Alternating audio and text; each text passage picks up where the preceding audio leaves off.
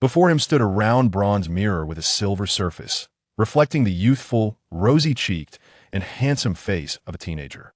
If not for seeing it with his own eyes, it would be hard to believe that a bronze mirror could capture every detail so vividly.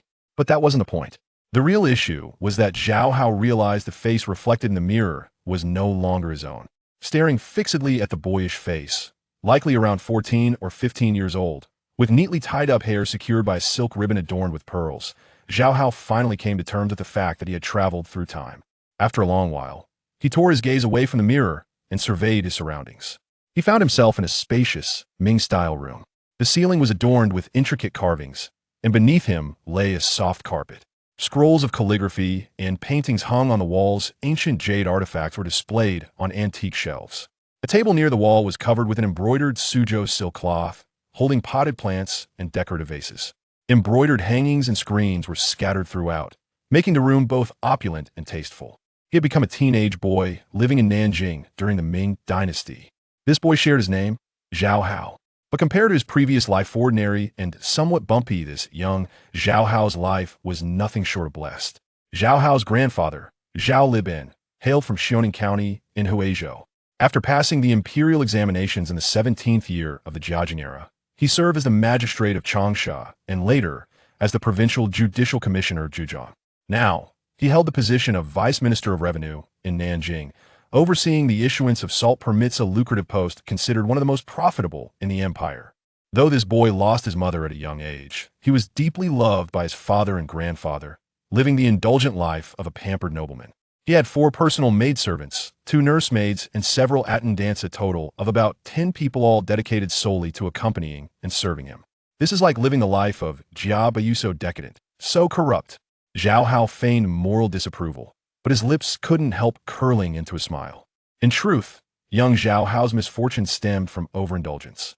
For some unknown reason, he had been confined to the inner quarters recently, growing bored out of his mind. To pass the time, he played a game called Shi, literally blind fish catching, a form of hide and seek with his maidservants. When it was his turn to be blindfolded and catch others, he accidentally slammed into a pillar, fainting on the spot. When he regained consciousness, the original owner of this body had been replaced by Zhao Hao, who had traveled 4 centuries from the future. Despite Zhao Hao insisting he was fine, the maidservants carefully helped him onto a low-backed chair cushioned with brocade.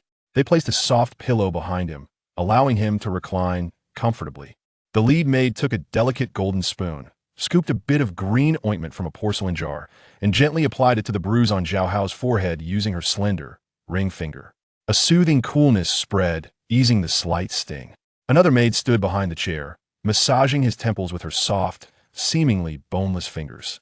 Yet another brought a teacup from the official kiln, holding a fragrant handkerchief under Zhao Hao's chin as she used a spoon to feed him water. It tasted sweet, so good. One maid peeled the skin off a deep purple grape, carefully removing the seeds with tweezers before placing the fruit into Zhao Hao's mouth. It was tangy and sweet, delicious. Afraid of revealing his true identity, Zhao Hao pretended this level of pampering was normal, enjoying the excessive care. Though he had never experienced such divine treatment before, he felt a mix of embarrassment and delight. How could he not feel thrilled? It was pure bliss. And I'm only 15. So many wonderful days lie ahead of me. He'll indulge in all the luxuries this world has to offer. Overcome with excitement, Zhao Hao suddenly stood up, clenching his fists tightly. The maidservants looked at their young master in surprise, sensing something unusual about him since he woke up. "Master, we should really call a doctor. Your head isn't something to take lightly." "I told you I'm fine." Zhao Hao mimicked the tone of a 15-year-old, pounding his chest confidently. "I can even keep playing hide and seek." "Really?" The maidservants looked skeptical. "Don't believe me?" Perhaps influenced by the original owner of this body, Zhao Hao's playful side emerged. He tied the silk scarf back over his eyes and said enthusiastically, 1, 2, 3, let's play blind fish catching. Once I'm done counting, I'm coming for you." "Master, you're cheating." Seeing that he truly seemed unharmed, the maidservants set aside their tasks and giggled as they scattered to hide. Lost in the moment, Zhao Hao felt as if he had returned to his childhood. Blindfolded, he lunged left and right, always narrowly missing his nimble opponents. Over here, there. The maidservants teased him, filling the room with laughter and chaos. Finally, after much effort, Zhao Hao managed to catch one of them. The giggles abruptly stopped, leaving only Zhao Hao's triumphant cry. Huh, got you now. But then, a maid timidly whispered, second master. In the Zhao household, the patriarch Zhao Libin was addressed as old master. Zhao Libin had two sons, referred to as first master and second master. Zhao Hao was the only son of the second master. If his adoptive father saw this scene of mischief, wouldn't he be punished according to family law? Realizing the potential trouble, Zhao Hao quickly removed the blindfold. Sure enough, the person whose sleeve he had grabbed was a middle-aged man who bore a resemblance to him, exuding a scholarly air. This was none other than his current father as second master of the Zhao household, Zhao Juzheng, a lifelong student at the Imperial Academy who had failed the imperial exams 5 times. Should he kneel and apologize, or act nonchalant and walk away? Caught in indecision, Zhao Hao hesitated. Just as he was struggling, Zhao Juzheng pulled him into a tight embrace. After a long sigh, he began to sob quietly. A man doesn't shed tears easily unless overcome by sorrow. Seeing Zhao Juzheng cry, Zhao Hao quickly pushed aside any concerns about dignity and earnestly played the role of a dutiful son. Father, don't be angry. I won't cause trouble anymore. To raise without teaching is the father's fault. Even if I were upset, I'd only blame myself, not you. Zhao Juzheng shook his head, pulling Zhao Hao closer.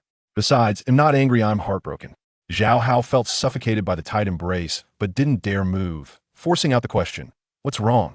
The banquet ends, and the beauty fades. The moon hangs half-slanted over the Yangtze River.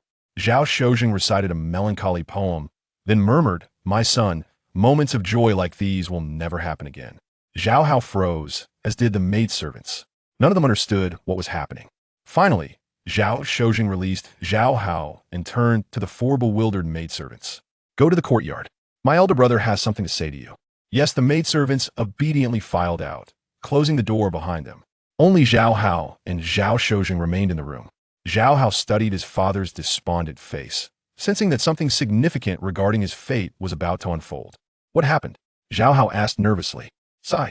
My son, there's a saying, how deep is the bond between father and child? If there were any way to soften the blow, I wouldn't want to upset you. But Zhao Juzheng sighed deeply, his face filled with guilt. The truth can no longer be hidden. I must tell you everything. You must brace yourself. Chapter 2: The so-called sudden shift in circumstances you must endure. Zhao Juzheng placed his hands on Zhao Hao's shoulders.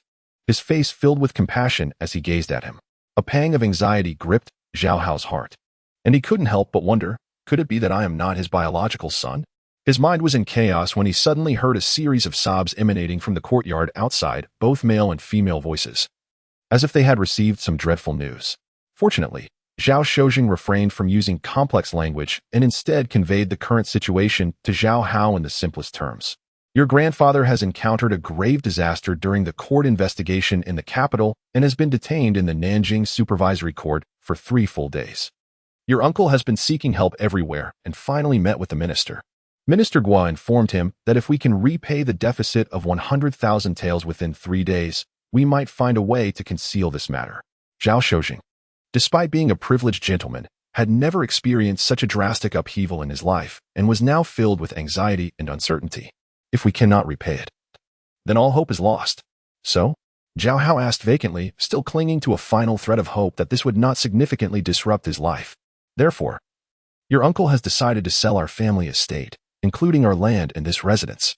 He has also liquidated all valuable possessions. Yet we still face a shortfall of 50,000 taels. So, Zhao Hao, parched and speechless, pointed to the precious furnishings within the room. All of this is no longer ours? Indeed, it is not. Within 5 days, we must vacate completely, and all servants will be dismissed. After Zhao Juzheng finished speaking, he couldn't help but sigh in sorrow. The flowing waters and falling flowers of spring are gone, both heaven and earth. He turned his head away, not wishing for his son to witness his despondent expression. Zhao Hao stood there in a daze. What a shocking turn of events. He wished he could collide with a pillar and travel back in time. By midday, the gentle sunlight poured into the back garden of the Zhao residence. Despite it being late February, the beauty of the garden with its rock formations and flowing streams, pavilions, and towers was still breathtaking. What a pity that all of this belongs to others now. The father and son sat huddled on a stone bench by the pond, both thinking the same thought. Even though the sun shone, it was not particularly warm, and they could only remain there. For the individuals tasked with confiscating their possessions had arrived, and were currently removing valuable items from the rooms, counting and packing them right before their eyes. A pair of Ming Dynasty blue and white dragon-handled vases, a set of Zhang Ming's bamboo and orchid scrolls, 2 exquisite yellow stone carvings. Be careful with that. These all belong to the Zhang family. A middle-aged man with a goatee and the appearance of a steward admonished, his voice sharp as he continued to tally the items. Each item he counted felt like a knife piercing Zhao Shozheng's heart, causing him to tremble involuntarily. Zhao Hao empathized with Zhao Shozheng's anguish. Even he, who had barely enjoyed half an hour of a life of luxury, found it hard to accept this fate. Moreover, these possessions were all accumulated piece by Zhao Shozheng. The father and son sat there in the garden, unaware of when the others departed. As the sun sank low in the sky, a chilly breeze roused Zhao Shozheng from his stupor. Looking at the still silent Zhao Hao, he suddenly slapped his forehead. How could he have been so absorbed in his own sorrow that he forgot about his son? Zhao Hao, hearing this, snapped back to reality and forced a smile. I am fine. As the saying goes, when one reaches the end of the water, one sits and watches the clouds rise. My son, take it easy. Zhao Shozheng patted Zhao Hao's shoulder, softly reassuring him, I have just thought of a way out. Trust me, this difficulty is only temporary. We still have a backup plan. What backup plan? Zhao Hao's eyes brightened at these words, sensing that perhaps fate had not completely abandoned them. Have you forgotten? Last year, your grandfather arranged a marriage for you. Your future father-in-law is a wealthy merchant from Suzhou residing in Nanjing, with assets exceeding 1 million. Is that so? Zhao Hao gasped in astonishment. This million is not to be compared with the millions of 400 years hence. It refers to 1 million taels of silver. To draw a parallel, it would be akin to a billionaire in later generations. Surely not? Have you not heard the saying, the cave of heaven and the lake of Dongting are filled with riches?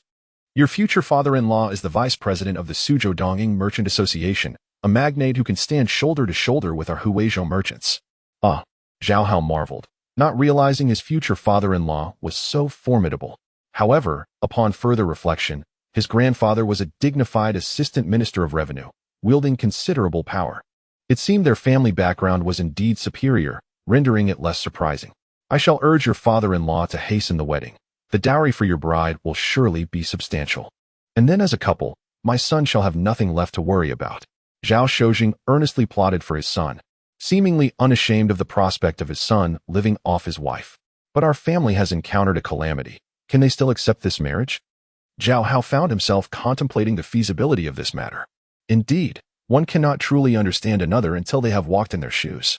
Of course they will accept it. A marriage contract written in black and white cannot be rescinded, Zhao Shozheng insisted, his eyes wide open. But what if? Zhao Hao remained skeptical, cautious of blind optimism. Given that he had never experienced great fortune in his lifetime, what if we need not fear? Zhao Shozheng replied with a knowing smile. A hint of mystery in his tone, let me share a secret with you. Your grandfather has also arranged a marriage for me. With that, he clasped his hands together, beaming with pride. My future father-in-law is none other than the Grand Scholar of the Nanjing Imperial Academy, a distinguished member of the Hanlin Academy. He would never shamelessly break off a marriage. Upon finishing, Zhao Shozheng spoke with utmost confidence. So, my son, rest assured, we shall not end up without any prospects. Oh. Zhao Hao let out a long sigh of relief, allowing himself to set aside worries about their livelihood and instead focus on the fate of his grandfather. Why did he act so ruthlessly? How could he have embezzled such a staggering sum of 100,000 taels? According to Zhao Hao's knowledge from his previous life, taxes during the Ming Dynasty were primarily collected in kind, with silver being scarce. Given that the national revenue had decreased significantly due to pirate incursions in recent years, it seemed the annual income was barely over 2 million taels. How could the assistant minister dare to pocket such a vast amount alone? Alas, while the old man might have been somewhat family-oriented, he was by no means reckless. However, Zhao Shozheng shook his head, saying, look at our family. It took us 20 years to accumulate only 50,000 taels. Where could he have embezzled so much? So, Zhao Hao furrowed his brow and inquired. It is the ministry's accounts that revealed a shortfall of 100,000 taels, Zhao Shozheng explained, spreading his hands. Your grandfather was not only responsible for the salt tax, but also managed the accounts for the ministry, so he cannot escape responsibility. Oh, so the old man was merely an accountant. Above him are greater officials, and below him are those who handle the specifics. I simply cannot understand why it all falls on him in the end, Zhao Hao said, utterly perplexed. Zhao Shojing initially stared in surprise before nodding in agreement. Indeed.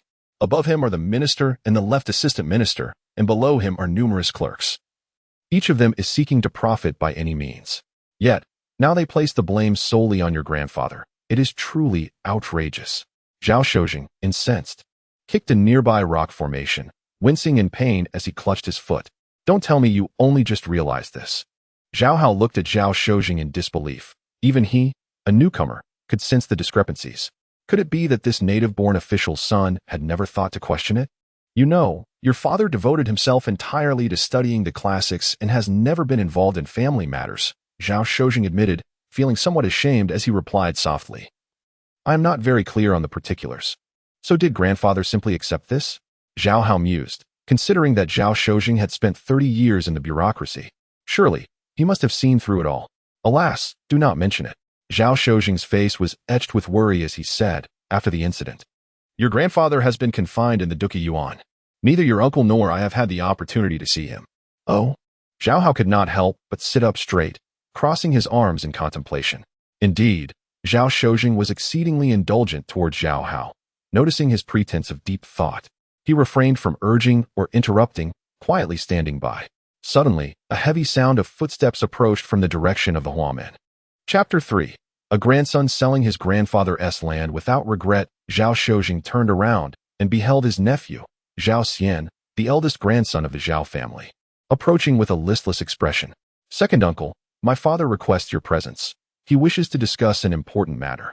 The blow Zhao Xian had received was evidently heavier than that of Zhao Shojing, rendering his speech feeble and lacking vigor. It has always been your father who makes decisions. There is no need for consultation with me, Zhao Shojing replied, shaking his head. Let him take the lead in all matters. My father has his reasons. You will understand upon your arrival, Zhao Xian insisted. Alas, very well, Zhao Shojing sighed, casting a worried glance at Zhao Hao. My son, seek refuge in a sheltered spot for a while. I shall return shortly. At that moment, all the rooms in the rear courtyard had been locked by the buyers, leaving Zhao Hao without a place to go. Moreover, he was uneasy about the ineptitude of Zhao Eryi, who was unversed in worldly affairs.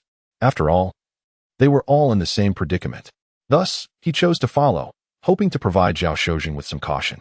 The Zhao residence was an expansive compound, featuring 5 courtyards arranged in a sequence. The entrance hall, the front hall, the main hall, the inner courtyard, and the backyard where the servants resided. At this juncture, the individuals tasked with seizing assets had already ransacked the inner courtyard and the main hall, and were now in the front hall of the Zhao residence, inventorying various furnishings and collectibles. In the front hall, the elder Zhao Shui was feigning composure while conversing with 2 officials and a merchant clad in fineries. The 2 officials donned dark blue official robes. One bore a 5-rank insignia of a white pheasant on his chest, while the other displayed a lower-ranked emblem of a Xiezhai, a fearsome Wen law officer. However, at that moment, Zhao Shui's gaze was fixated on the merchant, who was draped in a fox fur coat and adorned with an equally lined hat. Brother Zhang, this interest rate is rather excessive, is it not?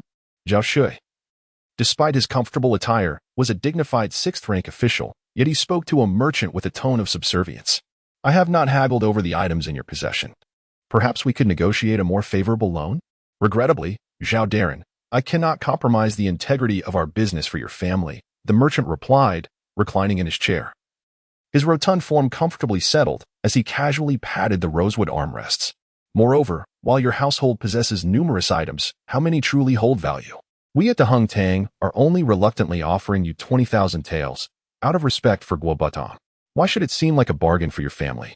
As he spoke, he leaned forward, feigning to rise. Who in Nanjing would still lend to your family?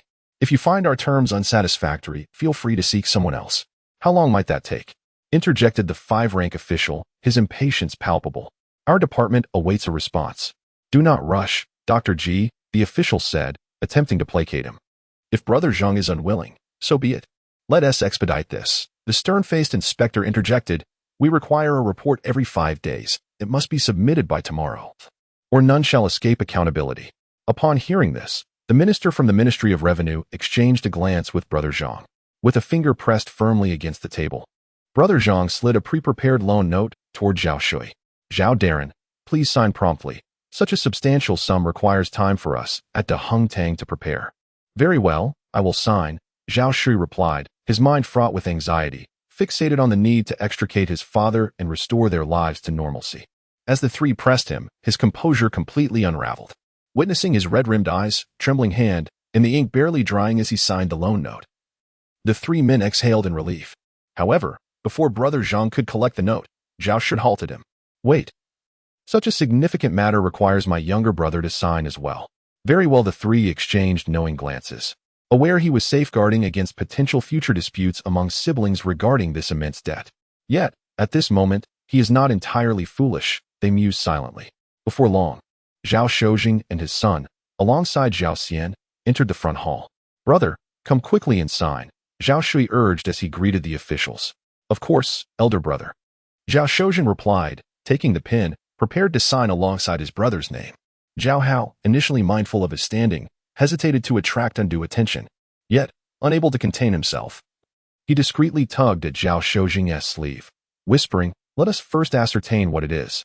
Oh, Zhao Shojing smacked his forehead, pausing to scrutinize the document. He involuntarily gasped. A loan of 50,000 taels, with exorbitant interest. How can we ever repay this? Upon hearing this, Zhao Hao inwardly screamed, is it merely about the interest? The real issue is that we cannot afford to borrow this 50,000 taels at all. Just then, their uncle sighed. There is no room for hesitation. Saving our father is paramount. Sign quickly. Once you do, he will be safe and can return to his position. Really? Zhao Shojing's face brightened, seeking validation from the two officials. Both officials nodded, remaining silent. Wonderful. If father is safe, then all is well, Zhao Shojing exclaimed, ready to inscribe his name. However, he noticed Zhao Hao still shaking his head. Concerned for his son, he paused once more, asking softly, what is it, my son? To the officials. His procrastination appeared as a reluctance to co-sign the loan document, seemingly searching for an excuse to evade responsibility. Fearing the situation would worsen, Dr. Ji interjected before Zhao Hao could speak. Zhao Laodi, you have always disregarded mundane matters. You may not understand how severe your father's predicament is. How severe? Zhao Shojing's attention was indeed captured. Let us speak plainly. Your father has offended the Grand Minister. Dr. Ji pronounced each word with precision. The Grand Minister? Which Grand Minister? You mean Gao Gong? Zhao Shojing asked in horror. Who else could it be? Dr. Ji gestured solemnly to the north. It is none other than the current imperial teacher, the princess protector, and the vice assistant of the cabinet, Gao Xinjun. This investigation was orchestrated entirely by him. Alas, Zhao Shojing's legs gave way beneath him, and he collapsed onto the ground. Fortunately, Zhao Hao was quick to catch him, preventing a disastrous fall. Your father has indeed offended Gao Xinjun. There will be dire consequences, especially considering the enormity of this scandal. Observing Zhao Shojing's evident distress, Dr. Ji seized the opportunity to press on. Fortunately, our department, valuing camaraderie, has intervened on your father's behalf, securing a glimmer of hope. Pausing, Dr. Ji cast a cold glance at the Zhao family, intoning ominously, however, if the debts cannot be repaid, divine intervention would be futile. At that point, not only your father but your entire family will suffer the repercussions. Brother, just sign the document. Do not delay, Zhao Shui urged. If we linger, the Gao family may take lethal action against our father. Zhao Shojing, a man of little worldly acumen, found himself devoid of options in such a dire situation. He finally prepared to sign his name on the document. Yet, Zhao Hao suddenly nudged his right elbow, causing the brush to scratch a long line of ink across the loan note. Chapter 4. The youth tests his talents with a forceful push from Zhao Hao. The entire promissory note was marred by a thick ink blot, rendering it worthless. Zhao Hao, what nonsense are you up to? Uncle Zhao erupted in fury upon witnessing the scene. Although Zhao Shojing was momentarily taken aback, he quickly waved his hands in a desperate attempt to take the blame, declaring, this is not my son's doing. It was my own hand that trembled. Zhao Hao, however, could not accept this excuse. For him, the prospect of losing everything paled in comparison to the horror of losing it all while still being shackled by enormous debts, especially from such merciless usurers. Determined to safeguard his future, he felt compelled to prevent his uncles from plunging into the abyss. He steeled himself to confront the wrathful Zhao Shui. Uncle, such a grave matter surely warrants a discussion with grandfather, does it not? Zhao Hao declared. He is confined in the Duke Yuan. How can I possibly meet him? Uncle Zhao's voice rose in pitch, clearly viewing this impudent youth as a convenient outlet for his rage. Once the conversation had commenced, Zhao Hao felt unrestrained and spread his hands wide, retorting, "How curious. The officials from the Duca Yuan can come to our home demanding money. Yet we cannot see our grandfather?" As the ire of the Nanjing Duca Yuan's inspector was directed toward him, the official's face flushed with indignation. He waved his hand vehemently, declaring, "The laws of the court are no trifling matter. You, mere child, should withdraw at once." "The laws of the court, indeed?" Zhao Hao scoffed. Unperturbed as he taunted the inspector, "You collude within your department, openly accepting bribes to settle disputes, and you dare to take the court's laws seriously? You." The two officials were left speechless, their faces contorted with rage. "If you persist in this folly, you will bring ruin upon your entire family," Zhao Shui threatened, raising his hand as if to strike Zhao Hao. Just as Zhao Hao prepared to evade, a figure suddenly interposed itself before him. Zhao Shojing had raised his hand to restrain his elder brother. "A gentleman resolves matters through words, not violence. Let us have a discourse. Dear brother, do not lay a hand upon my son. You have spoiled him." Uncle Zhao seethed, struggling to shake off Zhao Shojing while shouting. "Not only does he engage in mischievous antics on ordinary days, but he dares to disrupt our family's very survival. I must punish him today." Zhao Shojing clung tightly to his brother's waist, insisting, "Moreover, I believe my son speaks with reason. They have consistently denied us the opportunity to see our father. It leaves one feeling quite anxious." The three outsiders exchanged glances, their expressions shifting noticeably. The physician, Ji, rose in annoyance, stating coldly, "Truly, good intentions can lead to foolish outcomes." Following suit, the inspector threatened, "Do you still dream of restoring your father's position? Prepare for exile, then. Zhao Darren, will you lend us the money or not? If not, we shall take our leave." Zhang, the pawnbroker, chimed in. Zhao Shud immediately panicked, desperately trying to retain their guests. But his brother stood firmly in his way. He could only helplessly plead, "Wait, wait. Do not go." Beside them, Zhao Hao fanned the flames, saying, "You may leave. The deficit was created collectively, and it is unreasonable for our family to bear the burden alone." Ji, the physician, twitched his mouth in irritation but chose to ignore Zhao Hao's remark. Instead, he directed his threats toward Zhao Shi, stamping his foot and insisting, "If you do not sign, we shall truly depart." The inspector, whose name remained unknown, sighed deeply and spoke earnestly to Zhao Shi. "Had your father not offended Gao Gong, how could the South Ministry have drawn the attention of the capital? Now that our South Court is investigating, we can still conceal the matter. Once it reaches the North Court, there will be no escape." After uttering this, the two officials feigned a departure once more. Zhao Hao, initially uncertain, observed their heightened agitation and their roles of good cop and bad cop. His heart finally settled, and he burst into laughter. "Ha! How amusing that Gao Gong remains oblivious to this matter." Zhao Shojing, taken aback by this revelation, released his grip and straightened up to inquire of his elder brother. "Ah, brother, did you not say that Gao Gong ordered action against our father?" "I would not have known had they not informed me," Zhao Shi replied, bewildered as he turned to the two officials for confirmation. If this truly were an edict from Gao Gong, would they dare act so brazenly? They would have long since hidden like turtles. Before the officials could respond, Zhao Hao interjected with a mocking laugh. The officials found themselves in an awkward position, and Ji, disdainfully shaking his sleeve, retorted, "Umph, a child knows nothing. Zhao Darren, your family's upbringing leaves much to be desired." Zhao Shi, now dazed, scolded Zhao Hao, "Do not interrupt." Seeing that his uncle remained oblivious, Zhao Hao sighed in exasperation. "Uncle, you are mistaken. If they merely claimed they could ensure grandfather's safe return, we might still hold hope. However, their audacious assertion that they can restore his official rank is nothing but a farce." After a pause, Zhao Hao raised his voice. "Think critically. Grandfather, a dignified third-rank official, has been confined in the South Court for several days. With the matter escalating so dramatically, can they truly pretend nothing has happened? Do they believe all these officials and clerks are idle?" Though Zhao Shui was merely a shadow official, he was not unfamiliar with the machinations of officialdom. He had only momentarily lost his composure and vigilance. Now, upon Zhao Hao's reminder, he was suddenly struck with realization and exclaimed, "Ah, gentlemen, please allow me to see my father first. We must appeal to him for guidance." Seeing Zhao Shui's change of heart, the two officials recognized the gravity of the situation and, in a fit of frustration, departed with harsh words, truly a case of a dog biting El Dongin. "You shall see what awaits you." With that, they swept out, and Zhao Shi, in a state of turmoil, did not attempt to keep them. Zhang, the pawnbroker, hastily called for his last batch of helpers to carry away the remaining boxes, tables, and chairs, like autumn winds sweeping away leaves. The hall was left with only the two pairs of Zhao father and son. It was an absolute emptiness, for when Zhang departed, he took with him everything movable, leaving behind only these four inconsequential lives.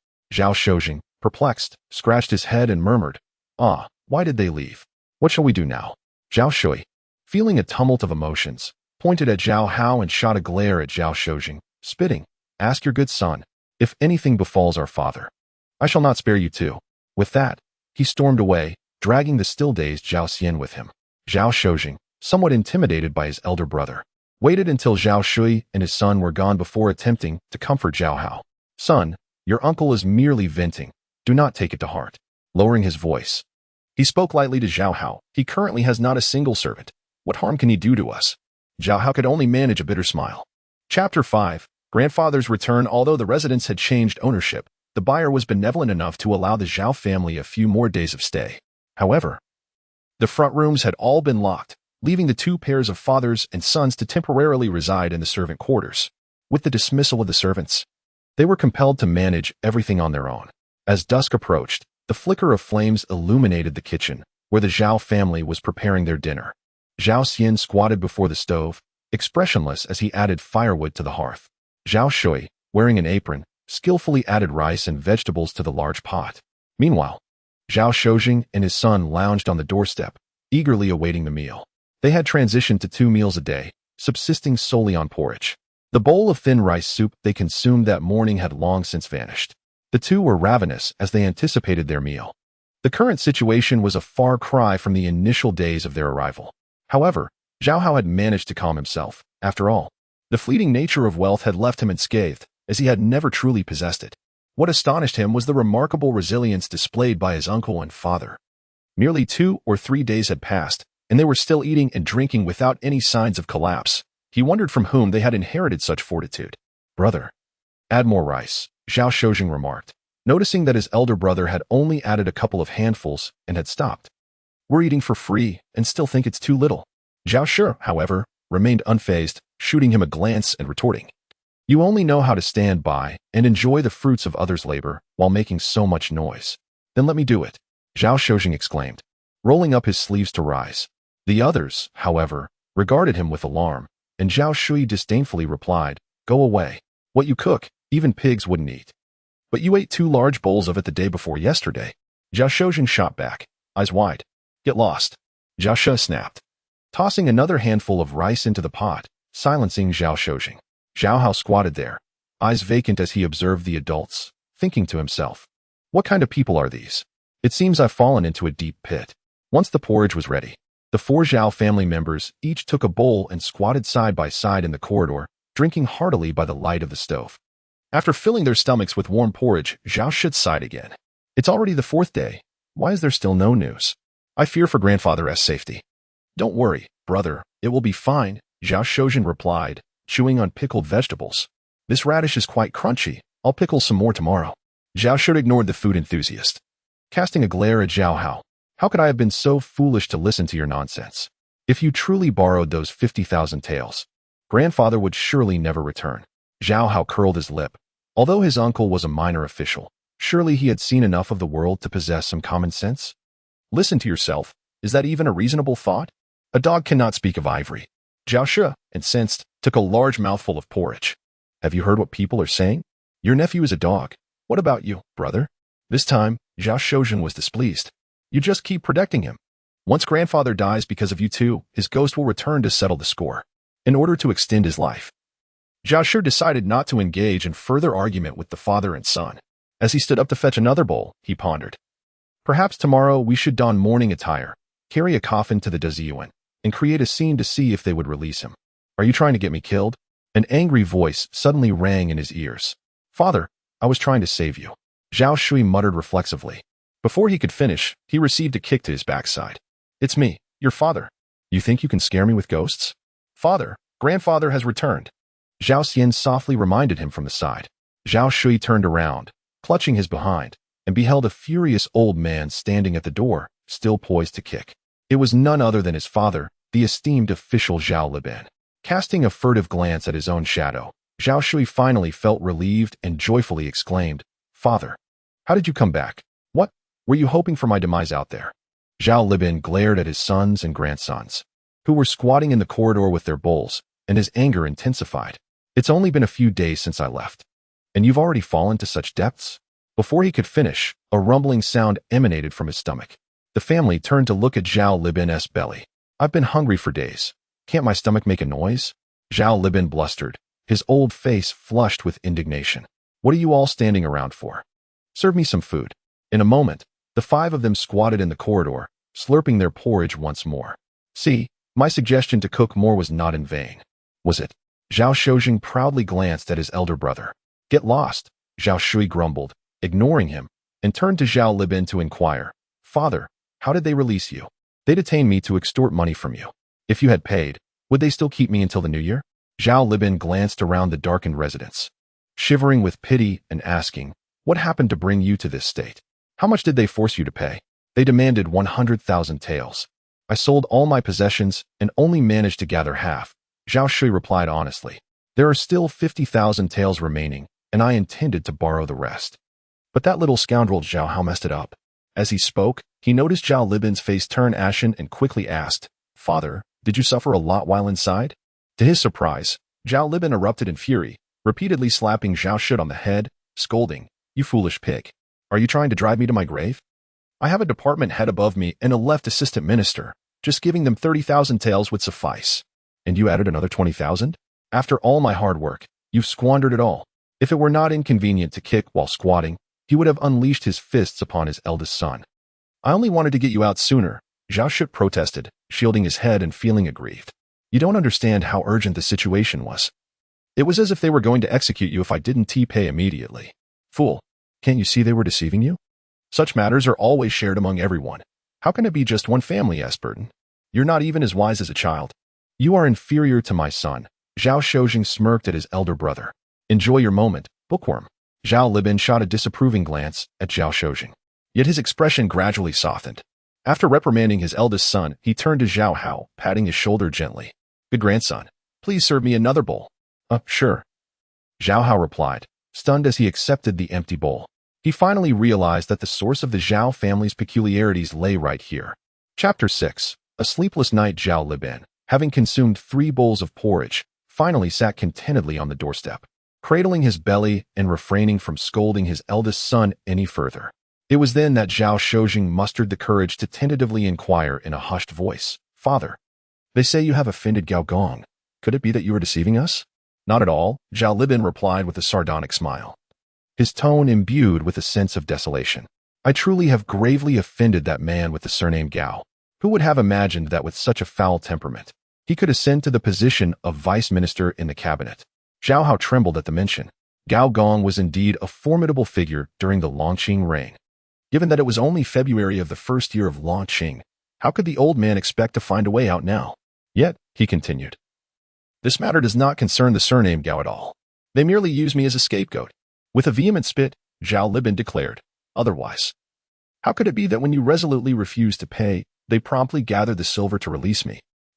They managed to scrape together that 50,000? Zhao Shui exclaimed in astonishment. Of course, they wouldn't want to suffer calamity without shedding a drop of blood. Zhao Libin sighed heavily. In the past, the court examinations in the capital were merely formalities. This time, however, I intended to follow the usual protocol from Nanjing. Unexpectedly, the situation in the capital shifted dramatically, and the severity was unprecedented. Over 100 officials of the 7th rank and above were dismissed in just 1 month. Zhao Hao, well versed in Ming history, understood his grandfather's words. The so-called capital examinations were assessments conducted by the court every 6 years for officials in the capital. Those dismissed during these examinations would never be reinstated, making it a terrifying prospect for every official. However, due to this very fear, the high-ranking officials overseeing the examinations typically refrained from harsh measures. The situation in Nanjing was even more lenient, as everyone was merely biding their time. Why make things difficult for one another? According to convention, the officials in Nanjing were assessed by the Nanjing Ministry of Personnel and the Censorate, with the results merely reported to the capital for final review. Initially, this was the plan, but who could have anticipated the upheaval in Beijing? Nanjing could no longer afford to be complacent. The Ministry of Revenue was already in disarray. How could it withstand a thorough investigation? After a serious review, They uncovered a deficit of 100,000 taels. This was no trifling amount. Should it reach Beijing, not only would the Ministry of Revenue face dire consequences, but the censorate of Nanjing would also suffer the fallout. Zhao Libin chuckled self-deprecatingly before concluding, the deficit must be covered, and someone must take the blame to ensure that the majority can escape unscathed. At some point, some scoundrel exposed my past grievances with Gao Gong. These people have determined that I am destined to meet with calamity, concocting the sinister scheme to trap me in the Nanjing censorate and deceive you two fools. Zhao Shojing hurriedly defended himself. Father, I know nothing about this. Silence. Zhao Libin glared at him, yet lacked the energy to continue his tirade, sighing instead. They intended to deceive as much as possible. Alas, it is also our deep father-son bond that has led us here. Zhao Hao caught a glance at his uncle and thought to himself that he primarily assumed his grandfather believed he could be reinstated. Indeed. He saw his uncle nearly fainting from worry, muttering, that amounts to 20,000 taels. Where on earth can we earn that back? Zhao Shojing, however, perked up, vigorously patting his elder brother's shoulder. You should be secretly pleased. If not for my son's wise counsel, the two of us would be burdened with a debt of 50,000 taels. What joy is there in that? Zhao Shi retorted, wincing from the slap and pushing his brother's hand away. Oh, my dear grandson, you can barely read, yet you possess such insight? Zhao Libin exclaimed in surprise, looking at Zhao Hao. He had not anticipated that this seemingly unworthy grandson could discern the underlying truths. One must grow up eventually. Zhao Hao thought to himself, as he had been preparing a comprehensive set of arguments to deftly navigate any suspicions. Yet, his father and uncle, the two amusingly oblivious brothers, failed to notice anything amiss. However, Zhao Libin, wise with age, was not someone easily deceived. Zhao Hao felt his heart in his throat, bracing himself for Zhao Libin's interrogation. Alas, this is a minor stroke of fortune amidst the misfortunes of our Zhao family. Little did he know, Zhao Libin was unconcerned with this triviality, instead feeling a sense of comfort as he stroked his beard, saying, it seems our family will have to rely on you from here on. Relieved to have navigated the situation effortlessly, Zhao Hao also experienced a pang of disappointment akin to a missed punch. Zhao Xian, who had remained silent until now, suddenly spoke up. Grandfather, are you saying you were not reinstated? Reinstated? Nonsense. Given the magnitude of this debacle, if I can manage to be demoted to a commoner without implicating my descendants, that would be a stroke of good fortune indeed. Frustrated that his eldest grandson had brought up such a topic, Zhao Libin took a moment to regain his composure before asking his sons and grandchildren. I must leave the capital within 3 days.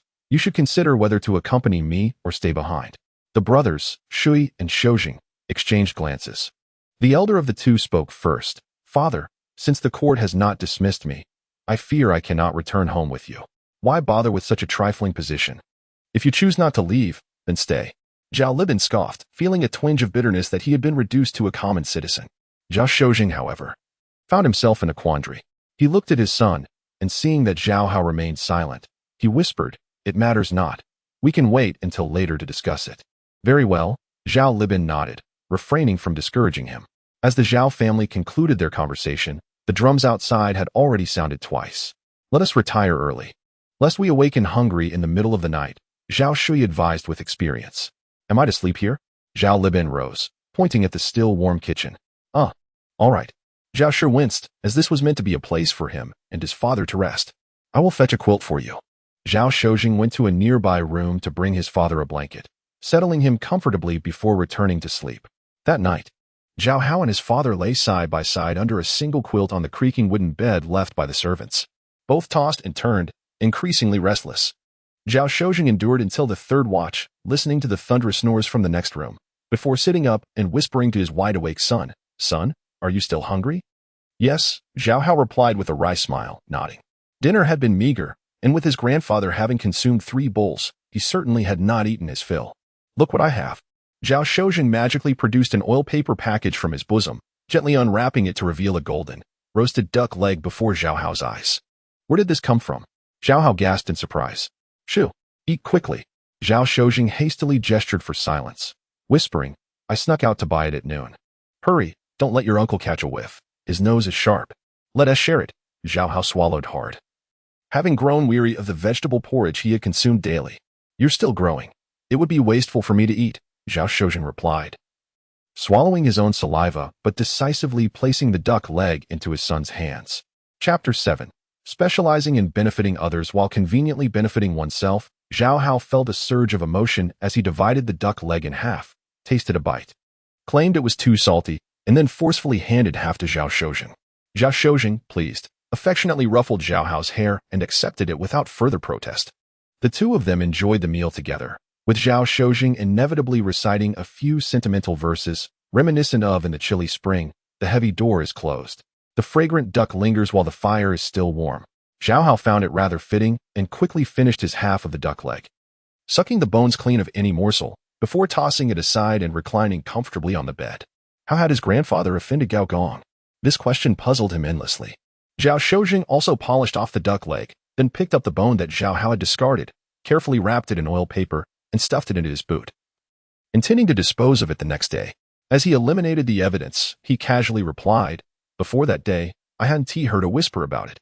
The day before, I asked your uncle, and he said both parties kept it under wraps, only telling me that Gao Gong had once remarked, 'With Gao, there's no Zhao.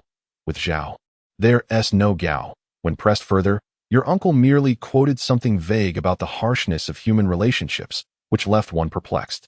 Perhaps we should ask your grandfather tomorrow?" Zhao Hao, resting his head on his arm, felt the gravity of the matter and knew he had to find clarity.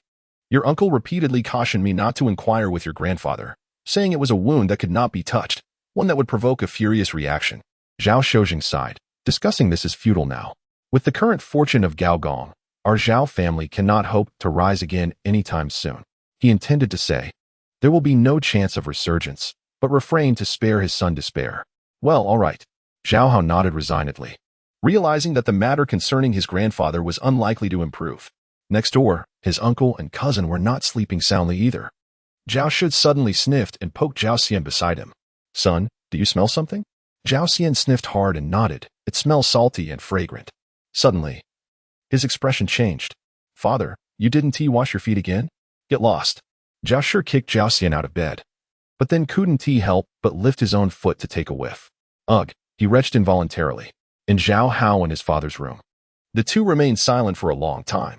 Just when Zhao Shozheng thought his son had finally drifted off to sleep, he suddenly heard him softly ask, "Is Qing Lu very poor?" "Ah." Zhao Shozheng was taken aback for a moment before it dawned on him. "Oh, you mean my future father-in-law?" "Yes," Zhao Hao replied. "Others may be poor, but he wouldn't be." That position of the Nanjing Guozijian ceremonial official was quite lucrative. Countless people aspired to make donations, and those who had waited for years for selection depended on him for favorable evaluations. How could he not have some financial advantage? Once this topic was broached, Zhao Shozheng found sleep eluding him. He sat up cross-legged, his eyes sparkling with excitement. Moreover, old Taishan is on the verge of promotion to the Deputy Minister of Rights, a step into the cabinet. As the saying goes, with the mountains behind, there's firewood to burn. Perhaps our Zhao family could also rise with him. After saying this, he suddenly realized something and looked curiously at his son. "Why do you ask? Didn't grandfather ask us for a response?" Zhao Hao replied softly, "Whether to stay or leave. What are your thoughts? For me, it doesn't matter. If you want to stay, we stay. If you want to leave, we leave." Zhao Shozheng nonchalantly, or perhaps irresponsibly, placed the decision in his son's hands. "All right." Zhao Hao smiled wryly, pondering whether having such a father was a blessing or a curse. In truth, he intended to remain in Nanjing like his uncle, not returning to their hometown of Xiaoning. However, after spending time together, he realized that he and his uncle were incompatible and that living apart would be best for both. Thus, he seriously considered his father's earlier suggestion about dual support. Regardless of whether they stayed or left, they needed a well-thought-out plan. Chaos would only lead to difficulty in recovery. As he spoke, Zhao Hao sat up and fixed a steady gaze upon Zhao Shozheng. "Indeed, that makes sense." Zhao Shozheng nodded approvingly, his eyes glistening with pride. "No wonder the ancients said, 'A fierce wind reveals the strength of grass,' without facing adversity. One wouldn't realize my son has already matured." Wiping his eyes with his sleeve, he asked Zhao Hao, "What do you propose as a plan?" "This year is the year of the provincial examination, isn't it?" Zhao Hao had already formulated a strategy in his mind. "Indeed. This year is the year of the grand examination, with the autumn tests coming up," Zhao Shozheng confirmed. "Your father is a scholar of the Nanjing Guozijian, right?" Zhao Hao inquired. "Yes, what of it?" Zhao Shozheng began to understand. "Why don't we stay and try our luck?" Zhao Hao suggested lightly, yet his tone was resolute. Everyone knows the tale of Fan Jin becoming a successful candidate. As long as one could attain the title of scholar, both personal and familial fortunes could dramatically change. If Zhao Shozheng were to also pass, wouldn't he then enjoy a life of wealth and honor?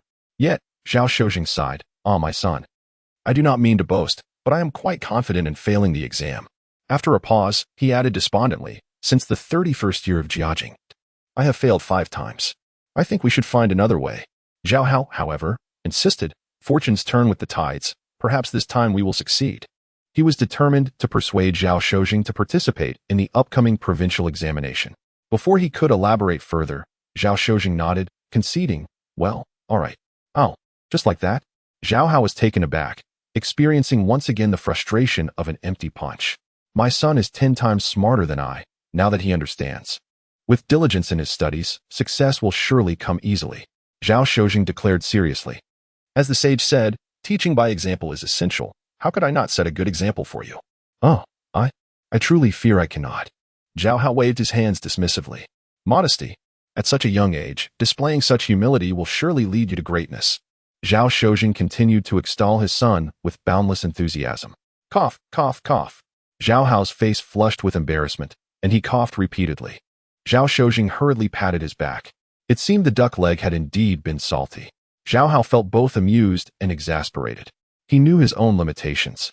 As a modern individual with no foundation in classical studies, aspiring to imperial examinations was akin to a dream.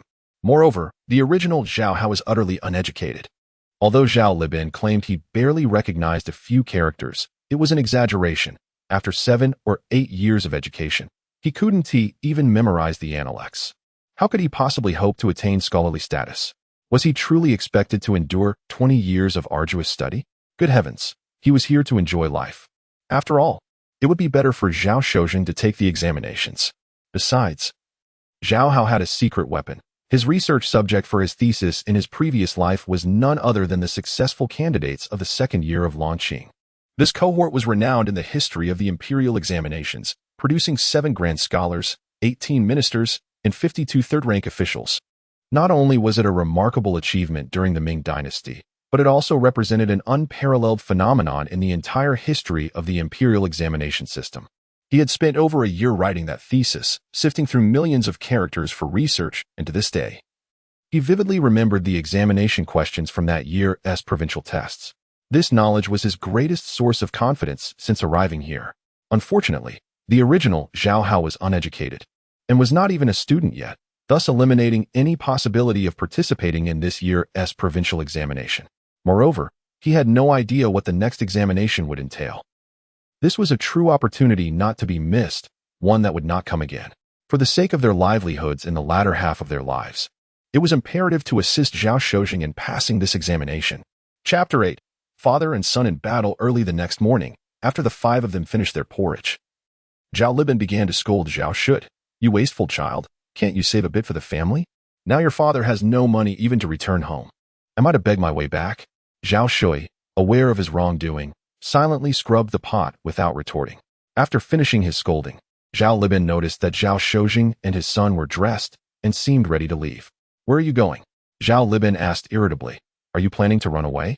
Misunderstanding his father, Zhao Shozheng hurried to explain, "My son and I are planning to visit our 2 fathers-in-law, to gather some funds for my father and to inquire about our livelihoods." Upon hearing this, Zhao Shud perked up, waving a dripping loofah. "Excellent, let us borrow more. Your in-laws have fortunes in the millions. Even a small portion would suffice to help us through this predicament." Zhao Shozheng nodded. "Yes, that is precisely my intention. Off you go." Though Zhao Libin did not stop them, he held no expectations, lazily leaning against the wall to bask in the sun. With their father's approval, the 2 set off through the courtyards towards the main entrance. Encouraging one another, Zhao Shozheng said, "My son, as the saying goes, when heaven is about to bestow a great responsibility, it must first torment one's will and exhaust one's strength. From today onward, we must cast aside our pride." Zhao Shozheng, though reassured by his son's agreement to a life of soft meals, still worried about Zhao Hao's noble temperament and his ability to endure such humiliation. "I am just a child. It's no problem. As long as you can manage, that's enough for me," Zhao Hao replied nonchalantly. "Then I shall rest easy. You need not worry about me," Zhao Shozheng said, patting his chest. "It is not boastful to say that I have been living off idle meals for 36 years. My face has been toughened to withstand anything. Then let us depart.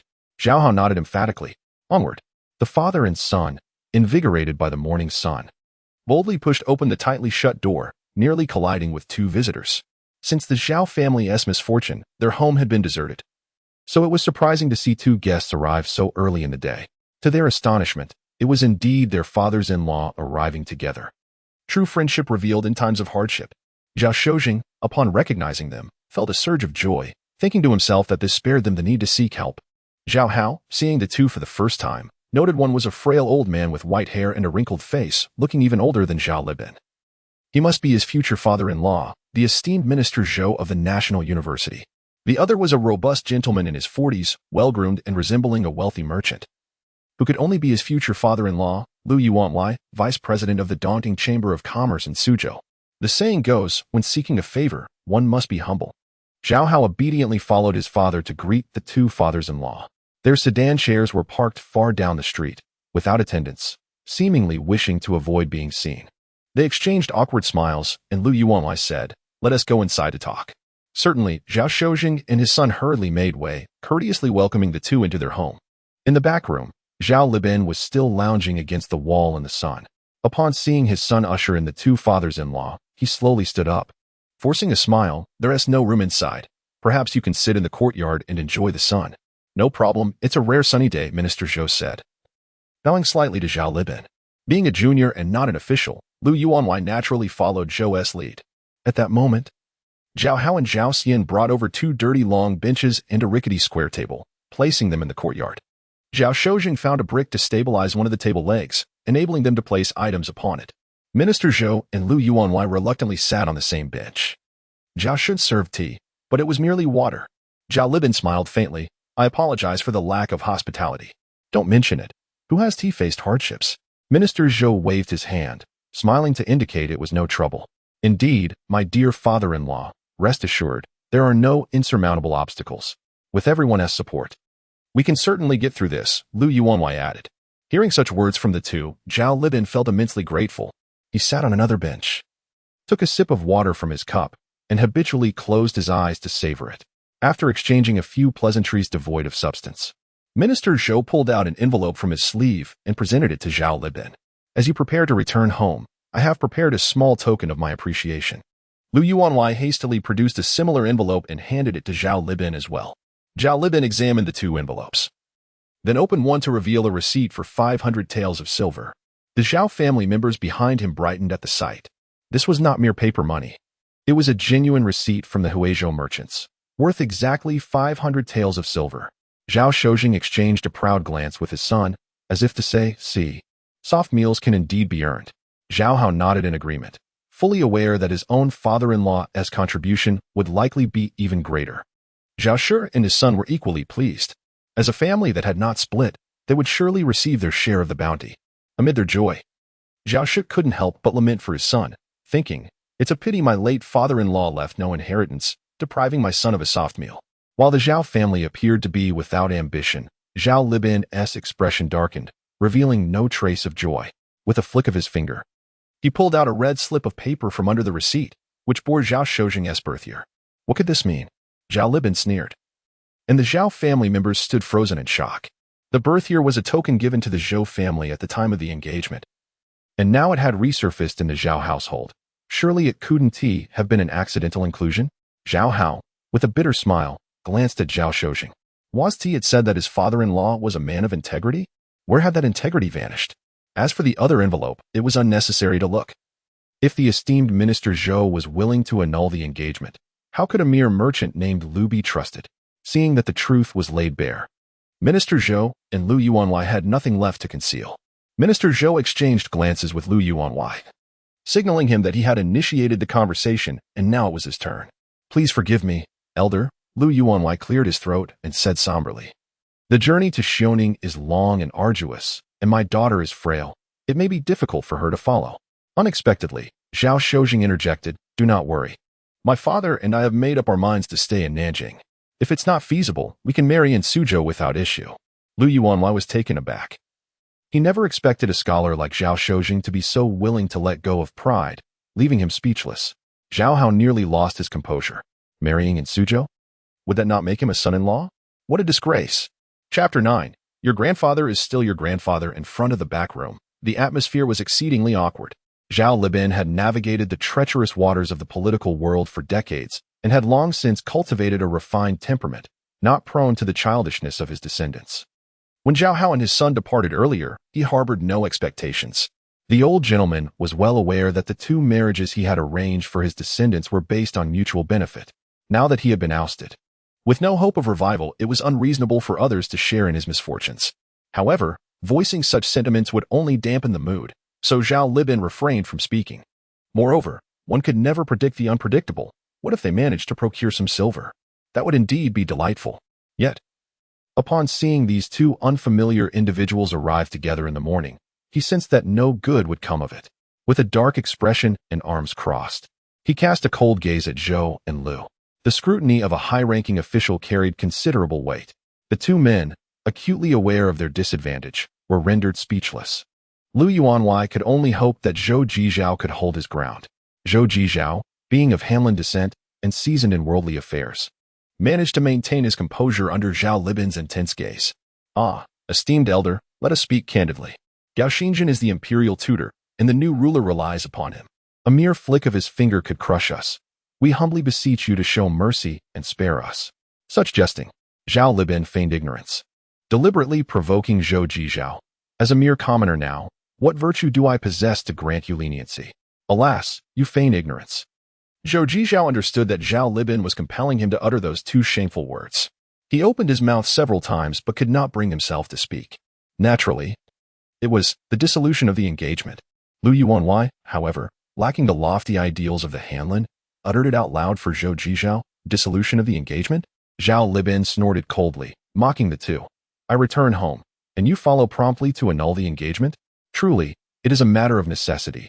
I implore you, esteemed elder, to grant us this favor. Lu Yuanwei clasped his hands and trembled. In that case, I am willing to offer an additional 500 taels. Initially maintaining the demeanor of a former high official, Zhao Libin suddenly exploded in fury upon hearing Lu Yuanwei's words, pointing a finger at him and berating. You, this rotund man, once showered me with gifts and flattery, desperately pleading for my consent to the marriage. Now that you see me in decline, you wish to withdraw? You are indeed a fickle and despicable man. Shameful, detestable, infuriating. Zhao Hao cast a scornful glance at Lu Yuanwei, realizing that this wealthy man was, in fact, quite stingy. In truth, 500 taels was no trivial sum, equivalent to several tens of thousands in later times. However, in comparison to Lu Yuanwei's fortune, it was but a drop in the ocean. Lu Yuanwei, drenched in humiliation from Zhao Libin's tirade, found himself unable to retort. On one hand, Zhao Libin's words were factual. On the other, he was still beholden to him, and provoking him would yield no benefit. After all, enduring a scolding would not cost him a single tael.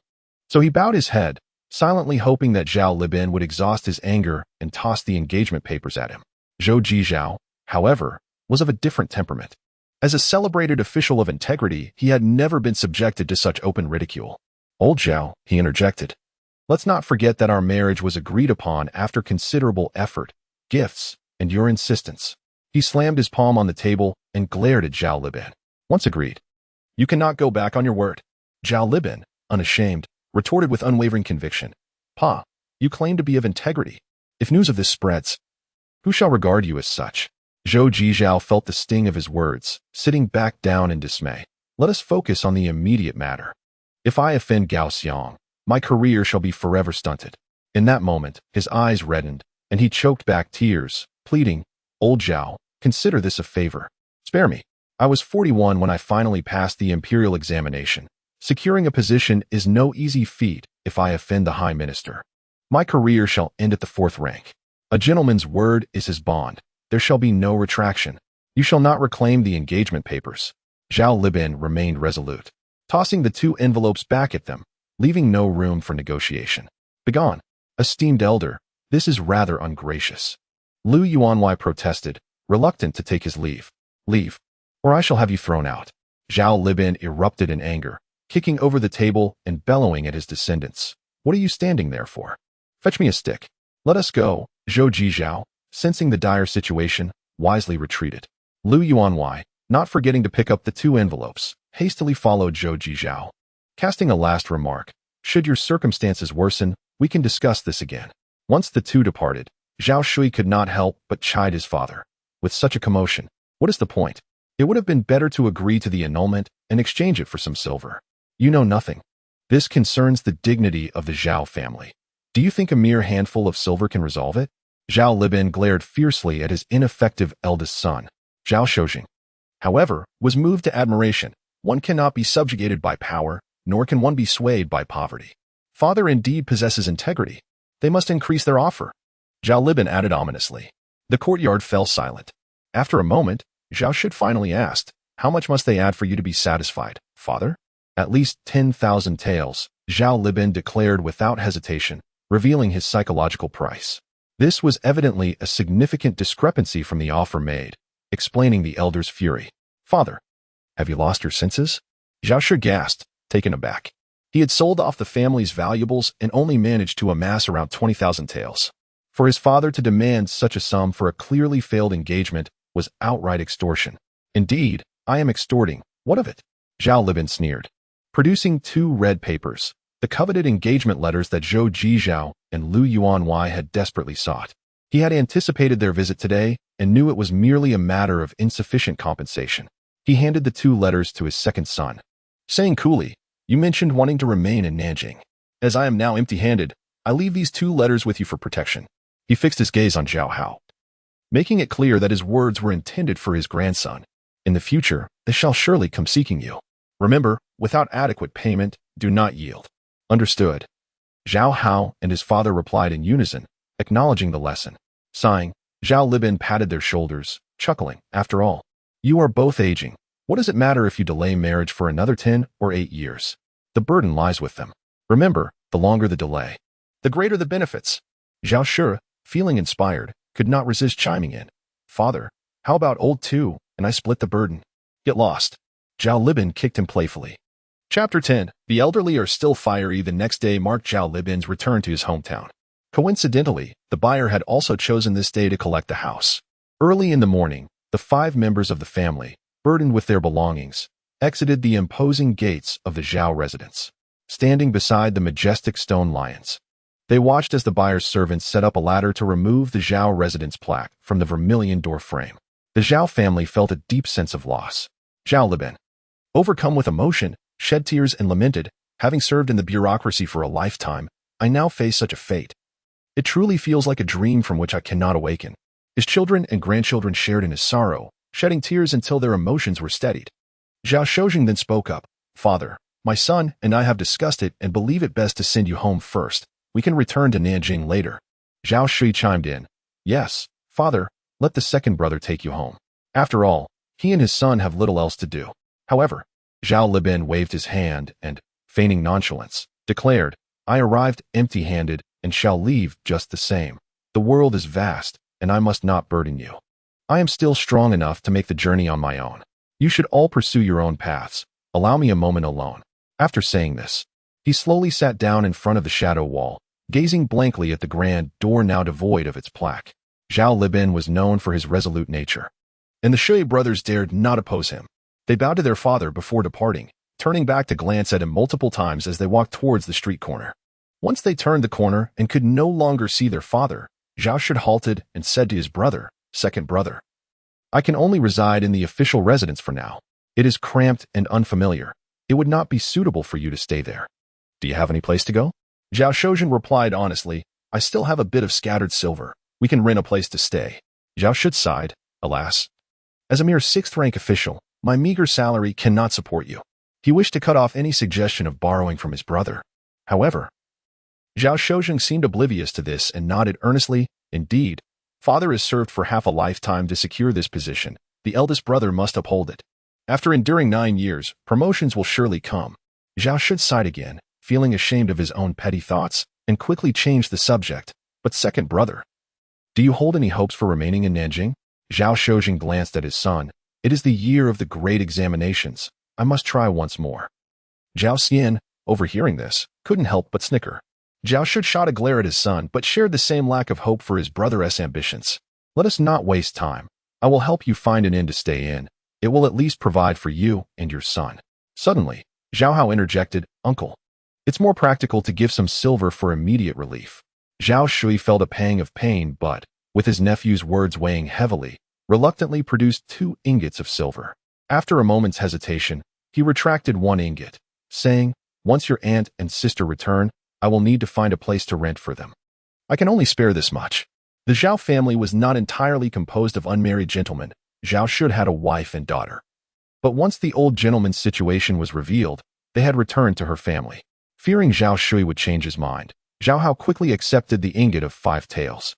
Zhao Shojing and his elder brother agreed that once they found a place to stay, they would inform the official residents at Honglu Temple. After discussing, they headed north together. Zhao Shui watched as his brother and nephew crossed the wooden bridge, their figures disappearing on the opposite bank of the Qinhuai River before slowly retracting his gaze, sighing deeply. Seemingly filled with sorrow, Zhao Xian finally could not contain his curiosity. "Father, this morning I clearly saw you pocketing 40 taels. How come only 10 remain?" Zhao Shui sighed again. "I stuffed 20 taels into your grandfather's bundle. He insisted on not taking a single coin. Could I disregard that? But what about the remaining 10? Zhao Xian pressed, dampening the mood. Zhao Shui, now infuriated, kicked his son, saying, "Are you foolish? Your maternal grandfather's family is greedy. Do you think they would allow us to stay empty-handed?" Zhao Xian, surprised, exclaimed, "Aren't we going to the official residence? Why must we go to your maternal grandfather's? Is there anyone in the official residence to wash your clothes and cook for you? Do you think you can just show up without contributing? Can you not do the math?" Zhao Shui sternly lectured his son. "Won't that just be living off others?" Zhao Xian muttered as they walked towards his maternal grandfather's home. As long as there's food, who cares if it's soft or hard? The father and son exchanged words as they made their way westward.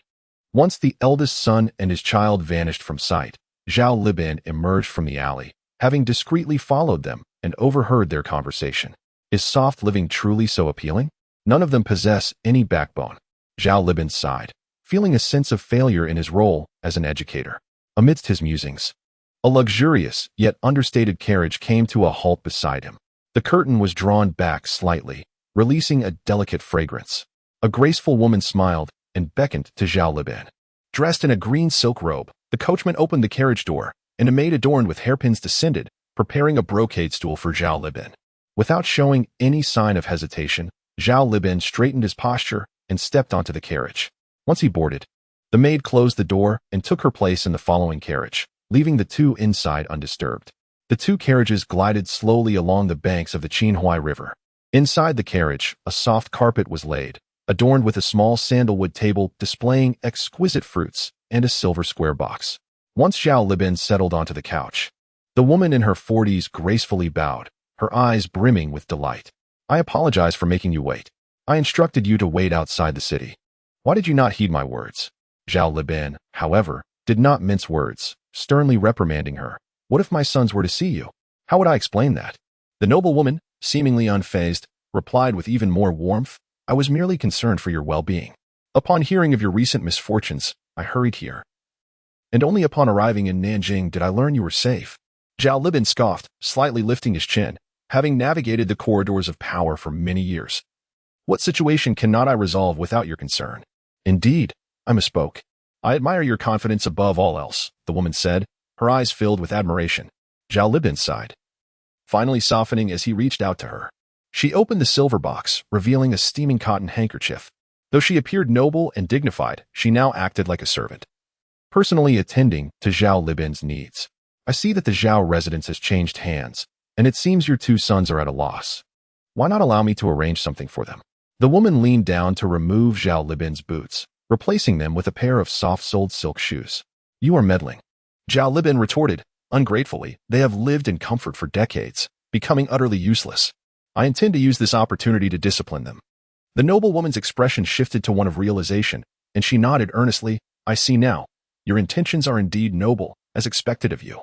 As they conversed, the carriage arrived at a dock along the Qinhuai River, where Zhao Libin pulled back the curtain to see a passenger ship adorned with the Wu Ji flag, quietly docked.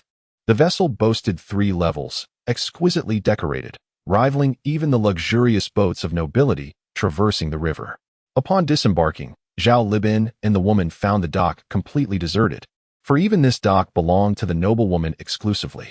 Long before, Dozens of servants and guards had already sealed off the entrances and exits to prevent prying eyes from intruding. Witnessing this overwhelming display of grandeur, Zhao Liben could not help but furrow his brow slightly, before promptly adopting a serious expression and stating, "At present, I am but an ordinary citizen. Such a grand spectacle is unwarranted." The noblewoman, with her head slightly tilted back, gazed dreamily at Zhao Liben's profile. One could not fathom what charm this old man possessed. "You may escort me home, but I shall not reside at your place," Zhao Liben remarked casually as he stepped onto the boat. "I understand that you wish to avoid suspicion and cannot enter the abode of a widow." The noblewoman sighed with a hint of melancholy, then smiled tenderly, suggesting, "How about this? I shall accompany you to Suzhou for a leisurely respite." Once you have rested and made up your mind, a faint blush appeared on her cheeks as she added, "Wherever you wish to go, I shall follow."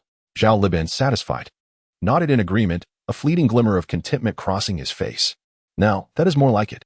The woman then boarded the vessel, and they stood side by side at the bow as the boat drifted downstream, swiftly departing from the city of Nanjing. Chapter 11. The Bell and Drum Tower. As the languid mist drifting from the Yangtze River gradually dissipated, the gentle sunlight once again graced the city of Jinling.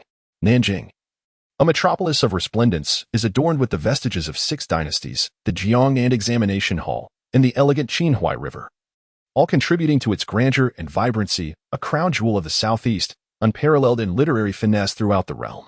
Yet, these illustrious attributes felt somewhat distant from the common folk. The true pulse of the city, pulsating with the essence of everyday life, thrived around the Bell and Drum Tower in the northern part of the city. Every respectable city in the Ming Dynasty boasted a bell and drum tower, strategically positioned in the heart of the city to ensure that the morning bells and evening drums could be heard clearly by all. Nanjing was no exception. At this moment, Zhao Hao stood amidst the towering structures, awash in a sense of disorientation and awe. In his past life, he had traversed this very spot countless times as a student in Nanjing. Now, having traversed 4 centuries, he found himself once more in this familiar locale, gazing upon the grand red towers, inevitably stirred by a poignant sense of nostalgia. In this era, only the solitary drum tower remained, the companion bell tower having vanished. Moreover, the Qing Dynasty drum tower, reconstructed atop the Ming city walls, bore little comparison to the majestic structure before him. Previously, he had perceived the small pavilion atop the platform as incongruous with its massive base. But now, confronted with the towering drum tower, soaring over Tianjin with 7 openings across its facade, dominating the entire base like a celestial palace, alongside the twin-like bell tower, realization dawned upon him. Indeed, it was as it should be. Zhao Hao silently repeated this thought countless times until, urged by Zhao Shozhen, he reluctantly averted his gaze. Upon turning around, a broad square paved with bluestone came into view. Though it was only February and the chill of spring lingered, the square was already bustling with scholars and visitors drawn to admire the magnificent bell and drum tower. Scattered throughout the square were numerous vendors hawking a variety of snacks and trinkets. The father and son, having yet to eat breakfast, casually purchased 2 flaky sesame cakes each, munching on them as they progressed forward. At the end of the drum tower square lay several bustling streets, each 6 or 7 zhang wide, leading out to various corners of Nanjing. As Zhao Shozhen chewed on his sesame cake, he yawned repeatedly. After parting from their family the previous day, they had sought lodgings at an inn. Due to financial constraints, they could not afford a private room and had to endure a night in a crowded dormitory. However, the pampered father and son had evidently overestimated their endurance. The stifling dormitory, occupied by 20 individuals, was filled with thunderous snores and the unbearable stench of unwashed feet, leaving them sleepless throughout the night. Before dawn, they fled the inn, resolute in their determination to find suitable lodgings that day. The southern part of the city, where they had previously resided, was home to the affluent, and rental costs were exorbitantly high. Thus, they navigated through streets and alleys, heading north for nearly 2 hours, their legs weary and stomachs rumbling, until they finally arrived at the bell and drum tower. Nanjing was indeed vast. Zhao Shozhen felt as though lead had been poured into his legs, each step a torment. How many years had his father lived in Nanjing? Zhao Hao cast a curious glance at Zhao Shozhen, wondering why this question was not his to ponder. At 15, he was in the prime of youth. But having been coddled and lacking exercise, he too was utterly fatigued. Since the 38th year of the Jiajing reign, it had been over 7 years. Zhao Shozhen calculated silently, inevitably sighing, recalling my leisurely days in the capital. 7 years drift by like a fleeting dream. Zhao Hao rolled his eyes inwardly. 7 years. And you still don't know how vast Nanjing is? In the past, we traveled by boat or sedan chair. When did we ever measure the distance by foot? Zhao Shojing smiled wryly. The Imperial Academy is not far to the east. It feels like just a few pages of reading away. Well then, Zhao Hao, too weary to retort further, finished his cake and licked the crumbs from his fingers, saying wistfully, "Let us find a place to rent near the Imperial Academy." Excellent. Zhao Shojing nodded repeatedly. If we walk like this every day, I might just perish. As they spoke, they exited the square and entered Baodai Street, which led to the Imperial Academy. Baodai Street was bustling with activity, vehicles and pedestrians jostling for space, an array of eye-catching advertisements lining the thoroughfare. Besides countless tea houses and taverns, there were gold and silver shops, provision stores, pharmacies, bathhouses, silk merchants, livestock dealers, grain and oil merchants, and many more, an overwhelming abundance. Zhao Hao found himself jostled by the throng, the cacophony of vendor shouts and conversations overwhelming his senses, evoking a sense of discomfort akin to wandering a modern bustling commercial district. Zhao Shojing informed him that, in terms of prosperity, Baodai Street did not even rank among the top 10 in Nanjing. Zhao Hao was left agape, resolutely deciding that, should the opportunity arise, he would explore the entire city to fully appreciate the extent of Nanjing's splendor. However, the immediate priority was to secure accommodations. As they conversed, father and son halted before a shop bearing the Saijingji real estate and pawn shop. Upon their arrival, a warm and eager attendant promptly approached them. "Esteemed guests, please come in. Our store offers a wide variety of properties to ensure your satisfaction." Zhao Shojing glanced at his son, who remained unfamiliar with the surroundings, thus deferring to him. Nodding in agreement, the attendant beamed as he ushered them inside. The interior was modest, with a few cabinets filled with documents and 3 or 4 long tables. The attendant selected an empty table for them to sit, serving tea shortly thereafter. Presently, a man in his 40s approached. Bowing to Zhao Shojing before sitting down to inquire, "May I ask, esteemed guest, are you looking to purchase or rent a property?" "To rent," Zhao Shojing replied. Despite their plight, he maintained his habitual reserve in front of the working class. The man assessed Zhao Shojing's appearance and demeanor. Discerning that he was likely a scholar from the nearby Imperial Academy, a haven for learned individuals. However, the common folk of Jinling typically referred to the official offices simply as the offices, eschewing the addition of Nanjing. "Indeed," Zhao Shojing nodded. "You must be seeking a convenient residence near the academy." The old broker picked up a stack of housing listings, flipping through them while scrutinizing the father and son's attire. They wore well-tailored robes of fine silk, albeit somewhat unkempt, indicating they had not been washed in some time. "Very well. How about this place?" The broker, having devised a strategy, presented a 3-courtyard residence adjacent to the Imperial Academy on Chengxian Street, considering their likely long journey or recent misfortune. Naturally, he aimed high rather than low. "Indeed," Zhao Shojing replied, examining the detailed description of the residence, which boasted tranquility amidst the bustle, with new furnishings, nodding in satisfaction. "We shall take this one." "Excellent. You are indeed decisive." The old broker responded with respect. "What is the monthly rent?" Zhao Hao inquired, his voice tinged with resignation. 120 taels annually, plus a deposit of 20 taels.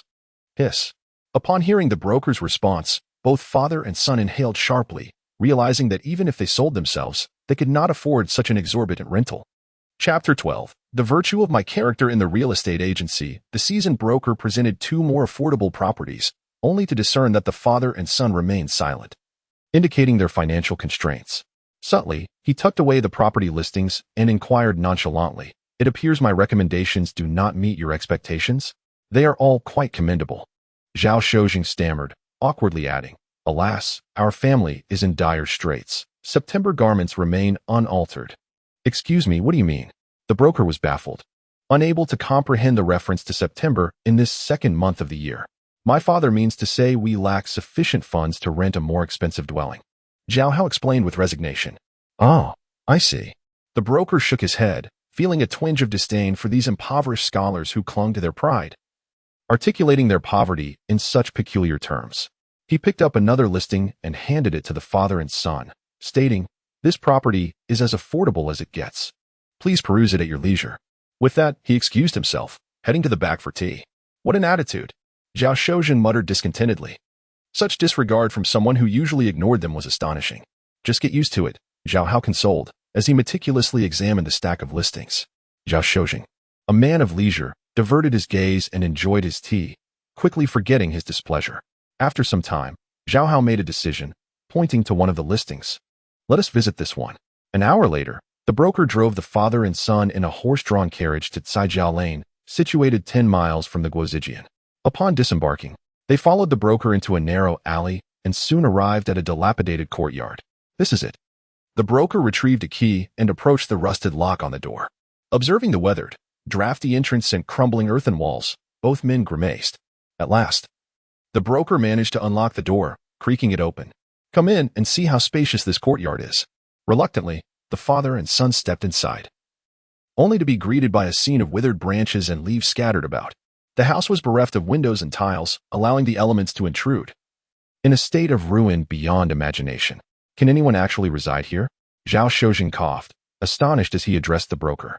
In Nanjing, you cannot rent a decent house for less than 2 taels per month. The broker rolled his eyes. This property features 3 main rooms and 2 side rooms. Less than 10 miles from the Guozijian, and it's only 1 tael a month. What more could you desire? Should you expect it for free? Let us speak civilly. No need for sarcasm. Zhao Hao retorted sharply. One more word, and we shall seek another establishment. Very well, the broker conceded, realizing that his business was at stake. Especially after he had already covered the travel expenses. This place is simply too poor. It is uninhabitable. Zhao Hao expressed his dissatisfaction to Zhao Shozhen. If we seek something cheaper, we must leave Nanjing. Having endured the 2 impoverished men for too long, the broker's patience wore thin, unwilling to continue subsidizing their transportation costs. It merely requires cleaning. Once tidied, it will be livable, he insisted, pushing open the door to the main room. Before he could finish his sentence, the door collapsed with a thunderous crash. Dust erupted into the air, and the father and son quickly covered their noses and retreated. When the broker emerged, covered in dust, Zhao Hao scoffed. What remains of the door? How can anyone reside here? Can it be fixed? The broker stammered, brushing off the dirt and coughing profusely. You should repair it before renting it out again, Zhao Hao asserted firmly, pulling his father away. Wait, please. The broker hurriedly called after them, his face a mask of desperation. I'll concede, you need not pay annually. Just 4 taels will secure the rent for 3 months. How does that sound? Zhao Hao's heart leaped with joy. The broker's words rang true. This price was indeed a rarity for a private courtyard within 10 miles of the Guozijian. With merely a handful of taels, they could settle in, and what obstacles remained that could not be overcome? Surely, a little tidying up would suffice. Indeed. This sentiment appears familiar, Zhao Hao mused. Son, do not force it too much. Zhao Shozhen pulled Zhao Hao aside, his face etched with concern. If you are unwilling, let us seek another place. I do not mind. My remarks were merely to save some silver, Zhao Hao explained with exasperation. Oh, so clever, or rather, astute. Zhao Shozhen realized, turning to the broker and declaring, we shall rent this place. After finalizing the arrangements, Zhao Shozhen accompanied the broker back to the agency to complete the paperwork, while Zhao Hao remained in the desolate courtyard, surveying the dismal surroundings. Devoid of even a place to sit, he felt an absurd sense of despair wash over him. Recent events felt like a surreal dream. He had anticipated a turn of fortune, becoming a young master who could indulge in lavish pleasures, yet now found himself in such a predicament. Despite lamenting his fate, reality remained unchanged. After a moment of disheartenment, Zhao Hao steeled himself, rolling up his sleeves to prepare for a thorough cleaning.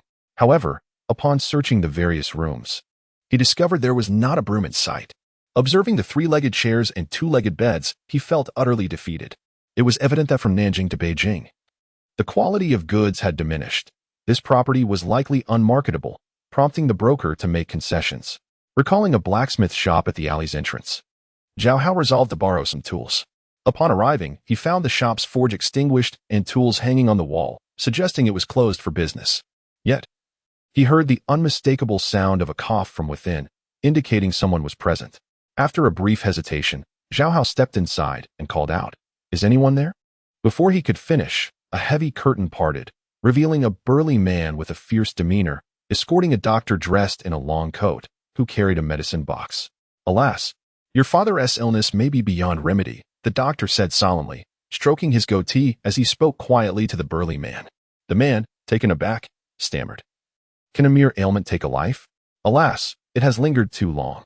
The doctor shook his head, seemingly reproaching the man for not seeking help sooner. With reddened eyes, the man struggled to maintain composure. "I have sought your counsel repeatedly, yet no remedy has proven effective. Unfortunately, a physician treats ailments, not fate. Prepare for your father's final arrangements, the doctor stated, stepping over the threshold to leave. Having been overlooked by both men, Zhao Hao suddenly interjected. Have you tried using Artemisia annua? The doctor turned, finally noticing Zhao Hao's presence. As a respected authority on medicine in the street, he could not allow this young upstart to question his expertise. Do not feign knowledge, young man. The treatment for malaria requires Qinghao. I am unfamiliar with this Artemisia annua. Zhao Hao was about to explain, but the doctor continued with a disdainful tone. Moreover, generations of physicians have confirmed that Qinghao cannot cure malaria. Qinghao indeed cannot. It is Artemisia annua that possesses the remedy, Zhao Hao replied with unwavering confidence. Chapter 13. Artemisia annua. Zhao Hao is not a physician, nor had he ever studied medicine. While he would not dare to make sweeping assertions about other ailments, he possessed a profound understanding of malaria. For 100 years hence, Tu Yu would discover that artemisinin could cure malaria, earning her the Nobel Prize in Physiology or Medicine. This revelation had sparked a national fervor for Artemisia, with the Venerable Tu penning articles to elucidate that artemisinin does not derive from Artemisia annua, but is extracted from Artemisia apiaceae. Thus, while Artemisia annua cannot treat malaria, Artemisia apiaceae holds the remedy. Gohong's reference to Artemisia in Zhou Ho Fong actually pertains to Artemisia apiaceae. These two plants belong to the same family and genus, making it difficult for the untrained eye to distinguish between them. Even the Binchao text has confused the two. For centuries, physicians have mistakenly treated malaria with Artemisia annua, inevitably leading to failure. What is Artemisia apiaceae? How could it serve as medicine? Do not speak nonsense, young man. The physician, annoyed by the absurd claims of the youth, swept away in disdain. Zhao Hao, shrugging helplessly, realized that convincing someone in just a few words was an impossible task. The burly man did not see the physician off, nor did he acknowledge Zhao Hao, standing silently as if lost in thought. Feeling awkward and unsure of what to say, Zhao Hao was startled when the robust figure turned to him. A deep scar marred the man's right cheek, and his eyes gleamed like brass bells, lending him a fearsome appearance. Zhao Hao felt uneasy under the man's scrutinizing gaze and began to regret his earlier words. Where are you from, young man? Where did you hear of this remedy? The burly man finally asked, his voice low and grave. I am a new neighbor who just moved in. This remedy has been passed down in my family, Zhao Hao replied hastily, thinking to himself that since he had come from a future time, all the enlightened figures of that era were akin to family. The Venerable too, at over 80 years of age, certainly deserved the title of elder. And what does Artemisia apiaceae look like? The burly man inquired. Zhao Hao eagerly explained, it resembles Artemisia annua perfectly. One cannot distinguish between them by appearance alone. Especially at this time of year, when the plants are just sprouting, it is even more challenging to tell them apart. Are you jesting with me? The burly man's brow furrowed, his scar becoming more pronounced. No, absolutely not. Zhao Hao waved his hands vigorously, eager to clarify. If you pluck a handful of leaves and rub them, the scentless ones are Artemisia annua. The ones that emit a foul odor are Artemisia apiaceae. I see. The burly man nodded, then asked, how should it be administered once gathered? Infuse it in warm wine for several hours, then extract the juice for the elder to try. Zhao Hao replied, then added cautiously, however, I am not a physician. This remedy is merely hearsay, so do not harbor too high hopes.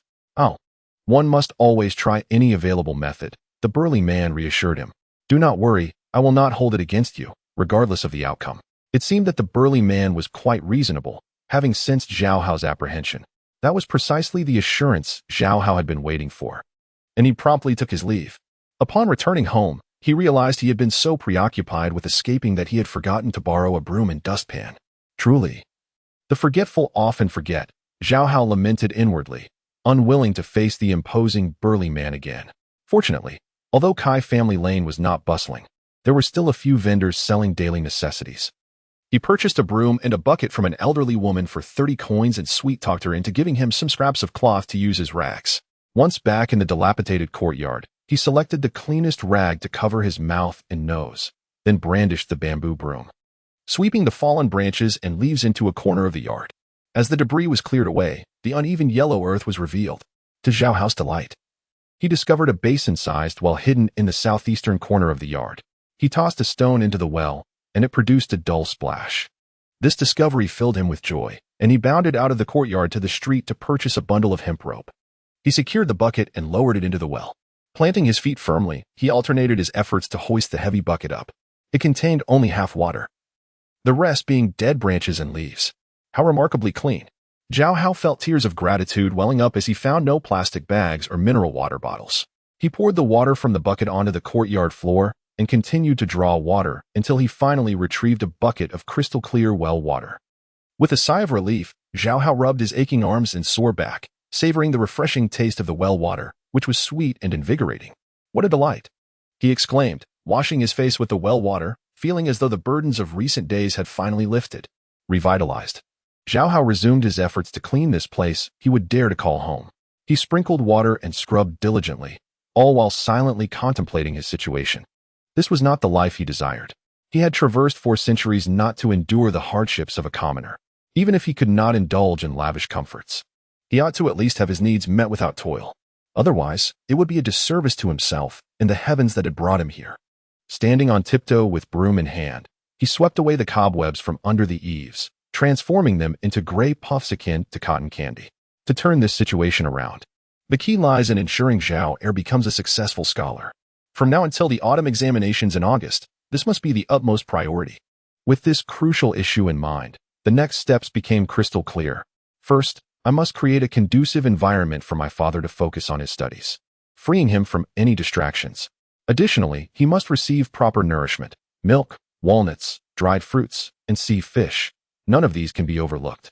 Perched precariously on a makeshift stool, Zhao Hao began to tally his expenses, suddenly bursting into tears in despair. What is happening? Who is the protagonist? And who is the supporting character? Who is the father? And who is the son? As he wept, he continued to ponder. There is another expense I cannot neglect. Zhao Hao must participate in literary gatherings periodically, and he may need to enroll in supplementary classes, which will incur considerable costs. Zhao Hao was already aware of the first question on the provincial examination concerning the 4 books. Typically, when people refer to the examination questions of a given year, they specifically mean this first query, as the chief examiner uses the quality of this essay to determine the general ranking of candidates. However, the provincial examination consists of 3 sessions, which include 6 additional essays along with various discussions, judgments, and policy strategies, none of which Zhao Hao had previously studied. Now, it would rely solely on Zhao Shuzheng's own abilities. Aside from the first question, the other essays must be coherent and aligned with the court's prevailing sentiments to be deemed acceptable. Thus, attempting to craft them in isolation would be utterly impractical. One must engage with the outside world to stimulate thought and produce quality writing. At the very least, he must establish a reputation among the current candidates. It is essential to remember that before the provincial examination, there is a critical qualification exam where one must impress the venerable masters. Without a modicum of renown, who would recognize him? After much contemplation, Zhao Hao concluded that the foremost issue to address was money. Money. His greatest asset in earning was undoubtedly the knowledge gained from 400 years of experience. However, given his current state of poverty, he could not undertake significant ventures such as glassmaking or soap production.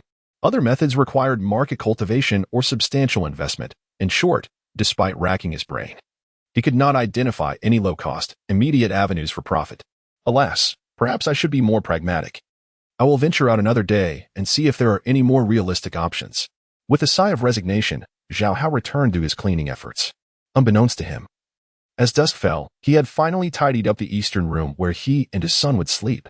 Realizing that the dim light rendered the interior indistinct, Zhao Hao suddenly remembered that he had forgotten to purchase an oil lamp or candles.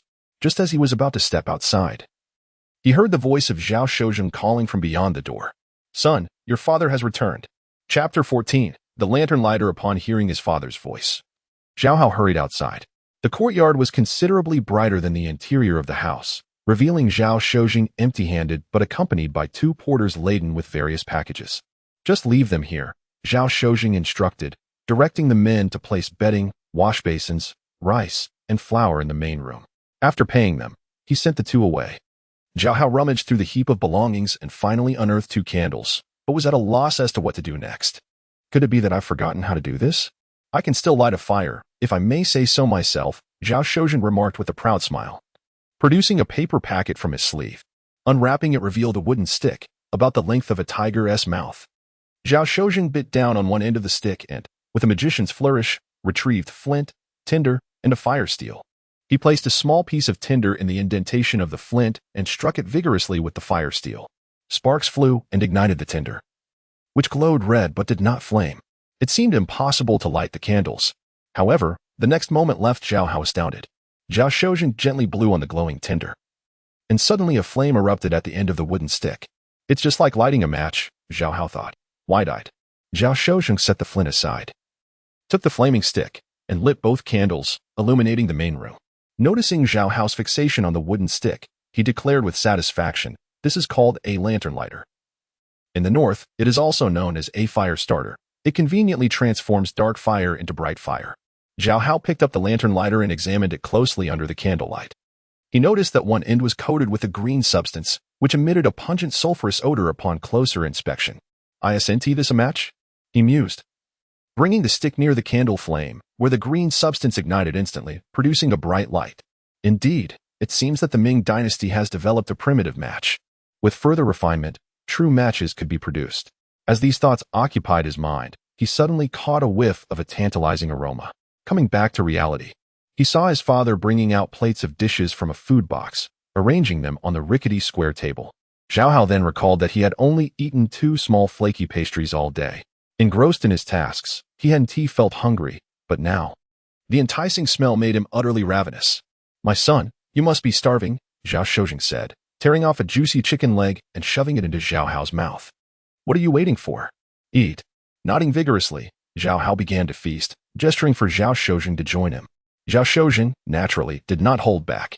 After filling the table with an array of dishes, he took a few slices of pork and then retrieved a wine flask from his pocket. Pouring a cup of still-warm liquor, he savored a sip, squinting in delight. After a while, he opened his eyes, contentedly reciting, "In a dust-free courtyard, the empty room offers tranquility. After long confinement, I return to nature." With a joyful expression, he turned to Zhao Hao, saying, "My son, this room, where one can gaze upon the starry sky, possesses its own rustic charm. I simply hope it does not rain in the coming days." Zhao Hao muttered under his breath, rolling his eyes in frustration, thinking, "If it weren't for my hard work, could you truly enjoy this tranquility?" He felt disheartened that Zhao Shozhen seemed to overlook his efforts and did not offer any praise. However, Zhao Shozhen was, by nature, a carefree gentleman, oblivious to the toils of household work, and thus he remained unaware of its burdens. Given the sumptuous feast before him, Zhao Hao chose not to dwell on it. The father and son indulged in their first satisfying meal in days. Once they had eaten their fill, they reclined against each other, groaning in contentment. "Oh, I could burst," Zhao Hao said, absent-mindedly picking his teeth with a toothpick. "Was this meal expensive?" "Not really, just 4 taels of silver," Zhao Shozhen replied, also busy with his toothpick. "What? 4 taels of silver?" Zhao Hao shot upright, eyes wide in disbelief. "You spent that much on a single meal." Earlier that day, he had purchased 2 brooms, a bucket, a wooden basin, and a few rags for merely 31. 4 taels translated to 401. Enough for a family of city dwellers like them to sustain themselves for a month. In the countryside, a well-off farmer's family would scarcely spend that much in half a year. Perhaps it is a bit much." Zhao Shozhen scratched his head sheepishly. "But we were celebrating our new home. We can tighten our belts in the future." "Fine." Zhao Hao sighed, feeling defeated as he lay back down. He pondered whether he could wrest control of the family finances from Zhao Shozhen. The father and son were currently living on a meager sum of less than 10 taels. Zhao Shozhen was accustomed to spending freely. If he continued on this path, they might not last the month. Yet Zhao Hao understood that they lived in an era where sons obeyed their fathers. As a 14 or 15-year-old youth, it would be reckless to demand financial control from his father. In most households, such an act would undoubtedly lead to a severe reprimand, even if Zhao Shozhen indulged him.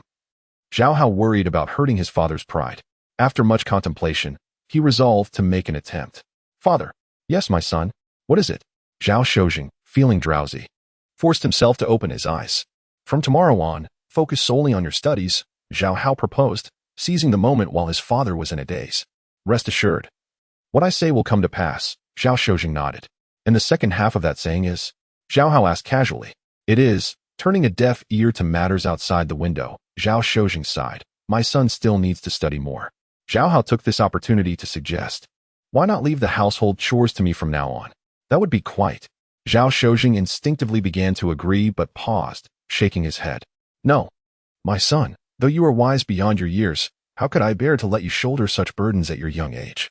If you can become a geisha, I am willing to work like a mule, Zhao Hao declared earnestly, thumping his chest. I do not boast, but in terms of failing the exam.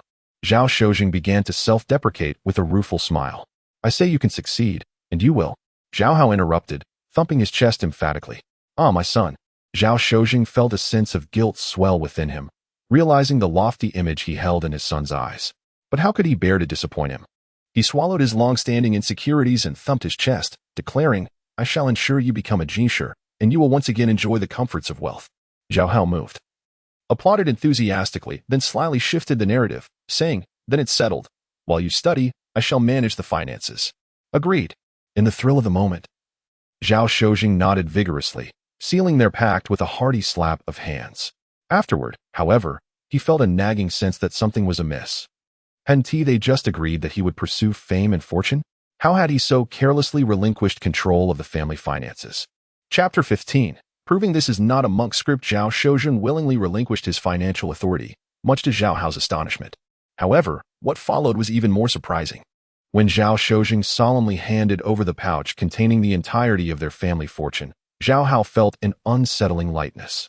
With a sense of foreboding, he opened the pouch only to discover a mere 2 taels of broken silver inside. Where's the money? Zhao Hao's voice escalated uncontrollably. It's all right here. Zhao Shojing replied somewhat sheepishly, revealing his empty sleeves. I haven't hidden a single coin. Father, do not divert the topic, Zhao Hao insisted, clutching the 2 taels of silver tightly. Originally, you had 8 taels and 5 qian, and I asked uncle for an additional 5 taels. Therefore, we should have a total of 13.5 taels. Though 13.5 taels was not an extravagant sum, Zhao Hao believed that if the father and son were prudent, they could easily sustain themselves for a year. 4 taels were spent on rent, 2 on bedding and utensils, and half a tael on food. Zhao Shojing calculated with his fingers. Did you not say that the total for the food and drinks was 4 qian? Zhao Hao was not easily deceived. I did not request change, Zhao Shojing muttered, his gaze dropping to the ground in embarrassment. We are in such dire straits. And you still think to leave a tip? Zhao Hao exclaimed, unable to contain his frustration. Although Zhao Shojing did not fully grasp the concept of a tip, he assumed it referred to a form of gratuity, and he awkwardly chuckled. It's just a habit. But there are still 5 taels unaccounted for, Zhao Hao asked, exasperated. Well, you see, Zhao Shojing explained, I happened to encounter a classmate on Bao'ai Street who asked me for 2 taels. But how could I present 2 taels of broken silver? So I lent him the ingot that your uncle gave me. Zhao Hao felt a wave of dismay wash over him, but realizing the situation was irreversible, he resignedly waved his hand. Let us just be more frugal from now on. Zhao Shojing, feeling somewhat ashamed, murmured, as they say, in poverty, one should take care of oneself. At worst, I simply won't lend money to others in the future. That's unnecessary, Zhao Hao replied with a forced smile. Just keep things tight for a few days. Rest assured, our family will not remain impoverished for long. I am confident I will devise a way to earn money. With this assurance, Zhao Hao felt the conviction swell within him. He could not fathom that after 400 years of insight, he would be unable to acquire wealth. Unbeknownst to Zhao Shojing, his son harbored this confidence. Feeling guilty about his earlier missteps, he spent the entire night behaving obediently, even going so far as to wash the dishes. Naturally, a few bowls were inevitably broken. The night passed in silence. The next day, the father and son awoke with the dawn's light, and after a brief grooming, Zhao Hao entered the kitchen to prepare a warm breakfast from last night's leftovers. However, confronted with the dark, gaping mouth of the stove, he found himself at a loss. If he could not even ignite a fire, how could he hope to cook? As Zhao Hao scratched his head in confusion, Zhao Shojing entered. Why do you look so dazed, my son? I can't start the fire. Zhao Hao admitted candidly. What is so difficult about it? Allow me to demonstrate, Zhao Shojing said, a hint of pride in his smile as he prepared to showcase his skills as he had the previous evening. Zhao Hao quickly stepped aside, eyes wide, eager to learn the essential techniques of fire starting. Moments later, the small kitchen was filled with billowing smoke, and the father and son fled to the courtyard, gasping for breath and coughing. So father cannot do it either, Zhao Hao remarked, wiping his face with a towel, his mood unaffected. Under the tutelage of Zhao Eryi, he had grown increasingly indifferent. I have seen your uncle attempt this a few times, but I never realized there were such intricate nuances, Zhao Shojing mused, his face smeared with soot, which only highlighted the gleam of his freshly brushed teeth. It is not the knowledge that is difficult, but the execution. The ancients did not deceive me. After a while, he added, it seems your uncle is quite adept. Zhao Hao rolled his eyes, uninterested in commenting, recognizing that they would not be able to kindle a fire anytime soon. He tidied himself up and announced, I shall go to the street to buy breakfast. I want duck blood vermicelli and fried meatballs.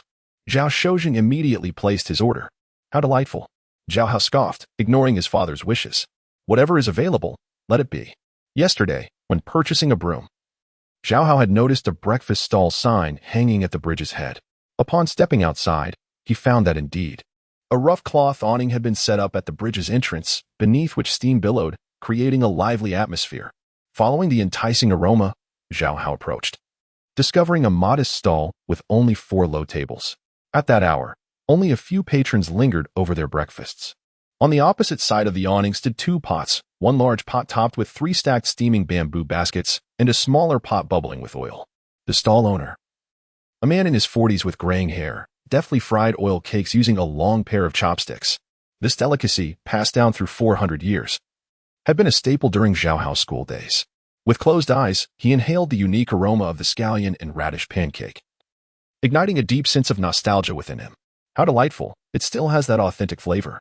A girl's light laughter interrupted Zhao Hao's reverie. He opened his eyes to see a girl of about 16 or 17, her fair skin and rosy cheeks reminiscent of the typical Jiang in beauty, with a hint of charming baby fat, much like the translucent soup dumplings she held in her hand. What are you staring at? She asked, her face adopting a mock seriousness upon noticing Zhao Hao's unabashed scrutiny. However, her long lashes and large eyes rendered her pout far from intimidating. I was just observing what delicacies you have, Zhao Hao replied, thinking to himself that she had smiled at him first. I thought you might be full just from the aroma. The girl, recalling his earlier dazed expression, couldn't help but giggle again. Her smile transformed her crescent-shaped eyes, brightening even the gloomiest of moods. Qiao, do not frighten the guests, a woman, her head wrapped in a cotton scarf, admonished her daughter while settling accounts with other patrons. This young man can sit inside. Can I take it to go? Zhao Hao inquired. Of course, the girl replied, returning with a cheerful demeanor. As she listed the offerings, soup dumplings, vegetable buns, duck oil cakes, fried dough sticks, glutinous rice balls, congee, duck blood vermicelli, tofu pudding, eggs, and salted duck eggs, Zhao Hao was surprised by the extensive selection available at this humble stall. After a brief contemplation, he ordered 2 baskets of dumplings and 2 bowls of duck blood vermicelli. That will be 10 she said, packing the dumplings into a paper bag while glancing curiously at Zhao Hao. What about your bowl? I didn't bring one, he replied, shrugging his shoulders, still unaccustomed to the idea of needing his own utensils for takeout. We'll let it slide this time. However, the girl did not press him further and placed the 2 bowls of duck blood vermicelli into a white porcelain basin. Remember to return it, and next time, bring your own bowl. Thank you, Zhao Hao said politely as he paid, one hand gripping the bag of dumplings and the other cradling the basin, carefully making his way home. As he walked, the girl named Qiao couldn't help but chuckle at his comical appearance, resembling a figure from folklore. Soon, Zhao Hao entered the narrow alley and spotted the scarred, burly man from yesterday, brandishing a gleaming kitchen knife as he charged into his courtyard. Startled, Zhao Hao trembled, losing his grip on the basin, which shattered upon impact with the ground. Chapter 16. The trouble of delay. Could it be that his father used my prescription and has met with misfortune? In that moment, Zhao Hao felt an overwhelming urge to flee. At merely 14 or 15 years of age, with his slender arms and legs, he was far from the age of heroism. However, the thought of Zhao Shozheng, equally powerless, suffering any dire consequences due to his actions left him feeling truly guilty. Besides, having shared hardships over the past few days, Zhao Hao could not bring himself to abandon Zhao Shozheng to escape alone. Somehow gathering his courage, he turned toward the sturdy man attracted by the sound of the shattered soup bowl and shouted, trembling, "If there is a grievance, let it be known. The prescription was given by me. Do not harm my father." The burly man, upon seeing Zhao Hao, widened his eyes and approached him brandishing his knife. Noticing the curious onlookers peering from nearby, Zhao Hao felt a slight relief and mustered a show of bravado, exclaiming, in broad daylight, in a peaceful world, "Do you not fear the law?" The man furrowed his brow at Zhao Hao's words, glancing down at the knife in his hand. Zhao Hao then observed a sinister smile creeping onto the man's lips. Instantly, Zhao Hao lost his composure, retreating while pleading, "Moreover, we agreed that if it doesn't work, You wouldn't hold me accountable. Just as Zhao Hao was about to succumb to fear, the man unexpectedly dropped his knife to the ground and knelt before him, bowing his head. Zhao Hao was left stunned. Then he heard the man proclaim loudly, "Great benefactor, I, Gao Wu, bow before you." This. Zhao Hao was utterly bewildered. The onlookers in the distance were equally astonished, whispering among themselves, "Weren't you going to kill someone? Why is this fierce man bowing to a mere child? Did he just call him benefactor?" At that moment, Zhao Shojing emerged from the courtyard, and upon witnessing the scene, sighed deeply. What a pity, the duck blood vermicelli soup, once spilled, cannot be retrieved. Is that really the point? Zhao Hao nearly lost his temper. Glancing at Zhao Shojing and then at the man who identified himself as Gao Wu, he asked irritably, "What on earth is happening?" Gao Wu was slow to respond. Just as he opened his mouth, Zhao Shojing interjected, "As soon as you left, this valiant man entered, knelt down, and claimed that you saved his father from the gates of hell." "What? Saved him?" Zhao Hao was at a loss for words. Glancing at the gleaming kitchen knife on the ground, he smiled wryly and asked, "Then why do you have a knife?" It was only then that Gao Wu realized the misunderstanding and felt a wave of embarrassment wash over him, becoming even more tongue-tied. He had also brought 5 pounds of meat as a token of gratitude, but upon seeing that we had no knife to prepare it, he went home to fetch one. Zhao Shojing explained on Gao Wu's behalf. However, Gao Wu merely gazed at Zhao Hao, finally admitting, "Gao Wu is at fault. I have always had the habit of speaking slowly, causing my benefactor to be alarmed." "Oh, I see." Zhao Hao finally regained his composure, feeling a dampness on his back. He mused to himself that not only was his speech slow, but his laughter was also quite terrifying. Zhao Shojing patted Gao Wu on the shoulder, gently saying, "Brave warrior. Please rise and help prepare the meat inside." Upon returning to their courtyard, Zhao Hao plopped down on a rickety stool beside the well. The earlier fright had left him feeling quite weak in the legs. Before long, Gao Wu emerged from the kitchen, deftly carrying a bundle of sliced meat tied with hemp rope. "He certainly works quickly," Zhao Hao thought to himself before inquiring. "Is your father's illness truly cured?" Gao Wu grinned widely, first suspending the bundle of pork into the well to keep it cool, then responded, "In accordance with my benefactor's instructions. I found that stinky yellow flower by the river. Do not call me benefactor." Zhao Hao waved his hand, rising to fetch a bucket of water to wash the sweat from his face. Though Gao Wu spoke slowly, his movements were remarkably swift. Seeing this, he quickly seized the bucket from Zhao Hao's hands, effortlessly filling it with water in just a few strokes. As Zhao Hao washed his face, he listened to Gao Wu leisurely explain, "I followed the recipe provided by my benefactor, soaked the yellow flower in liquor, and extracted the juice. As a result, my father stopped burning with fever during the night and was able to speak normally by morning, even enjoying a large bowl of porridge. He urged me to come and express his gratitude to you." After receiving the towel offered by Gao Wu, Zhao Hao dried his face and smiled casually, saying, "It is but a trifling matter, hardly worth mentioning." Yet, he couldn't help but feel a tinge of regret over the earlier misunderstanding, realizing that now he seemed somewhat awkward. Thankfully, Gao Wu, filled with gratitude, paid no mind to Zhao Hao's earlier display of fear. "To my benefactor, it may be a small matter, but to me, it is a monumental event. The so-called debt of saving a father is as great as a mountain. The immense kindness bestowed by my benefactor is something I shall never forget." Meanwhile, Zhao Shojing, who was munching on buns, curiously asked, "Gao Wu, your way of speaking is quite refined. You don't seem like an ordinary blacksmith." Zhao Hao couldn't help but roll his eyes, accepting the bun tossed his way by Zhao Shojing. "Is there a way of speaking like this? Does that mean he is not a proper blacksmith?" When Gao Wu was about to respond, he found himself at a loss. Originally, he referred to Zhao Hao as benefactor and Zhao Shojing as old benefactor, but now addressing Zhao Hao as young master left him unable to call Zhao Shojing old young master. He could only remain silent, retreating to the kitchen to swiftly tidy up the stove. Finally, he figured out how to address them and returned to answer, in response to the old sir. "My father is indeed the blacksmith.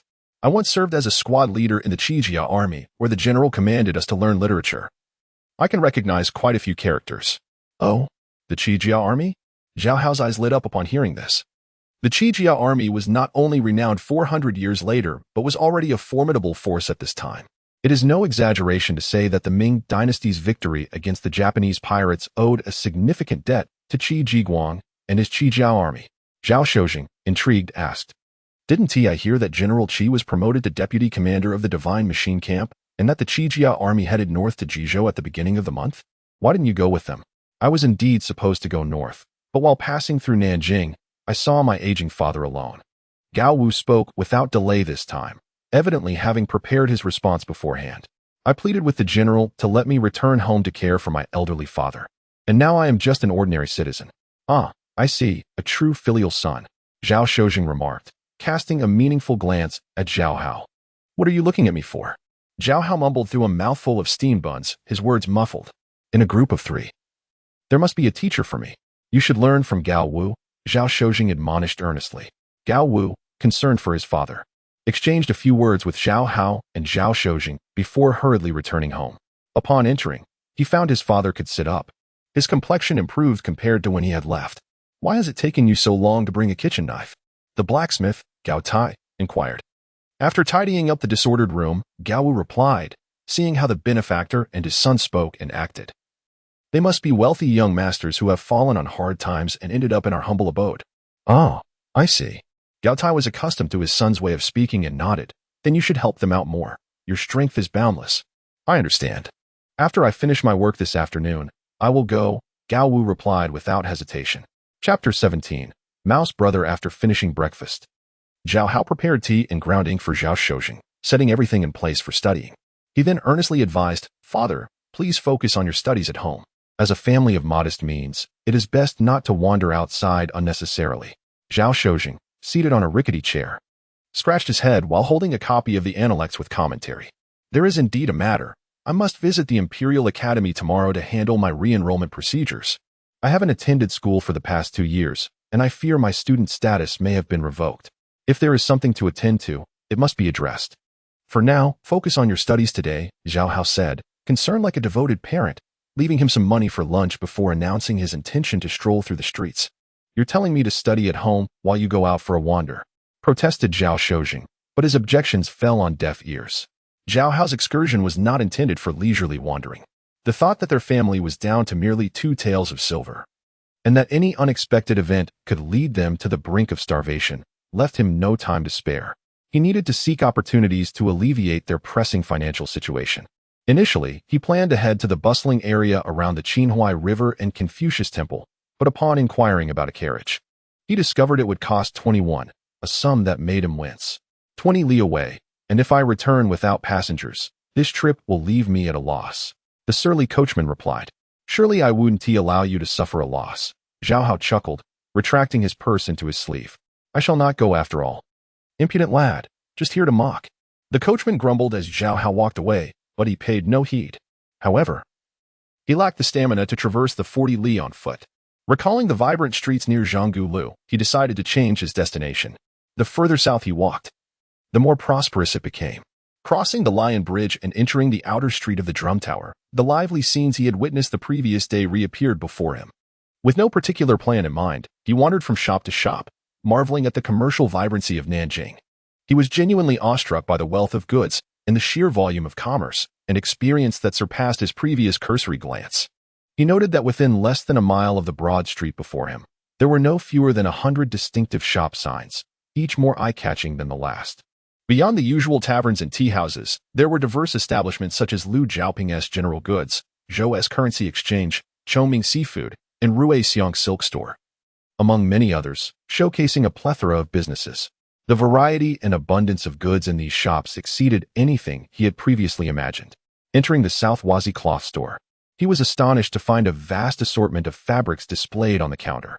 Curious, he feigned interest in purchasing cloth, prompting the shop assistant to launch into an enthusiastic sales pitch.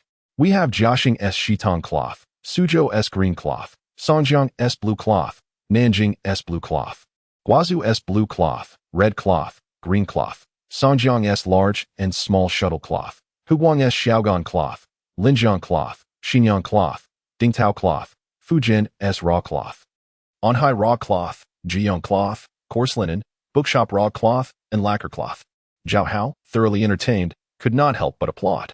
The shop assistant, growing increasingly proud, continued to list dozens of fabric types before gasping for breath and inquiring, which one would you like, esteemed guest? Let me think, Zhao Hao replied. Crossing his arms and feigning contemplation, secretly pondering, there seems to be potential for improvement in weaving and dyeing technologies. Yet, the pressing issue remained. None of these fabrics offered a quick solution to his immediate financial crisis. "Apologies, I will continue to browse," he said, flashing an apologetic smile at the assistant and hastily exiting the store, unable to bear the look of disappointment in the assistant's eyes. Zhao Hao continued his exploration, each shop leaving him more impressed than the last. He even stumbled upon a seafood shop, where not only were fish sold, but crabs, eels, shrimp, snails, clams, and silverfish were kept alive in seawater, rivaling the seafood markets of later generations in variety. He wondered how they managed to transport such perishable goods from hundreds of miles away. Feeling hungry at the sight of the fresh seafood, he quickly exited Chongming Seafood. However, the street was filled with enticing aromas of various delicacies, and he suddenly realized it was lunchtime. The enticing scents wafting from the taverns and food stalls made his mouth water.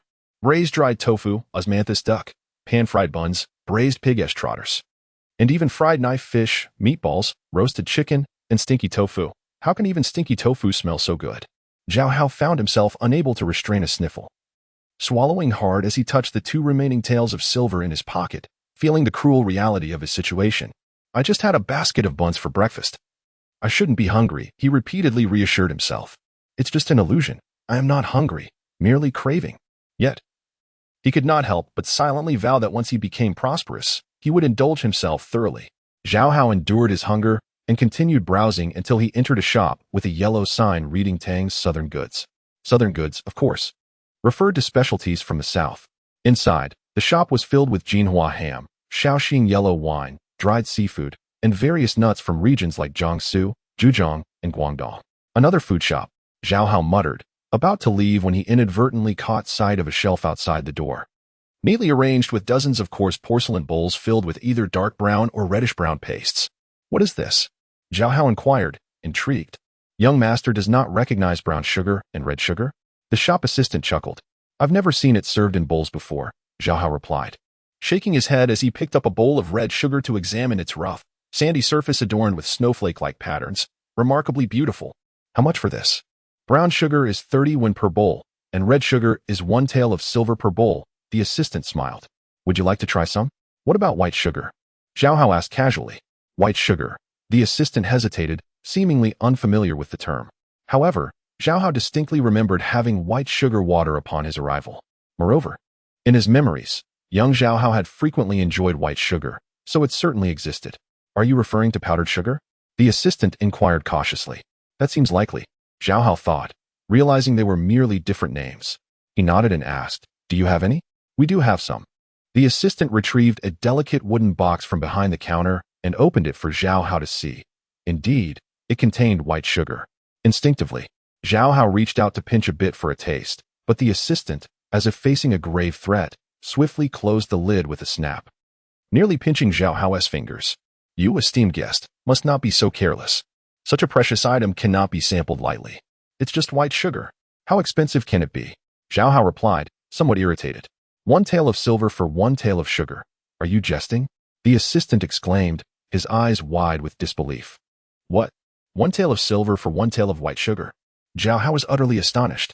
Chapter 18. The high value of sugar. Zhao Hao was utterly astonished, nearly dropping his jaw to the ground at the revelation that 1 tael of silver could procure merely 1 tael of sugar. The shopkeeper and assistants regarded Zhao Hao with incredulous gazes, as if he were a simpleton, clearly indicating that this was common knowledge. Overwhelmed by the realization, Zhao Hao recalled his younger self's indulgence in sugar water and sweet buns, gaining a profound understanding of his former opulent lifestyle. "If only it were me," he lamented, clutching his chest, before finally mustering the courage to ask, "Why is it so expensive?"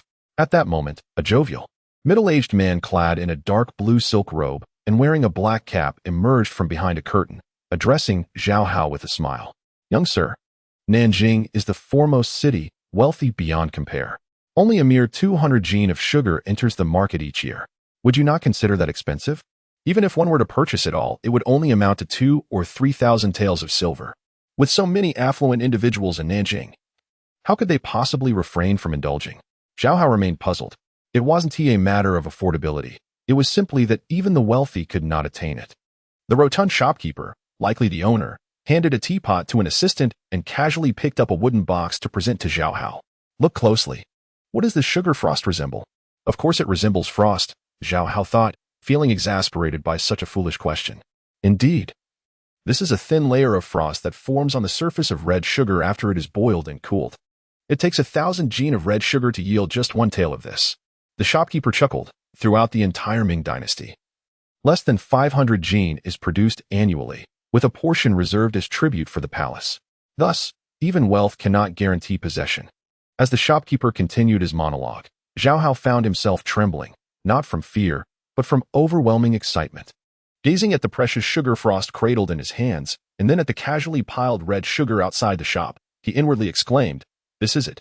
At that moment, he conceived a straightforward, yet rapid means of generating wealth. He had presumed that the people of this era had already grasped this simple method, given that a monumental scientific tome published 70 years hence contained clear records of it. However, through his conversation at the Southern goods store, he joyfully discovered that, at least for now, no one was aware of it. Then I shall consider this a divine favor. Zhao Hao expressed his gratitude to the shopkeeper for the enlightening explanation, suppressing the urge to purchase red sugar on the spot, and stumbled out of the shop. The shopkeeper handed the sugar box to an assistant, gazing curiously at Zhao Hao's retreating figure, muttering, "What has got this young man so worked up?" Zhao Hao deliberately walked several miles to a sugar shop on Baodai Street, extracting his treasured 2 taels of silver to procure 5 gene of red sugar.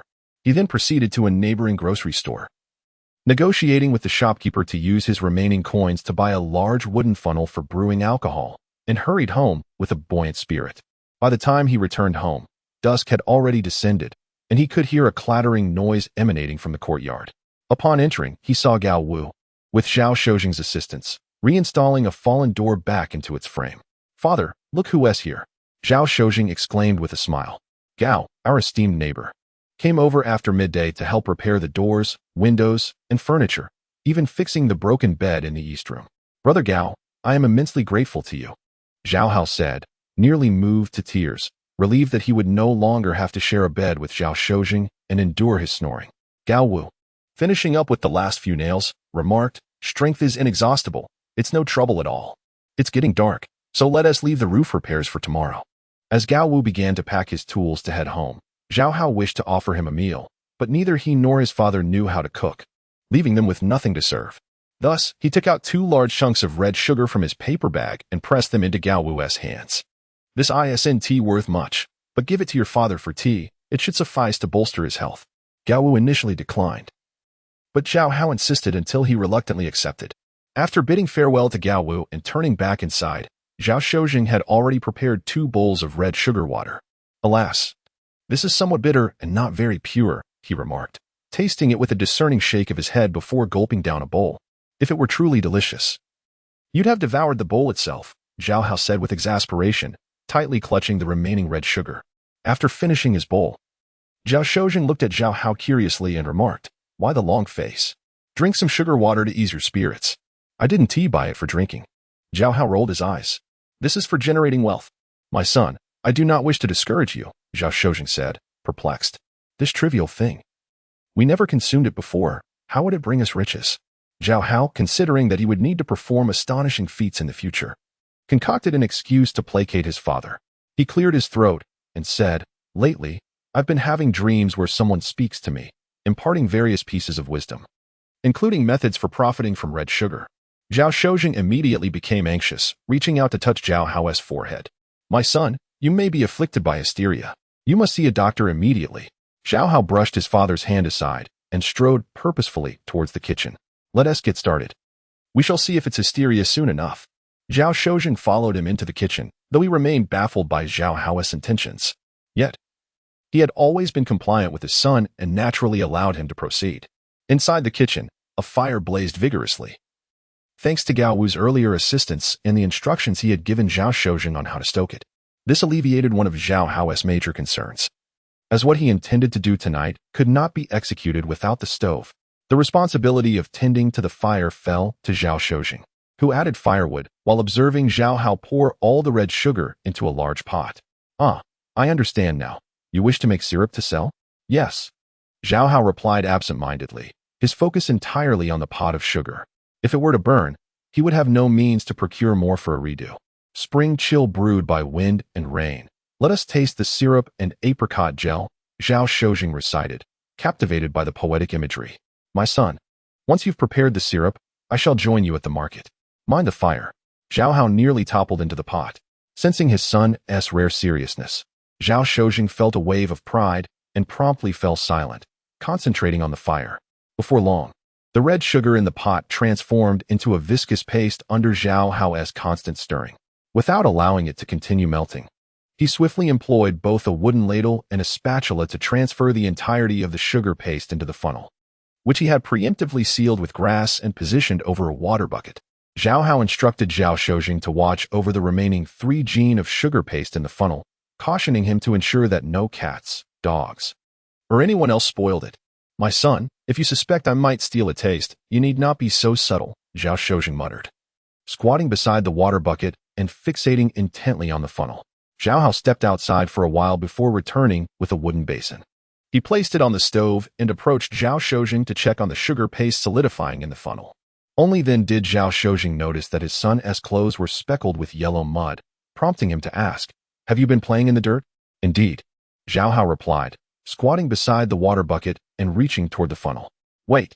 Zhao Shojing exclaimed as he saw his son's muddy hands approaching the nearly solidified sugar paste, oblivious to his father's concern. Zhao Hao pressed his fingers into the paste, feeling it yield slightly. "It seems it may need a bit more time," he murmured, though he himself was uncertain of the precise consistency.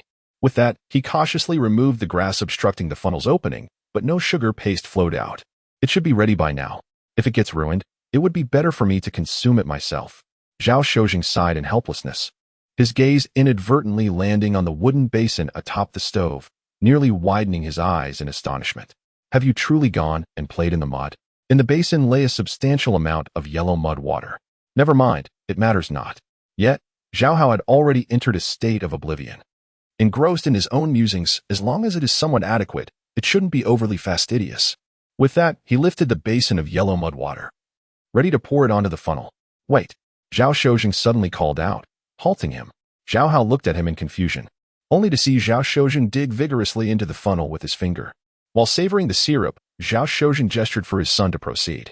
Zhao Hao rolled his eyes in exasperation. The sense of sanctity that had surged within him moments ago had now dissipated entirely.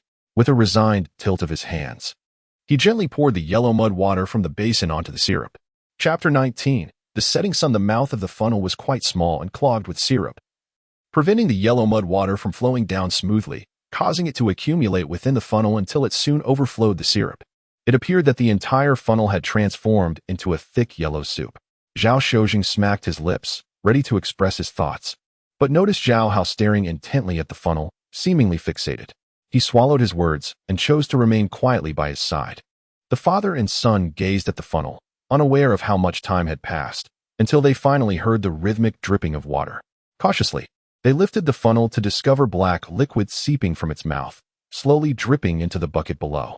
Zhao Hao then exhaled in relief, gesturing for Zhao Shojing to carefully place the funnel back atop the bucket. At that moment, the drips began to quicken, and it soon became evident that the syrup would soon surface. The moment of witnessing a miracle had arrived. Zhao Hao smiled faintly, regardless of the outcome. It was essential to present their findings. Otherwise, even success would hold little satisfaction. Just as he thought this, the water level dipped slightly, and they observed the reddish-brown syrup transform into a pristine white against the yellow mud soup, strikingly conspicuous. Zhao Shojing gazed at Zhao Hao, bewildered by this trickery. By now, the droplets had coalesced into a stream, hastening their descent from the funnel. Within the funnel, the reddish-brown syrup had vanished, replaced by an abundance of glistening white substance, resembling snow or sand. Zhao Shojing was taken aback, glancing from the funnel to Zhao Hao, momentarily at a loss for words or actions. "Taste it," Zhao Hao said nonchalantly, raising his chin slightly. It truly resembled snowflakes. Zhao Shojing hesitantly dipped his finger into the substance and brought it to his mouth, exclaiming in surprise, "It's sweet. It's actually frosting. Could it be anything else? Can sugar turn into salt?" Zhao Hao shot a triumphant glance at Zhao Shojing, relishing his father's astonished demeanor. He too took a handful to examine and taste. How to describe it? It was simply white sugar. This was the decolorization method using yellow mud water recorded in the book The Exploitation of the Works of Nature. With just a basin of yellow mud water, red sugar could be transformed into white sugar, simple and inexpensive. Indeed, The exploitation of the works of nature was a remarkable tome. Zhao Hao mused contentedly, this book was first published 70 years hence, and it must contain countless methods unknown to the present generation. These are all lucrative avenues. Besides, I have more than one copy of the exploitation of the works of nature in my mind. The father and son reveled in their triumph for a while before cautiously using a wooden spoon to transfer the white sugar from the funnel into a paper bag. From 3.5 pounds of red sugar, they ultimately yielded over a pound of snow-white granulated sugar. At the bottom of the funnel remained more than a pound of slightly yellow-brown sugar. The taste was not significantly different, but its appearance left much to be desired, which Zhao Hao chose to ignore.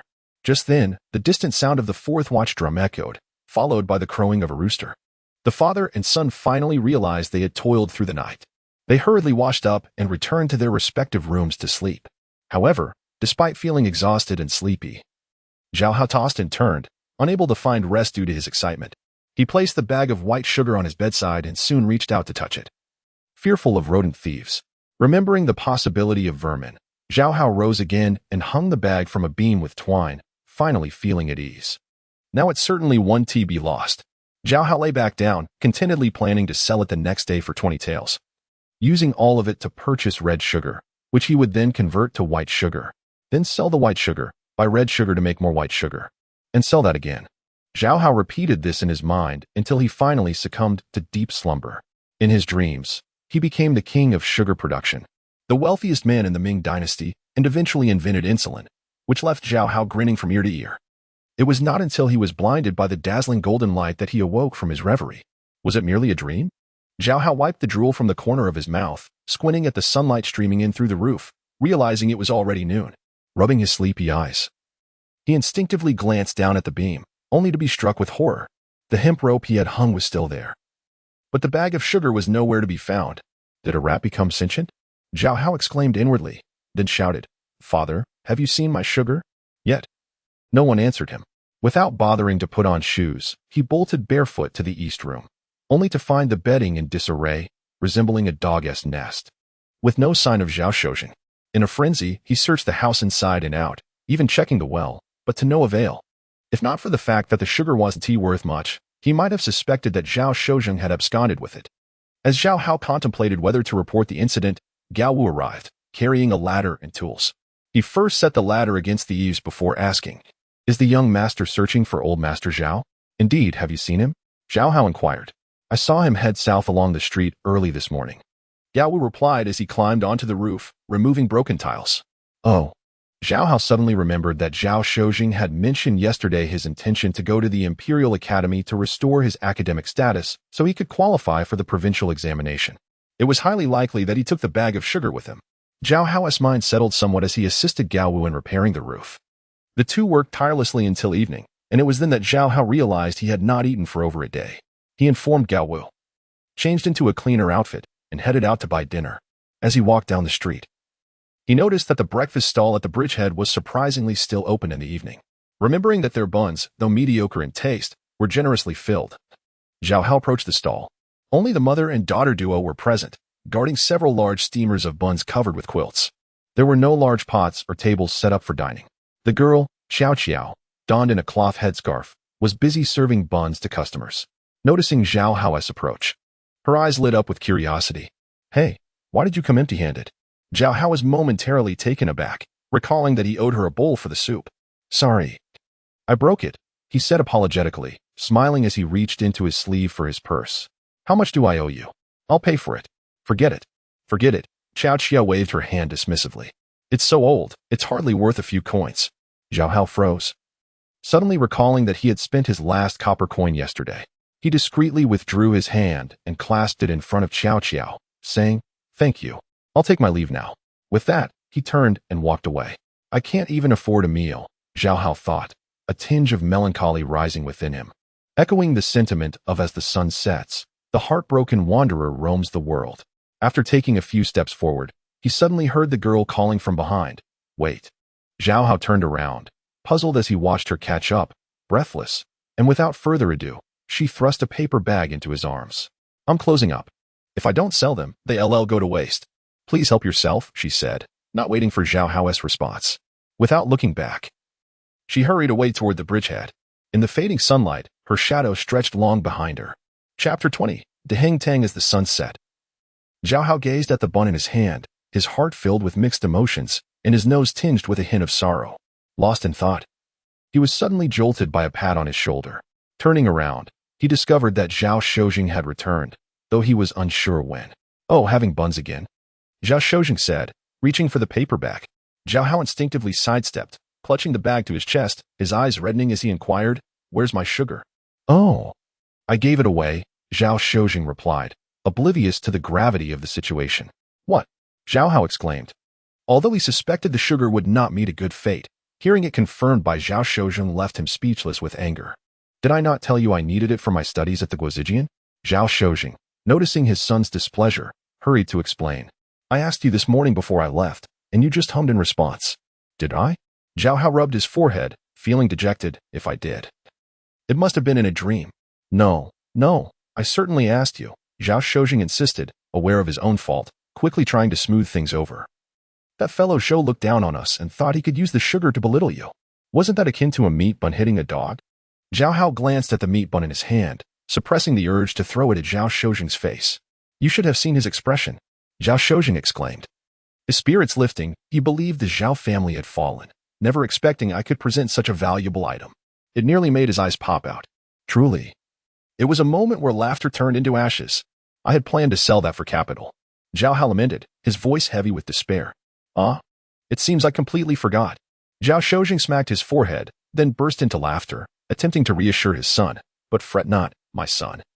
I have many close friends in Nanjing. If I simply ask, I can borrow not just a dozen or 20 taels, but even hundreds or thousands." With that, he took Zhao Hao by the arm, leading him home. "Let's go eat buns. I will borrow money first thing in the morning. I swear not to return until I do." Zhao Hao, noticing the sincerity in his father's demeanor, felt a flicker of hope. Even Qin Hui had 3 good friends. He mused, "Surely, my father can't have worse connections than him." Thus, his heart lightened a bit as he followed Zhao Shojing home. In the courtyard, Gao Wu had finished repairing the roof and was washing his hands. The father and son divided the remaining buns, sending Gao Wu back to share with his elderly father. Of course, Zhao Hao had never divulged the origins of the buns. Another night passed in silence. At dawn, Zhao Shojing rose early, meticulously dressing and grooming himself, even adorning his waist with a cherished jade pendant. He gazed into the well water for a long time, feeling a return of his former grace before stepping out with measured strides. Zhao Hao woke, troubled by his thoughts, unable to find restful sleep. After spending time with Zhao Shojing, he had gained a profound understanding of the scholarly demeanor of the Ming Dynasty. He couldn't shake the worry that his father might encounter unforeseen troubles. Upon hearing his father leave, he quietly trailed behind. It appeared that Zhao Shojing's friends did not reside in the northern part of the city, as Zhao Hao followed him all the way to the vicinity of the bell and drum towers before reaching the first establishment.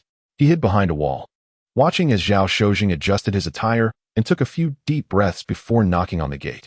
Moments later, a servant opened the door. Although the distance made their conversation inaudible, it was clear that the servant was inquiring about Zhao Shojing's purpose. After a brief exchange, the servant waved his hand dismissively, closing the door before Zhao Shojing could finish speaking. Disappointed, Zhao Shojing shook his head and pointed at the door, muttering in frustration before heading to the next house. At the next establishment, he was allowed entry, but when Zhao Yi emerged, his dejected expression indicated that he had failed to secure any loans. Thus, Zhao Shojing moved from one place to another, visiting over a dozen acquaintances he believed were reliable friends, yet not a single one was willing to lend him money. Seeing his father sitting forlornly by the stone bridge, staring blankly into space, Zhao Hao felt a pang of sorrow and was tempted to reveal himself and call him home. "It's just 20 taels of silver. We can find another way." However, Zhao Shojing suddenly stood up and strode purposefully towards the opposite street, his face alight with excitement, suggesting that he had thought of a solution. Zhao Hao relaxed momentarily, choosing not to reveal himself. The Hubei Street, named after the Nanjing Hubei tax office, was even more bustling than the street outside the drum tower. Yet, Zhao Hao had no mind to appreciate the surroundings, closely following Zhao Shojing to avoid losing sight of him. He soon witnessed his father entering a pawn shop bearing the sign Deheng Tang, with its black background and golden characters. The name struck Zhao Hao as familiar. He pressed down his felt hat and entered the shop. Deheng Tang was impressively large, with 7 or 8 attendants behind the counter and a dozen more bustling about outside. Upon seeing Zhao Hao enter, one of the staff promptly approached him. "Do you wish to pawn something, young master?" Zhao Hao remained silent, merely pointing at Zhao Shuzheng ahead. The attendant, mistaking him for Zhao Shuzheng's assistant, paid him no further mind. Zhao Shuzheng approached a counter that was shoulder-high, looking up to address the attendant inside. "May I inquire if Brother Zhang is present?" Upon hearing Zhao Shuzheng refer to the owner as brother, the attendant became attentive, hastily stepping out from behind the counter to invite him into a small lounge to enjoy tea. After a while, a tall man with a sullen expression and a protruding belly emerged from behind the curtain. Zhao Hao's heart sank. This was none other than Zhang Yuanwei, the moneylender who had visited their home. This man was truly despicable, cooperating with the corrupt officials to pin their debts on Zhao's family. It was one thing to take advantage of the situation. It was another to do so while pretending to be a benefactor. Zhao Hao could not fathom why Zhao Shuzheng would seek out this scoundrel. As he listened to their conversation, he realized that both Zhao Shuzheng and Zhang Yuanwei hailed from the same region in Huizhou. The Zhao family was from Xiuning, while Zhang Yuanwei was from Qimen, neighboring counties. In the past, Zhang Yuanwei had utilized this connection to ingratiate himself with Zhao Libin, which enabled him to become a wealthy figure in Nanjing, straddling the line between officialdom and commerce. Zhao Hao found it puzzling why someone of Zhang's current standing would personally seek out a fallen noble like Zhao Shuzheng. Nostalgia? Impossible. Zhao Shuzheng then unfastened the jade pendant from his waist and handed it to Zhang Yuanwei, evidently hoping to leverage their old relationship to secure a larger loan. Zhao Hao felt a surge of frustration, already anticipating the impending disaster. Yet, he could not intervene without causing further harm to his father's dignity. "Brother Zhang, this is a beloved item of mine. As the saying goes, I am indeed in dire straits. If it were not for my desperate situation, I would never part with it." Zhao Shuzheng implored. "I ask you, given the many years of kindness my father has shown, to extend your generosity. I promise to redeem it within a month." Zhang Yuanwei replied noncommittally, scrutinizing the jade pendant. After a long pause, he finally spoke. "My dear brother, I shall be frank. Please do not take offense. This pendant is of mediocre quality, poorly crafted, and shows signs of wear and tear. I can only offer you this amount." He gestured with 2 fingers. Zhao Shuzheng gasped. "What, only 200 taels? This is a piece by Lu Zigong. How could it be poorly crafted? I have only carefully handled it since purchasing. And this is the first time I've worn it. How could it possibly show wear? By Lu Zigong? Impossible. This is a counterfeit," Zhang Yuanwei retorted. Zhang Yuanwei, however, confidently shook his head and remarked, "My foolish brother, these discerning eyes of mine are renowned for their accuracy in Nanjing. Otherwise, I would not be able to earn a living in this manner." As he spoke, he asserted with unwavering conviction, "If it is false, then it is indeed false. It can never be genuine." Pausing for a moment, Zhang Yuanwei articulated with precision, "The jade material appears quite decent. I shall offer you 20 taels. Take it or leave it." "Ah, 20 taels," Zhao Shuzheng exclaimed in astonishment, leaping up in surprise. Chapter 21. Capital 20 taels? Zhao Hao nearly exclaimed in surprise. "This is truly outrageous. Zhao Heir, you should not feel aggrieved. Such is the custom of this trade. Unless you can summon Lu Zigong, we can only appraise the jade based on its inherent quality." The attendant chimed in. "This is still due to the owner's consideration for a fellow townsman. Had it been someone else, 10 taels would suffice." As he spoke, he brought over a tray. On the tray lay a pre-written pawn ticket and 10 small ingots, each weighing 2 taels. Zhao Shuzheng felt a surge of anxiety as he listened to their banter. Could it be that he had misjudged and truly purchased a counterfeit? He recalled the boastful words from the previous night. If he returned empty-handed, would he not disappoint his son? The so-called earnest endeavor leads to no business, dear brother. Perhaps you should explore other options. If anyone offers you more than 20 taels, I shall write this ticket backward. Seeing the impatience on the gentleman's face, he waved his hand, prompting the attendant to pretend to take away the tray. No, I shall take it," Zhao Shuzheng exclaimed. He realized he had fallen into a trap. After all, whoever escaped unscathed from a pawn shop? Especially a scholar like him, unfamiliar with such dealings. He hurriedly stopped the attendant, sighed, and said, "Very well, I shall take it." "Good," the gentleman nodded, silently observing Zhao Shuzheng, growing increasingly uneasy. Zhao Shuzheng lowered his head to scrutinize the hastily scribbled ticket, unable to read it without trepidation. He remembered his son's previous advice, always read documents carefully before signing. What nonsense is this? Zhao Shuzheng muttered under his breath as he struggled to finish the ticket, noticing the loan period of 1 month and reasonable interest. He finally signed, sealed, and and took the money. As the attendant collected the ticket, the gentleman finally smiled, politely escorting Zhao Shozheng out. Dear brother, do take care of this foolish elder in future business. Of course, I will come to redeem the pawn before next month, Zhao Shozheng replied, his mind lingering on the jade pendant, unsure of its significance. Upon seeing his father exit, Zhao Hao quickly turned to the counter, pretending to be a customer wishing to pawn something. Zhao Shozheng, lost in thought, failed to notice he brushed past his son. After sending Zhao Shozheng away, the gentleman and the attendant returned to the parlor, unable to contain their laughter. The gentleman proudly caressed the jade pendant, boasting to the attendant, I have heard the new monarch has a great fondness for Lu Zigong's works. This piece is an authentic masterpiece of his craftsmanship, a rare piece of Hetian jade. Even 500 taels would not suffice to acquire it. What a stroke of luck. The owner was astute. With just a few words, he had unsettled Zhao Eryi, causing him to mistake the genuine for the counterfeit. The attendant, with a goat-like beard, gave a thumbs up, flattering him. He then added with a smug grin, moreover, Zhao Eryi stared at it for quite some time yet failed to discern the truth. If a bookish type like him could see through it, what business would I have running a pawn shop? The gentleman smiled with satisfaction, handing the jade pendant to the attendant for safekeeping, saying, without such unfortunate scholars, how would we earn a living? As the two laughed and chatted, Zhao Hao clenched his teeth and departed. Upon returning home, night had fallen. Zhao Shozheng stood at the alley's entrance, peering outside. When he saw Zhao Hao arrive, he breathed a sigh of relief, saying, Son, where have you been? If you hadn't returned soon, I would have reported to the authorities. Zhao Hao inwardly sighed, as flawed as Zhao Eryi was. He remained the closest person in his life. At worst, he could merely be more vigilant in the future. He spoke gently to Zhao Shozheng, I apologize for worrying you. Father, I shall return earlier next time. That is unnecessary. Just let me know before you leave, Zhao Shozheng replied, somewhat unaccustomed to his son's gentleness.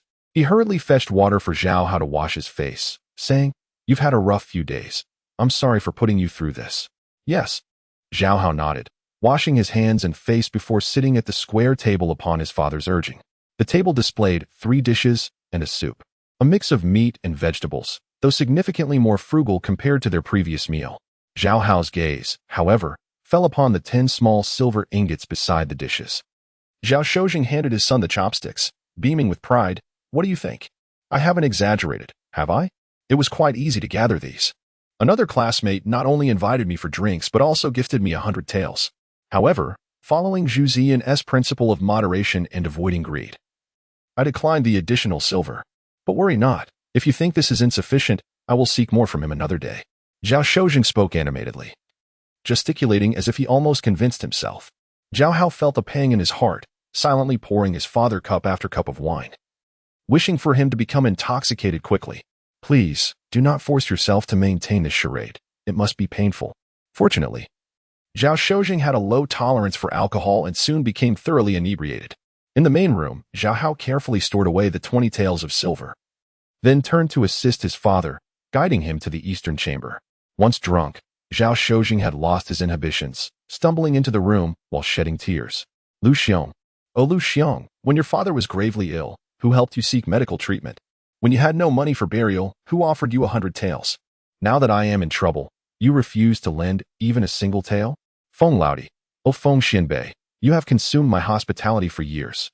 Why now do you not even allow me to enter your door? Alas, human relationships are colder than the Wu River, and the affairs of the world are as treacherous as the roads of Shu. Zhao Shozheng sang his off-key lament before collapsing onto the bed, soundly asleep.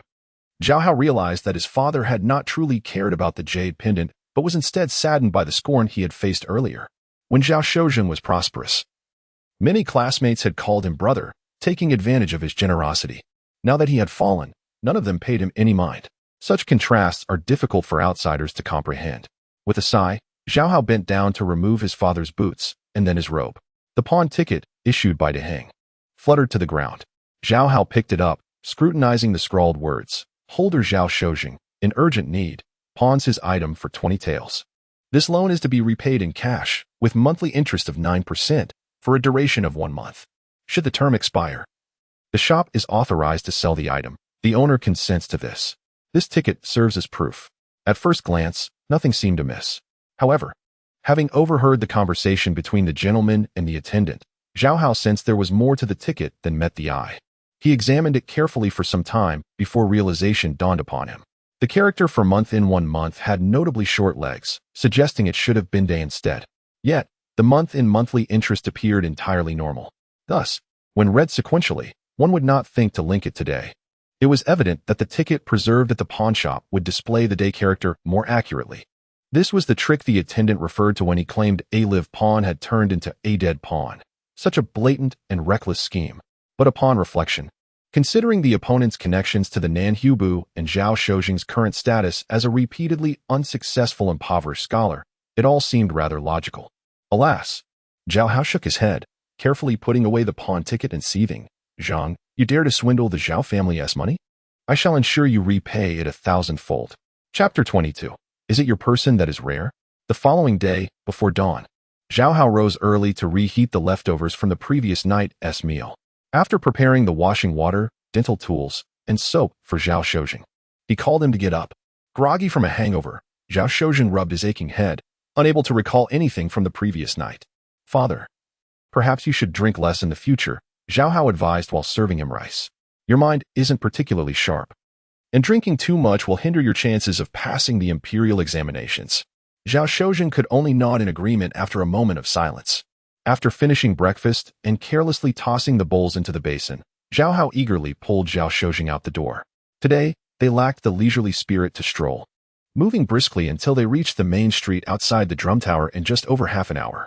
This street boasted several shops selling brown sugar. Wiping the sweat from his neck with a towel, Zhao Shozheng was met with a shake of the head from Zhao Hao. We cannot buy it here. Let us go further. Zhao Shozheng praised. If one acts cautiously, he can strengthen his resolve. If one speaks prudently, he can elevate his virtue. My son is destined for greatness. Zhao Hao rolled his eyes inwardly, thinking how well his father understood the principles, yet forgot them when it came to action. However, with important matters at hand, he refrained from wasting time on complaints and led Zhao Shozheng straight across the main street and through the square in front of the drum tower. Arriving at the bustling fish market street, rich in goods, the father and son split up, purchasing a total of 50 pounds of brown sugar from 4 different shops. They then carried the sugar over to the Northgate Bridge, employing the same strategy to buy another 50 pounds from 4 more shops. Zhao Hao, having spent all his money, found himself unable to hire porters. Zhao Shozheng took on the burden, heading towards Caijia Alley, 10 miles away. Zhao Hao intended to take turns carrying the load, but Zhao Shozheng insisted otherwise. You are still growing. I cannot allow you to be overburdened. Unable to argue, Zhao Hao resorted to fanning his father with a straw hat, offering him moral support. Yet, Zhao Shozheng struggled, swaying and stopping frequently, drawing the laughter of many townsfolk along the way. In this era, laborers routinely carried burdens of 200 to 300 pounds without issue. Even women and children managed such weights without being overwhelmed. Do not mind them, Zhao Hao encouraged with raised thumbs and a beaming face. Father, you are the best. Keep it up. Although Zhao Shozheng was unaware of the meaning of keep it up, he felt invigorated nonetheless. With a loud shout, he charged forward with the load. However, after not even 10 paces, his legs buckled, and he collapsed to the ground. Had Zhao Hao not been vigilant, quickly catching the shoulder pole, all the sugar would have spilled. I cannot do it anymore, Zhao Shozheng gasped, sitting beneath a tree. Let me rest a moment before I mount the battlefield again. Zhao Hao hurried to a nearby well, filled a ladle with water, and mixed in some brown sugar. After gulping it down, Zhao Shozheng felt revitalized. The road ahead is long. Let us continue. He leaned against the tree, mustering the strength to rise. At that moment, a joyful voice called out from afar. Is that not my elder brother? The father and son turned to see a tall man, wearing a black gauze headscarf and a somewhat worn blue robe, running towards them with a beaming expression. Ah, brother, it truly is you. As the man approached, Zhao Hao noted his decent looks, though his prominent ears appeared somewhat comical. Observing the dark circles under his eyes and the conspicuous grease stains on his clothing, one could sense a palpable air of despondency. Upon recognizing the visitor, Zhao Shozheng's face lit up with delight as he stood and clasped his hands in greeting. My dear younger brother, what a timely arrival. Really? Do you have a feast? The man asked eagerly, blinking in anticipation. Of course, Zhao Shozheng replied, pointing to the load he carried. But you must help me carry this home first. Not a problem. If my brother asks, I would brave fire and water without hesitation. The man glanced at the 2 cloth bags at either end of the pole, deeming them light enough, and pounded his chest confidently. However, noticing Zhao Hao beside him, he smiled and said, Is this my dear nephew? He has grown so much. Zhao Hao found himself bewildered by the overly familiar stranger and managed a forced smile as a greeting. This child doesn't talk much, the newcomer observed without concern. Bending down to lift the pole, only to exclaim, "Oh, how heavy." Despite his imposing frame, he struggled with the burden. Looking to Zhao Shozheng for assistance, he said, "Brother, lend me a hand." Zhao Shozheng helped lift the load, leading the way with Zhao Hao in tow. The man had no choice but to follow, puffing heavily behind them. After some distance, Zhao Hao could no longer contain his curiosity and whispered, "Who is he?" "He is my classmate from the Imperial Academy, named Fan Datong. The 5 taels I lent him previously came from him. I have no idea how much I've given him over time," Zhao Shozhen replied quietly. Understanding dawned on Zhao Hao, realizing he had caught a laborer. Yet, Fan Datong, also lacking stamina, began to complain of fatigue after just a few hundred steps. "Brother, shall we take turns?" he implored Zhao Shozhen, knowing his brother has kind heart. "Pay me back." Zhao Hao shot him a glare, irritated at his shamelessness for seeking more loans from his father in his current plight. "Dear nephew, you jest, do you not?" Fan Datong blinked at the resolute Zhao Hao, bewildered. "Return the money immediately," Zhao Hao insisted, extending his hand. "First, repay the 5 taels from the other day." Fan Datong hesitated, glancing at Zhao Shozhen. Zhao Shozhen shrugged, helpless. "You do not know, but my son now runs the household. My words carry little weight." "I did not say I wouldn't carry." Fan Datong quickly acknowledged, realizing the shift in power dynamics. "Dear nephew, do you believe I can carry it all the way to your home in one go?" "I believe." Zhao Hao replied dismissively, choosing not to engage further. Resigned, Fan Datong continued to trudge along, signed to Zhao Shozhen, "Brother, your son's temper is nothing like yours." "My son is 100 times more capable than I." Zhao Shozhen beamed with pride before inquiring about Fan Datong's intentions. "Just the other day, I forgot to ask for your new address and was troubled about how to find you." "It is truly fate that we meet today," Fan Datong answered earnestly. In truth, he had been wandering the northern part of the city for days, hoping to locate Zhao Shozhen. "Is that so?" "That is fortunate," Zhao Shozhen replied warmly, chuckling at himself. "It seems I have not yet completely failed as a person." Zhao Hao rolled his eyes internally, thinking, is it your person that is rare? Or is it your money they covet? Chapter 23. Fan Datong, exhausted to the point of collapse, finally managed to carry a burden of 100 jin back to Caijiao Lane. Upon witnessing the dilapidated state of Zhao's courtyard, he felt a wave of dizziness wash over him, nearly losing consciousness. Fortunately, Zhao Hao had the foresight to send his father to relieve Fan Datong of his burden beforehand. "Is my elder brother residing here now?" Fan Datong asked, tears glistening in his eyes as he gazed at Zhao Shozhen. Zhao Hao thought to himself that this was still a well-kept place, had he seen it in its original state. Would he have perhaps thrown himself into the well in despair? Zhao Shozhen, somewhat embarrassed, replied, "Did I not mention last time? In order to settle matters for my father, our family has already exhausted our fortune." Fan Datong looked utterly despondent, as if he himself were the one suffering. Zhao Hao mused that it must be due to a lack of resources to draw from. He opened the door and assisted Zhao Shozhen in unloading 2 sacks of brown sugar, carrying them directly to his room. When the father and son emerged, they found Fan Datong already back to his usual self, drawing water from the well and drinking heartily. "You didn't return?" Zhao Hao asked in surprise. Wiping his mouth with his sleeve, Fan Datong replied earnestly, "Dear nephew, you are mistaken. Am I the sort to only share in prosperity and not in adversity?" With a resolute expression, he pulled out a gold ingot from his sleeve, lamenting the loss. "I have yet to spend these 5 taels of silver, so I shall return them to my elder brother." Zhao Shozhen glanced at his son, but said nothing. Zhao Hao understood his father's thoughts. With the 100 jin of brown sugar now in hand, they could at least yield several tins of jin of white granulated sugar. He was no longer concerned about this small sum of silver. Thus, he honored his father's wishes, saying, "The money from the Zhao family is not something that can be reclaimed." Zhao Shozhen nodded vigorously. "I am very pleased that you have this sentiment. You should accept what my son offers. Then I shall accept it." Fan Datong, seeing that neither father nor son regarded the 5 taels of silver with any importance, joyfully tucked it away, declaring, as the sage says, "A gentleman seeks the way, not mere sustenance." I am now indeed a gentleman. "Oh, not seeking sustenance." Zhao Hao thought to himself, "Your notion of a gentleman is rather simplistic." He chuckled. "I thought one would at least provide a meal." "Certainly, it would be even better if a meal could be provided," he added. The sage also said, "Is it not a joy to have friends come from afar?" Fan Datong laughed in agreement. "Moreover, having carried this load for your family, It would be quite unreasonable not to provide at least a meal, would it not? However, if there is no wine or meat, let us make do with simple fare. Zhao Hao was not merely engaging in banter, he genuinely worried about how to arrange dinner. My dear nephew, you jest. How could there be no wine or meat? Fan Datong exclaimed, tugging at the rope hanging from the well. Grinning, what do you think this is?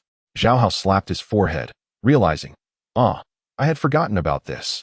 This is the meat that Gao Wu sent over, cut and placed in the well. It's still quite fresh. Yet, Fan Datong was not one to accept charity unconditionally. He eagerly took on the task of cooking. Zhao Hao was surprised to discover that he possessed considerable culinary skills. He deftly divided 5 gene of meat into 3 portions, preparing to stir-fry one and stew another, while also frying the fatty meat and adding it to the rice. Is there such a method? Zhao Juzheng exclaimed in astonishment while tending the fire. Dear brother, you truly have opened my eyes. Fan Datong, flattered by the compliment, beamed with pride. This is my unique culinary skill, known as fragrant braised meat rice, perfect for our current situation of limited resources. Zhao Hao thought.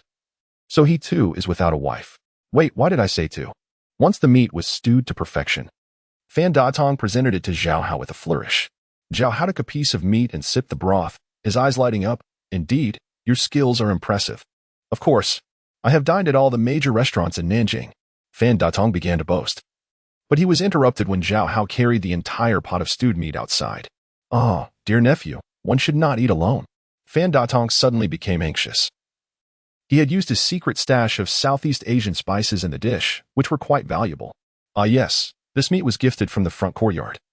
My son certainly cannot eat alone, Zhao Juzheng explained with a smile. Now I understand. My dear nephew, you are quite methodical in your endeavors. If you could be a bit more magnanimous, you are sure to achieve great things in the future. Fan Datong smirked, ready to uncover the pot. Do not speak nonsense. My son is the most generous of all. Zhao Juzheng firmly pressed down. We will wait for my son to return before we eat. Very well. I shall listen to my elder brother. Fan Datong craned his neck, eagerly anticipating Zhao Hao's return. Zhao Hao swiftly made his way to the blacksmith shop. Having grown quite familiar with the father-son duo, they were in the midst of their meal when Zhao Hao entered with the stewed meat. Gao Wu quickly stood to receive it. The blacksmith, having recovered his health, rose to grasp Zhao Hao's hand, inviting him to dine with them. Perhaps another day. I have guests at home tonight. Zhao Hao politely declined. Gao Wu's father hurriedly urged his son to serve Zhao Hao some of the pickled vegetables he had prepared, offering him large bowls of pickled cucumbers and beans to take home for guests. Zhao Hao accepted graciously, thanking the blacksmith, and then inquired of Gao Wu, Brother Gao, will you be free tomorrow? Gao Wu scratched his head, struggling to find the right words. Zhao Hao had become accustomed to this quirk of his. Gao Wu seemed to have suffered some injury to his speech center, but otherwise, he was perfectly fine. Old man cannot even lift a hammer, and the shop is closed. What business could he have? The blacksmith answered for his son. Gao Wu nodded, saying, that is precisely my meaning. Then tomorrow, Brother Gao, will you assist me on an outing? Zhao Hao asked with a smile. Certainly, Gao Wu replied, sounding just like anyone else. Then you shall wait at home tomorrow. I will come to fetch you. Upon returning home with 2 bowls of pickled vegetables, Zhao Hao was greeted by Fan Datong's exuberant exclamation, dinner is ready. As the pot lid was lifted, the enticing aroma of meat and rice wafted together, an irresistible scent that made the father and son, who had not had a hearty meal in quite some time, salivate. To their surprise, Fan Datong consumed more than the 2 of them combined. He devoured half a pot of rice, a pound of meat, and even a generous helping of pickled vegetables. Zhao Hao looked on in astonishment, thinking, indeed, he is a bottomless pit. Zhao Juzheng, equally curious, asked, do you not have silver? Why do you eat like a ravenous ghost? To speak frankly, after parting with my elder brother that day, I encountered Su Tong, who mentioned that the Zhao family had fallen on hard times, though I initially did not believe him, thinking, if that were so, why would my elder brother still generously lend me money? I had to see for myself the state of my elder brother's family before I could spend the money with peace of mind. Fan Datong lamented. Little did I know my elder brother would refuse, leaving me to starve for 3 days. Zhao Hao nearly choked on his food, baffled at how this fellow could consume half a pot and yet claim to have starved for 3 days. The nickname Bottomless Pit was, indeed, well deserved. My dear nephew, do not be unnecessarily astonished. Fan Datong, undeterred, said nonchalantly, during my most impoverished days, I survived on nothing but cold water for 7 days. Without a single grain of rice to eat. I ended up fainting in the lecture hall, becoming a great joke at the National Academy. Recalling the past, Zhao Juzheng burst into laughter. That is just how he is. When he has money, he spends it all without a thought for tomorrow. Zhao Hao gave both of them a thumbs up, expressing his admiration. Zhao Juzheng's face flushed with embarrassment, realizing that he too was of the same ilk. Chapter 24. Seizing the initiative regardless of the circumstances, Fan Datong and Zhao Juzheng could be considered friends who could engage in meaningful conversation. After witnessing his father's heartbreak the previous night, Zhao Hao certainly would not drive away Zhao Juzheng, who referred to him as his only friend. He retreated to his own room, guarding the precious 100 pounds of brown sugar, meticulously contemplating how to proceed step by step tonight and tomorrow. Once he had formulated a comprehensive plan, Fan Datong finally rose to take his leave. With a sigh of relief, Zhao Hao felt he could finally commence his work. The father and son resumed their roles as before, one stoking the fire while the other boiled the sugar. For safety's sake, Zhao Hao divided the 100 pounds of sugar into 10 batches.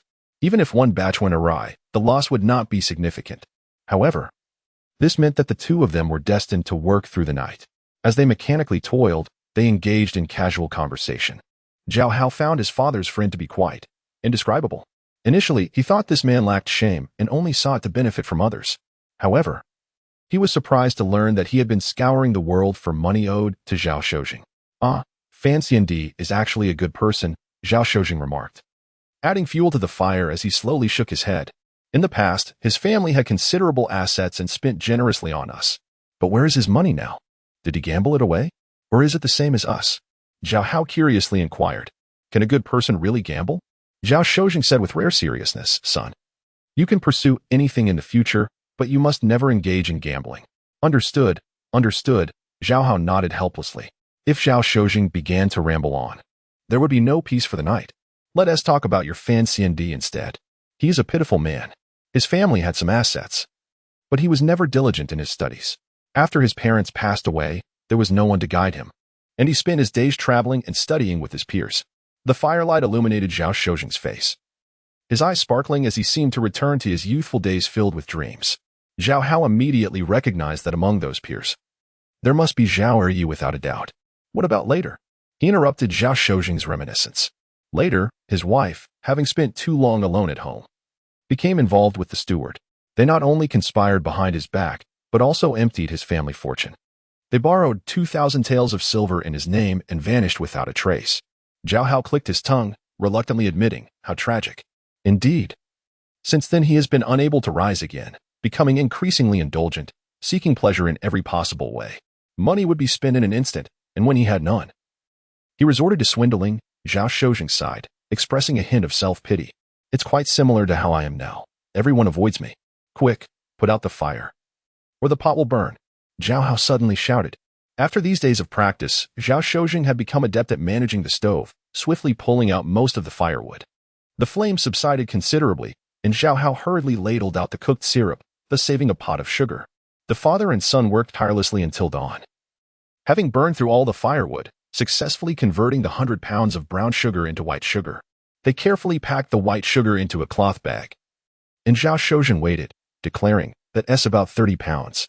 Not too bad, Zhao Hao replied, though he was dissatisfied with the conversion rate. Yet, when he thought about how much 30 pounds of white sugar was worth, he found little to complain about. At that moment, even Zhao Juzheng realized what a significant fortune this was. Eagerly, he suggested, shall we sell it now? Let's go? Zhao Hao could hardly wait. This time, we need to hire a bodyguard. He recalled how Zhao Juzheng had been deceived last time and wanted to hire someone to intimidate any unscrupulous merchants. Zhao Juzheng readily agreed, and the father and son set off to find Gao Wu at the blacksmith shop, carrying the cloth bag. Gao Wu had been waiting at home and stepped forward to take the bag from Zhao Hao. Wait. Zhao Hao looked Gao Wu up and down, sensing something amiss. Gao Wu, feeling uneasy under Zhao Hao's scrutiny, scratched his head. Why do you seem different today? Zhao Hao observed, puzzled by Gao Wu's neat attire. Gao Wu chuckled and explained, since I'll be accompanying the young master, I couldn't afford to embarrass him, so I wore my best clothes. I see. Zhao Hao exclaimed, waving his hand, quickly change back into your usual attire. Gao Wu nodded and, without hesitation, went into the inner room. Moments later, he emerged dressed in his usual coarse garments. Being a martial artist, it mattered little that it was late February. He would still dress in this manner even in the depths of winter. Don't you usually roll up your pant legs and leave your shirt open? Zhao Hao smiled as he noticed Gao Wu had intentionally buttoned his shirt and lowered his pant legs. Just return to your usual style. Following Zhao Hao's instructions, Gao Wu rolled up his pant legs, revealing solid calves like iron. He also unbuttoned his shirt, displaying the distinct scars on his well-defined abs and chest. With the scar on his face, no one would doubt he was a bandit leader. Otherwise, that day, Zhao Hao would not have nearly been scared out of his wits. Yes, this is the look we want. Zhao Hao clapped his hands, satisfied. Let's set off. The three bid farewell to the blacksmith and made their way south along Saijiao Lane, reaching the street outside the drum tower. Arriving at Tang Jinan goods store, Zhao Hao had pondered carefully the previous night. He decided to sell the sugar to multiple shops to maintain secrecy. However, the opposite was true when it came to selling. The fewer buyers, the better to keep the secret. After much consideration, he resolved to sell it all at this one store. Pausing outside the store for a moment, Zhao Hao turned to Zhao Shozheng and asked, "What do you think about having you keep watch outside?" "Ah, my son, you need not be so diplomatic. I know I am not the bargaining type," Zhao Shozheng replied, exhibiting a self-awareness born from his own struggles. "I shall not go inside and cause chaos." Zhao Hao gave his father a thumbs up, praising him. He then had his father sign on 2 sheets of paper before he and Gao Wu entered the Tang Jinan goods store. Inside the store, the plump owner was busy taking inventory with his employees. Suddenly, the light in the store dimmed. Everyone turned to the entrance, only to see a towering, scarred giant with rolled-up pant legs and an open shirt, revealing a body covered in scars, striding in with an intimidating presence. The atmosphere in the store instantly grew tense, and several employees subtly gripped the clubs leaning against the counter. "May I inquire what brings you here, sir?" the shopkeeper asked, forcing himself to sound calm. However, the giant remained silent, his copper-ringed eyes fixated on the crowd. The tension in the store escalated, with some employees feeling an overwhelming urge to flee. The plump owner, dry-throated and leaning on the counter, stammered, "Might you be here to collect protection fees?" Chapter 25. The confrontation upon seeing his own reflection, which inadvertently caused a misunderstanding with the shopkeeper. Gao Wu offered a somewhat apologetic grin. Unfortunately, the scars on his face marred the nerves on the right side, rendering his smile grotesque. It was so fearsome that it startled a nearby assistant, causing him to drop his whistle. "A true hero knows how to negotiate, and I understand the rules." The plump shopkeeper, not one to suffer losses lightly, promptly presented a 5-tael silver ingot with both hands. "Let us enjoy some tea." Coughing lightly, Zhao Hao, standing behind Gao Wu, signaled that his intended effect had been achieved. Gao Wu then stepped aside to clear the path, allowing Zhao Hao to saunter into the establishment. "Oh, who could this be?" The rotund shopkeeper, with an excellent memory, immediately recognized Zhao Hao, wiping the sweat from his brow with a rueful smile. "It is indeed this young master. You startled me." As he spoke, he subtly returned the silver ingot to his sleeve under the pretense of wiping his forehead. "Wasn't Boss Tang inviting my brother for tea?" Although Zhao Hao had not inquired about the shopkeeper's name, he surmised it was likely Tang. Indeed, the shopkeeper did not correct Zhao Hao's address, nor did he show any embarrassment at being discovered, instead smilingly responding, "This esteemed brother possesses an imposing demeanor and righteous spirit. How could he possibly extort honest citizens?" Hearing him refer to himself as an honest citizen, Zhao Hao chuckled. Boss Tang, feeling slightly embarrassed, joined in the laughter. Clearly aware that he was quite distant from the title of honest citizen, he warmly invited Zhao Hao to the tea table set up in the shop, as if they were old friends. Seated before the table, Zhao Hao accepted the white porcelain teacup offered by Boss Tang, gently lifting the lid. The tea was a clear jade color with a hint of yellow. After sipping, he found it rich and sweet, with a fragrance reminiscent of orchids and a lingering aftertaste. "Excellent Maofeng. You truly have an eye for quality, young master. This is the finest Huangshan Maofeng, reserved solely for guests and not for sale." Boss Tang replied with a slight smile. "Might you have business to discuss with my humble shop today?" "How so?" Zhao Hao countered, holding the teacup and returning the question. "Last time, you left in high spirits and in haste. You must have gleaned something significant from our conversation," Boss Tang said with a knowing smile. "Today, you appear prepared, clearly intent on conducting serious business." Zhao Hao felt a flush of embarrassment. He had thought he was adept at concealing his intentions. It was surprising how easily his motives were discerned by a shrewd individual. It seemed he would need to be more cautious in the future. Boss Tang, observing Zhao Hao's demeanor, mused that the young man was still inexperienced in their game. As the saying goes, the marketplace is akin to a battlefield. Zhao Hao had seized the initiative, But Boss Tang, through deft maneuvering, swiftly regained control of the situation. Since the other party had exposed the truth, Zhao Hao saw no reason to play coy. He set the teacup down on the table, shifting his approach. Last time, you mentioned the price of sugar. How much for a tael?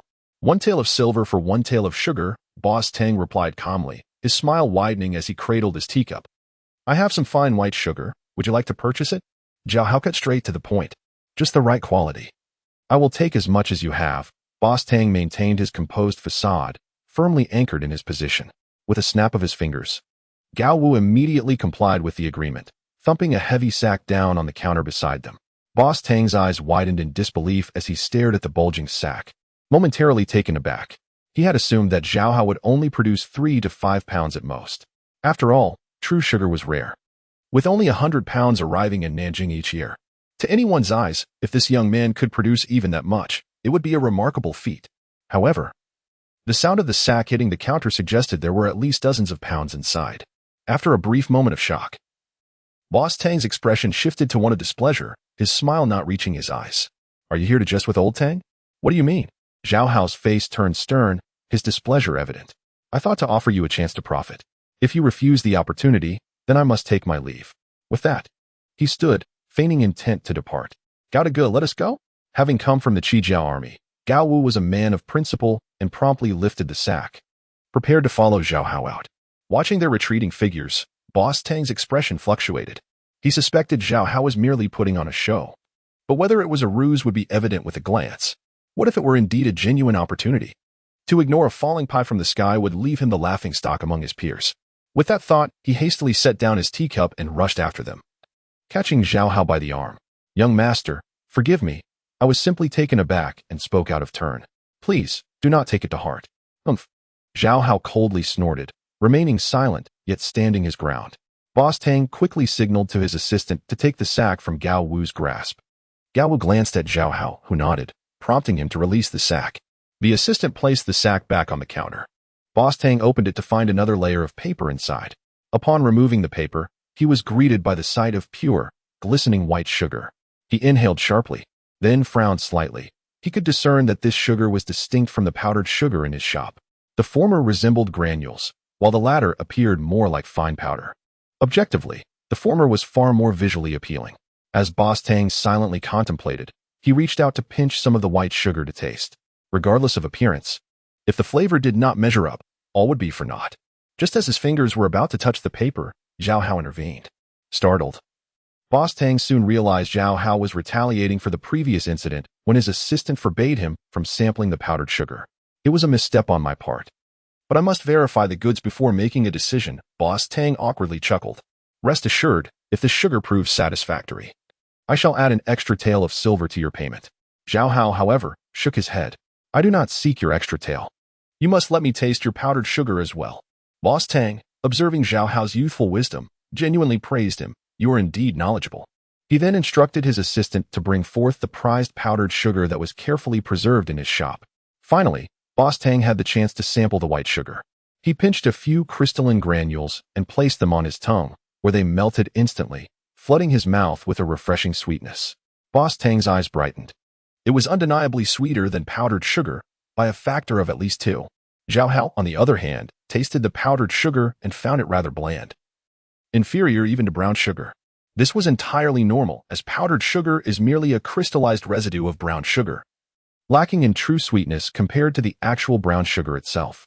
However, the rarity of such sugar, combined with its pristine, frost-like appearance, made it a symbol of wealth for the affluent, thus justifying its exorbitant price.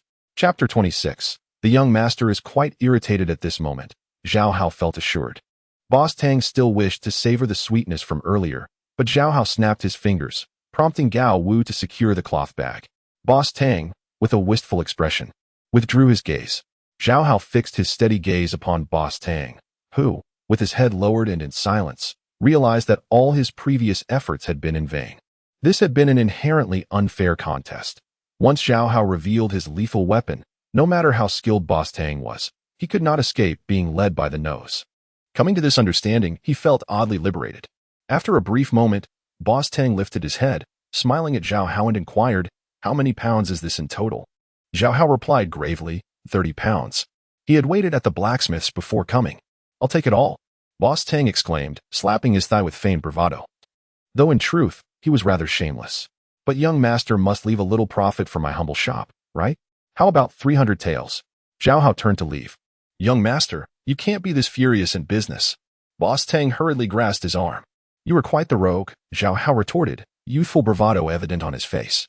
"Let go of me. I no longer wish to play with you." Boss Tang quickly relented. "What if I add 50 taels?" Yet Zhao Hao still attempted to depart. "For 100 taels, that's the utmost." Boss Tang lamented, his face showing signs of distress. "At this rate, I'll be losing money and only gaining noise." Zhao Hao, however, chuckled derisively. 1 pound equals 16 taels, 30 pounds amounts to 480 taels. Even if you offer the price of sugar frosting, you would still net 80 taels. Moreover, my sugar, in both appearance and sweetness, far surpasses yours. There is no better sugar to be found throughout the realm. I refuse to believe that in Nanjing, there are no buyers willing to pay a premium. Young master, that's not how the calculations work."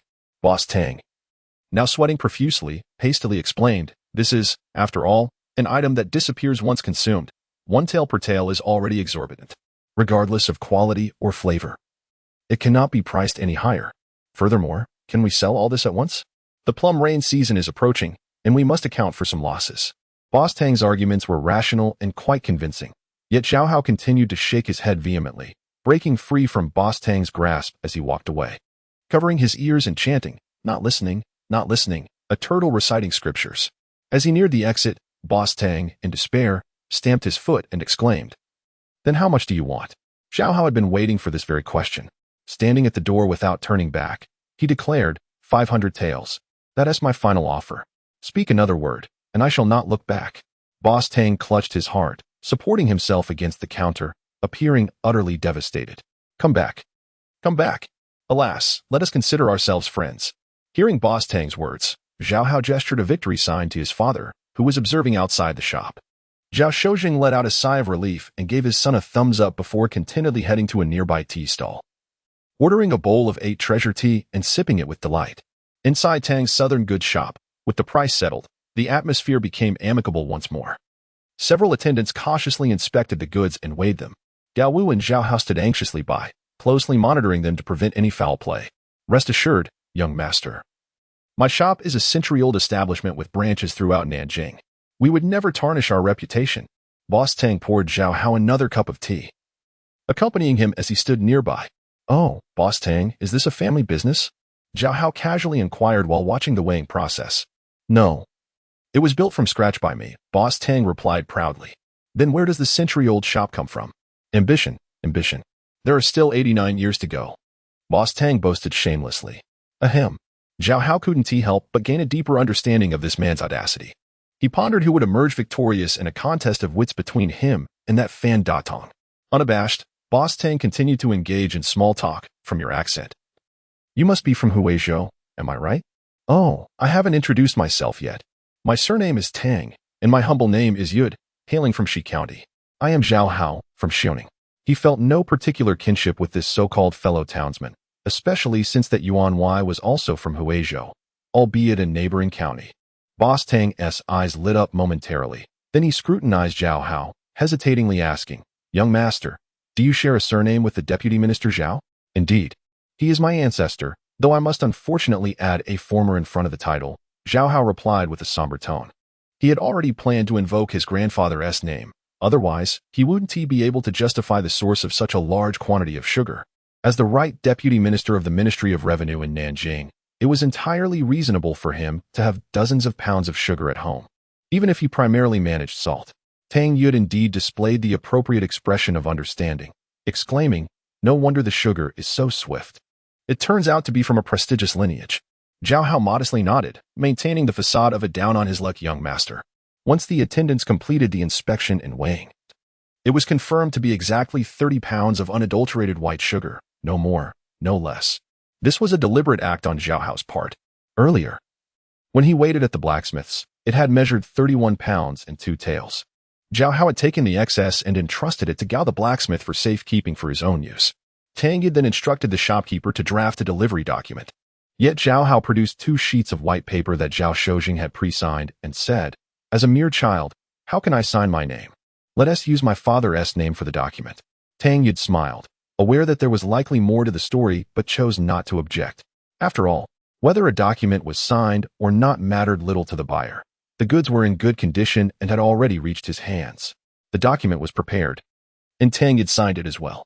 He then received 100 taels of silver from the shopkeeper, weighing it before Zhao Hao with a specialized scale, exactly 100 taels. No more, no less. After Zhao Hao tucked away the silver, he produced a piece of mulberry paper, presenting it to Zhao Hao with both hands. Our shop lacks sufficient cash, so I kindly ask you to accompany me next door to Wu's for the remainder. This was Zhao Hao's second encounter with the so-called receipt. The last time, he had only caught a distant glimpse, but this time, he examined the uniquely textured receipt closely. It was slightly wider than a 100 yuan bill from later times, obviously in a vertical format. It bore a uniform design printed in blue ink, complete with headers and footers, a running seal, a silver shop's signature, and the shopkeeper's endorsement, resembling a banknote from over 200 years later. The only difference was that it did not state payable on demand. Instead, it indicated the deposited amount, and additionally, included the depositor's signature. For instance, this receipt stated, received today from Tang Yud 400 taels of fine silver. In comparison to the banknotes issued by the Western merchants later on, it resembled more of a deposit slip. Zhao Hao then followed Tang Yud into the neighboring Wu's commercial silver shop. At this time, there were no specialized currency exchange institutions. Instead, pawnshops and silver shops engaged in various financial activities. However, the largest of these pawnshops and silver shops had already opened branches across the two capitals and various provinces, such as Wanyuanhao and Hangtongji, which could facilitate exchanges nationwide. Wu's shop was slightly smaller, limited to exchanges within the two capitals and South Jili, lacking even a branch in Zhejiang. Nonetheless, it had over 30 branches and its headquarters was located in Shi County, making it the go-to establishment for Zhao Hao's transactions. Boss Tang pointed reverently at Wu's sign and smiled at Zhao Hao, saying, "Though this Wu's is from my Shi County. The current head is a widow named Yi who married from Xiaoning. She's not to be underestimated." "Yi the widow? I have not heard of her." Zhao Hao replied disinterestedly, as he was solely focused on obtaining his payment promptly. Chapter 27. I would endure 1,000 insults. The Wu family commercial silver shop did not allow free entry like the Tang family South goods store. At the entrance stood 4 brawny men, their dark faces menacing, each clutching a formidable sword over 4 feet long, glaring fiercely at the passers-by. The common folk were strictly prohibited from entering. Fortunately, with Tang Yud frequently visiting, Zhao Hao was spared the interrogation that others faced at the hands of these gatekeepers. However, the imposing presence of Gao Wu, whose intimidating demeanor exceeded that of the guards, meant that even with Tang Yud's assurance, he was still required to wait outside.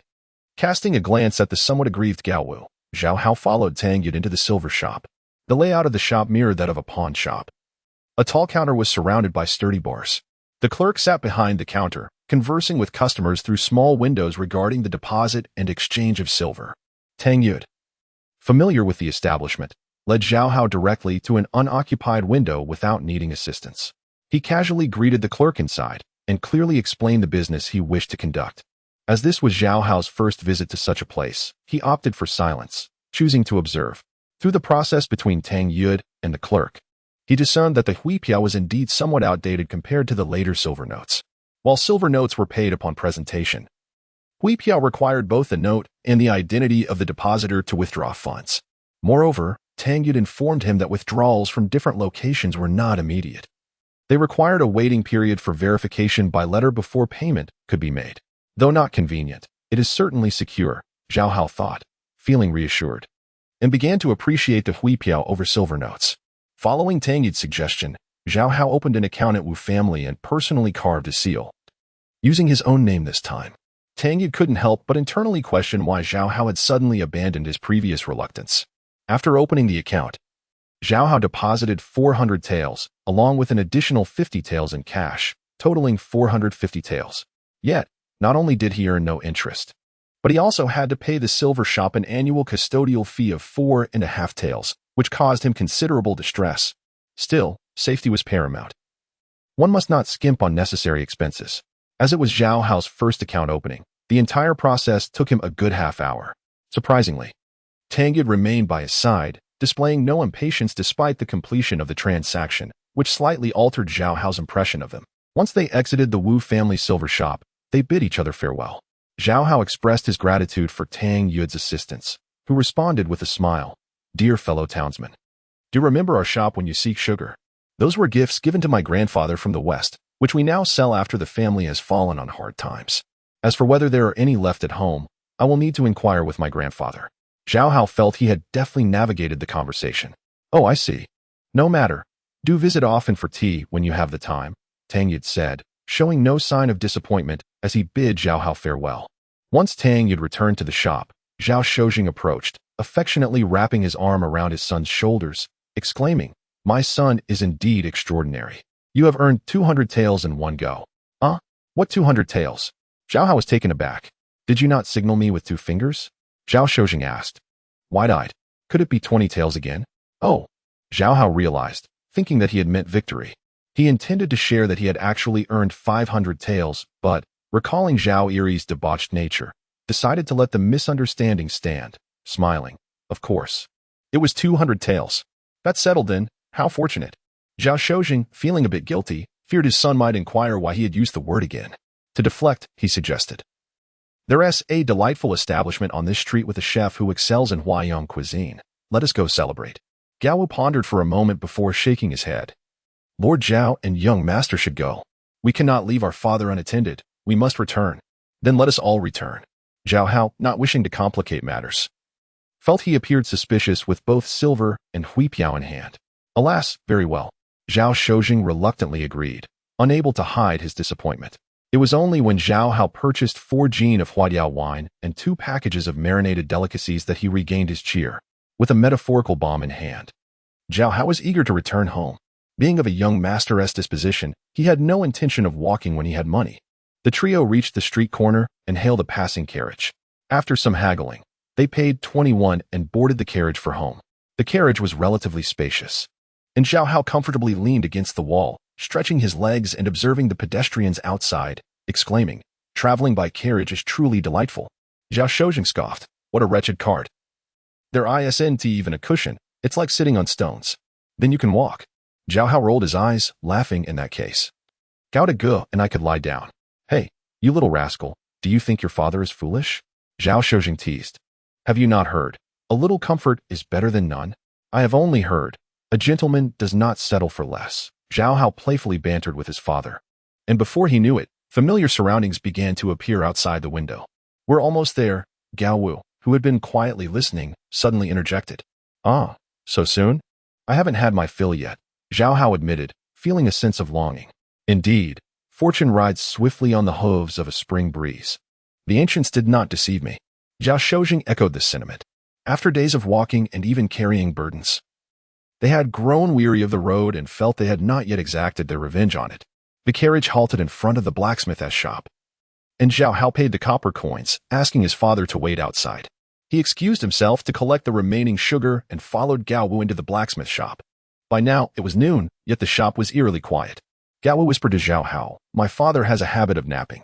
They tiptoed into the back room, where the sound of snoring confirmed his father's slumber. Before long, Gao Wu emerged holding the bag of sugar. Zhao Hao placed the wine and meat he had purchased for them on the table. Thank you for your hard work, Gao de Ge. I shall head back first. With that, he took the sugar and turned to leave.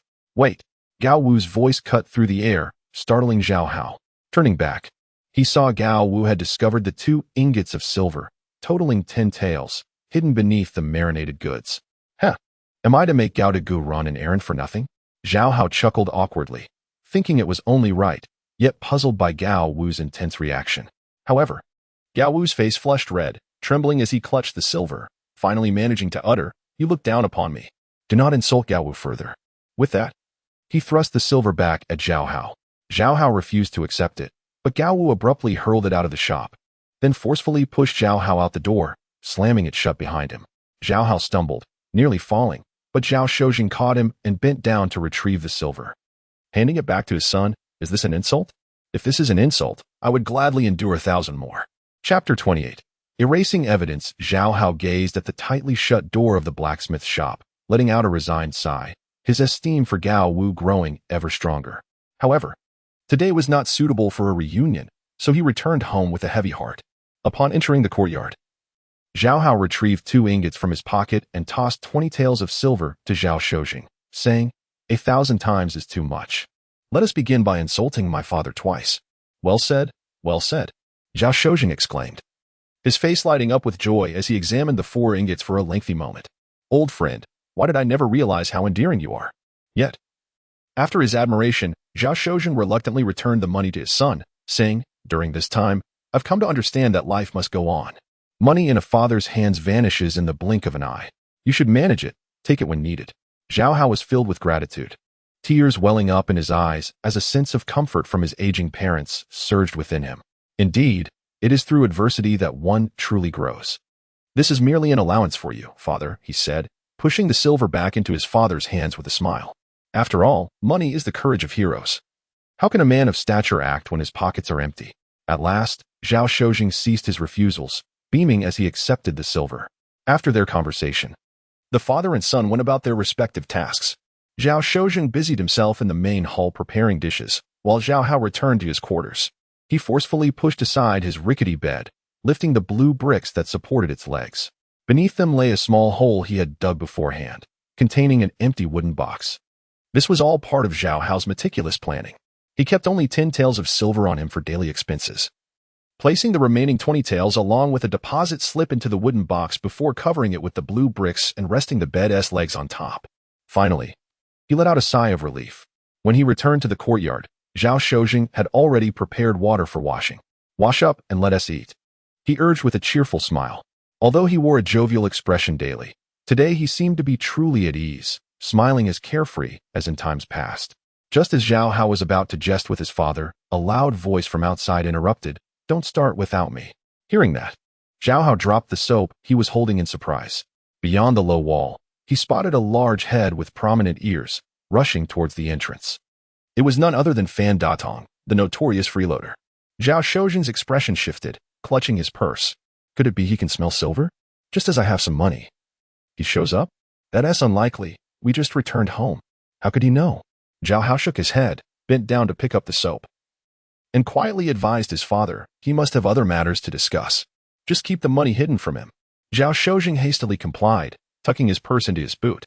Just as he straightened up, Fan Datong kicked open the slightly ajar courtyard door, drenched in sweat, and rushed in with a bundle of goods. "Quick! Come see what I brought." In the astonished gazes of the father and son, Fan Datong began to display packages of neatly cut pork and lamb, along with 2 hefty fish and various ready-to-eat dishes. "Roast chicken, salted duck, pig's head meat, and this," he said, pulling out a large wine gourd adorned with a square of red paper, inscribed with the words Daku. "What a fine selection." Zhao Shozheng's eyes sparkled as he reached out to take it, but then remembered his son's earlier words and said, "I must refrain from drinking for now." "Uncle, how generous you are today," Zhao Hao remarked, intrigued. "Celebrating the housewarming. I didn't get you silver yesterday, so I bought wine and meat today." Fan Datong chuckled. "Cousin, I saw your rice jar was nearly empty, so I purchased a stone of rice and a bucket of oil from the grain shop. It should arrive soon. Rice in Nanjing is expensive. A stone costs a tael of silver, and oil is even pricier.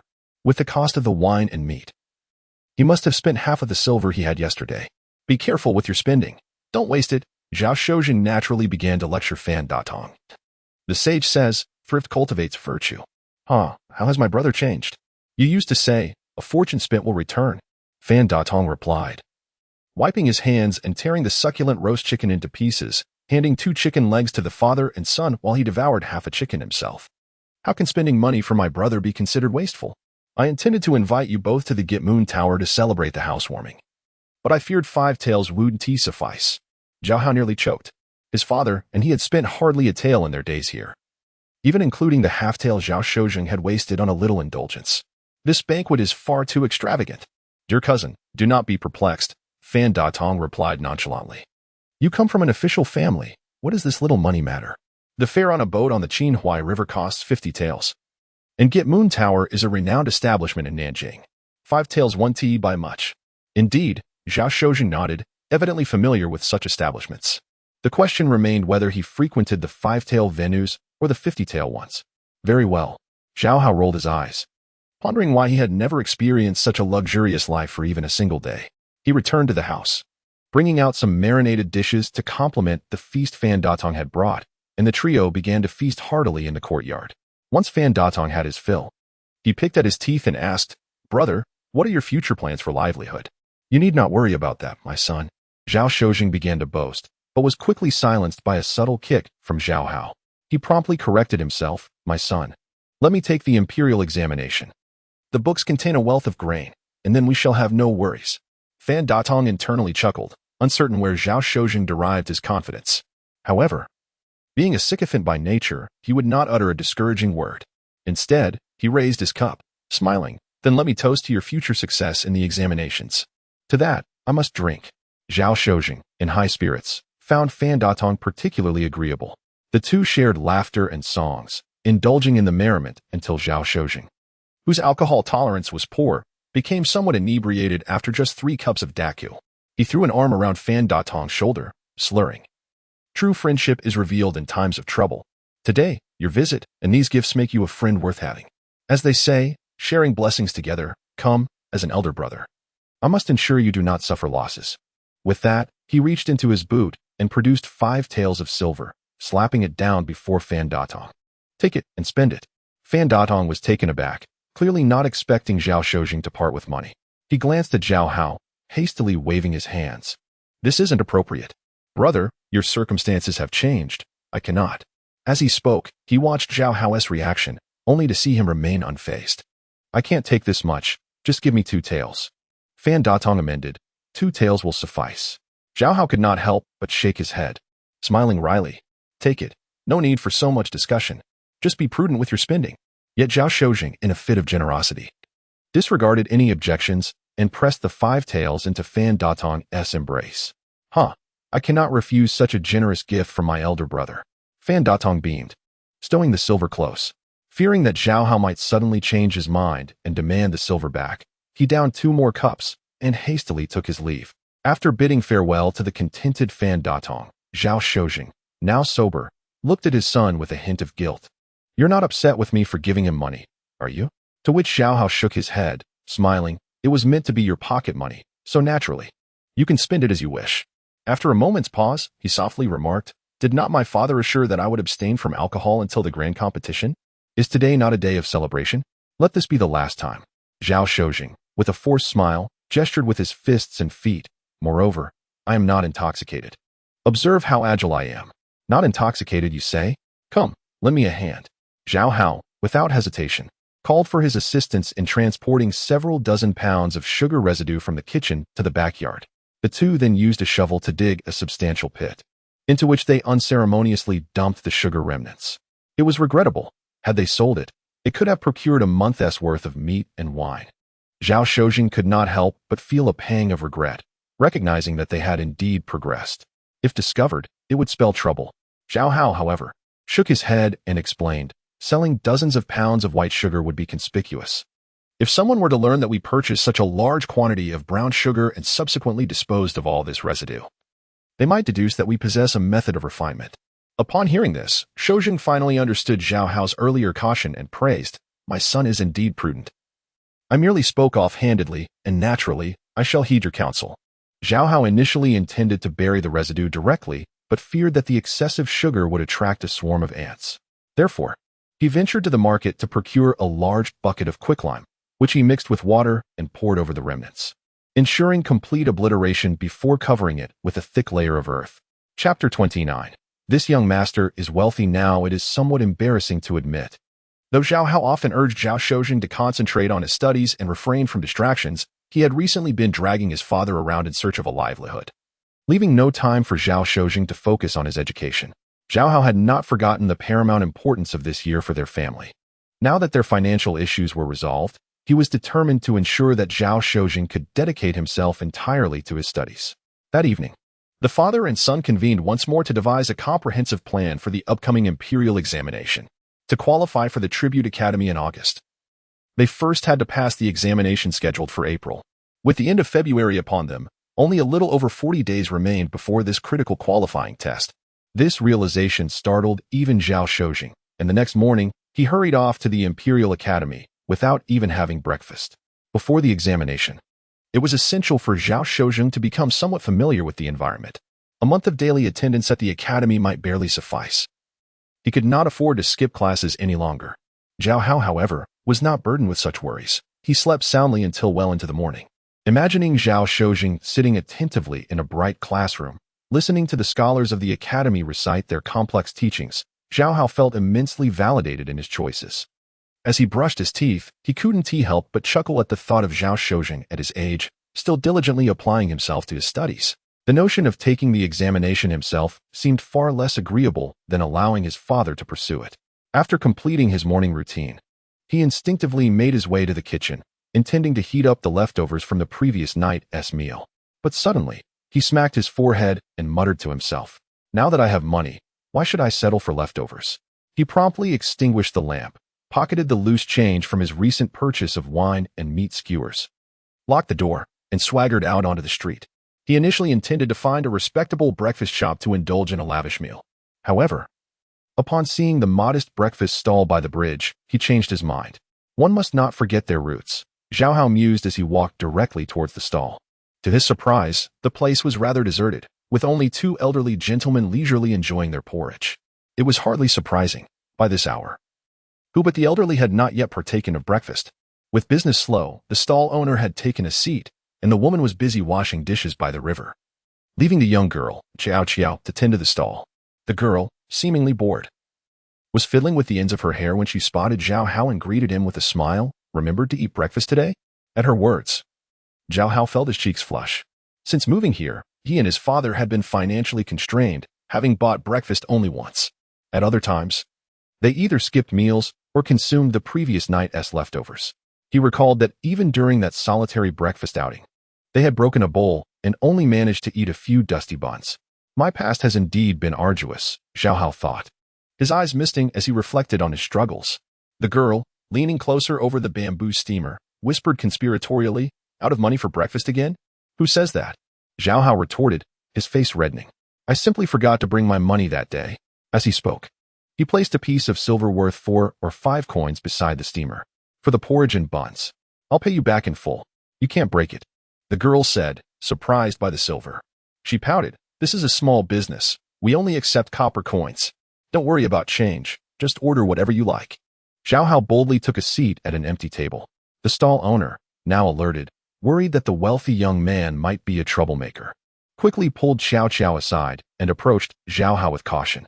"My apologies, young sir, but time is running short, and our remaining ingredients are limited. Even if I give you everything, it wouldn't amount to 101. That's quite all right. You can keep the change for later," Zhao Hao assured him, waving his hand amiably. "Uncle, I'm merely a neighbor here to eat. Do serve whatever you have. I am not picky." At that moment, one of the elderly gentlemen, who had been quietly eating his porridge, chimed in, "Indeed, Fangda, this is the young man who helped the blacksmith. I witnessed Gao Wu bowing to him in the street." "Oh, is that so?" The stall owner finally relaxed and proceeded to prepare Zhao Hao's meal. Zhao Hao nodded appreciatively towards the elder for his kind words. Such high-caliber individuals like this young master residing in Xijia Alley were indeed a boon for the neighborhood. The two old men treated him with utmost respect, likely in awe of his reputed medical skills.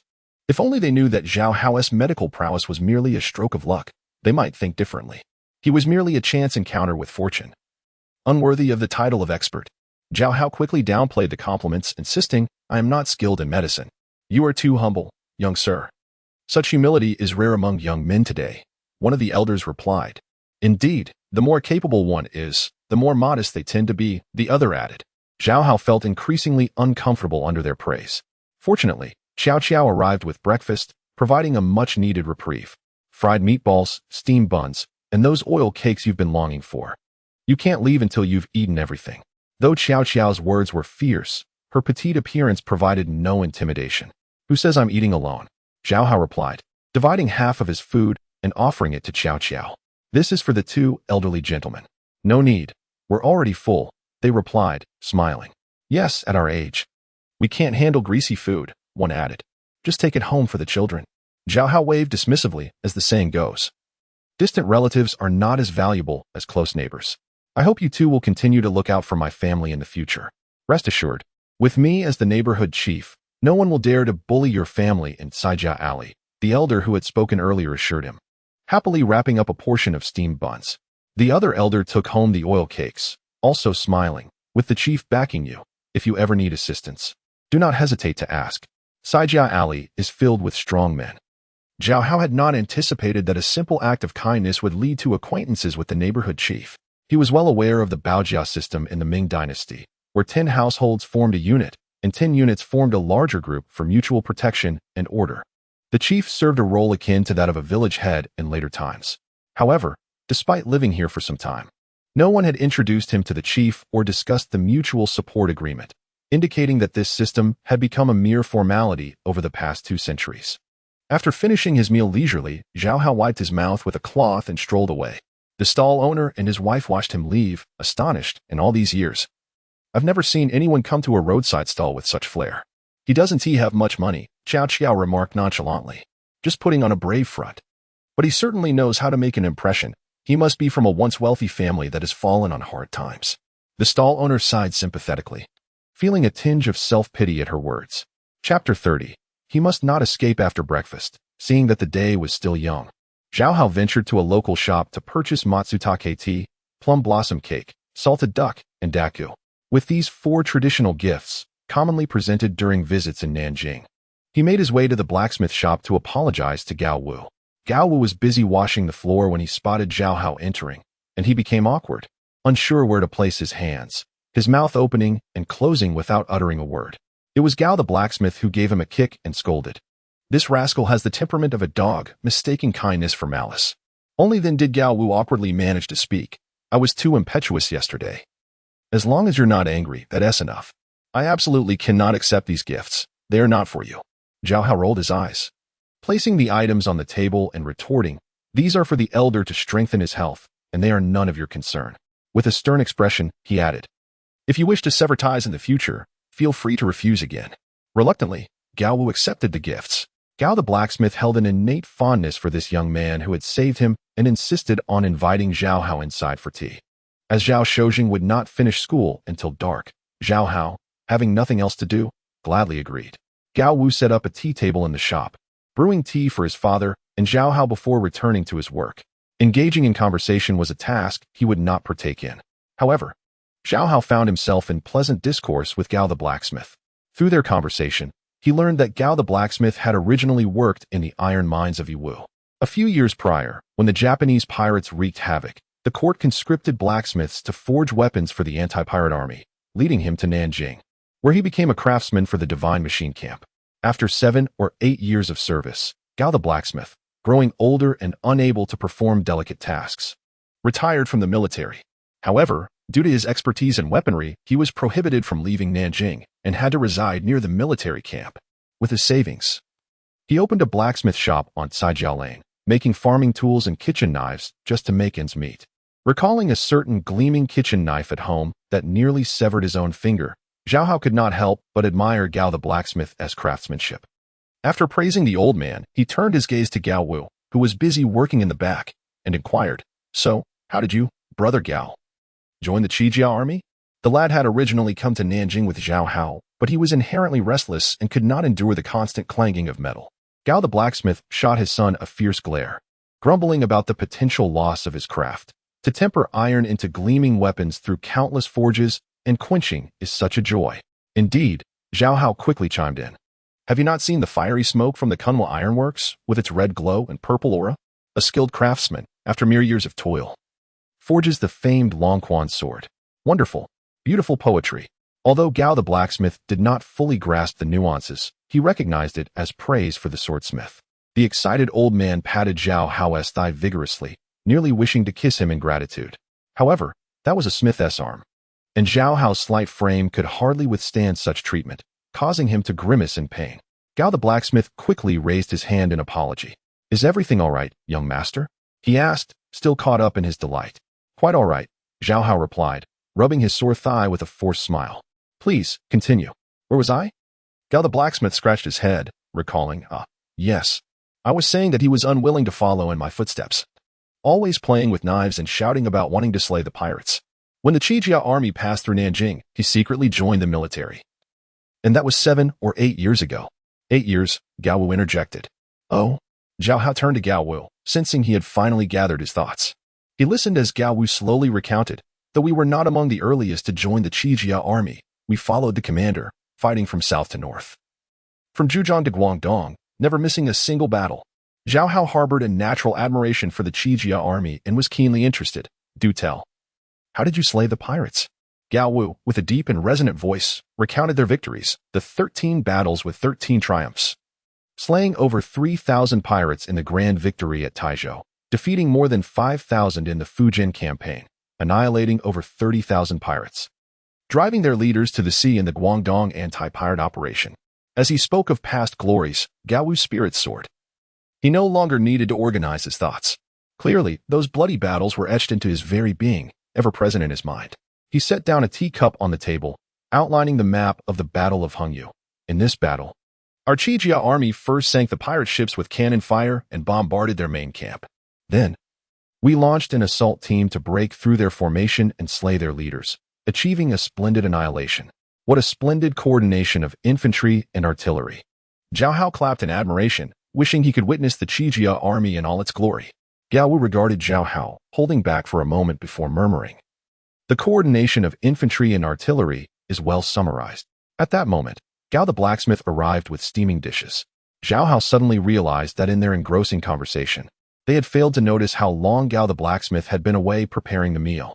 Gao Wu hurried to assist his father in setting the table, while Gao the blacksmith, glancing at his son who possessed martial prowess yet had no means to utilize it, let out a sigh before turning to Zhao Hao with a smile. Please, make do with this humble meal.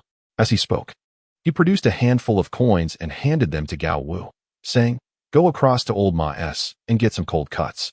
Zhao Hao quickly stopped Gao Wu, saying, If you do that, I shall no longer dare to come for meals. Gao the blacksmith did not insist further, calling out to his son, Let it be. The young master is a magnanimous person. Excessive politeness may be unwelcome. Very well, Zhao Hao replied, lifting his bowl and placing a piece of pickled cucumber into his mouth, finding it quite refreshing. In truth, he had eaten breakfast too late and in excess, and a bit of porridge with pickled vegetables suited him perfectly, as he was not in the mood for meat. The three of them began to eat and chat, and upon realizing Zhao Hao was genuinely easygoing, Gao the blacksmith cautiously asked, There's something I've never quite understood. Speak freely, elder, Zhao Hao replied with a smile, taking a sip of the porridge. Then I shall speak plainly, Gao the blacksmith said. I observe that you act decisively and possess strong principles under such circumstances. One would expect you to hail from a wealthy and noble family. How is it that you and your father have fallen to such a plight?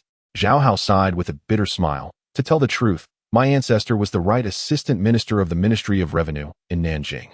This year, he fell afoul of the court and lost his position, leading to the downfall of much of our family's fortune. My father and I have no choice but to scrape by here. Ah, I see, Gao the blacksmith responded with a sigh, then smiled. You are certainly no ordinary person. I believe good fortune will soon find you, and you will see brighter days ahead. He patted his chest, proclaiming, Though my son and I appear humble, we still have some savings. Should you need assistance, do not hesitate to ask. Upon hearing this, Zhao Hao glanced at Gao Wu in surprise. Gao Wu shook his head slightly, evidently having kept the news of his recent earnings of 500 taels from his father. A surge of joy filled Zhao Hao's heart. Such discretion was indeed rare, and he mused that he must ensure he did not let Gao Wu slip away. Chapter 31. The scholar's dignity. The gentle midday sunlight of early spring enveloped the blacksmith shop in warmth. Zhao Hao and the Gao family were enjoying a simple meal while engaging in casual conversation. Upon learning about Zhao Hao's family's misfortunes, the blacksmith, Gao, generously offered to assist them. Observing the meager conditions of the blacksmith's shop and the modest attire of the father and son, one might wonder how much Gao could afford to give, yet his willingness to help was touching. To be honest, uncle, my brother Gao helped me earn a significant sum yesterday, alleviating my immediate concerns, Zhao Hao replied. That's wonderful to hear, Gao exclaimed, genuinely pleased for Zhao Hao. He then inquired with concern, but one must have a sustainable livelihood. What plans does your father have? Zhao Hao understood that Gao was subtly questioning why his father, Zhao Shojing, remained idle at his age. He smiled and answered, My father is studying at the Guozijian and intends to participate in the autumn examinations this year. Oh, so your father is a scholar. My apologies for my earlier assumptions, Gao responded, somewhat surprised. Reflecting on Zhao Shojing's demeanor and attire, he shook his head, saying, I had no idea. Oh, isn't it normal that the title of scholar isn't written on one's face? It's understandable that you didn't recognize it, Zhao Hao remarked curiously. How could that be? A gentleman carries himself with a certain dignity, and scholars have their own grace. It's unmistakable, Gao insisted. Is that so? Zhao Hao pondered, realizing that even a humble blacksmith was aware of the societal expectations surrounding status, including that of a scholar. Surely you must know this, my lord? Gao said with wide eyes, suddenly enlightened. You come from a gentry family, accustomed to a life of abundance, far exceeding that of ordinary scholars or students. Gao's assumption spared Zhao Hao the trouble of further explanation. He set down his bowl and clasped his hands together, saying, Please, enlighten me, uncle. There's no need for such formalities. I merely share what I've heard, Gao replied, waving his hand dismissively. However, allow me to recount what I've observed in Nanjing over the years, just for amusement. Please do, uncle, Zhao Hao urged, eager to listen. Let us not discuss those currently in office. You surely know more than I do about them, Gao began, dismissing the topic of serving officials. Actually, I am quite unaware. Zhao Hao thought to himself, but to maintain the faade of a fallen noble, he forced a smile and replied, Very well. Now, as for those who are no longer in office, I have seen retired gentlemen, mourning their losses at home, being carried about in large sedan chairs, with forebearers. Alongside them, there are umbrella bearers, all dressed in red vests and conical hats, accompanied by a retinue of attendants, often a dozen or more, creating an entourage that rivals those still in power. Zhao Hao listened in awe, thinking how extravagant that must be. He then asked, What about the Jiren, successful candidates in the provincial examinations? Jiren also ride in chairs, but only the smaller ones carried by 2 men, and their bearers cannot wear red. However, they do have attendants, often carrying umbrellas, which still necessitates the support of 4 or 5 people, Gao explained, stroking his beard. The Jiren are newly wealthy and care greatly about their appearance. I've heard that rural gentry may ride in larger chairs, flaunting their titles of filial and incorruptible or village leaders, but they dare not do so in the city, where they must revert to the smaller sedan chairs, lest they become the subject of ridicule. I see, Zhao Hao mused, becoming increasingly resolved to ensure that Zhao Eri passes the imperial examinations. Yet, a troubling thought crossed his mind, prompting him to ask, if Jiren are affluent, how do impoverished scholars maintain their dignity? The scholars of the Ming Dynasty, including Gongsheng, Jiansheng, and Xiuzai, essentially constituted a single social class. Zhao Hao refrained from asking about poor Jiansheng, instead inquiring about poor Xiuzai, which bore similar implications. Scholars are permitted to ride in shoulder chairs, but they often lack a steady income and face significant educational expenses. Unless their families can support them, they generally struggle to make ends meet. Therefore, walking instead of riding is not a source of shame. However, when visiting mentors or official offices, failing to rent a shoulder chair would indeed invite mockery, Gao elaborated. Yet even the most frugal scholar cannot do without a servant, he added, glancing at Zhao Hao. Once March arrives, with more rainy days, if Scholar Zhao were to carry his own umbrella, not only would others laugh, but he himself would feel uncomfortable. Ah, so scholars cannot carry their own umbrellas? Zhao Hao suddenly recalled that every time Zhao Shoujing left the house, he had asked him to take an umbrella, but his father always declined. Zhao Hao had initially thought it was merely a sign of his father's laziness. Indeed, and scholars' umbrellas are made with tin tops. Quite different from those of ordinary folk, Gao said, a tinge of envy in his voice. On rainy or sunny days, when the attendants unfurl them, shimmering silver in the light, it is clear that a scholar is arriving. Zhao Hao nodded slowly, already contemplating the issue of hiring a servant. Just as he was about to inquire if Gao had any connections, he suddenly spotted 2 familiar figures peeking into the alley. Why are they here? Zhao Hao wondered. Spotting his uncle and cousin. Having finished their meal, he bid farewell to the Gao family and stepped out of the blacksmith shop. What are you doing? Zhao Hao called out, startling the 2 figures. Goodness. Zhao Shud nearly collapsed in fright, while Zhao Skin jumped in surprise. What's wrong with you, you little rascal? Do you not know that scaring someone can lead to dire consequences? Zhao Shi exclaimed, turning to see Zhao Hao, who was grinning. I was merely joking with uncle. Zhao Hao chuckled, clasping his hands before his uncle and flashing a smile at his cousin. What brings you both here? How could I not come see you? As your elder, it is my duty, Zhao Shi replied, his tone noticeably gentler than usual. Please, come in. The place is modest, but I hope you won't mind. Zhao Hao said, leading them inside. Zhao Shi was taken aback by the shabby, patched-up state of the place. After a long pause, he sighed, So you truly live here? I didn't believe your father when he mentioned it the other day. It's much better now, if not for our neighbor's help in repairing it. It would be uninhabitable, Zhao Hao said as he brewed tea for his uncle and cousin. By the way, I heard father mention that you are not staying in the official residence? Zhao Shui coughed awkwardly, evading the question. Due to some circumstances. I am temporarily residing at your brother's maternal grandfather's house, just a short stay. Zhao Hao expressed his envy. That sounds nice. You should stay longer. It will save you some expenses. His words were sincere, as he had recently faced several crises of running out of food. Seeing Zhao Hao's genuine demeanor, Zhao should recall that both he and his son had initially hoped to benefit from a prosperous marriage, only to find themselves both rejected and in their current predicament.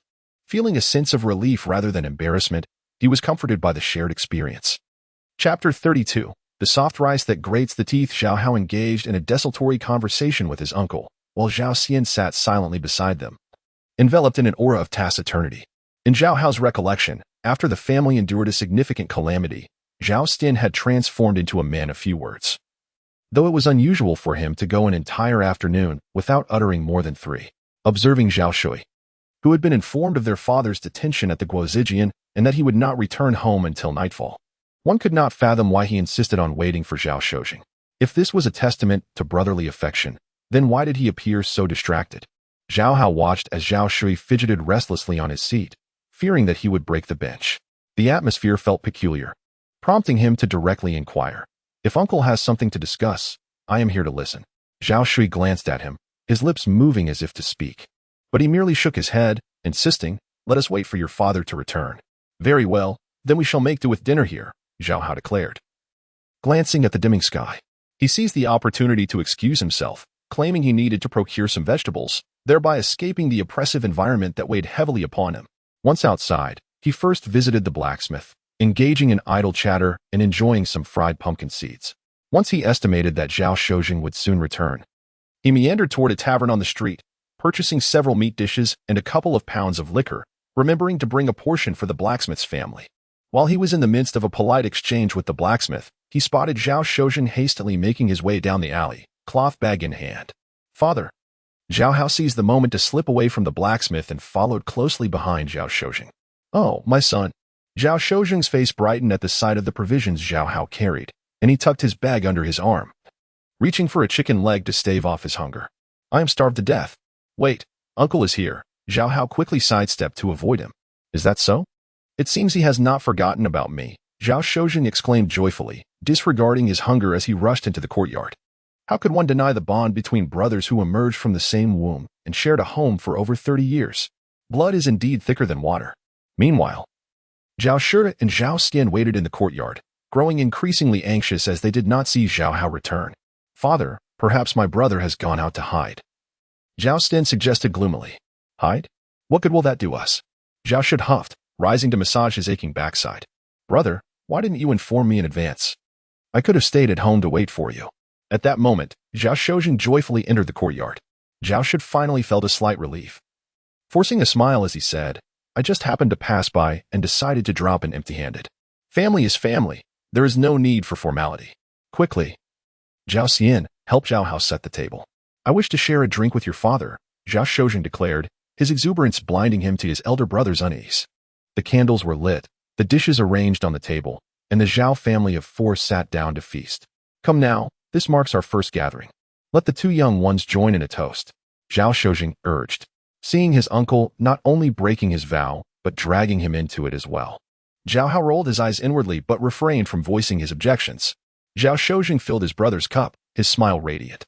The more exuberant he became, the more Zhao Shui's expression darkened, and after a few forced toasts, he hesitated, words trapped within him. Zhao Hao, unable to endure his uncle's indecisiveness any longer, interjected, Father, uncle has been waiting for you all afternoon. Why not ask him directly what he wishes to discuss, rather than speaking to me as if I were a child? Brother, you are being too formal. Zhao Hao is now the head of our household. If you have something to say, direct it to him. I am no longer the one in charge, Zhao Shojing replied, his face flushed from drink, still oblivious to the underlying tension. Is that so? Zhao Shui looked at Zhao Hao with surprise, then cast an envious glance at his brother.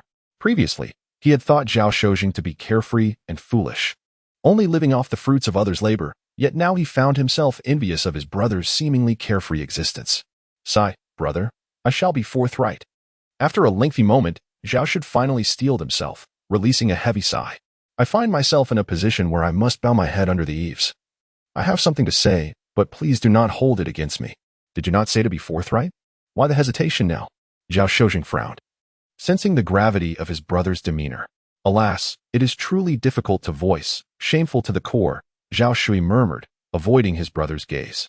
You know of my wife. She demands that I retrieve the silver I previously gave to you. If I refuse, she has threatened to create a scene, claiming she will seek our father-in-law's judgment. Brother, living under another's roof makes it impossible to stand tall. I cannot afford to disgrace the Zhao family in front of our father-in-law, Zhao Shud confessed. Shame written across his face. I know you are struggling even more than I am, and I truly did not wish to come to you unless absolutely necessary. After begging for loans from many, I have only managed to gather about 10 taels of silver. What? Zhao Hao could not help but gasp softly. Father even secretly slipped our grandfather 20 taels, Zhao Xian added, tears welling in his eyes as he choked on his words. My mother also wishes to reclaim her share. Unthinkable. How outrageous. Zhao Shojing erupted in fury, slamming his cup to the ground. How could my sister-in-law make such demands of my brother? It is one thing to ask me for money, but to even pursue what our grandfather received is beyond reason. The Qian family is wealthy beyond measure. Does she truly care for a mere 10 or 20 taels? Zhao Shui took a bitter sip of his drink, lamenting, this all stems from past grievances. She has held on to her grudge for years. Our grandfather has not been kind to her over the years, and now she seizes this opportunity to retaliate. Indeed, it was she who instigated the troubles in the first place, not only deceiving my brother, but also hindering our father's career. Zhao Shojing's face flushed with anger, as if preparing to confront the Qian family. Yet he knew that such action would be futile. Even a scholar could not argue with a soldier, let alone with a shrew. Alas, Zhao Shud sighed deeply. It has been 20 or 30 years since those events. I had nearly forgotten them. I did not expect her to hold on to this grudge for so long. Truly, the heart of a woman is the most venomous. Such a creature should never be married.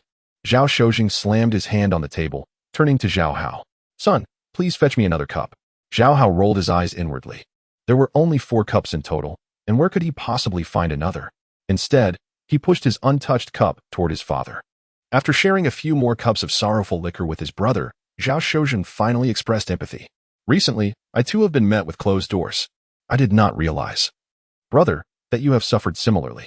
Zhao Hao could not suppress a smirk, thinking to himself that Zhao Eryi had unwittingly incriminated himself.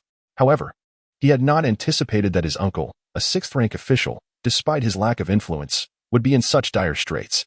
After they moved away from the southern city, they distanced themselves from the turmoil of Nanjing, feeling little impact from the elder's dismissal. Yet Zhao Shui remained entrenched in the fray, bearing the cold stares of superiors and peers, feeling the sting of reality keenly. Alas, the Zhao family has fallen from grace. We are but a plucked phoenix compared to a mere chicken. Those once trampled beneath our feet now seek justice, while those with grievances seek revenge, Zhao Shui lamented, raising his cup to drink, wiping away tears of bitterness. Those whom I once helped now avoid me like the plague. Brother, do not lose heart. Zhao Shojing seized the wine jug from his brother's hands, chiding him for his lack of ambition. You are the hope of our family. Our father was once a mere poor scholar, and look at you now, a 6th-rank official. Why do you lack such determination? Zhao Shud merely shook his head repeatedly. In poverty, ambition wanes, and in hardship, resolve diminishes. I no longer possess your spirit. I am simply enduring day by day with a thick skin. Seeing his brother so despondent, Zhao Shojing's eyes grew red, and he too began to shed tears. Zhao Hao could not bear to witness his father in such a state, and with a silent sigh, he rose and exchanged a knowing glance with his father. Chapter 33. How to find a brave warrior to guard the 4 corners. Zhao Shojing entered the room, and before he could utter a word, Zhao Hao presented him with 4 ingots weighing a total of 20 taels of silver. With a reassuring pat on Zhao Hao's shoulder, Zhao Shojing silently turned and exited, placing the 4 ingots before his elder brother. Zhao Shu was initially taken aback, but quickly refused 3 ingots, saying, 5 taels will suffice. I still have some loose change to make up the difference. Zhao Shojing shook his head, pressing the silver into his brother's hands, expressing his heartfelt sentiment. Money is the courage of a hero. How can a man of great ambition act without it? Brother, please accept it, if it is insufficient. He glanced at Zhao Hao in the room, hesitating to finish his thought. Zhao Shu was overwhelmed with shame, restless and uneasy. He wiped away his tears and stood to take his leave. Unable to persuade him to stay, Zhao Shojing accompanied his brother and son to the bridge. Waving goodbye with reluctance, do come often, brother. Zhao Shui waved back, his heart a tumult of emotions. Next to them, Zhao Xian murmured, "Is there any face left to come again?" Sighing, Zhao Shui acquiesced and departed. Zhao Hao and his father stood at the bridge, watching the two figures fade into the night.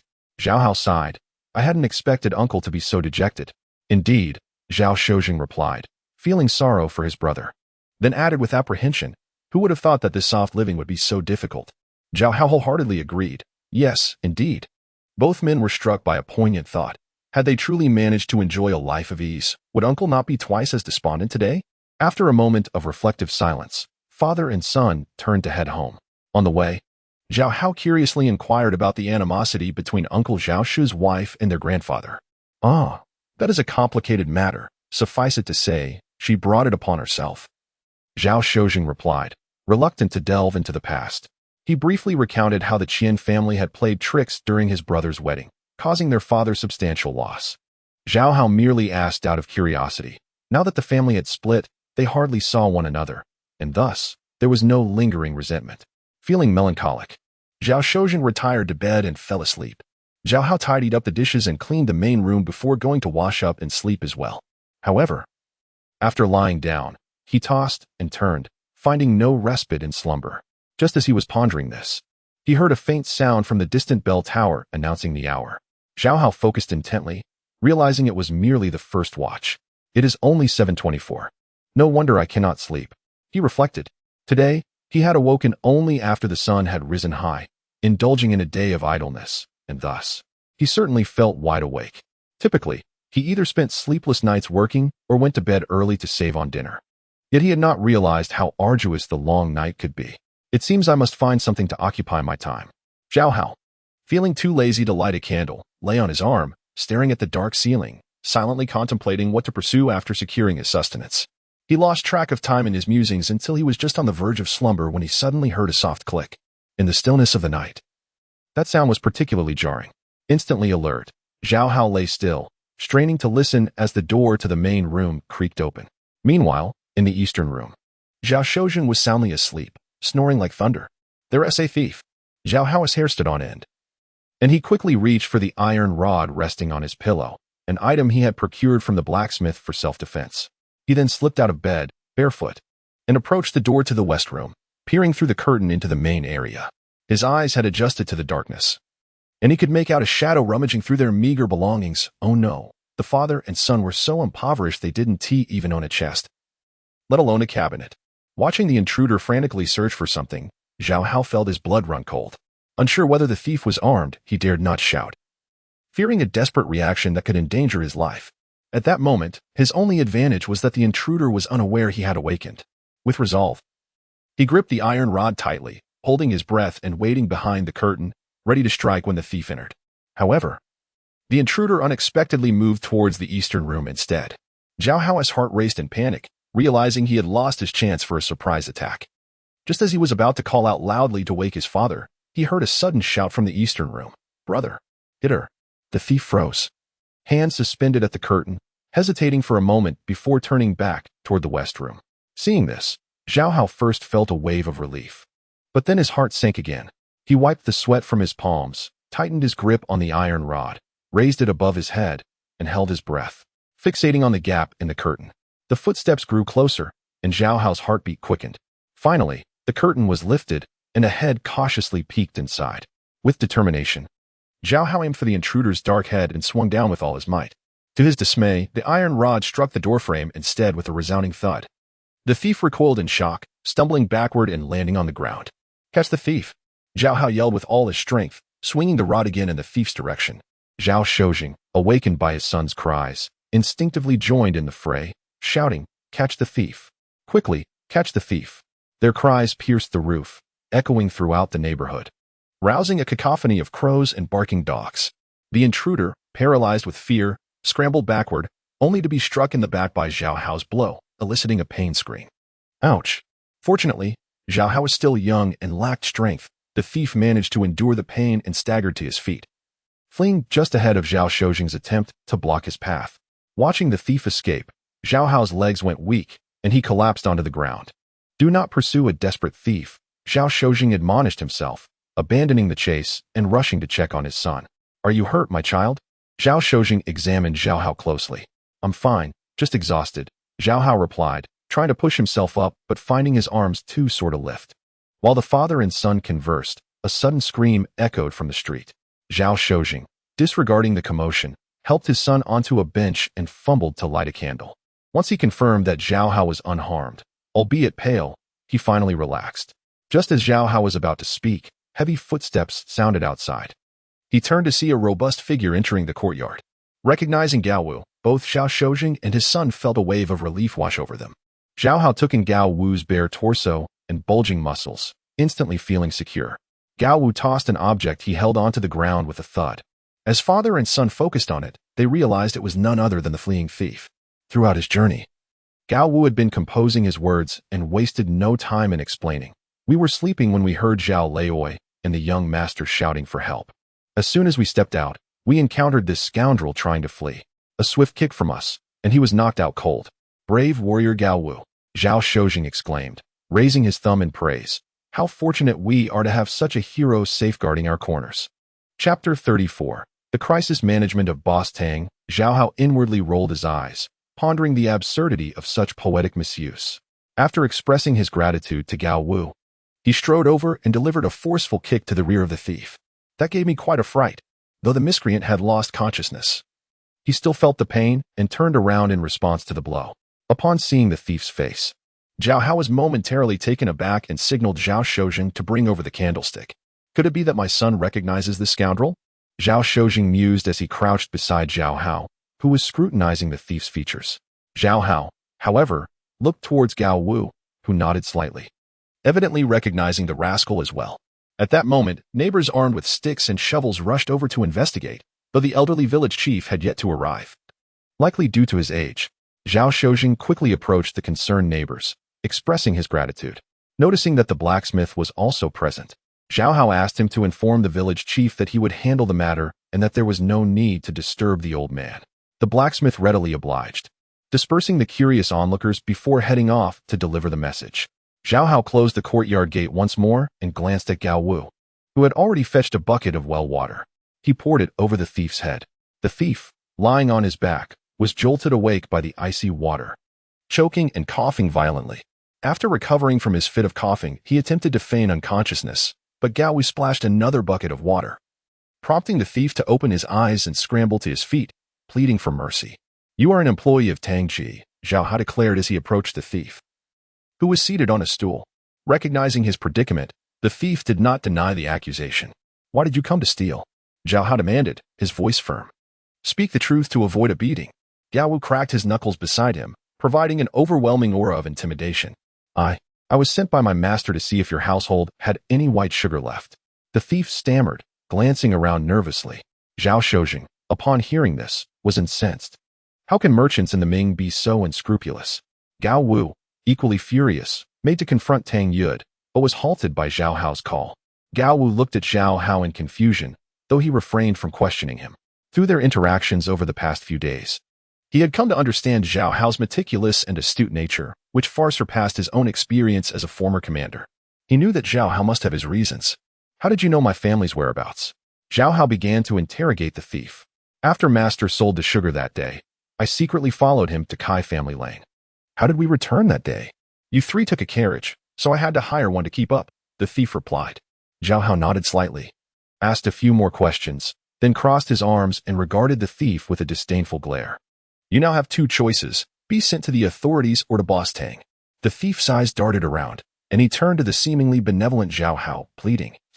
"Can't I choose neither? I truly realize my mistake. Spare me. Just give me a good beating." Zhao Hao sneered. "Indeed. The Ming Code states, any person entering another's home without cause at night shall receive 80 strikes. If the homeowner kills them on the spot, they shall not be liable." Zhao Shojing chimed in, backing his son with authority. Gao Wu raised his massive fist, ready to rain down blows upon the thief. Within moments, the thief was left battered and bruised, blood streaming from his eyes as he cried out, "I choose to go to the officials. I choose to go." "Is this man deaf?" Zhao Shojing exclaimed, astonished. "Did I not just say that going to the officials means 80 strikes?" "Ah, so many?" Zhao Hao inquired, feigning surprise. "Could it possibly kill him?" If there are no officials present, he is certainly doomed, Zhao Haozhen mused, stroking his chin. Then let us not pursue it. We must accumulate virtue, Zhao Hao replied, his youthful countenance radiating compassion as he addressed Gao Wu. Brother Gao, please take him to Tangji. Upon hearing this, the thief panicked. Are you not being serious? Did you not say you would send me to the authorities? That was your choice, not mine, Zhao Hao smiled sweetly, gesturing dismissively. Gao Wu then bound the thief tightly with rope and hoisted him onto his shoulder, striding away with purpose. Though Zhao Haozhen and his son were in perfect harmony, he remained perplexed. Following Zhao Hao into the main room, he asked, was he not sent by Tang? Why are you returning him? I told you, father. Focus on your studies. I will handle the rest, Zhao Hao replied, offering no further explanation. I'm merely curious. Zhao Haozhen grinned sheepishly. Father, refrain from quoting poetry carelessly in the future, lest the winds carry your tongue away, Zhao Hao cautioned with a teasing smirk. Though the Ming has no literary prisons, those aspiring for the imperial examination should still exercise caution. Oh dear, I almost forgot. I must not miss tomorrow's early class. Zhao Haozhen's face flushed as he retreated to the east room, soon resuming his slumber. Listening to his father's carefree snores, Zhao Hao felt a twinge of envy. After such an uproar, he knew he would face another sleepless night. Before dawn, Zhao Haozhen quietly rose to attend his early class at the Guozijian. Having been reprimanded for his tardiness the previous day, he felt the weight of his age and was determined not to be late again. Zhao Hao, having finally drifted off to sleep just as the rooster crowed, barely managed to rest for an hour before the incessant knocking at the door roused him. Scowling, he stepped into the courtyard to find Gao Wu's large head peeking over the wall. Yawning, he opened the door only to discover that Tang Yud, the owner of the Tangji Southern Goods Shop, was accompanying Gao Wu. Tang, burdened with large bags, entered the courtyard, taking in the dilapidated surroundings and the disheveled Zhao Hao with astonishment. However, he knew there was no time for commentary. He presented his gifts to Zhao Hao, profusely apologizing for his failure to discipline the thief, who had been sent to the authorities with a broken leg. Zhao Hao ignored him, focusing instead on washing his face and brushing his teeth. Once presentable, he feigned an intention to head out for breakfast. Tang Yud, feeling the pressure of Zhao Hao's indifference, resorted to his final gambit. This is a token of apology for your distress, he stated, retrieving a pair of hefty gold ingots from his pocket. Upon seeing the silver, Zhao Hao paused, slowly accepting the weighty ingots, nearly dropping them in surprise. At least 50 taels. Why the excessive chatter? You could have just presented this sooner, Zhao Hao remarked, a smile spreading across his face as he stowed the silver away. Oh, so you already knew I was wronged? Tang Yud looked bewildered. Otherwise, would I have returned the thief and not reported you to the authorities? Zhao Hao burst into laughter, then retrieved money to ask Gao Wu to fetch breakfast for 3 at the nearby stall, as it was clear they had both neglected their own breakfast. Chapter 35. Young Master Zhao's new business. Is it not said that the thief insisted it was I who sent him? Tang Yud inquired curiously. How does young master know he is lying? Zhao Hao let out a cold laugh before responding. The reasoning is quite simple. I sold you sugar that day, and the very next day, you sent someone to steal from me, someone I have seen working in your shop. What an absurd attempt to cast blame. I have heard you have a branch in Jinling. Even if you were foolish, you should have sent a stranger to commit the theft. If you cannot even think of this, how do you plan to amass a fortune? Truly, young master is worthy of being the grandson of old Master Zhao. Your insight and tactics will surely lead you to great success. Tang Yud nodded in admiration. You are absolutely right. Even I would not engage in such folly. He then boasted further. Moreover, I have a century-old establishment, built on reputation. How could I tarnish my name for such a trifling sum? Though his words were shameless, they held a grain of truth. Good news seldom travels, while bad news spreads far and wide. Had Zhao Hao chosen to stir up trouble in his store and then report it to the authorities, the reputation of Tang's Southern Goods Shop would be irreparably tarnished in Jinling. Others would not care whether the incident was true or false. To be safe, they would avoid dealings with him. Thus, he had arrived early with a substantial sum to apologize, first, to thank Zhao Hao for not reporting him immediately, and second, to silence Zhao Hao with money, eliminating any future repercussions. Furthermore, he hoped to continue procuring white sugar from Zhao Hao. Why would he engage in self-sabotage? Although that particular source had made it clear that it had no more eggs to offer. Yet, Tang Yud could not contain his curiosity and, during breakfast, could not resist probing. Young master, have you inquired of the elder about when more sugar will arrive? Zhao Hao sipped his rather bland duck blood vermicelli soup, slightly furrowing his brow. He thought to himself that this breakfast was indeed rather mediocre, which explained the lack of business. He had forgotten how he had drooled over their buns just the other day. Young master, Tang Yud called out as he noticed Zhao Hao lost in thought. Huh? What did you say? Zhao Hao snapped back to reality, looking at Tang Yud. I was asking if there is any sugar left? Oh. None, Zhao Hao replied dismissively. His previous intent to leave some sugar for future sales had been overshadowed by last night's events, which had shown him that the sugar business was too conspicuous. Given the current state of affairs, it was wiser to tread carefully. Moreover, with his newfound capital, he had numerous avenues for profit and saw no need to take risks, thus extinguishing Tang Boss's aspirations. Is that so? What a pity.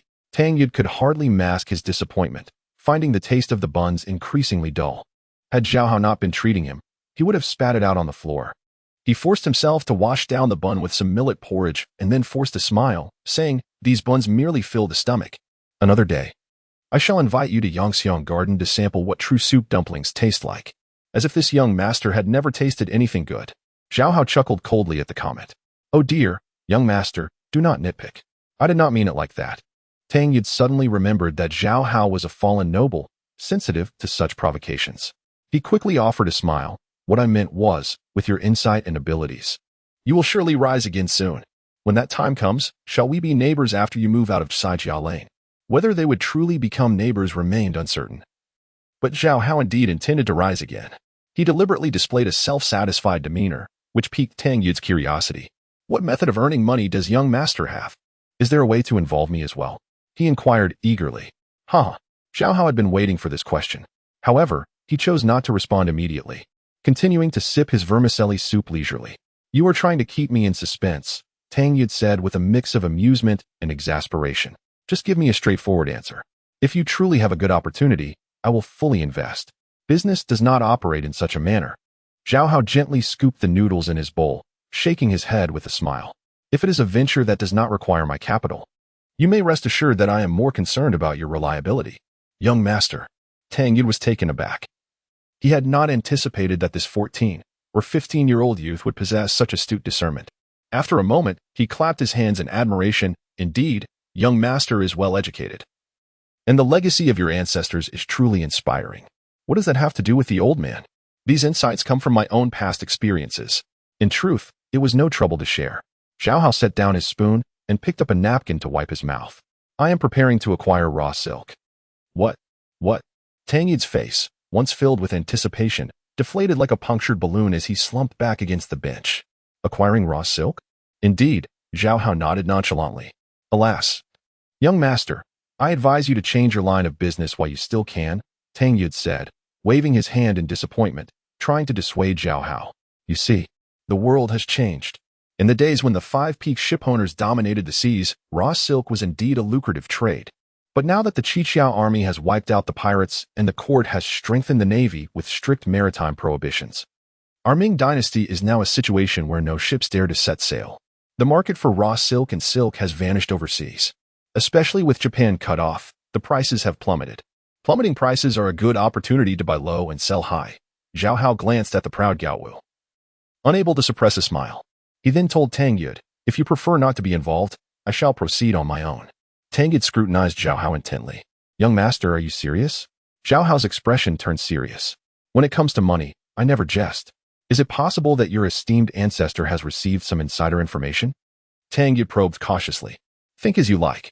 I only discuss business with my partners. Zhao Hao stood to leave. However, Tang Yud grabbed him. As long as you are able to invest, why not join me in this venture? That is a given, Zhao Hao nodded, replying coolly, as I said. I do not engage in ventures that do not require my capital. Tang Yud considered for a moment. He had just given Zhao Hao 500 taels. The Zhao family should still have some savings, so he extended 2 fingers and slowly stated, at least 2,000 taels each. Otherwise, the profits will be too meager for any worthwhile effort. Agreed, Zhao Hao replied without hesitation, as if he genuinely possessed 2,000 taels. Return in 3 days. Very well. I shall return once more, Tang Yud nodded. In truth, even at this moment, he still did not believe that acquiring raw silk could be profitable. However, first, Zhao Hao's manner of conducting himself had earned his respect. Second, if there truly was some insider information from above, how unfortunate it would be to miss out. Thus, Tang Yud deliberately suggested that Zhao Hao contribute 2,000 taels, hoping to see if Zhao Hao was merely attempting to pull a fast one. If Zhao Hao could indeed produce this sum, it would at least indicate his confidence, and why not engage in a venture with him? Chapter 36. Father and son achieve their goals. Zhao Hao and Gao Wu stood at the alley's entrance, watching as Tang Yi departed in a horse-drawn carriage. The sudden proposal to collect silk was not a spur-of-the-moment whim for Zhao Hao. Rather, it was a strategic step in his grand plan to improve his family's fortunes. A significant event was set to unfold this year, the opening of the Longqing trade routes, which would alter the fate of the Ming Dynasty. Although Zhao Hao was merely a commoner, he hoped to benefit by aligning himself with the influential. Initially, he intended to engage in the sugar trade, amassing enough capital to discreetly gather silk. However, the burglary incident from the previous night made him realize that, given his current capabilities, he could no longer pursue the sugar business.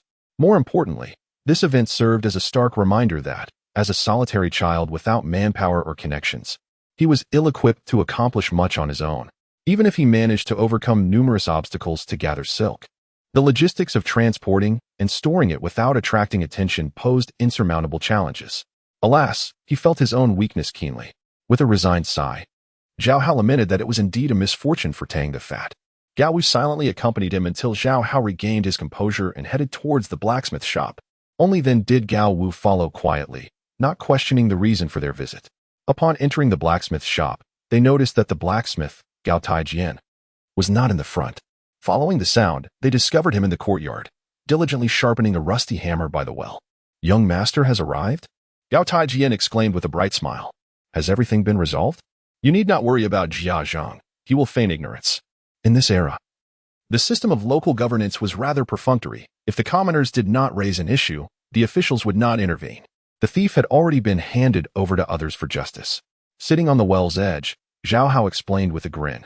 "The main concern is that if we were to press charges, I would be summoned to court as the victim. As a mere commoner, having to bow before a minor official is quite unsavory." "Oh, haha." Gao Taijian chuckled, not expecting such a rationale. "The county magistrate is a parental figure in this region, yet in your eyes, he is but a trifling official." After a pause, he added playfully, "Indeed, in Nanjing, the county magistrate is hardly significant. There is a saying, a county magistrate is a mere appendage to the larger governance, and there are countless officials in this city." The two shared a hearty laugh before Zhao Hao pointed to the hammer on the anvil, inquiring, "What are you up to, uncle?" "We're resuming work. I must prepare the tools for our meals," Gao Taijian replied, holding the hammer with both hands and waving it cheerfully. "You've only just returned to work after a few days. Isn't that a bit hasty?" Zhao Hao frowned. "Ah, if we do not work hard, we will be left with nothing," Gao Taijian sighed, his smile fading. "I hope to bring Gao Wu into the trade soon. He doesn't dislike swinging a hammer, does he?" Zhao Hao glanced at Gao Wu, who remained silent. With a heavy sigh, Gao Taijian remarked, "With such a lack of finesse in words and a fierce appearance, what else can he do?" Gao Wu lowered his head, remaining quiet. Gao Taijian continued, chiding his son, "You ungrateful child. Why did you not heed my advice? If you had joined the Qijia army to the north, you would have been a 100 household leader by the time you reached Jizhou. Now I have to worry for your future." Gao Wu shook his head and spoke solemnly. "I joined the army to fight the Japanese pirates, not for personal gain. Alas, it is I who have burdened you." Gao Taijian turned his head away, wiping his eyes. Noticing his distress, Zhao Hao felt a final shred of hesitation dissipate. He took Gao Taijian's hand and said, "Uncle, I have an idea. Please hear me out." "What wisdom do you have, young master?" Gao Taijian asked, all ears. "Considering the events of last night, you witnessed how helpless we are against intruders. If more trouble comes our way, we may not be so fortunate next time." Zhao Hao explained slowly. "Since you are of an age and Gao Wu is not inclined towards blacksmithing, why not combine our strengths? You could stay with us, managing the household, while Gao Wu accompanies me to venture out and sustain our livelihood." Gao Taijian pondered Zhao Hao's proposal. It seemed quite reasonable. Yet he wondered how Zhao's father would feel about it. But what does old Zhao think about this arrangement? "Oh, my father is solely focused on scholarly pursuits. He leaves all family matters to me," Zhao Hao replied matter-of-factly. Gao Taijian glanced incredulously at Gao Wu, who nodded in agreement. The unspoken understanding between father and son indicated that Gao Wu's nod meant two things: that Zhao Hao's words were true, and that he was willing to accept the arrangement. Gao Taijian was taken aback. Though his son was taciturn, he harbored pride. Previously, he assumed Gao Wu was merely repaying a debt of gratitude by assisting Zhao Hao. He had never imagined this young noble could so effortlessly win the loyalty of a seasoned warrior from the Qijia army, although Gao Taijian would never outwardly admit it. He had always taken pride in his son. Moreover, despite Zhao Hao's youth, his demeanor and ability to handle matters were remarkably commendable. Considering his recent illness and the loss of his business, guarding the Zhao household could at least provide a few more years of stability. With this in mind, he clasped Zhao Hao's hands tightly and grinned. As long as the young master does not find it bothersome, I am more than willing. Ha ha ha, that is splendid. I was quite worried that you would be reluctant, Zhao Hao replied with a sense of relief. Once the arrangement was settled, Gao Taijian did not even inquire about wages, instructing his son to gather their belongings for an immediate move.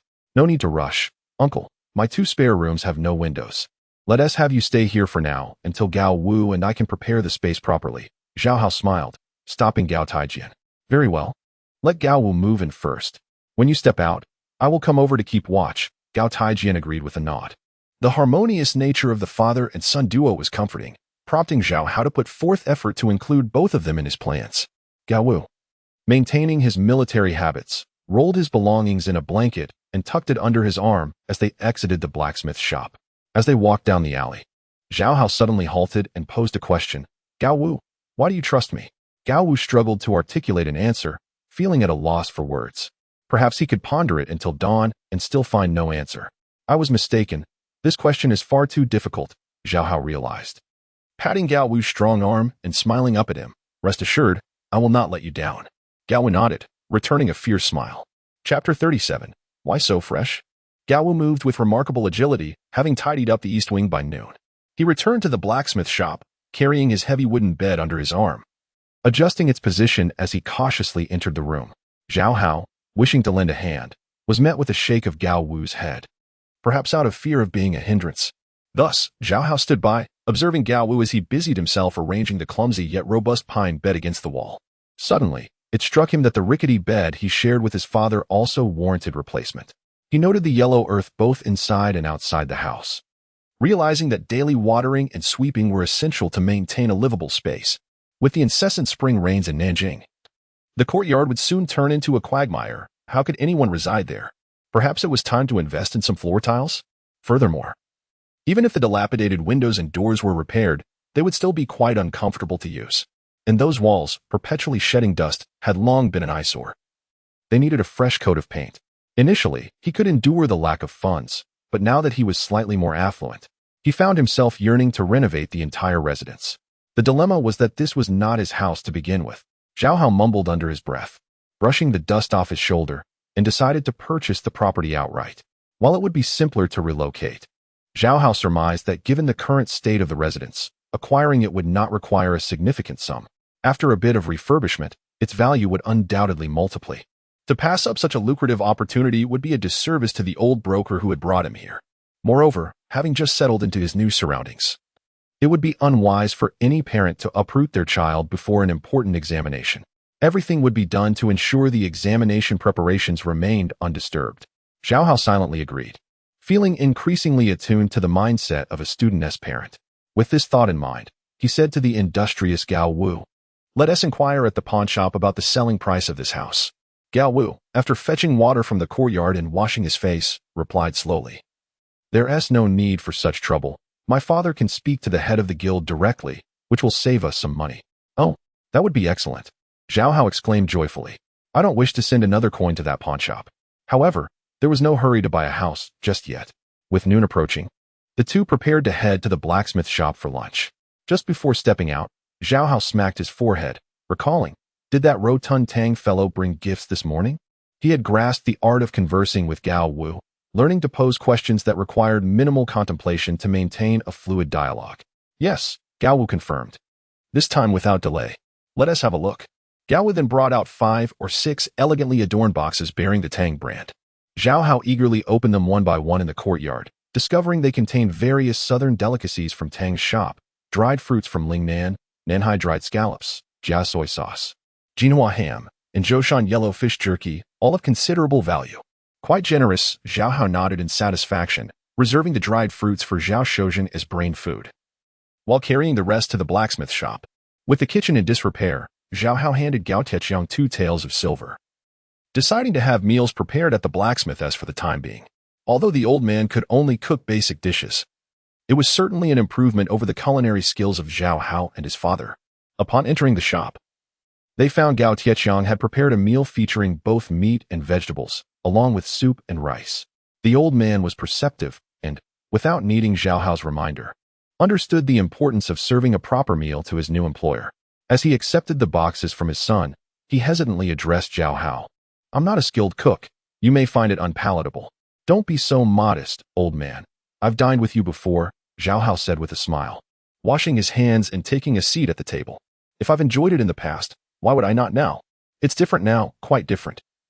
Gao Tietjiang insisted, not willing to take Zhao Hao's reassurances lightly. Noticing the scallops among the brought-back ingredients, he quickly added, "Please, have a bite. I'll prepare a soup in a moment."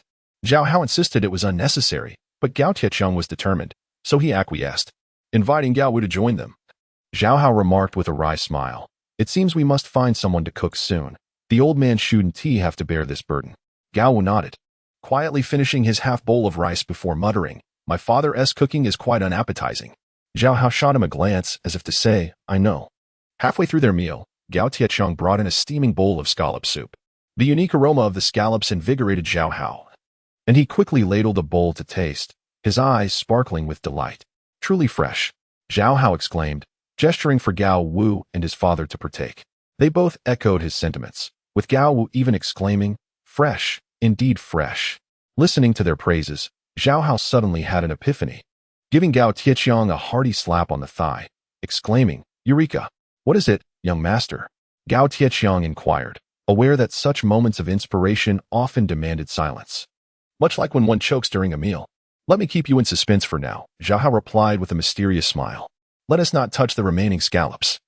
I'll ponder over them and perhaps discover a lucrative venture." "Truly remarkable, young master," Gao Tietjiang praised. "To think of a way to earn money while dining." Zhao Hao regarded Gao Tietjiang with approval, wishing his companion were as astute. Since the reign of Zheng, the winds of change had swept through the Ming Dynasty. And by the end of the Jiajing era, the age-old disdain for commerce had been thoroughly discarded. Everyone was now extolling the pursuit of profit, with even scholars and officials no longer feeling shame in engaging in trade. For instance, the current chief minister Su Jie employed thousands of weavers and was a leading supplier of cotton cloth in the Ming Dynasty. Thus, Gao Tietjiang's admiration was genuine, not a veiled critique of his new employer.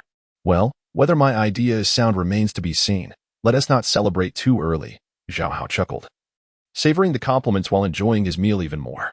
Once they finished their satisfying lunch, Zhao Hao instructed, "Let us summon a carriage. We must pay a visit to the bell and drum tower." After midday, the two arrived at the bustling street outside the drum tower. Their purpose not to seek out the rotund Tang, but to shop. Stepping off the carriage, Zhao Hao stood amidst the throng, taking in the familiar shop signs swaying in the gentle breeze.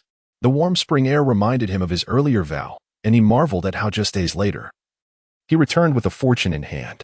Feeling the weight of the sizable ingot in his pocket, Zhao Hao straightened his posture, his confidence soaring as his gaze sharpened with determination. Today was the day of reckoning, the day for revenge. "Let South start from this street corner. We shall spare no establishment," Zhao Hao declared through gritted teeth, directing a fierce command at Gao Wu. "Understood," Gao Wu responded in a booming voice.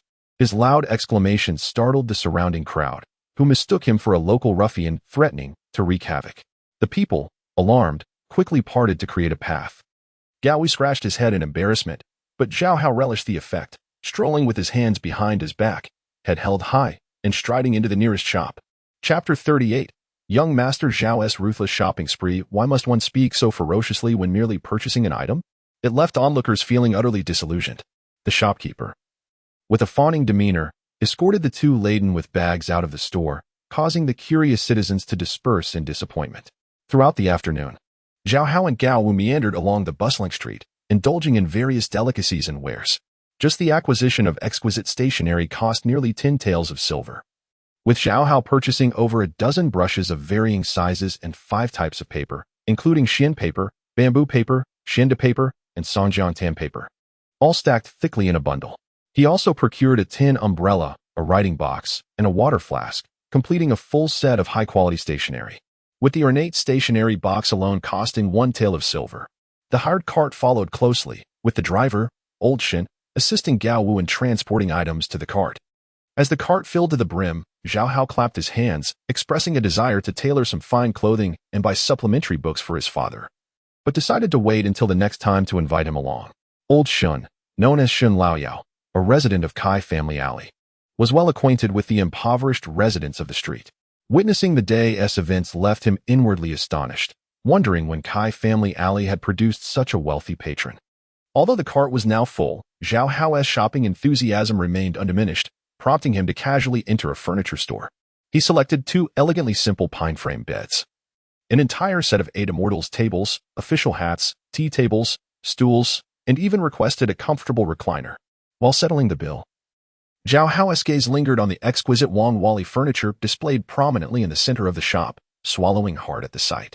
It was not that he lacked the desire to purchase outright. Rather, the exorbitant prices, often exceeding 100 taels for a single piece, far surpassed his current financial capability. You all wait for me. Next time, I shall seek my revenge. Zhao Hao glared fiercely at the Wanli bed, paid a deposit, left his address, and arranged for delivery before departing with the shopkeeper's respectful send-off. The cart was so laden that there was no space for anyone to sit. Zhao Hao and the driver, Old Shun, perched on a single yoke, leaving Gao Wu to walk. Old Shun cracked the whip, urging the weary horse, which struggled under the weight of the heavy cart, to move slowly forward, its pace lagging behind Gao Wu's brisk stride. Not far along, Zhao Hao suddenly pointed to a shop named Chongming Seafood and instructed Gao Wu to procure 2 pounds of live squid. Gao Wu entered the shop and soon emerged carrying a bamboo basket dripping with black liquid. Zhao Hao seized the opportunity to buy several dishes, creating 3 platters filled with a variety of treats such as bamboo skewers, vermicelli, fragrant candies, and roasted pig skin, even sharing a portion with Old Shin. The trio enjoyed their feast, engaging in lively conversation as they made their way back to Kai Family Alley. Though it was still early March, the days had noticeably lengthened. Upon arriving home, the western sky was still ablaze with red clouds. Old Shin assisted in moving all the items into the courtyard, repeatedly reminding Zhao Hao to inform him whenever he needed the cart in the future before leaving, content with his earnings. Once Zhao Hao and Gao Wu had organized their new acquisitions, Zhao Shojing returned home from school, clutching a book bag. Observing the neatly stacked goods and the table piled high with food, Zhao Shojing smiled while biting into a piece of marinated fish, exclaiming, "It is indeed wonderful to have money." Zhao Hao rolled his eyes but remained silent, perceiving in Zhao Shojing a reflection of his younger self, likely just as irritating in the eyes of his parents. While Gao Wu went to summon his father for dinner, Zhao Hao confided in Zhao Shojing that he and his father had agreed to join him. Zhao Hao had previously been frustrated about this matter, but Zhao Shojing was unsurprised and instead chuckled. "It is certainly beneficial to have someone assist my son. I wouldn't want you to be as overwhelmed as your mother." Upon mentioning his late wife, Zhao Shojing's eyes reddened, choking back tears. "The tree wishes to be still, but the wind does not relent. Alas, your mother never got to see how mature you've become." Uncertain how to comfort him, Zhao Hao realized that even in his past memories, he had little impression of his deceased mother, only recalling her passing when he was 5 or 6 years old. Sighing, Zhao Shojing's gaze fell upon the squid in the corner, and he chuckled. "My son is filial, knowing what his father enjoys."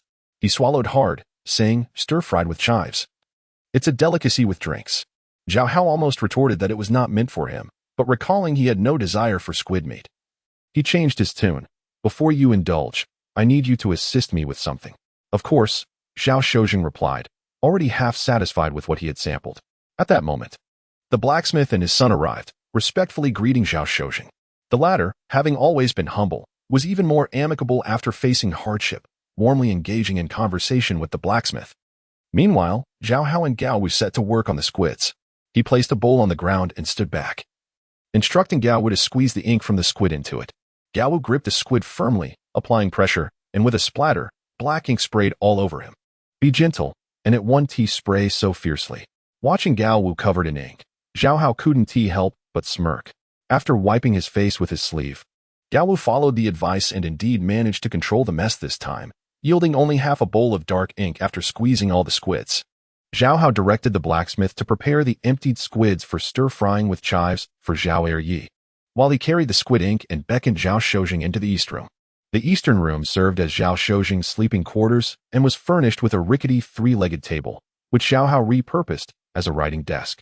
He placed the bowl on the table, laid out paper and pen, and retrieved a medical book he had casually purchased earlier that day, beginning to search for remedies. Zhao Shozheng, holding the pen, looked at Zhao Hao curiously, unsure of his intentions. This looks sweet. This one too. In no time, Zhao Hao found several appealing recipes, pondering which to choose. After a moment's deliberation, he declared, "Let us go for a hodgepodge." He then instructed Zhao Shozheng to dip the squid ink from the bowl, carefully transcribing the ingredients from the selected recipes in a jumbled order. As Zhao Shozheng copied, he chuckled. When the masters set their questions, I imagine my son behaves just like this. Zhao Hao couldn't help but smile, recognizing the humor in that observation. Before long, Zhao Shozheng had filled a sheet of paper with his neat writing.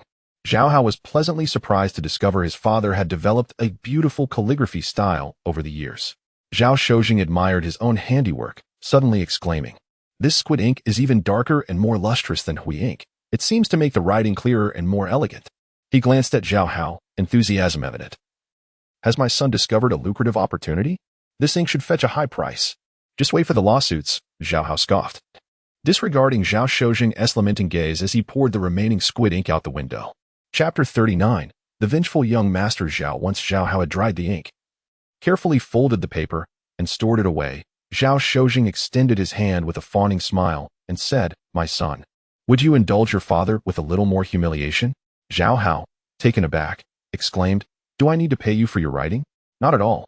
Zhao Shozheng chuckled awkwardly. "With the first day of the month approaching, I plan to attend a literary meeting. According to the regulations of the Imperial Academy, students were only granted leave on the new and full moons. They were required to attend classes on all other days, engaging in lectures and recitations, a workload comparable to that of senior high school students. Zhao Hao observed his father toil under the stars every day and remarked, after finally getting a day off, "Wouldn't it be better to rest at home?" "Indeed, but with the imperial examinations looming, I must sharpen my skills. Otherwise, I would fail to honor my son," Zhao Shozheng asserted solemnly. The literary meeting is presided over by Master Xuelong, and it holds great significance. Zhao Hao frowned slightly. "Oh, is it that notorious fellow?" Master Xuelong, the foremost poetic monk of the late Ming Dynasty, was a frequent figure in literary accounts. Zhao Hao recalled his debates with Matteo Ricci and remembered him as the teacher of Two Cold Water. Despite being a monk, he had an affinity for fine garments and gourmet food, maintaining close ties with the renowned courtesans of the Qinhuai River. In essence, he was a monk whose name was as extravagant as his character. "Why do you hold Master Xuelong in such low regard?" Zhao Shozheng inquired, perplexed.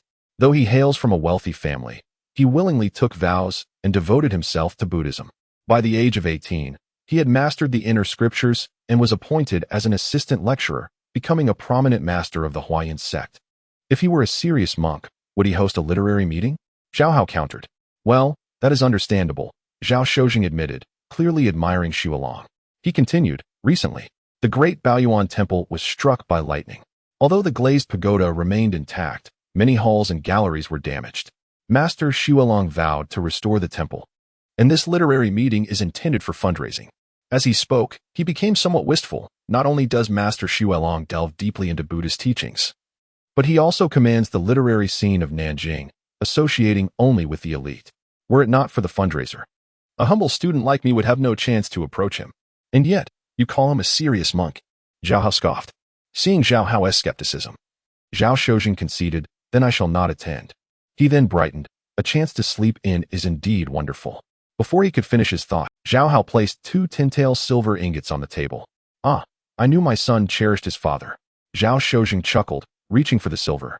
However, Zhao Hao pressed down on the ingots and said, "Father, I need you to do me a favor." "Of course, no problem," Zhao Shozheng declared, thumping his chest, though a touch of embarrassment crept in as he scratched his head. "Not to boast, but my greatest talent is inadvertently causing trouble. Father, do not underestimate yourself. Everyone has their purpose. Even flaws can yield remarkable results when applied appropriately," Zhao Hao reassured him. "After hearing that, I feel even more disheartened." Zhao Shozheng chuckled awkwardly before asking what his son required of him. "You will find out tomorrow," Zhao Hao replied, unwilling to reveal too much at that moment.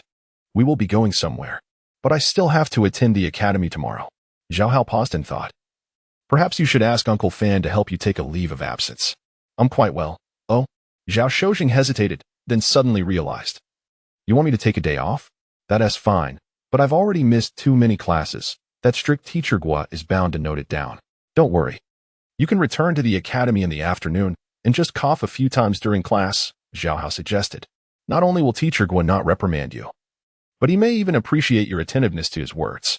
An excellent idea, Zhao Shozheng exclaimed, though he found it curious. Why does my son sound like a seasoned veteran of the academy? Haha, Zhao Hao was at a loss for words, thinking to himself that he had spent just as many years studying as his father. The next morning, Gao Wu followed Zhao Hao's instructions and rented old Yao Shen's carriage for half a day, paying 2 taels of silver. Typically, renting a carriage required a deposit to assure the owner, but old Yao, eager to curry favor with the young master, waived the deposit and even offered to lend a hand, which Gao Wu declined. As a veteran of the chief family army, Gao Wu was skilled in riding and driving. He deftly took the reins and drove father and son southward. The carriage wound through the streets, and it was too long before they passed the bell and drum tower, continuing south for a while before finally coming to a halt.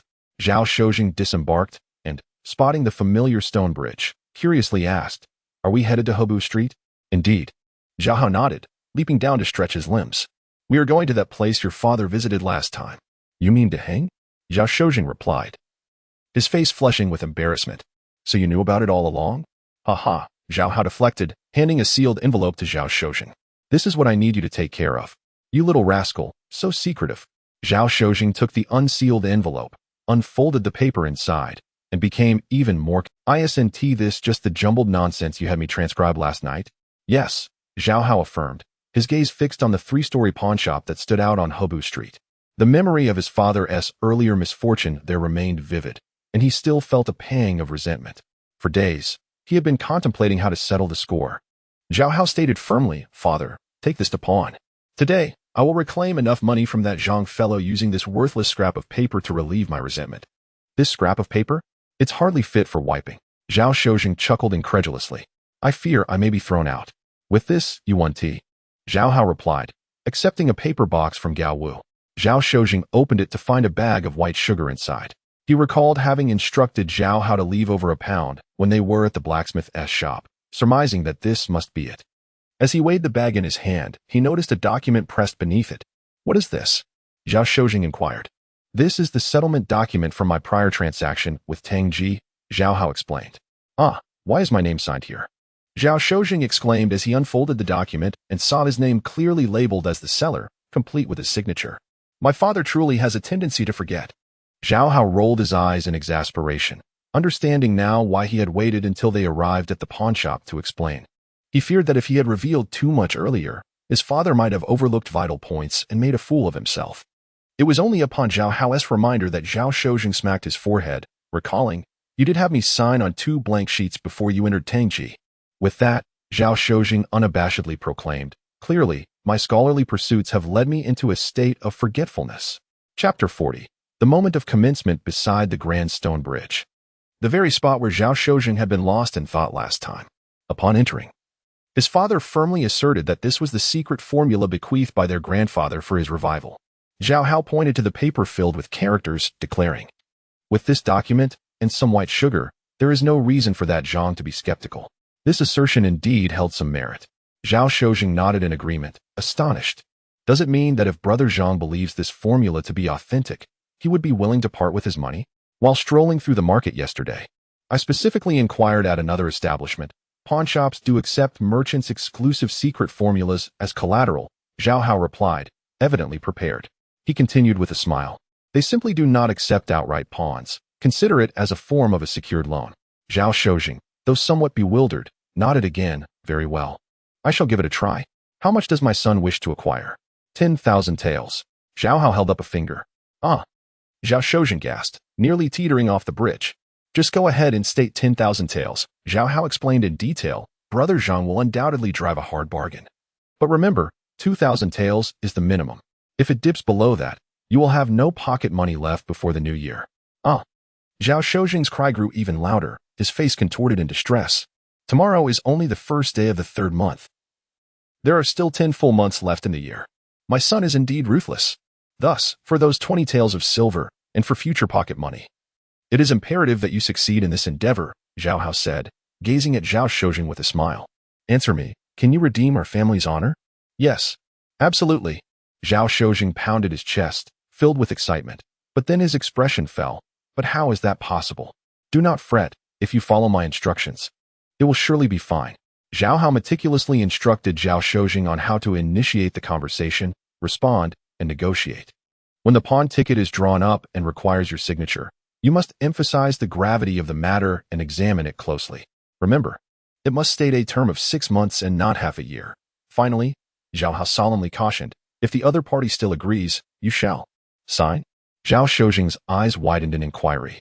Proceed confidently and maintain your stance. Express that you need to consider further, for fear they might sneak a peek at the secret formula. Then, take your leave. Zhao Hao replied with an enigmatic tone. But if Brother Zhang does not stop me, would it not be awkward for me? Zhao Shoujing asked anxiously. He will certainly stop you. Having reached this juncture, it reflects his strong desire for the formula. He would not let a cooked duck fly away. Zhao Hao assured with a confident smile. I have inquired, and there are established practices in such transactions. He will surely put your mind at ease. After Zhao Hao had him recite the plan, feeling it was satisfactory, he finally let out a sigh of relief. Go now, this time. Gao Wu and I shall support you from outside. Zhao Hao urged Zhao Shoujing forward. Zhao Shoujing wore an expression of reluctance, akin to a duck being pushed onto a stage.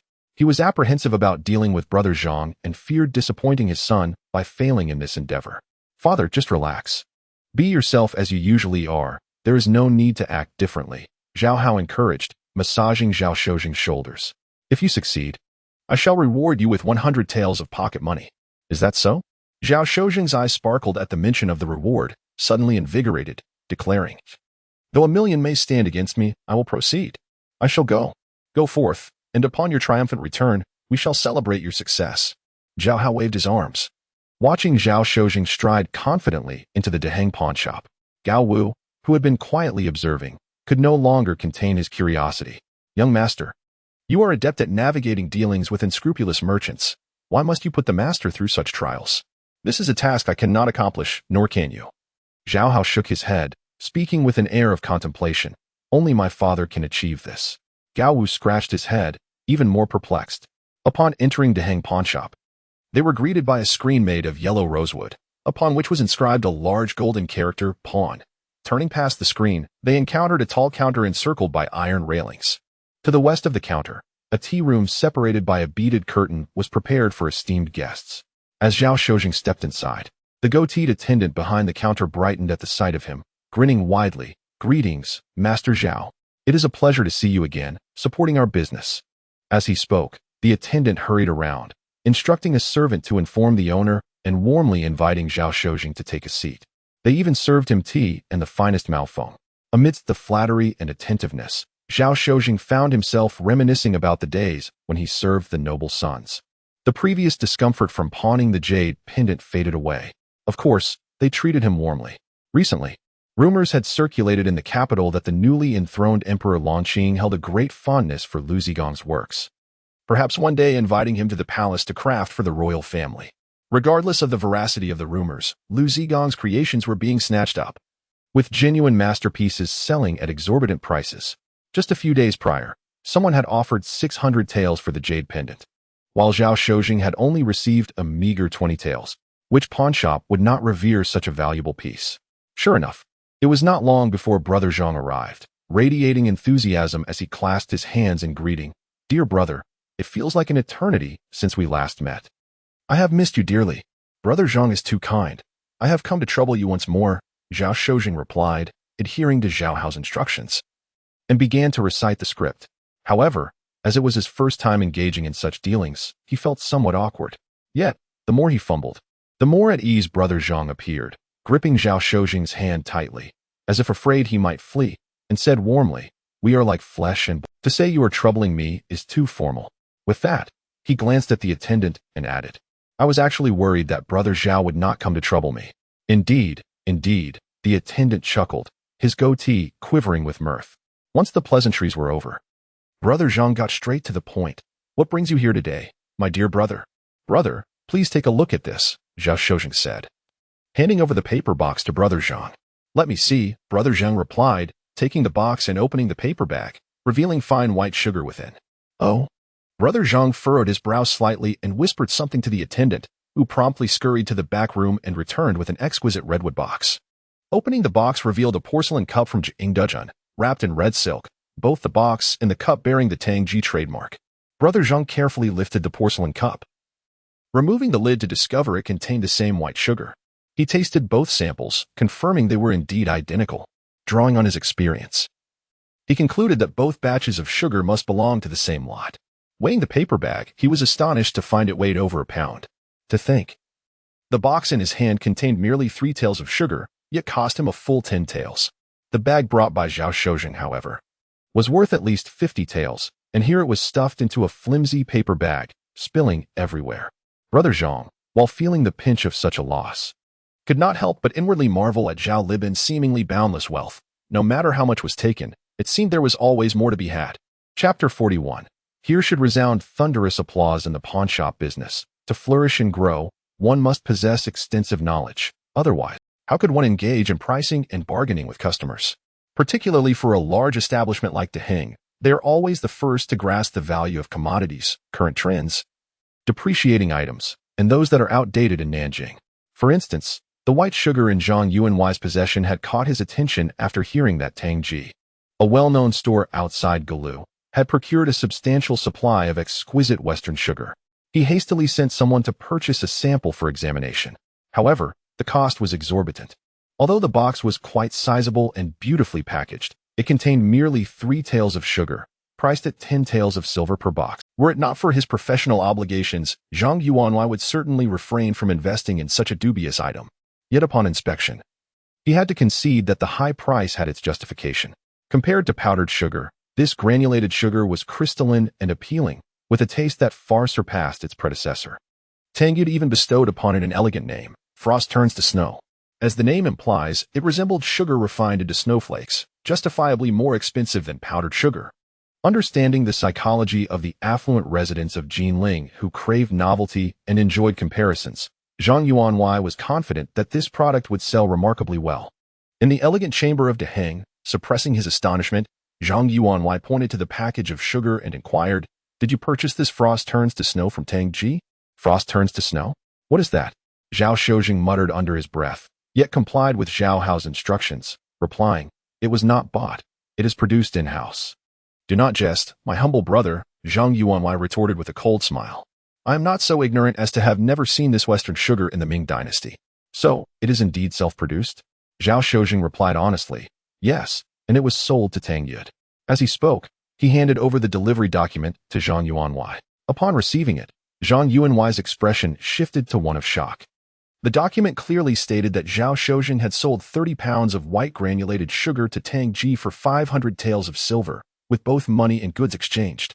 The document bore the seals of Tang Yud and Tang Ji, as well as Zhao Shozheng's signature. It was unmistakably true. He had sold it to Tang Ji. A clerk leaned in close to Zhang Yuanwai's ear and whispered, "Even if maritime trade resumes and Western sugar arrives, it would not reach a minor establishment like Tang Ji. I have inquired with several suppliers to Tang Ji, and they all vehemently deny any such sugar being delivered." Indeed, Zhang Yuanwai subtly nodded, scrutinizing Zhao Shozheng intently. He asked in a deep voice, "How much of this sugar is available?" "I shall purchase it all at the price Tang Ji offered you." "That amount has already been sold to Boss Tang," Zhao Shozheng replied candidly. Upon hearing this, Zhang Yuanwai's expression turned cold. "Are you mocking me? Did I not say?" Zhao Shozheng's eyes widened. "This sugar is produced by my family. I possess the recipe." "Really?" Zhang Yuanwai's eyes sparkled with intrigue.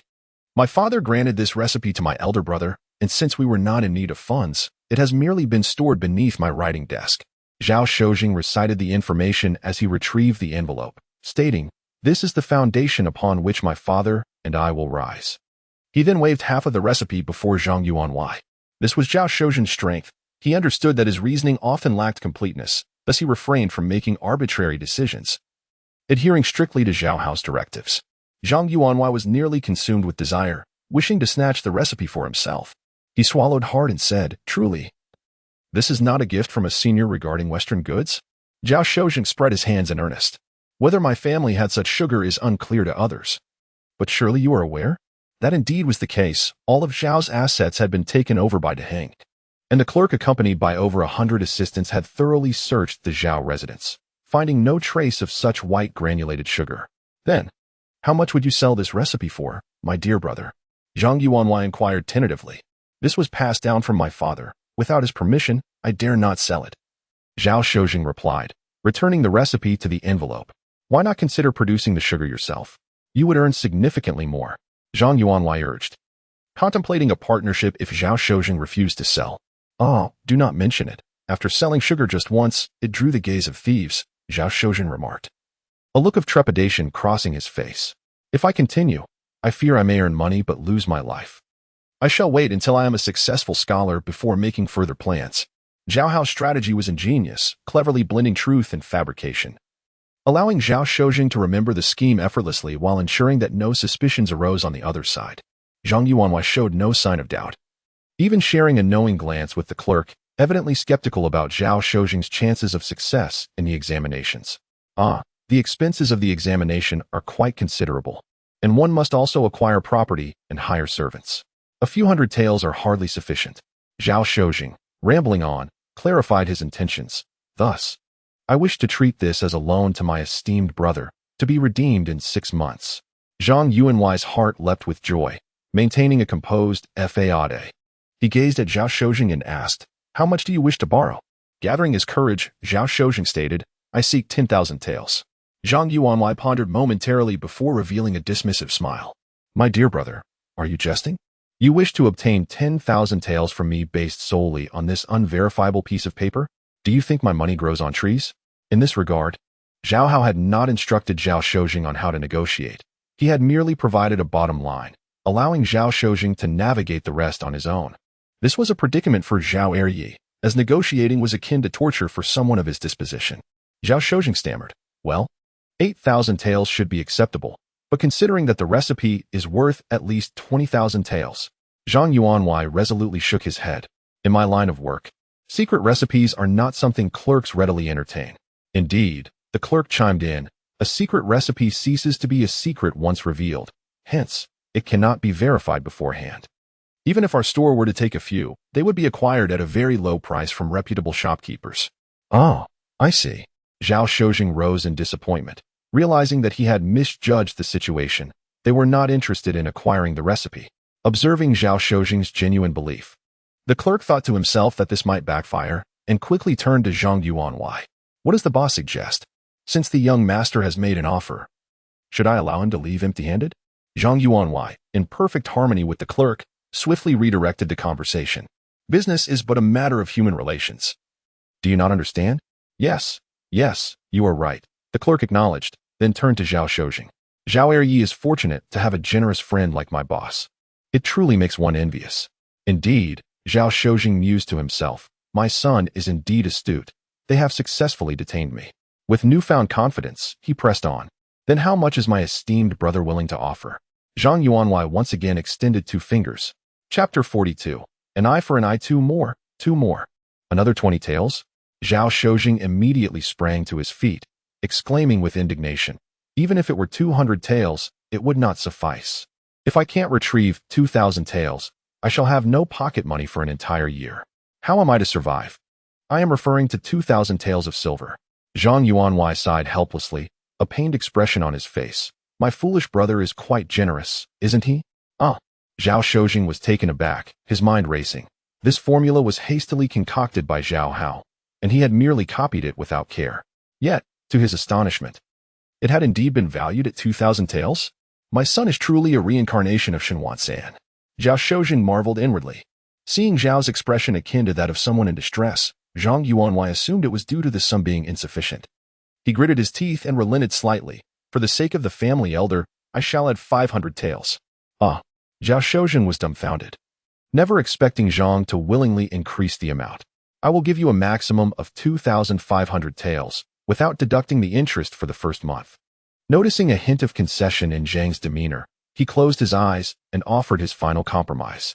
According to the pawnshop's rules of 9 out and 13 returned, nominally lending 2,500 taels would only result in an actual payment of 2,250 taels, deducting 1/10 as the monthly interest, known as the head-cutting fee. Thus, in Zhang Yuanhuai's mind, he had effectively relinquished 750 taels, a sum exceeding the value of the jade pendant. He mentally cursed himself for being so bewitched, as that sugar formula was simply too alluring. Very well. Zhao Shojing. Upon hearing of this favorable arrangement, naturally agreed without hesitation. Zhang Yuanhuai smacked his lips, taking a while to compose himself, only to realize he had overthought the situation. However, to avoid further complications, he promptly instructed the attendant to draft 2 pawn tickets. The attendant, taking advantage of Zhao Shojing's ignorance, resorted to his old tricks.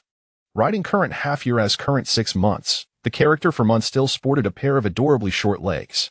Upon receiving the ticket and glancing at it, Zhao Shojing was astonished once more.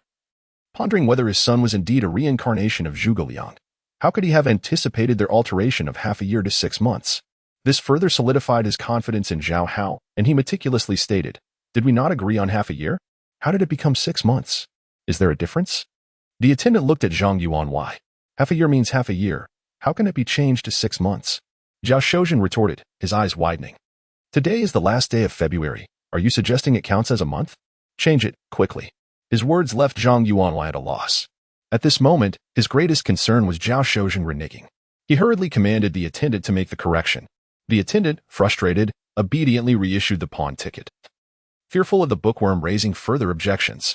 This time, he even wrote neatly, "It turns out this attendant is capable of writing well." Zhao Shojing examined the ticket, marveling at the neatness. The bearded attendant nearly lost his composure. "Can we sign now?" Zhang Yuanhuai personally handed the brush to Zhao Shojing. As Zhao Shojing was about to take the brush, he suddenly recalled his son's final admonition. If the other party still agrees, you can confidently continue to negotiate. He then shifted his hand away, reaching for a nearby teacup, leisurely sipping a few mouthfuls before, under the anxious gazes of both men. He slowly rose and said, "I sincerely apologize, Brother Zhang, but upon reflection, I still feel uneasy. This formula is the hope for my Zhao family's resurgence. Happen to peek at it, it would pose a problem." With that, he began to gather his belongings, feigning a departure. However, he could not help but feel anxious. Internally pleading, "Please stop me. Do not let me lose face. Dear brother, this is not the way to approach it." Although Zhang Yuanhuai did not physically restrain him, he feigned indignation. "After all this effort, you wish to retreat? Are you mocking your elder brother? I am not. It is not me." Zhao Shojing felt quite embarrassed, silently cursing. "Isn't that precisely what I am doing? In our line of work, trust is paramount. If we breach the rules, we are subject to tenfold compensation." Seeing him at a loss for words, Zhang Yuanhuai slammed the table and declared, "With that said, you can surely feel reassured, correct? But how am I to know if you have seen it? A mere glance would not cost you a word." Zhao Shojing remained resolute. Zhang Yuanhuai, exasperated by this pedantic fellow, genuinely wished to have him expelled. Yet, who could resist the allure of that formula? He was determined to obtain the sugar recipe. But Zhao Shojing was the son of a former minister. A brazen act would undoubtedly leave a poor impression on the officials of the Ministry of Revenue. And it was inevitable that some would sympathize with Zhao Laodai's son. Such a scenario would be counterproductive. In business, patience is essential. As long as he maintained a good relationship with this pedant, he would eventually acquire the sugar formula. There was no need to rush. With this thought, Zhang Yuanhuai suppressed his irritation and smiled at Zhao Shojing. "Rest assured, Deheng has been in business for more than a decade longer than either of us. Surely, there must be ways to prevent any mishaps." As he spoke, he gestured for the attendant to fetch various items from behind the counter, including a small wooden box, a large piece of thick rice paper, along with a lock, glue, seals, and stamps. Zhang Yuanhuai addressed Zhao Shojing. "You shall place the formula in the box, lock it, and keep the key safe. Then, apply glue generously over the entire sheet of rice paper, wrapping the wooden box securely. Finally, affix a seal and stamp it. You may sign it anywhere you wish or mark it as you please. Surely, this will suffice?" "This." Zhao Shojing listened, thoroughly impressed. Giving a thumbs up, "You are indeed a master in your field. I feel much more at ease." Zhang Yuanhuai and the attendant felt as if they had been granted a reprieve, and promptly asked Zhao Shojing to verify the 2 lines of the formula. Once confirmed, both parties placed the formula in the box, locked it, applied glue, and wrapped it securely. Finally, they affixed the seal, writing down their names and the date. Afterward, the attendant issued the pawn ticket for the 3rd time, and this time, Zhao Shojing finally signed it. Phew! The 3 of them simultaneously exhaled in relief. Zhang Yuanwei and the attendant exchanged puzzled glances. What is the cause of your sigh? Is it truly so taxing over such trifles? Zhao Shozhen replied earnestly. Go away with your nonsense, you insufferable bookworm. Both men muttered under their breath. Deheng is not a mere southern store like Tangji. They maintain substantial cash reserves and can directly issue banknotes, although their scope is somewhat limited compared to Wuji, as they can only exchange in the southern regions. Without Zhao Hao's prompting, Zhao Shozhen felt uneasy. How could he leave the ill-gotten silver with the Zhangs? He insisted on transferring it to Wan Hao, citing a rather domineering reason. Once I pass the imperial examination, I shall be heading to the capital. A banknote that is universally accepted would be far more advantageous. Zhang Yuanwei was at a loss for words. Fortunately, Wan Hao's main branch was conveniently located on Hobu Street, and Zhang Yuanwei had ready access to Wan Hao's banknotes. So he accompanied him there. In less than an hour, Zhao Shozhen emerged from Wan Hao, clutching a substantial banknote for 2,000 taels and another for 500 taels, alongside Zhang Yuanwei. This sight did not escape Zhao Hao, who had been waiting not far away. And he could not help but silently marvel at the efficiency of the largest silver house in the nation, accomplishing the same transaction in half the time compared to Wuji. If Widow Yu were to hear this, she would undoubtedly erupt in anger. Zhang Yuanwei himself was the owner of Deheng, handling matters personally. Thus Wan Hao naturally treated him with utmost respect, expediting the process. After bidding farewell to Zhang Yuanwei, Zhao Shozhen anxiously began searching for his son. Gao Wu promptly revealed himself, escorting Zhao Shozhen out of Hobu Street to the carriage. Zhao Hao had arrived first, waiting for his father in the carriage. His gaze shifted over Zhao Shozhen's shoulder, intently watching as Zhang Yuanwei entered the pawnshop before he lowered the carriage curtain. Do not be anxious, Zhang. Today is merely the beginning, and the grand spectacle lies ahead. In the carriage, Zhao Shozhen, with an air of reverence, presented the tickets to his son, only to be unable to suppress the greatest query in his heart. Why were that gentleman and the steward so astute and unperturbed throughout the entire affair? What if this remedy were a ruse? Such is the prowess of a father. Zhao Hao never anticipated that his father would exceed expectations, joyfully kissing the 2 tickets before cunningly remarking, were it me in his stead, suspicion would surely arise. No more than a few silvers would materialize. Only a man of such upright and sincere character as my father could earn their trust. Although Zhao Shozhen still found the situation somewhat perplexing, he could not help but laugh heartily at his son's praise, exclaiming, one must revel in life's triumphs. For youth is but a fleeting intoxication. Gao Wu, do hasten, lest my father be delayed in his afternoon duties. You, such a dampening child. Chapter 43. Why should one repay money borrowed based on merit? The following day, Zhao Shozhen, fortunate enough to avoid a trip to the prison, still rose early. He was to attend a literary gathering at the Great Baonan Temple. As he tried on the brand-new robe purchased the previous day, he sighed, lamenting, what a rare day off, yet I cannot indulge in a lazy morning. I've already developed dark circles under my eyes. Then you won't become a protected species. Zhao Hao retorted, rolling his eyes. After all, he too had risen early, assisting the forgetful Zhao Eryi in preparing for his departure. Being a student is no easy task. Is it any easier for their parents? Nevertheless, he supported Zhao Shozhen's attendance, recognizing the myriad benefits of participating in the gathering.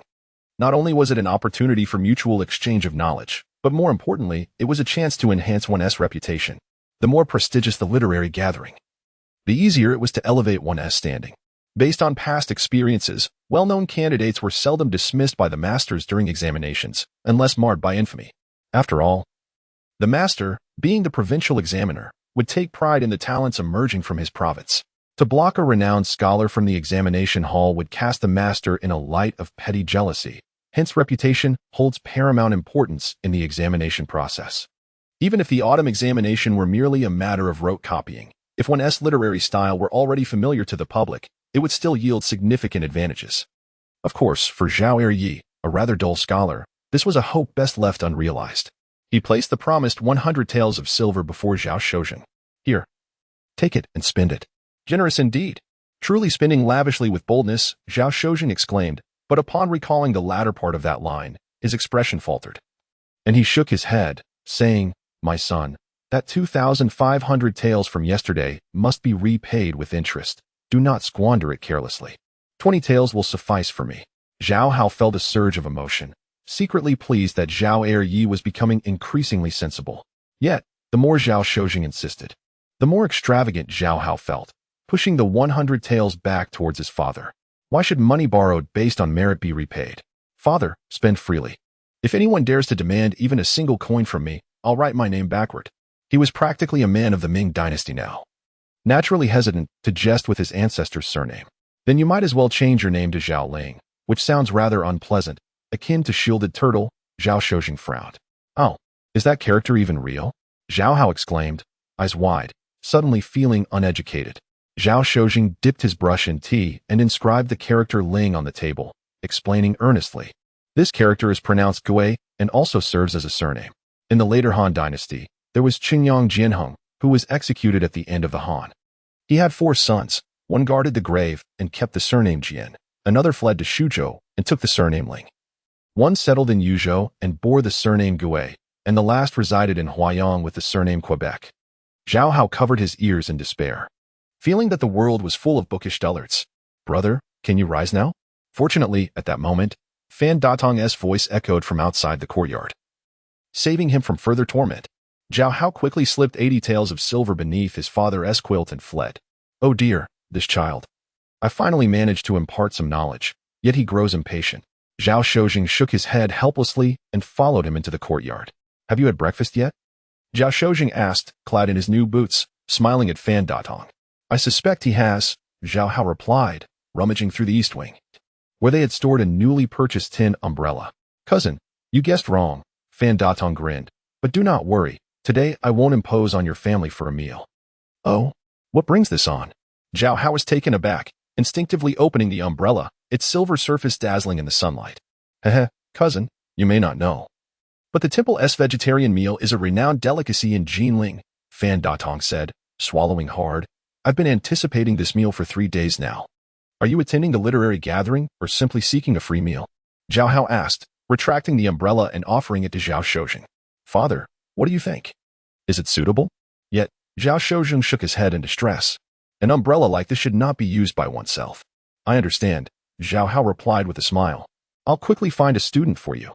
Today, let us find someone to fill in for now. Before he could finish, Gao Wu emerged from the west wing. Stooped and burdened with a bookbox, his hair styled in 2 tufts, resembling a golden-haired Barbie. Zhao Hao couldn't suppress his laughter at Gao Wu's appearance. Fan Datong burst into uncontrollable laughter, leaving Gao Wu blushing furiously. Gao Wu, perhaps you should refrain from going. It would not be good to frighten the monks, Zhao Shojing remarked with mild disapproval. Gao Wu, feeling somewhat hurt, lowered his head. But seeing Zhao Hao wave, he turned and retreated indoors. Never mind, I shall hold the umbrella for my brother today, Fan Datong declared. Taking the tin umbrella from Zhao Hao and tucking it under his arm, waving his right hand, you need not reserve dinner for us. Zhao Hao found himself at a loss for words. The Great Baonan Temple, located outside the Jubao Gate in the south of the city, was nearly 30 miles from Caijia Alley. Fortunately, the waterways of Nanjing were well developed. They hired a black canopy boat at a small dock beneath the bridge, enjoying the river breeze and conversation until they arrived without noticing the distance. As the boat rounded Phoenix Terrace, the majestic tower, renowned throughout history as the world's tallest pagoda, came into view beside Rainflower Terrace. Although they had seen this tower countless times, Zhao Shojing and Fan Datong were still profoundly awed by its shimmering splendor, illuminated by the sun, resembling a divine relic.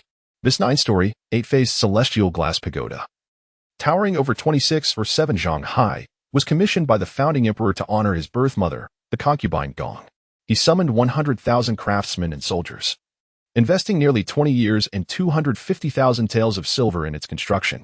The pagoda's magnificence rises over 100 zhang, piercing the heavens. Its 5-colored glass forming the crown, illuminated by golden pearls, lighting up the clouds and sun.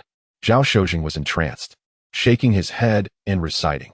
With 128 lanterns at night, like fire dragons soaring for dozens of miles, the sound of bells echoing for miles, mountains, great rivers, the capital, and palaces all within sight. Suddenly, a gurgling sound interrupted. Fan Datong's stomach protested, and he urgently urged the boatman, row faster. I have pressing matters. The boatman, assuming it was a matter of urgency, hastily rowed to the dock. As soon as they stepped ashore, Zhao Shojing pointed toward the distant thicket, saying, Go ahead, I shall wait for you. Brother, you are mistaken.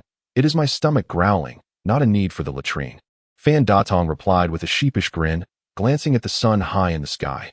He whispered, "At this hour, the welcoming monk will not be at the main gate. We can sneak in, sit down to eat, and leave without making a donation." The concept of sneaking in was quite clever.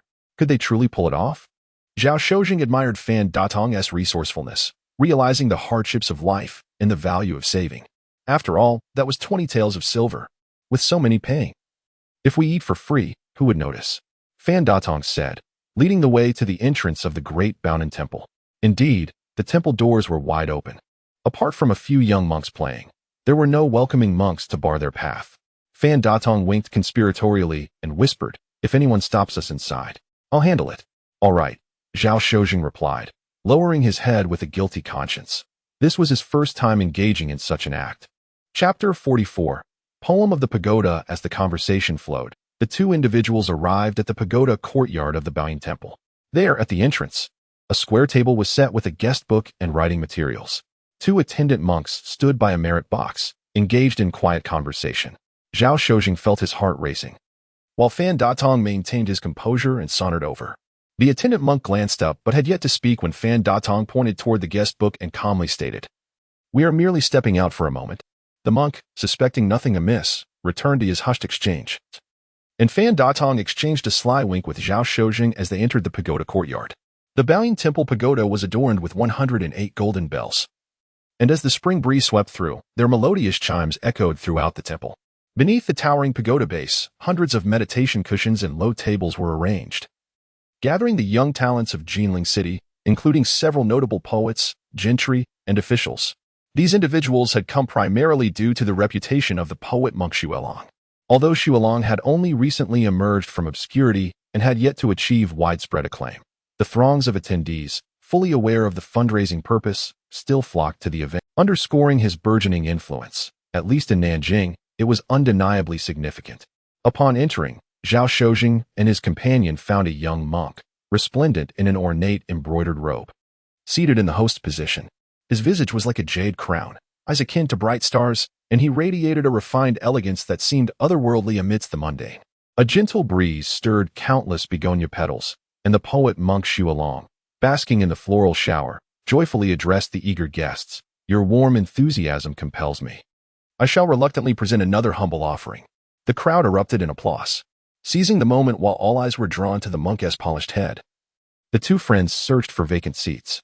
However, with so many guests present, contiguous seating was scarce, and they settled in a corner of the courtyard, each taking a back-to-back seat. At noon, the temple's vegetarian meal was laid out on long, low tables, exuding an enticing aroma and steam. As Xuelong prepared to recite a poem, the guests, too eager to partake in the feast, craned their necks to listen, and Zhao Shojing was no exception. He heard the monk's resonant voice recite, "After the rain, a gentle breeze stirs the pond. Willow branches still brush the mirror's silk, leaning on the railing.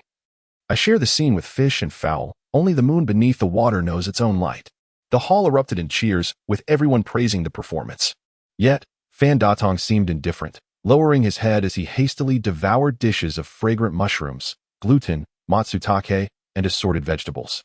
Zhao Shojing, however, had come with high hopes for the literary gathering and attentively listened as Xuelong completed his poem, noticing several local poets engaging in a lively exchange. Yet none spoke of moral essays or figures like Zhu Ziqingyi. Zhao Shojing, familiar with the ways of the world, soon detected a discrepancy. He glanced around the room, realizing that he and Fan Datong were the only ones clad in blue robes. In the Ming Dynasty, attire followed certain protocols.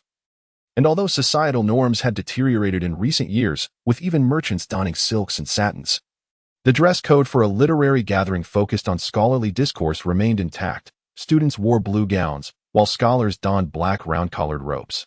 Clearly, they were either the only students present or this gathering did not strictly require formal attire. Feeling somewhat awkward, Zhao Shojing nudged the oblivious Fan Datong, who was engrossed in his meal. "Isn't this supposed to be a literary meeting? It seems more like a poetry gathering."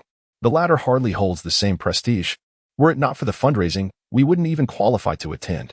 Fan Datong, shoveling rice into his mouth, mumbled, "Let's just get known here.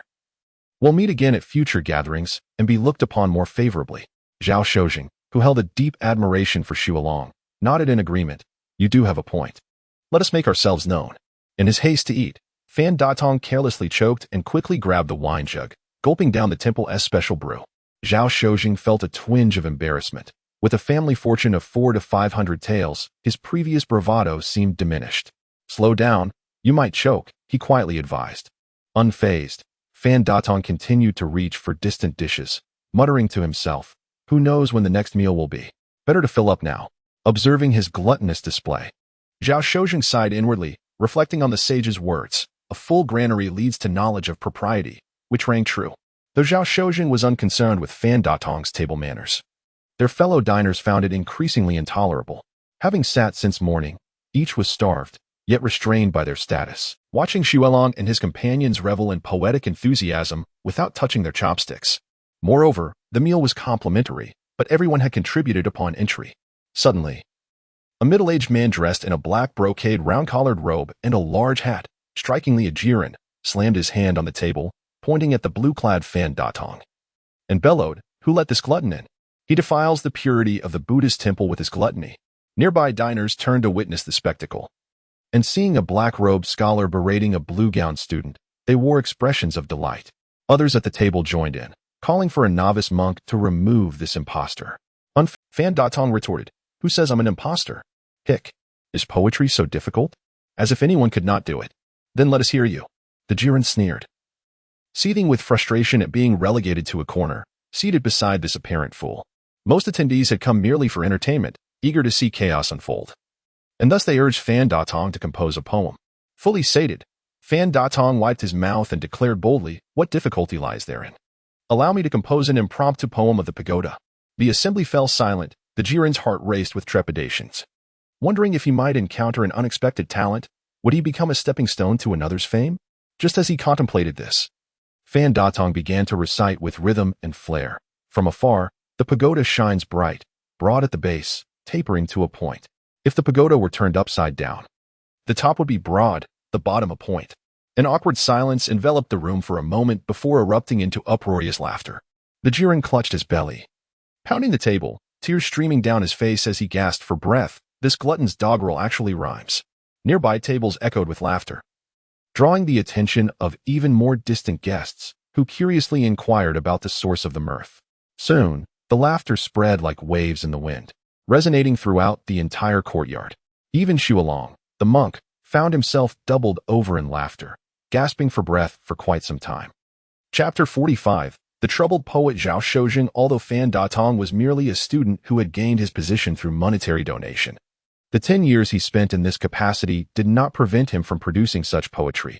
It truly exemplifies a profound lack of talent. How amusing. This fellow, devoid of shame, still manages to laugh. Enough of this.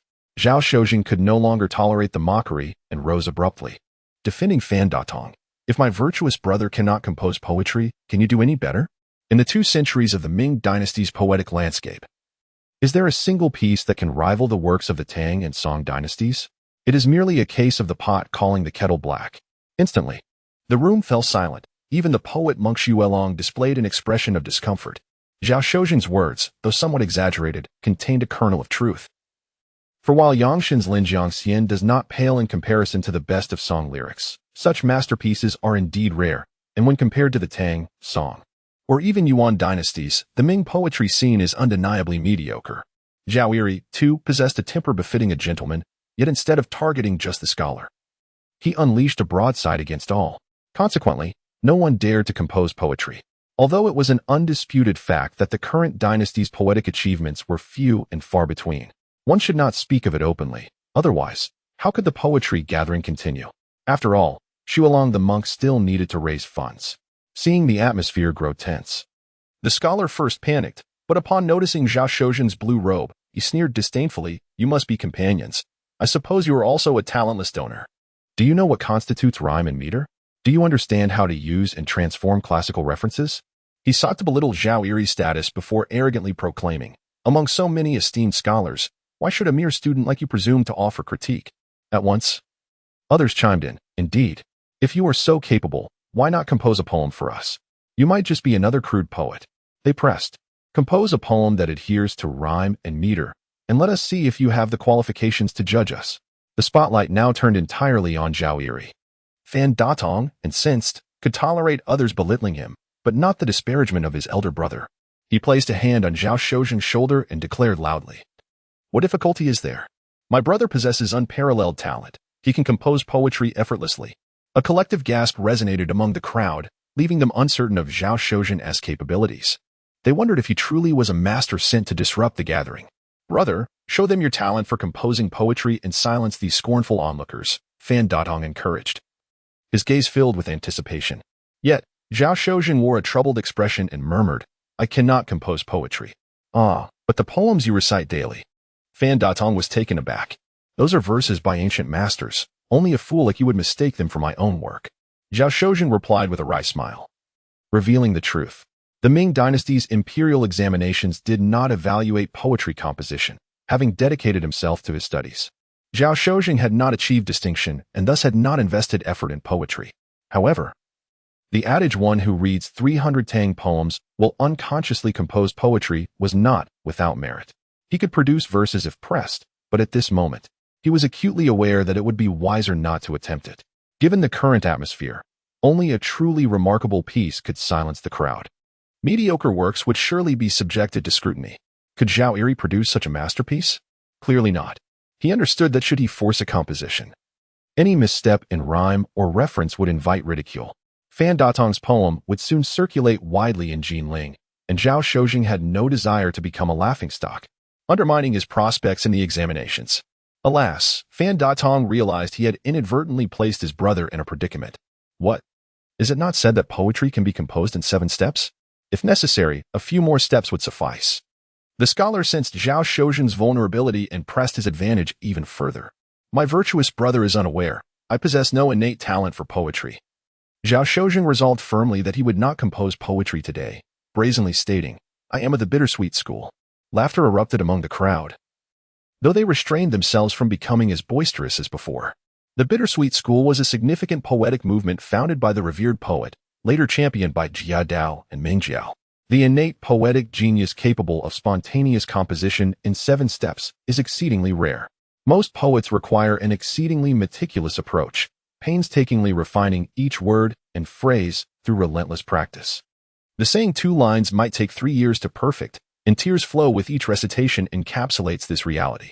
Particularly in the current poetic climate, none could boast of prowess.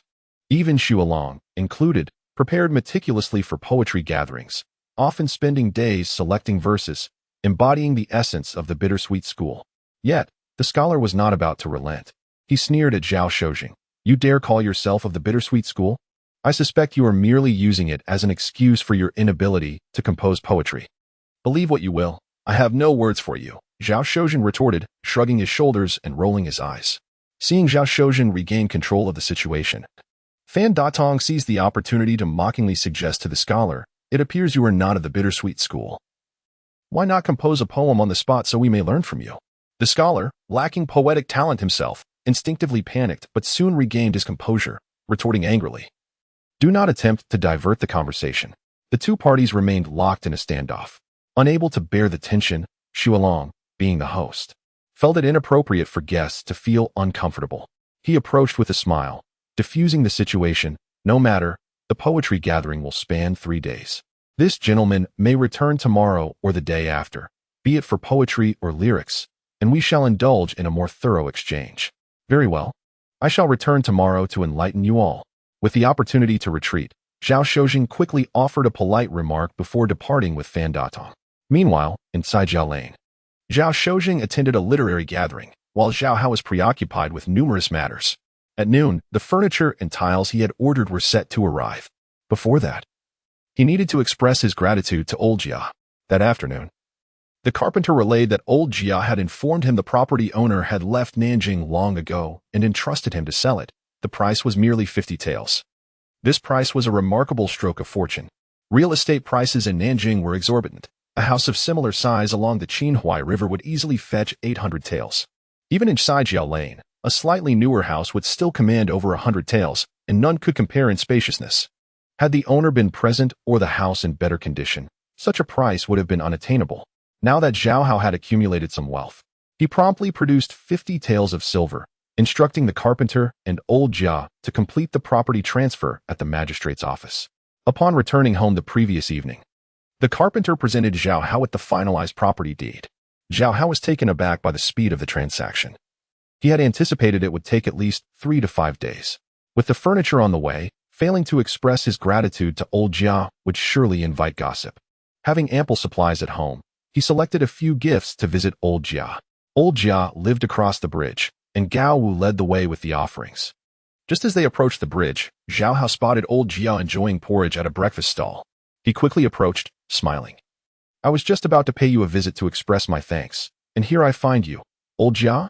Young Master Zhao, you are too kind."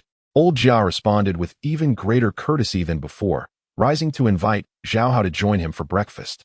At the breakfast stall, only old Jia and the elderly gentleman from the previous encounter were eating porridge. There were no other customers. Xiao Xiao was squatting by the bridge, catching the bowls and utensils her mother had washed along the riverbank, neatly arranging them in a basket.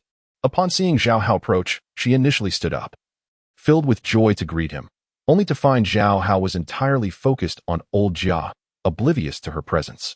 The young girl, for reasons unknown, felt a tinge of sadness and turned her head away to feign ignorance. Her father, however, was quite solicitous, with no work at hand. He approached to exchange a few pleasantries, inquiring, "Well, what would the young master like today?" Zhao Hao cast a puzzled glance at the desolate breakfast stall, then raised his gaze to the sky, noticing that the morning glow had yet to dissipate. Why, then, was business so dismal? To be fair, he had frequented this place several times, and it seemed that trade had never flourished. The articulate young Master Zhao, of course, would not touch upon painful subjects. Instead, he smiled and ordered a generous assortment of delicacies, even including a few items for old Jia and his longtime associate. The stall owner, recognizing the young man's considerate gesture towards his business, could not help but express his heartfelt gratitude before hastily returning to his tasks. Chapter 46. The Invisible One. Alas, Old Fong, it truly is not easy. Old Jia let out a deep sigh, not wishing to dampen the mood, and returned to the previous topic. "Young master, your ability to purchase that residence alleviates a considerable burden from this old man's heart. No need for thanks." The elder beside him, though clad in humble attire, possessed a demeanor that surpassed even old Jia's. He smiled at Zhao Hao and remarked, "This old fellow is not merely engaging in pleasantries. He frets daily over that dilapidated house, pondering what might happen if it were to collapse. Would he then have to pay to have it repaired?" Old Jia, unfazed, stroked his beard and took a sip of millet porridge, casually inquiring of Zhao Hao, "I heard from the blacksmith that you are seeking a scholar's apprentice for your esteemed father. Do you have someone in mind?" Zhao Hao nodded. The blacksmith had suggested he might directly purchase a scholar's apprentice from a pawnshop, which would cost around 10 to 20 taels of silver. However, he was still grappling with the moral implications of buying a person and preferred to hire someone from the neighborhood. "Indeed, there is a suitable candidate." Old Jia chuckled and turned to the vendor, who brought over several steaming baskets. "Did you not ask me to help find a job for your son? How about having him serve as a scholar's apprentice for the Zhao family?" The vendor hesitated, saying, "I must discuss this with my wife first." "Your wife is right by the riverbank," old Jia replied, gesturing for Fong Wan, the vendor's son, to come over. "Let Zhao Guangqi take a look. If he finds you unsuitable, then it is moot." Zhao Hao was taken aback. He had not noticed the presence of another person behind him. Turning around, he indeed saw a youth of similar age, diligently wiping the table. Upon hearing old Jia's words, the boy set down his cloth and approached shyly. "Oh, the vendor has a son? I had not noticed him before," Zhao Hao remarked with a smile. "Ha ha, he helps at the stall every day." Old Jia laughed heartily and asked the boy, "How many times have you met Zhao Guangqi?" "3 times, the lad, named Fong Wan, timidly replied, "including this time." "It would be 4. Zhao Hao's eyes widened in surprise. Upon reflection, he realized he had only visited 4 times in total. This meant the boy had been there each time, yet he had never noticed him. "Do not be astonished, Zhao Guangqi. I have been eating breakfast here for a year, and if I were not aware that the vendor had a son, I might often forget about him," old Jia said with a smile. The elder beside him nodded in agreement. "Initially, I thought it was a ghost. Alas, this child is so unremarkable that one would not notice him even under the sun." The vendor lamented, tapping his son's head. If he misses out on a chance with Zhao Guangqi, it would be a grave sin. But Zhao Hao felt quite pleased. He often found himself overwhelmed by Zhao Shozhen's incessant chatter and wished that the rest of his family would be as mute as this boy. Upon closer inspection, the lad, though not striking in appearance, had delicate brows and eyes, with no apparent flaws. His only issue was that he was exceedingly ordinary, easily lost in a crowd. However, such an unassuming individual would be ideal as a scholar's apprentice, wouldn't it? With a mind full of schemes, what if he led his naive father astray? Can you read? Zhao Hao asked the boy. I attended a private school for a few years and read half of the Analects before dropping out. Fang Wen replied in a voice barely above a whisper. This is the one, Zhao Hao declared decisively. A scholar's apprentice simply needs to hold an umbrella and grind ink. What other skills are necessary? The vendor, feeling both delighted and concerned, hesitantly said, I will discuss this with my wife. Zhao Hao, however, paid no heed and continued, there will be no binding contract. Simply serve for 3 years, after which he may choose to stay or leave.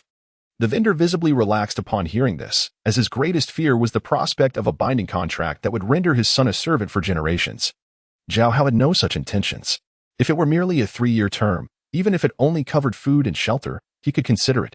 Zhao Hao continued, I will provide 2 taels of silver per month, covering all food, clothing, and lodging, with a year-end bonus based on performance. Should he wish to remain after 3 years, the salary would increase to 3 taels, and if he wishes to return home, I will provide 20 taels for his establishment. Oh, old Jia's old friend chuckled. Young sir, can a 60-year-old scholar's apprentice be of any use? I can still read and write. Zhao Hao's offer was indeed generous. In Nanjing, a laborer working tirelessly could barely earn 2 taels in a month, while skilled trades like mechanics or dyers might earn a bit more. Fang Wen, a lad of 14 or 15, lacked physical strength and skills, and his shyness would likely limit him to an apprenticeship, where he would earn no wages during the lengthy training period. Old sir, you jest. How can you have this lad running errands for Zhao Guangqi with such clumsy legs? The vendor quickly interjected. My son is young, nimble, and speaks little. He is naturally suited to be a scholar's apprentice. Oh, so you cannot decide for yourself? Old Jia teased. Perhaps you should consult your wife, if she disagrees. Do not jeopardize my future. As the words left his mouth, the vendor sheepishly replied, in my household, it is indeed the wife who has the final say. Laughter erupted among the group, creating a jovial atmosphere, just as they were enjoying their banter. A loud crash echoed through the air as a steaming pot at the stall was kicked over, sending baskets and buns flying. Gao Wu quickly raised his hand to shield Zhao Hao from the flying debris, catching a few buns in the process. Startled, Zhao Hao initially thought a ruffian was causing trouble, but upon turning to look, he saw an official dressed in a blue long coat with arrow sleeves and a square top hat adorned with a red feather, flanked by several lackeys, glaring fiercely. The official, stepping on the overturned stove, had a menacing expression. Fang, come here at once. It was Officer Li. The vendor, glancing mournfully at the scattered food, hurried over and apologized. How can I be honored by your presence? Do you think I wish to be here? The official brandished an iron ruler, jabbing it into the vendor's chest, speaking with venom. I told you 10 days ago to pay the stall fees by the end of the month. Today is the first day. Where is your money? This small business simply cannot produce such a sum. The vendor was on the verge of tears. Bowing repeatedly, I implore you, Officer Li, grant me a few more days. Who will grant you leniency? The official gritted his teeth, ready to threaten. If you do not pay today, I will sell your daughter to settle the debt. Meanwhile, Xiao Xiao had already been alerted but was held back tightly by her mother, unable to approach.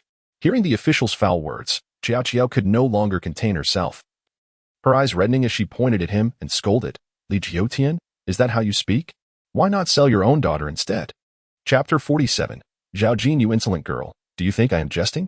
Although the official from the Li family is merely a lowly clerk, he has long been a tyrant in the vicinity of Kai Family Alley. How could he allow a mere girl to insult him by name? He waved his hand fiercely and ordered, what are you standing there for? Seize her. If the surname Fang refuses to pay, let his daughter settle the debt. A few white-clothed laborers chuckled as they approached. Chi Chao's mother hurriedly shielded her daughter, pleading desperately. The stall owner Fang, alarmed, attempted to protect his daughter but was pulled away by 2 laborers. The old village chief, unable to bear the sight, stood up to block the laborers and said to the Li official, 9 days, we are merely collecting a stall tax. Is it necessary to resort to such measures? Old you, mind your own business, the Li official retorted, his tone unfriendly. The great lord was furious this morning. If we do not collect the money today, I will be punished tomorrow.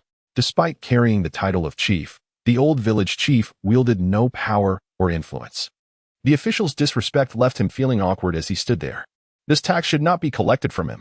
An old man beside him suddenly spoke coldly, by custom. Stall taxes are only collected from established businesses. In my years in Nanjing, I have never heard of taxing breakfast stalls. Zhao, old man, stop nitpicking. Li Jiutian rolled his eyes and pulled out the ticket from Yuan County, declaring, I only heed the great lord's commands. Whatever he says goes. He then glanced at the two old men and taunted, if you wish to meddle, fine, pay the 5 taels of silver for him. And I will leave without another word. The two elderly men, who barely subsisted on porridge, could not possibly produce 5 taels of silver. Just as they were at a loss, a gleaming object flew through the air and struck Li Jiutian. Is it a hidden weapon? Instinctively, Li Jiutian reached out and caught it, discovering it was a 5-tael ingot of official silver. Following the trajectory of the silver, he saw a young man, back turned, leisurely eating kanji. What are you waiting for? Get lost, the youth said quietly, not even glancing at him. The mood for his meal spoiled. Li Jiutian stared at the silver in disbelief. However, despite the shabby stall, the young man's well-tailored brocade robe and the jade pendant at his waist could not conceal his extraordinary bearing. Who was this nobleman in disguise? How could a mere clerk like him afford to offend such a figure? Get lost. Just then, a thunderous shout exploded in his ear. Gao Wu, fierce and imposing, finally mustered the word. As a skilled fighter who had battled Japanese pirates and possessed a fiery temper, Li Jiutian dared not provoke him. Seeing him act as a protector for the young man only confirmed that he had tangled with someone beyond his reach. With a swift shift in demeanor, he forced a smile and said, My apologies, young sir. The Southern Ministry has suddenly pressed for overdue tax payments. The great lord had no choice but to impose this. Zhao Hao had intended to retort but found himself speechless upon hearing this. It turned out to be a matter concerning the elder estates. Now, he could not argue with conviction and merely nodded, continuing to eat his kanji in silence. I shall not disturb your meal. Li Jiutian quickly bowed and gestured for the laborers to release the stall owner, departing with his tail between his legs. Once the officials had left, the Fong couple hurriedly expressed their gratitude to Zhao Hao. There is no need for thanks.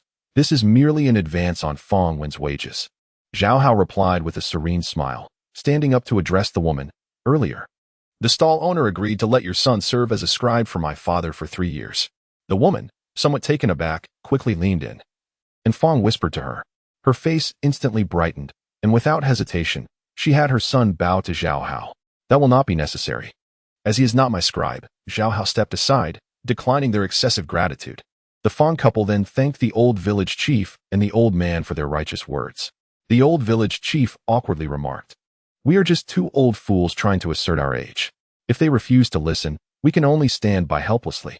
The old man Zhao nodded silently, evidently feeling uncomfortable after being exposed by Li Jiutian. Zhao Hao smiled and saluted him, saying, So, you two bear the surname Zhao. Perhaps we are distantly related from 500 years ago. Haha, there are many with the surname Zhao. We may not be connected. Old Zhao replied with a hint of jest, having always been amiable toward Zhao Hao. Zhao Hao, however, was more intrigued by the Li official's earlier statement. This gray-haired, unremarkable old man was a disgraced censor, hinting at a significant background. Yet, old Zhao clearly preferred not to delve into such matters. And Zhao Hao decided to postpone that conversation. As they helped the Fong family tidy up their stall, Zhao Hao asked the old village chief to hire more bricklayers to work at his home. After some negotiation, he finally managed to send off the gifts before they each returned home. Qi Qiao seemed to have been frightened. She remained silent throughout, not uttering a single word. Upon returning home, the furniture delivery had arrived, with over a dozen large items requiring 3 hefty carts. The blacksmith was inspecting each piece. This table leg has chipped paint. The wood of the bedboard is different from the headboard. This tabletop has a significant bump. It will flake off in no time. I suspect you are trying to deceive me. Just take it back. Although he was a blacksmith, his keen eyes could identify defects with precision. The owner, who personally oversaw the delivery, turned crimson under his scrutiny, but had no retort. Eventually, he voluntarily refunded 2 taels of silver for the buyer to repair the furniture. Zhao Hao was quite pleased with this turn of events. He had not expected the old blacksmith to possess such managerial potential. Once the disgruntled furniture owner left, Zhao Hao's order of quality blue bricks also arrived. The bricks were exceptionally sturdy, and the old blacksmith found no faults, which left him feeling quite dissatisfied as he had hoped for better challenges. Standing by the well, The old blacksmith directed the younger workers to neatly stack the bricks in the corner. Gao Wu, being a simple soul, even helped carry the bricks, astonishing everyone as he could lift 3 times the amount of an average worker. Zhao Hao initially observed from the side, but soon found it uninteresting and casually inquired of the blacksmith, "Old sir, what is the background of old Zhao? He seems quite extraordinary." "Ah, young master has indeed asked the right person. I spent several years with him in the military." The old blacksmith suddenly perked up, ignoring the brick moving for the moment. He whispered to Zhao Hao, "He was once a successful scholar, served as a county magistrate, and even held the position of censor. However, for reasons unknown, he fell afoul of someone and was exiled to serve in the army. Initially stationed in Longchang, Guizhou, he eventually found assistance to transfer to the provincial military reserve." "Really a censor?" Zhao Hao nodded thoughtfully, asking, "Do you happen to know his name?" I believe it is Zhao Jin." The blacksmith pondered for a moment. "Yao Jin?" Zhao Hao stroked his chin, contemplating for a while before slapping the blacksmith's thigh, exclaiming, "I know who he is now." "Who is he?"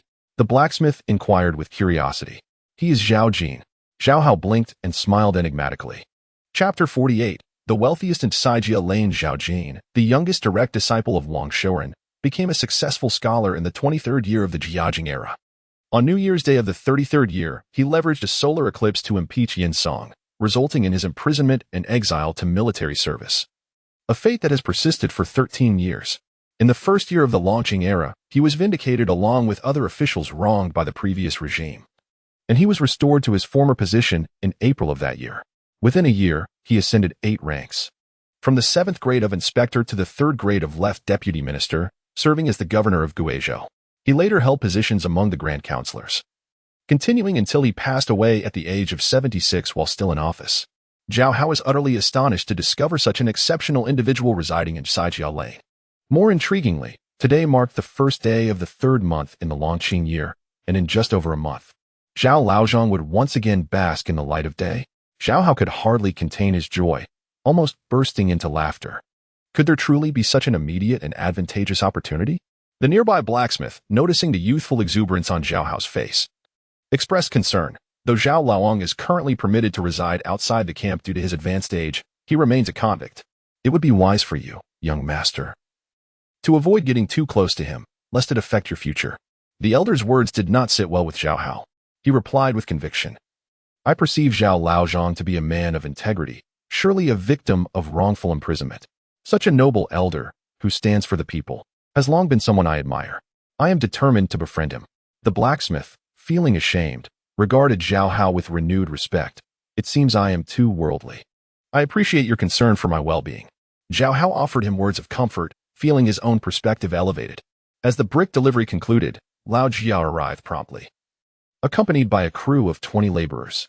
Observing the robust assembly, Zhao Hao was internally astonished, thinking to himself that Zhao Laozhong had indeed not. Is it truly necessary to have so many? The blacksmith wondered, concerned about the expenses. It was Master Zhao's instruction to gather as many as possible. Lao Jia chuckled. "Had it not been for the opportunity to work for the wealthiest in Sijia Lane, I doubt we could have assembled this many." Clearing his throat, Zhao Hao feigned confidence. "I have indeed hired them all. We residents of Sijia Lane are all military families, struggling to make ends meet. If you have need of assistance, please be kind to your neighbors," Lao Jia said, half joking, half serious. "Of course, I have a business proposition that I will discuss with you later." Zhao Hao replied with a smile. "That sounds splendid. I shall await your word." Lao Jia nodded enthusiastically, turning to the group of laborers with a commanding voice. "Work diligently. Anyone who slacks off here will find it hard to get work from me in the future. No need for your warnings. We are eager to please Master Zhao." The laborers laughed as they entered the courtyard to strategize their tasks before energetically getting to work. With a large workforce, the laborers quickly laid down bricks, and before dusk, they had covered Zhao's entire residence in tiles, employing a herringbone pattern that provided durability, slip resistance, and eliminated the need for mortar, a method with numerous advantages. However, it was time-consuming and costly. The day's wages alone cost Zhao Hao 2 taels of silver. The blacksmith informed Zhao Hao that 2 taels represented a full day's wages, suggesting he could negotiate for a lower price. Yet, Zhao Hao, wishing to maintain the illustrious image of being the wealthiest in Sijia Lane, reluctantly decided against bargaining. With their wages in hand, the laborers joyfully completed the remaining tasks, constructing a courtyard wall and assisting in arranging the furniture before departing with cheerful spirits. They looked forward to celebrating their earnings with a few drinks and a hearty dinner at home, and Zhao Hao felt content, believing his money was well spent. At this moment, the blacksmith went off to prepare dinner, while Gao Wu and Fong Wen busied themselves fetching water and cleaning the newly laid tiles to rid them of dust. Zhao Hao ambled through the main house, marveling at the transformation.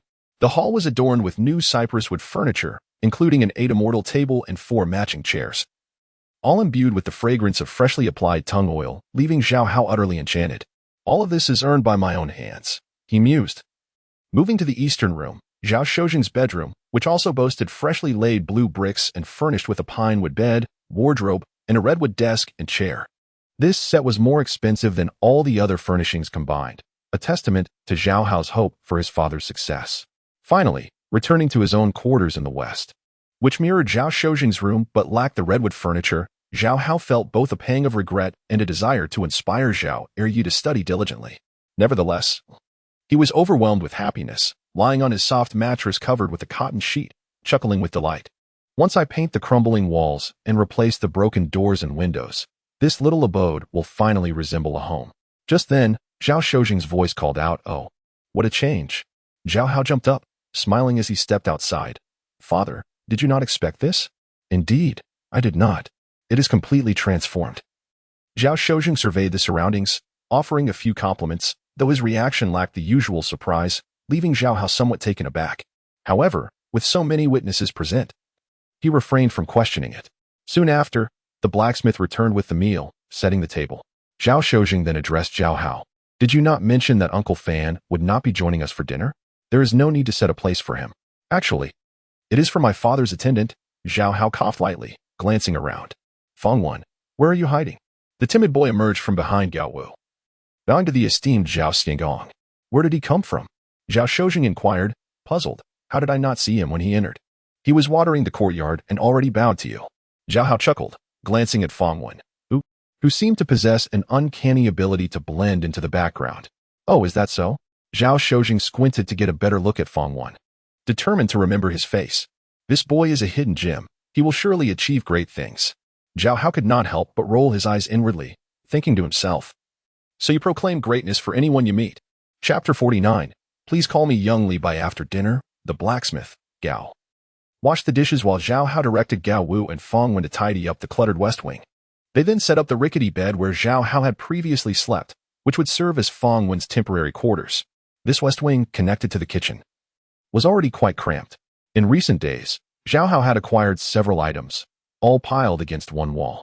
Now, with the bed positioned by the window, only a narrow passage remained, making it difficult for the two to move past each other. "Why don't you share a room with Brother Gao?" Zhao Hao suggested, feeling a bit reluctant. Comparatively, the east wing where Gao Wu resided was much more spacious. Fong Wen glanced at the fierce-looking Gao Wu and shook his head vigorously. "This is just fine. I usually sleep on a mud bed at home." Zhao Hao paused, puzzled. "A bed made of mud?" Fong Wen explained quietly. "It's constructed from clay bricks with a wooden plank on top. Many families on this street have such beds." Zhao Hao sighed. Life for military families is indeed tough." He then asked, "Is your family also military?" "No." Fong Wen shook his head, replying softly, "My family is civilian. We moved here after falling into disrepair." Zhao Hao mused that Kai Family Alley was indeed a gathering place for the downtrodden, with thieves and soldiers alike. No wonder the property prices were stagnant. It was no surprise that he had easily claimed the title of the wealthiest in the neighborhood. He intended to inquire about Fong Wen's family's downfall, but, preoccupied with thoughts of his father, decided to let the conversation rest and suggested they both get some rest. In the courtyard, the blacksmith had already tidied up the dishes and packed them into a basket to take back for use the next day. Suddenly, Zhao Hao remembered something and called out to him, "Old man, if you have time tonight, please grind those dried scallops into powder for me to take later." "Of course, young master." Over the past few days, the blacksmith had fully embraced his role as a servant of the Zhao family. Once alone in the main room, Zhao Hao brewed a pot of tea with a newly purchased purple clay teapot and carried it into the east room. Inside, Zhao Shoujing was seated at the table, chewing on the end of a brush, lost in thought over a blank sheet of paper. Gently placing the tea tray down, Zhao Hao asked, "Father, did you encounter any unpleasantness at the literary meeting?" "Alas, I was misled by Fan Xian." Zhao Shozhen sighed and proceeded to recount the events of the day to Zhao Hao. Zhao Hao's eyes widened in disbelief. Father, you quote classics all day yet cannot compose poetry? Though I enjoy fine cuisine, I can't cook either. Zhao Shozhen shrugged. I could manage under duress, but in that atmosphere, I felt it unwise to insist on maintaining my dignity. Indeed, Zhao Hao nodded in agreement, tears welling in his eyes. If you could think of this. Our hardships have not been in vain. I too feel I have made considerable progress lately. Upon hearing this, Zhao Shozhen's face brightened as he joked. I truly wish to experience such days a while longer. Really? Zhao Hao looked at him, placing a hand on the rosewood desk. Then tomorrow I'll have someone restore the house to its former glory. Haha, I was merely jesting. Zhao Shozhen replied sheepishly. Who would willingly forsake good days? Do you think I am foolish?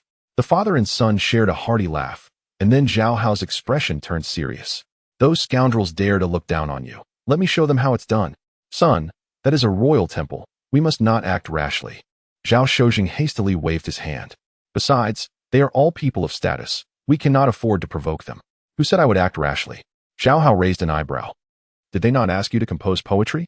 I will ponder it tonight and prepare a few verses for you by morning. Though Zhao Shozhen remained skeptical, he was nonetheless touched. Your intention is enough. Do not overexert yourself. It will affect your sleep. Knowing his father would not believe him, Zhao Hao decided to end the conversation and return to his room. Zhao Shozhen resumed his search for verses but soon succumbed to sleep, snoring loudly at the table. When he awoke suddenly, he found it was already dawn, with the rooster crowing 3 times. Wiping the drool from his mouth, Zhao Shozhen stretched and sighed. Indeed, I am not cut out for poetry. Perhaps I should focus on my studies and avoid that ill fortune. Before he could finish his thought, he noticed a stack of papers on the table. Picking them up, he saw that each sheet was inscribed with a poem, the somewhat juvenile handwriting unmistakably belonging to Zhao Hao. Overcome with emotion, he disregarded the poems for the moment and rushed out of the East Room to praise his son, regardless of how nonsensical the verses might be. However, upon lifting the curtain to the West Room, he found Zhao Hao fast asleep in bed. Concern flooded Zhao Shozhen's heart. Realizing his son must have gone without sleep all night, he gently lowered the curtain and quietly returned to his own room. Then he turned his attention to his son's maiden work, eager to see the delightful innocence within. To his astonishment, as he read, he was spellbound. This. Zhao Shozhen was enchanted, flipping through the poems, rubbing his eyes in disbelief, and finally collapsing onto the floor in astonishment. Having studied for nearly 30 years, even without poetic talent, he possessed a discerning eye and recognized that these 6 pieces were truly exceptional works, rare in the current era. The pinnacle of poetry lay in the Tang and Song dynasties. While Ming scholars relished poetry and lyrics, outstanding works were few and far between.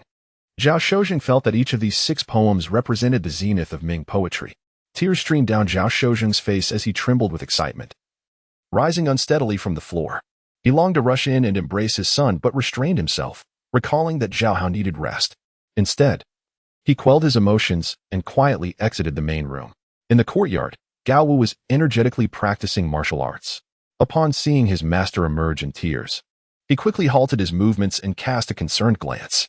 Quick, I must pay homage to the deities. Zhao Shozhen exclaimed in a flurry of excitement.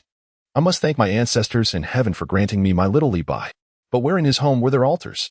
Gao Wu scratched his head in confusion, finally recalling one deity and pointing towards the kitchen. There is only the kitchen god. That will suffice. Without further ado, Zhao Shozhen hurriedly lit 3 incense sticks for the kitchen god, bowing respectfully and silently requesting the deity to convey his gratitude to the other gods. Managing to calm his racing heart somewhat, when Zhao Shozhen emerged from the kitchen, Fan Datong arrived. Wow. Look at how refreshed the place looks, he exclaimed, his voice rising in excitement. Has your father been reinstated? Or has your brother unearthed hidden treasures from the backyard? Lower your voice. Do not disturb my son. Zhao Shozhen glared at him, swelling with pride. All of this is thanks to my son. What do you think of that? Oh, since it is the work of your esteemed nephew, what does it have to do with your brother? Fan Datong asked, perplexed. Isn't my son a product of my lineage? Zhao Shozhen retorted, tucking away the carefully transcribed poems. To have such an exceptional son, I, as a father, must be a genius. Well? Fan Datong clicked his tongue, unable to comprehend due to his lack of children. He then shifted the topic. Brother, there is a literary meeting today. I have confirmed that this time it is indeed a literary assembly, and one is in the north of the city while the other is in the south. so we will certainly not encounter those people. However, Zhao Shojing resolutely shook his head. No, we must go to the Baoyuan temple. Brother, Master Xuelong asked you to go today to help you out. Do not squander his goodwill, Fan Datong said, taken aback, wondering why his brother would want to walk into danger. But Zhao Shojing nodded confidently. To repay a kindness with a gift, I must go. Chapter 50. The poet's father. By the time the two arrived at the great Baoyuan temple, it was nearly noon. With a sudden flourish, an umbrella fashioned from tin was opened to shield Zhao Shojing from the sun as he emerged from the boat cabin. Oh, Fan Datong noticed for the first time that there was another person accompanying them, pointing at Fong Wen and asking, where did this child come from? A book boy? Zhao Shojing replied sternly, his demeanor markedly different from his usual self. They arrived at the tower courtyard slightly earlier than the previous day. At that moment, several young monks were preparing to serve vegetarian meals. Here comes another freeloader, one of the scholars, who had been searching for them since early morning, exclaimed upon seeing their entrance, clapping his hands in delight. Right on time, the attendees of the poetry gathering turned their attention to the newcomers, wearing expressions of mockery. Someone inquired, I wonder if this so-called poet of has managed to craft any exquisite lines? Faced with the crowd's derision, Zhao Shojing maintained his composure, feeling bolder than he had in the past 30 years. Take it. Don't delay our meal, he retorted, pulling a piece of paper from his sleeve and tossing it to the scholar. He then boldly took a seat beside Fan Datong. Just as the young monk was about to serve their meal, the scholar interrupted. Not yet. Let us wait until he has finished. Perhaps it will save them their meal. The scholar brandished the paper, moving to the center of the gathering, and began to read aloud with a clear voice, having endured the bitterness of parting across the world. I do not speak of returning, only of the flowers that fall like this. The guests smiled and whispered among themselves. It's a fill-in for the poem. It's butterfly loves flower. This section is quite well structured. You must have stayed up all night to come up with this. As the scholar continued, beneath the flowers, we exchanged no words. The green window of spring has become one with the heavens. The tone shifted, and the crowd's expressions changed from mockery to astonishment. When the lanterns of longing are lit, a thread of new affection mingles with 1,000 old grievances. By the time the scholar reached the third stanza, the atmosphere erupted in surprise. No one had anticipated that such a mere monitor could possess such literary talent. The claim of being a poet of the was no exaggeration. Even the scholar appeared flabbergasted, stammering as he struggled to continue. Most. What most? Hurry up and read. Someone shouted impatiently. Yet the scholar's face turned pale, and he refused to continue. It was then that Xuelong, who had arrived by some unknown means, seized the poem from the scholar's hands and, with his resonant and distinguished voice, proclaimed, the most is that which cannot be retained in this world. The rosy complexion bids farewell to the mirror, and the flowers bid farewell to the trees. An immediate hush fell over the crowd, and even Xuelong himself was momentarily stunned. Bravo! What a magnificent poem! A truly unparalleled piece. After a prolonged silence, someone began to applaud, and soon the entire assembly erupted in enthusiastic cheers. Regardless of their prior sentiments, the crowd could not help but acknowledge the monitor's newfound status in the realm of poetry. What a remarkable line! The most is that which cannot be retained in this world. The rosy complexion bids farewell to the mirror, and the flowers bid farewell to the trees. Xuelong regained his composure, his eyes brimming with excitement, as he raised the poem high and declared, a truly immortal line. It shames our Ming poetry for 200 years. Yet, Zhao Shojing sat unmoved, asking the scholar, can we now have our meal? There was no need for the scholar to instruct. The young monk hurriedly presented the finest vegetarian dishes. Zhao Shojing handed chopsticks to Fan Datong, and the two began to eat heartily, oblivious to their surroundings. What a true gentleman's demeanor! With the emergence of the butterfly loves flower, Zhao Shojing instantly transformed in the eyes of the crowd from a disheveled monitor to an unconventional literary figure. To everyone's surprise, the previously aloof Xuelong remained by his side, pouring tea for Zhao Shojing. Only once he had eaten his fill did Xuelong join his palms in gratitude, saying, it is indeed disrespectful not to inquire your esteemed name as a poet.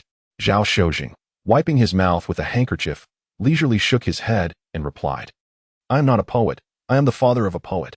The crowd fell silent, taken aback, realizing that this man was indeed a braggart. In contemporary Ming society, a braggart was even more sought after than a mere gentleman.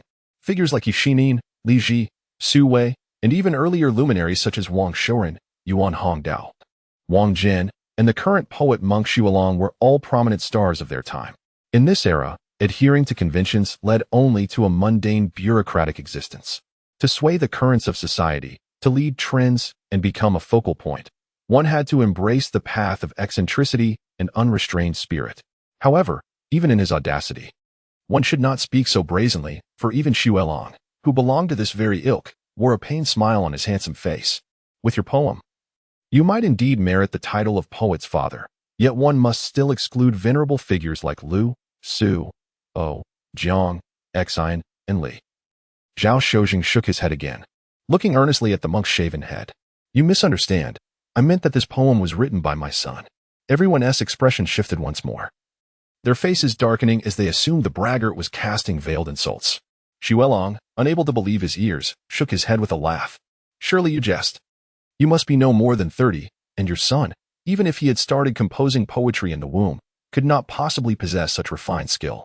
Believe it or not, that is the truth. I am not skilled in poetry, so I had my son write one on my behalf. Believe it or not. It matters not to me.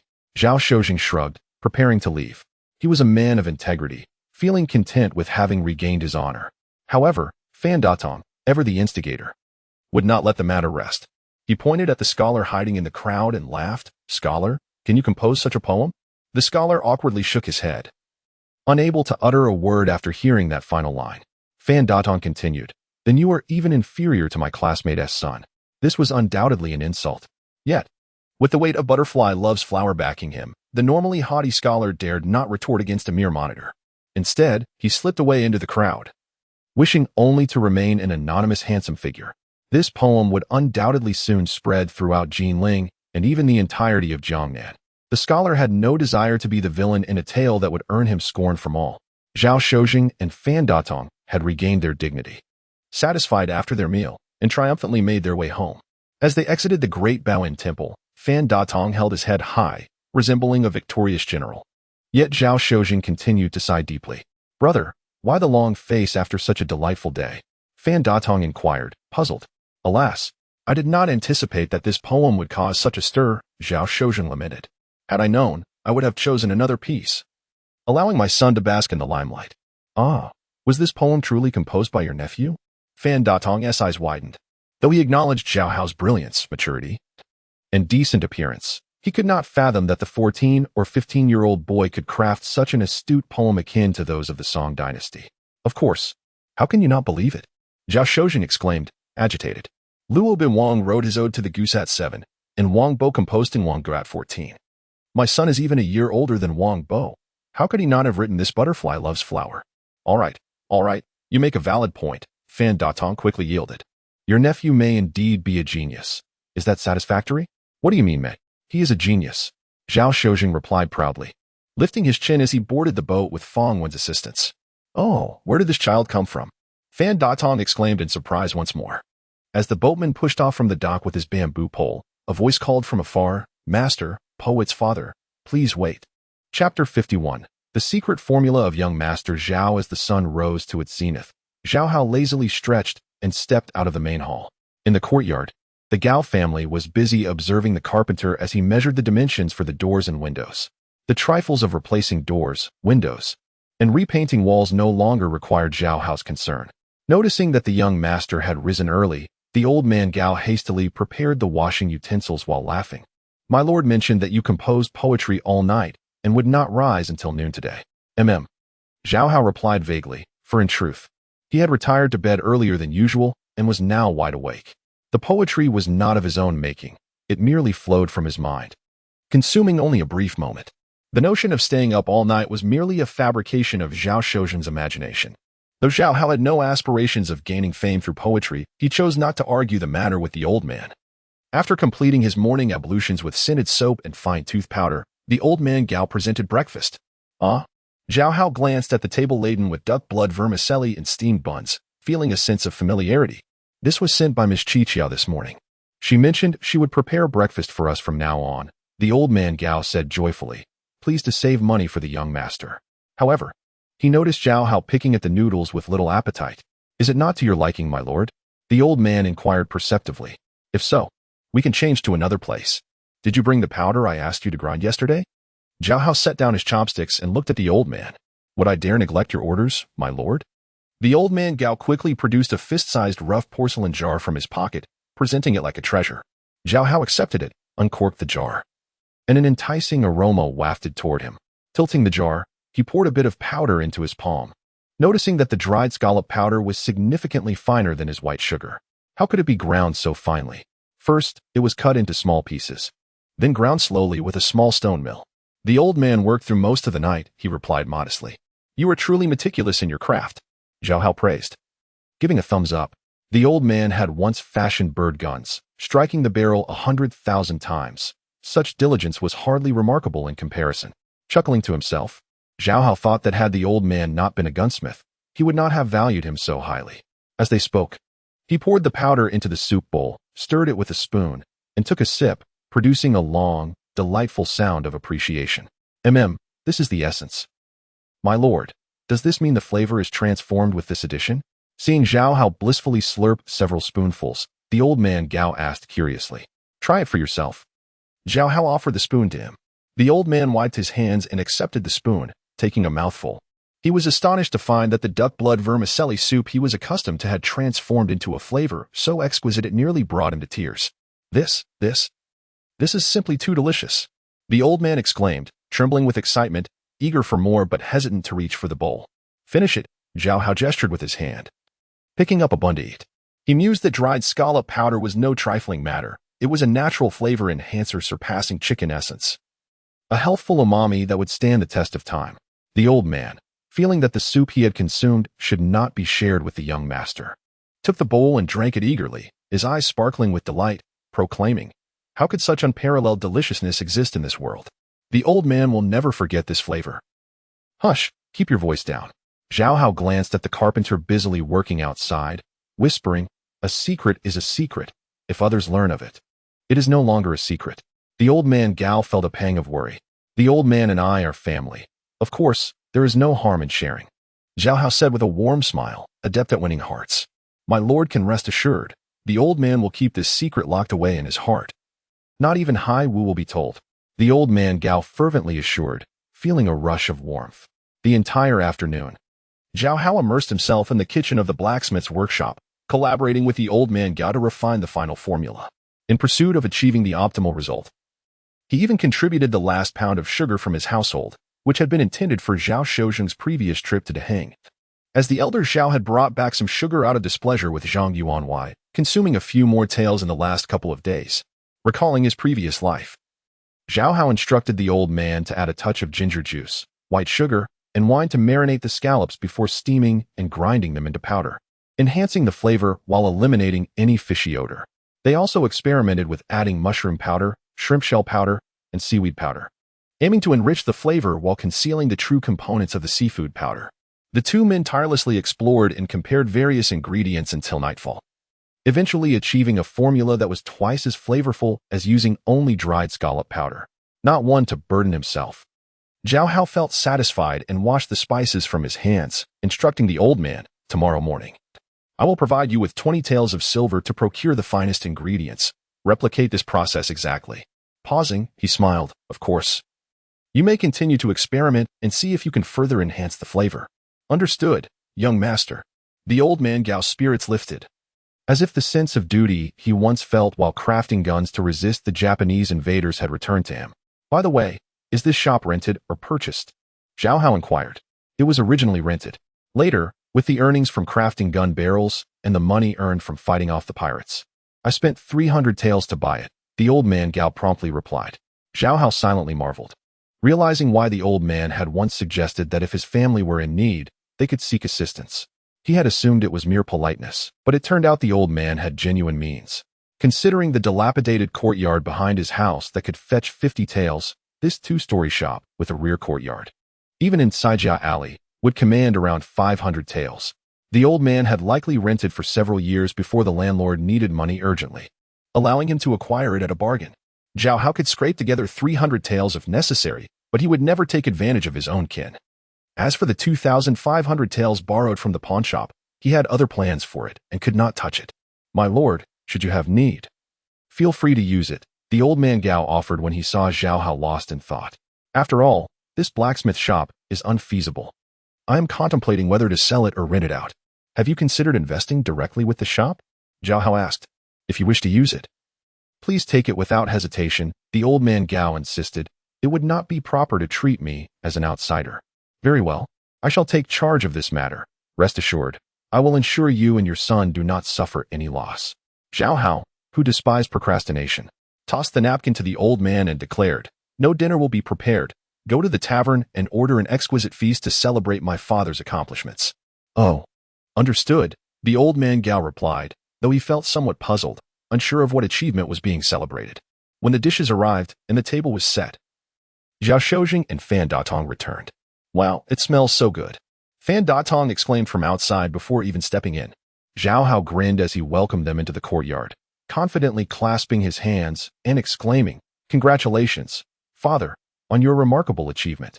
Ah, it is a long story. Zhao Shojing waved his hand and returned Zhao Hao's gesture, saying, I apologize for causing trouble for my son again. What kind of trouble could it be? Zhao Hao had grown accustomed to such occurrences and could still manage a smile. As Zhao Shojing stepped aside, something gleamed in the darkness. Zhao Hao paused surprised, thinking to himself that his father's lighting tool was quite intriguing, wondering where it had come from. Chapter 52 Master Zhao, you claim you cannot compose poetry? Only when beneath the lamp did he discern that it was a gleaming bald head. Could it be that a forced donation had arrived at his doorstep? Zhao Hao's expression darkened immediately, and he was about to instruct Gao Wu to expel the monk. However, the young monk misunderstood. He had not come to beg for alms, but rather he sought an audience with the young master, drawn by renown. This monk, strikingly handsome and elegant, surpassed women in allure and radiated a certain charm from within. Could it be none other than Xu Guangqi? With hands clasped in reverence, he smiled and explained, to meet me? Zhao Hao glanced curiously at his father. Alas, it is all due to your poem that this calamity has befallen us. Zhao Shojing sighed, guilt-ridden. It is my father's poem, Zhao Hao quickly corrected. Oh, dear nephew, spare the pretense. Your father has sold you out. Otherwise, how could this monk have come to your home? Fan Datong chuckled, sizing him up as he said, that poem Butterfly Loves Flower. Truly penned by you? Father, come here for a moment. Zhao Hao's face darkened. His act of transcribing poetry was solely to elevate Zhao Shojing's reputation, without any intention of seeking recognition for himself. His aspiration was merely to live a life of leisure and indulgence, exerting dominance over others, without ever desiring to be in the limelight. In Zhao Hao's eyes, excessive fame invites misfortune, even unmerited calamities, and should luck prevail, an overly prominent reputation would render him uncomfortable, attracting unwanted attention wherever he went, thus contradicting his creed of quietly amassing wealth and living as a low-key tyrant. I shall not enter. Zhao Shojing observed his son's displeasure and promptly made his escape, dragging Fan Datong along. You poets may converse among yourselves. We common folk shall not intrude. With that, the two left Xu Guangqi behind and fled to a nearby tavern to indulge in merriment. As Zhao Hao witnessed his father's increasingly slippery demeanor, he felt a mix of relief and frustration, even reminiscing about the foolishness of the previous days when Zhao Yiri was still around. Oh, how I wish life were, but as it was upon first meeting. Zhao Hao sighed, suddenly realizing he had inadvertently let slip a profound expression, one of considerable weight. Fearing that excessive words might lead to folly, he ignored Xu Guangqi and retreated into the main hall. Xu Guangqi, struck as if by lightning, murmured Zhao Hao's earlier words, if life were but as it was upon first meeting. If life were but as it was upon first meeting. Overcome by emotion, Xu Guangqi's tears flowed freely as he stood gazing at the starry sky. The bustling wind gently swayed his robe. The Gao father and son looked curiously at the stunned monk. What did the young master just say to put him under such a spell? Gao Laohan mused, stroking his chin. Is it true that a sword can be as dull-witted as a ginseng? Gao Wu shook his head, remaining silent. Meanwhile, inside, Zhao Hao was stamping his feet in frustration. This is outrageous, truly outrageous. What good is this reputation to me? It would serve you better. He contemplated flipping the table but hesitated, unwilling to part with the lavish spread before him. Instead, he picked up his chopsticks and began to eat, transforming his anger into appetite.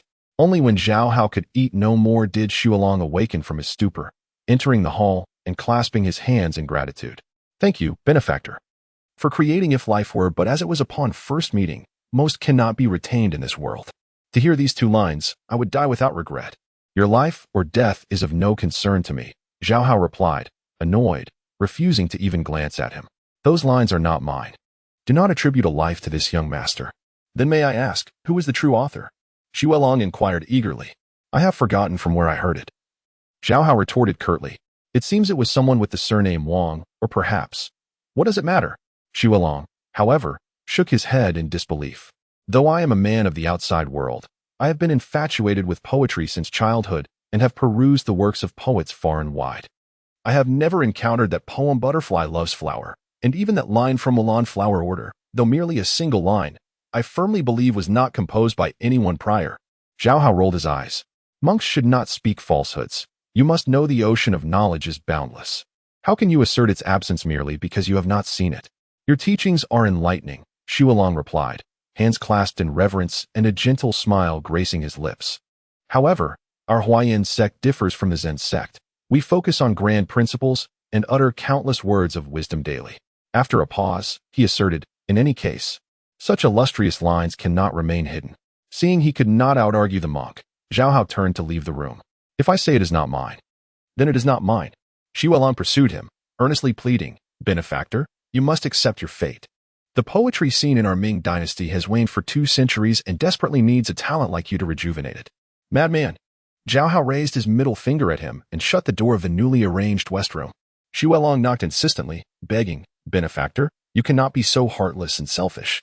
How can you disregard our Ming Dynasty's poetry scene, leaving it to be mocked by poets of all ages? Zhao Hao lay on his bed, covering his ears, and shouted, Gao Wu, are you deaf? Get this fellow out of here. Gao Wu had been standing by, but since the monk was brought by the master, he hesitated to act. Upon hearing the young master's command, Gao Wu reached out and pulled Xu Guangqi, who spun around like a top. Gao Wu pointed toward the door and managed to utter a single word. Get out. Even if you were to kill me, I would not leave, Xu Guangqi resolutely declared. Clutching the leg of the table and sitting down in a lotus position, Gao Wu, his fists clenched like vinegar jars, was about to strike the bald head. But he suddenly felt someone pull him back. He halted and turned to see Fong Wen tugging at his sleeve, casting a questioning glance. This monk is not to be trifled with, Fong Wen whispered, pulling Gao Wu out of the hall to share what they had witnessed earlier. Ah. It seems we truly cannot resort to violence. Otherwise, it would bring trouble to the master and young master. Gao Laohan nodded in agreement. I believe he means no harm. Let him be. Surely, he will not stay the night with us. Gao Wu pouted, but ultimately refrained from re-entering the hall. In the west room, Zhao Hao, thinking the ruckus outside had finally ceased, rose to open the door, only to find the monk sitting cross-legged on the floor, seemingly resolved to wait him out. Zhao Hao could not help but feel a mix of exasperation and amusement. How could he always encounter such shameless individuals? Was it truly a case of birds of a feather flocking together? Until you acknowledge it, I shall not leave, Xu Guangqi declared. One eye cracked open at the sound of the door. Help yourself. Zhao Hao slammed the door shut and went back to sleep.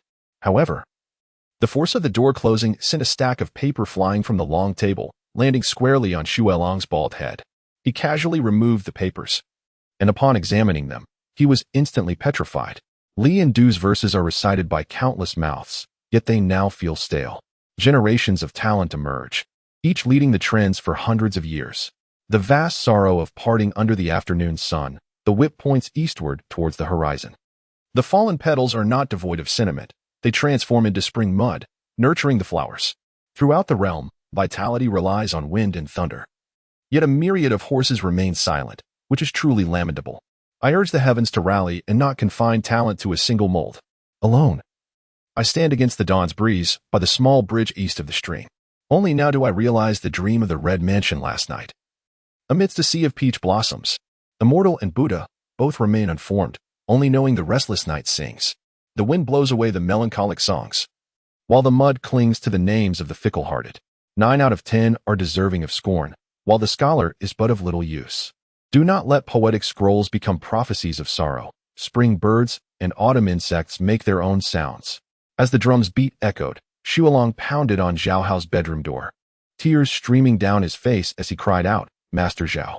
No, Master Zhao, are you still claiming you cannot compose poetry? These 5 exquisite pieces could not possibly have been penned by anyone else.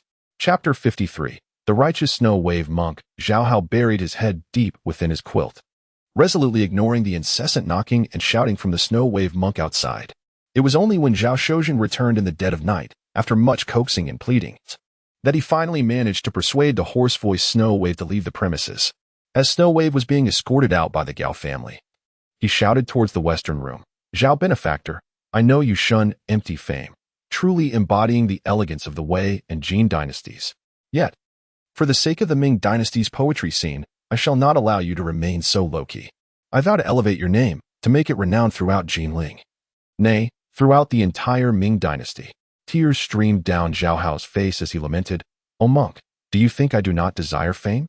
It is simply that I can only copy poetry and do not possess the skill to compose it myself. What if one day I am asked to write on a given topic or to critique someone's work? Wouldn't I expose my shortcomings immediately?" He feared not the act of copying poetry, but the prospect of becoming a laughingstock if he were to be found out. Thus, he resolved never to admit to any of the works he had copied, at least until he had learned to compose poetry himself. As for the future, once he mastered the art, who would dare claim superiority over him? After sending Snow Wave on his way, Zhao Shojing stood outside the western door and through it, expressed his apologies. "This time, I acted impulsively, causing my son great trouble." Zhao Hao, wishing to escape the incessant noise, pretended to be fast asleep, snoring softly.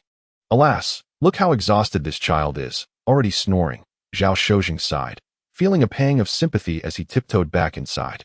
Every night, as darkness enveloped the land, the grand Beg Temple Tower, standing beside Rainflower Terrace, shimmered brilliantly, radiating a resplendent light akin to colorful, glazed jewels, illuminating the night with a sanctity that even overshadowed the moon.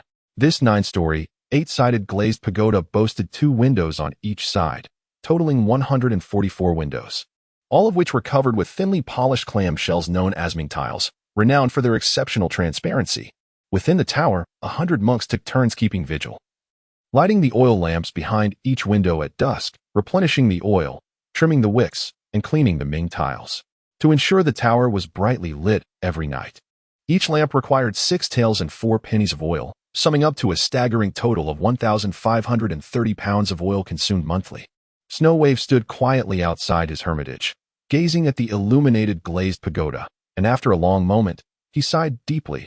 Were it not for this tower, the long night would be shrouded in darkness.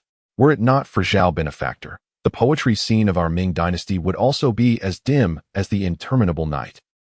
After a brief reverie, he was assisted by a young acolyte as he stepped into his hermitage.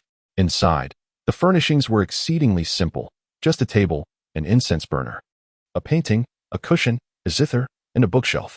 However, the 5-foot-long table was exquisitely carved from agarwood. On the table, a gold-inlaid Basan incense burner was filled with deep-sea dragon's saliva incense. The zither resting on the table was a royal creation from Emperor Huizong of the Song dynasty. The bookshelf and floor were crafted from rosewood, lined with ancient texts from the Tang and Song dynasties, as well as Qin and Han manuscripts. The only somewhat jarring element was a painting on the wall, The Flute-Playing Lady, by Tang Yin. The painting was beautiful, and the flutist was enchanting. Yet this was a sanctuary of Buddhist purity. Yet, Snow Wave reveled in it. With the young acolyte's assistance, he removed his robe and sat cross-legged on the cushion, savoring a sip of the freshly shipped tea from Longqing. "I shall publish these 5 poems along with Butterfly's Love Flowers at the finest publishing house, using the best paper and the finest engraving. And I wanted to circulate throughout Jinling within 3 days." Setting down the teacup, Snow Wave produced the 5 poems from his sleeve and handed them to the young acolyte, lamenting, "Alas, the line resembling Mulan's ballad is but a fragment, if life were only as it was at first sight, and I am deprived of the opportunity to read the full text. Zhao benefactor, how cruel you are." Suddenly, an idea sparked within him. "Yes, let us use these 7 words as the title of the poetry collection. Is it if life were only as it was at first sight?" The young acolyte, possessing a fair amount of literary talent, gazed with admiration upon hearing this. "It pales in comparison. Those 7 words surpass anything I could produce. Do you need me to remind you?" Snow Wave shot a disapproving glance at the young acolyte, yet inwardly acknowledged, "Though I am indeed talented, how can the glow of a firefly compete with the brilliance of the full moon?" "Wow, the senior brother has actually learned humility," the young acolyte exclaimed in astonishment. "Spare me your prattle," Snow Wave replied, giving the young acolyte a gentle tap on the head. "Have you gathered information regarding Zhao benefactor and his father?" "I have," the young acolyte replied, presenting a freshly copied stack of papers. "Please review them, senior brother." As Snow Wave sipped his tea with a relaxed demeanor, he perused the pages. Gradually, a serious expression emerged on his youthful face. After a long pause, he slammed the stack of papers onto the table, filled with righteous indignation. That thief Gao, for his own selfish desires, suppresses an extraordinary talent, jeopardizing the future of our Ming Dynasty's poetry. He is truly a sinner of the ages. I shall pursue him and demand justice.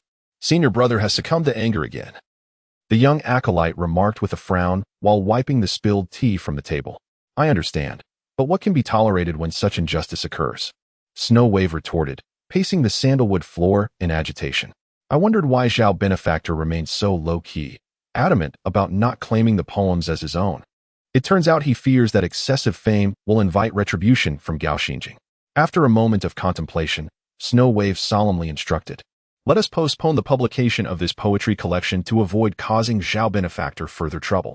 With that, he settled back down at the table, rolled up his sleeves, and declared, prepare the ink. I must write to Lord Wang and implore him to uphold justice for our poetry community. The following morning, when Zhao Hao woke, Zhao Shozhen had already vanished. Presumably, he wished to avoid an encounter with his son. Zhao Hao privately reflected on whether he had been a bit too stern with his father lately, sensing a slight tension in their relationship. Oh, it primarily stems from my anxiety over the autumn examination. However, this seemed detrimental to the candidate's preparations, and he realized he too should reflect on his behavior, striving to provide Zhao Shozhen with a more relaxed environment for his studies. After completing his morning routine, he initially intended to invite the old man Gao to accompany him to a breakfast stall.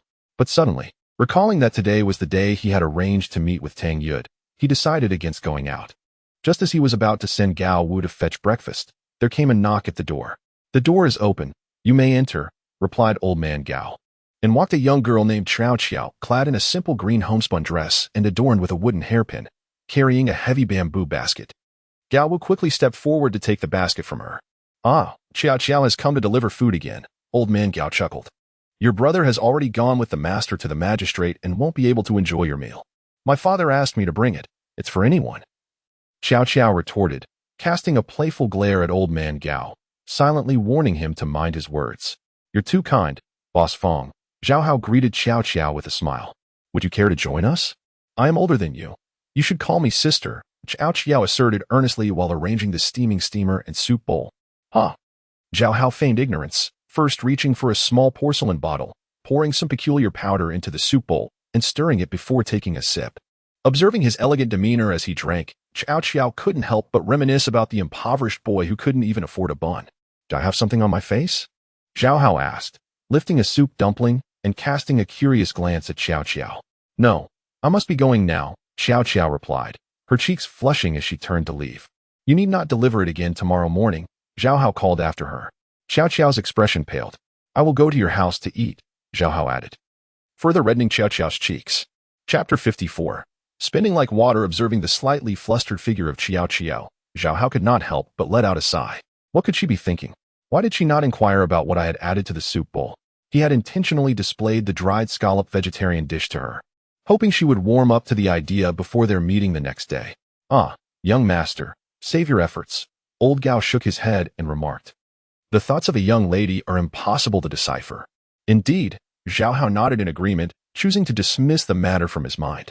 Meanwhile, the Tang Southern Goods Store had opened its doors to customers. The staff busily showcased the store's wares at the entrance, each one engrossed in their tasks. Yet none dared to utter a word. 3 days prior, Boss Tang had summoned them, breaking Lu Goer's legs before their eyes, before sending him off to the county office. The news of Lu Goer's subsequent death in prison had spread yesterday, leaving everyone in a state of fearful silence. They speculated that Boss Tang had bribed the prison guards to ensure Lu Goer's demise before the trial. With the boss visibly restless in the store, who would dare provoke his ire? Finally, the store manager, unable to bear the tension any longer, whispered, Boss, what troubles you? Alas, it's still about that matter from the other day, Boss Tang replied, glancing outside at the brightening sky, scratching his head in agitation. Today is the day we agreed upon, yet I still haven't decided whether to go or not. If you are so conflicted, perhaps it would be best to forego it. The manager suggested. That child, though mature for his age, is still just a wayward young man of 14 or 15. Your money does not flow like water. There is no need to spend so much on a mere game. You are correct, Boss Tang nodded, yet he shook his head again. But I can't shake the feeling that the boy is extraordinary. I left Xi County at the age of 11 to become an apprentice, and after 28 years in business, I have encountered countless individuals. Those who have left a remarkable impression on me are few and far between, the last being Scholar Shen. Are you referring to that renowned scholar who fought against the Japanese? The manager couldn't help but exclaim. He was truly a celestial being. Albeit with a tragic end indeed, it is rather coincidental that Scholar Shen is also from Xiaoning. However, I sense that this boy may surpass him. As Tang Yid spoke, he chuckled at the absurdity of comparing a mere child to the esteemed scholar Shen Kuan from the reign of Jiajing. Yet, he had made up his mind. Tucking the ticket into his sleeve before standing up and declaring, "Prepare the carriage. I shall take a gamble on this. If I lose, I shall accept the loss." In truth, his words were somewhat disingenuous. After several days of investigation, he had determined that silk prices had nearly reached their nadir. Zhao Hao's strategy of buying low and selling high was not akin to running a weaving workshop, even if he did not profit in the end. The losses would only amount to transportation and storage costs. Yes, the manager noted, seeing that the boss had made up his mind, and ceased further discussion. After breakfast, as Tang Yid had yet to arrive, Zhao Hao, feeling a bit bored, picked up a brush to tally his recent expenses. He disregarded the minor expenditures from before. Beginning his calculations from the moment he received 500 taels. Tang Yid had also given him 50 taels as a token of apology, bringing his total income to 550 taels. While he listed only 2 sources of income, the expenses amounted to over a dozen items, 50 taels for a house, 28 taels for furniture. This was after Old Gao had reduced it by 2 taels, 10 taels for floor tiles, and 2 taels for labor. He spent 5 taels and 7 coins on bedding, mosquito nets, tea sets, dining ware, and other necessities. Additionally, he had given his father 20 taels as pocket money, 100 taels as a reward, which included expenses for the literary gathering. Although it was said that he had not donated, Zhao Hao would not ask him for it again. He also bought walnuts and jujubes for his father, totaling 1 tael, as well as fresh milk for both of them for a month, costing another tael. The 4 treasures of the study cost 9 taels and 7 coins. Each of them purchased 4 sets of spring and summer attire, along with shoes, hats, fragrant sachets, belts, hairpins, and jade pendants, amounting to 21 taels and 3 coins. With the increase in household members, their food expenses alone totaled 3 taels and 9 coins, of course. This was also due to Zhao Hao frequently ordering banquets and indulging at the delightful residence once. As for the carriage fees and tips, he didn't bother to calculate them in detail. Approximately 5 coins would suffice. Let us not forget the 20 taels given to his uncle. After tallying everything, he was astonished to find that the total came to 278 taels and 1 coin. What a shock. It had only been a few days, and he thought he had been quite frugal. Zhao Hao gasped. He had realized that he had already spent half of the 550 taels. Do not fret too much, young master. Many expenses are one-time occurrences. It won't always be like this. Old Gao, who was attending him, quickly reassured him. We can be more economical. Old Gao thought to himself, it was time to showcase my skills. Nothing to worry about. Money is meant to be spent, not hoarded. Zhao Hao replied with an open mind, especially since he still had 500 taels in the yuan account as a safety net. He was naturally emboldened. He smiled and gestured towards the courtyard, saying, if you are concerned about expenses, then let us earn more money. Finally, Tang Yid arrived, albeit quite late. Upon entering, he wore an expression full of apologies. I beg your pardon, young master. I was caught up with numerous tasks at the store this morning before I could finally make my way here. It is good that you came. Zhao Hao replied with a half-smile. I thought you might have backed out. Young master, you jest. The Tangs is built on trust. Tang Yid patted his chest, his demeanor contrasting sharply with when he was in the store. Ah, yes, it has been 89 years since our establishment as a century-old store, Zhao Hao said with a smile, inviting him inside. Tang Yid settled into the official chair, surveying the room adorned with blue bricks and new furnishings, further solidifying his suspicions. The Zhao family was deliberately feigning poverty by staying in this alley to avoid attracting attention. The difference from his last visit was like heaven and earth, with a few pieces of porcelain and some calligraphy on the walls. This place would truly have an impressive appearance, Tang Yid casually complimented. What? Are you planning to gift me a few items, Boss Tang? Zhao Hao teased as he prepared tea for him. Oh, I wouldn't know your preferences. I fear anything I offer may not suit your taste. Tang Yid replied with a forced smile. Anything expensive is to my liking, Zhao Hao declared, taking his seat at the main position, sipping his tea, and shaking his head. This Malfong tea cannot compare to yours, Boss Tang. Very well, I I shall bring a package for you to try next time, Tang Yud thought to himself, realizing that Zhao Hao was displeased with his tardiness. If he didn't make a generous gesture, he would not find peace. A mere package of tea leaves would not suffice. Zhao Hao, however, remained unsatisfied, looking at Tang Yud with a teasing gaze. I heard that your frost turns to snow has been particularly popular in Nanjing lately. Haha, Tang Yud knew he couldn't hide it from this young man. This was also the reason he had hesitated to set off. He knew he would have to face the music, since extending one's neck results in a cut. It is better to be proactive, he smiled. Thanks to you, young master, I had no idea the white sugar was selling so well.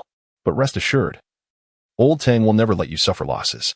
With that, he produced a ticket from his sleeve and handed it to Zhao Hao for his inspection.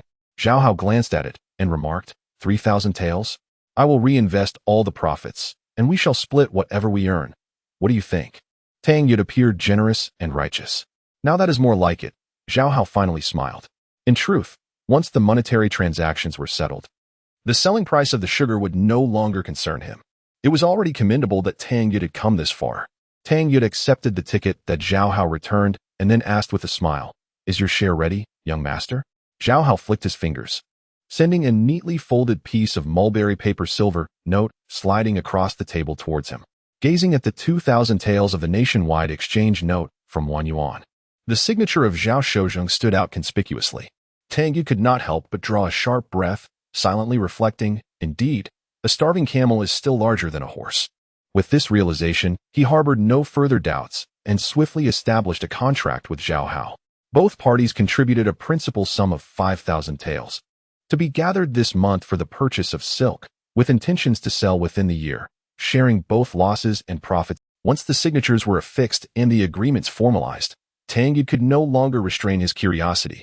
Young master, may I inquire why you are so certain that the price of silk will soar? In January of this year, the Inspector General of Fujian, Tu Zemin, had submitted a memorial stating, I request the opening of maritime trade, converting private trafficking into public commerce. Finally, Zhao Hao decided to unveil his reasoning. Chapter 55. Touching memory. Upon hearing this, Tang Yud paused for a moment to reflect, then replied, this matter had circulated before, but once the court investigations commenced, there was no further news. It is said that several high-ranking officials oppose opening the borders, and the principle of no timber shall be sent to sea was established by our illustrious founder, Emperor Taizu. Therefore, there is certainly no hope for this issue. However, Zhao Hao shook his head, knowing all too well that the reopening of maritime trade during the first year of the launching era is a well-known fact among future high school students. Naturally, he could not disclose this reasoning outright and needed to devise a new narrative. Our Ming treasury has been in deficit for many years and urgently requires new sources of revenue to mend the shortfall. More importantly, following the strict enforcement of maritime bans in recent years, numerous industries in the southeast, such as silk weaving, cotton spinning, porcelain making, and tea cultivation, have been severely impacted.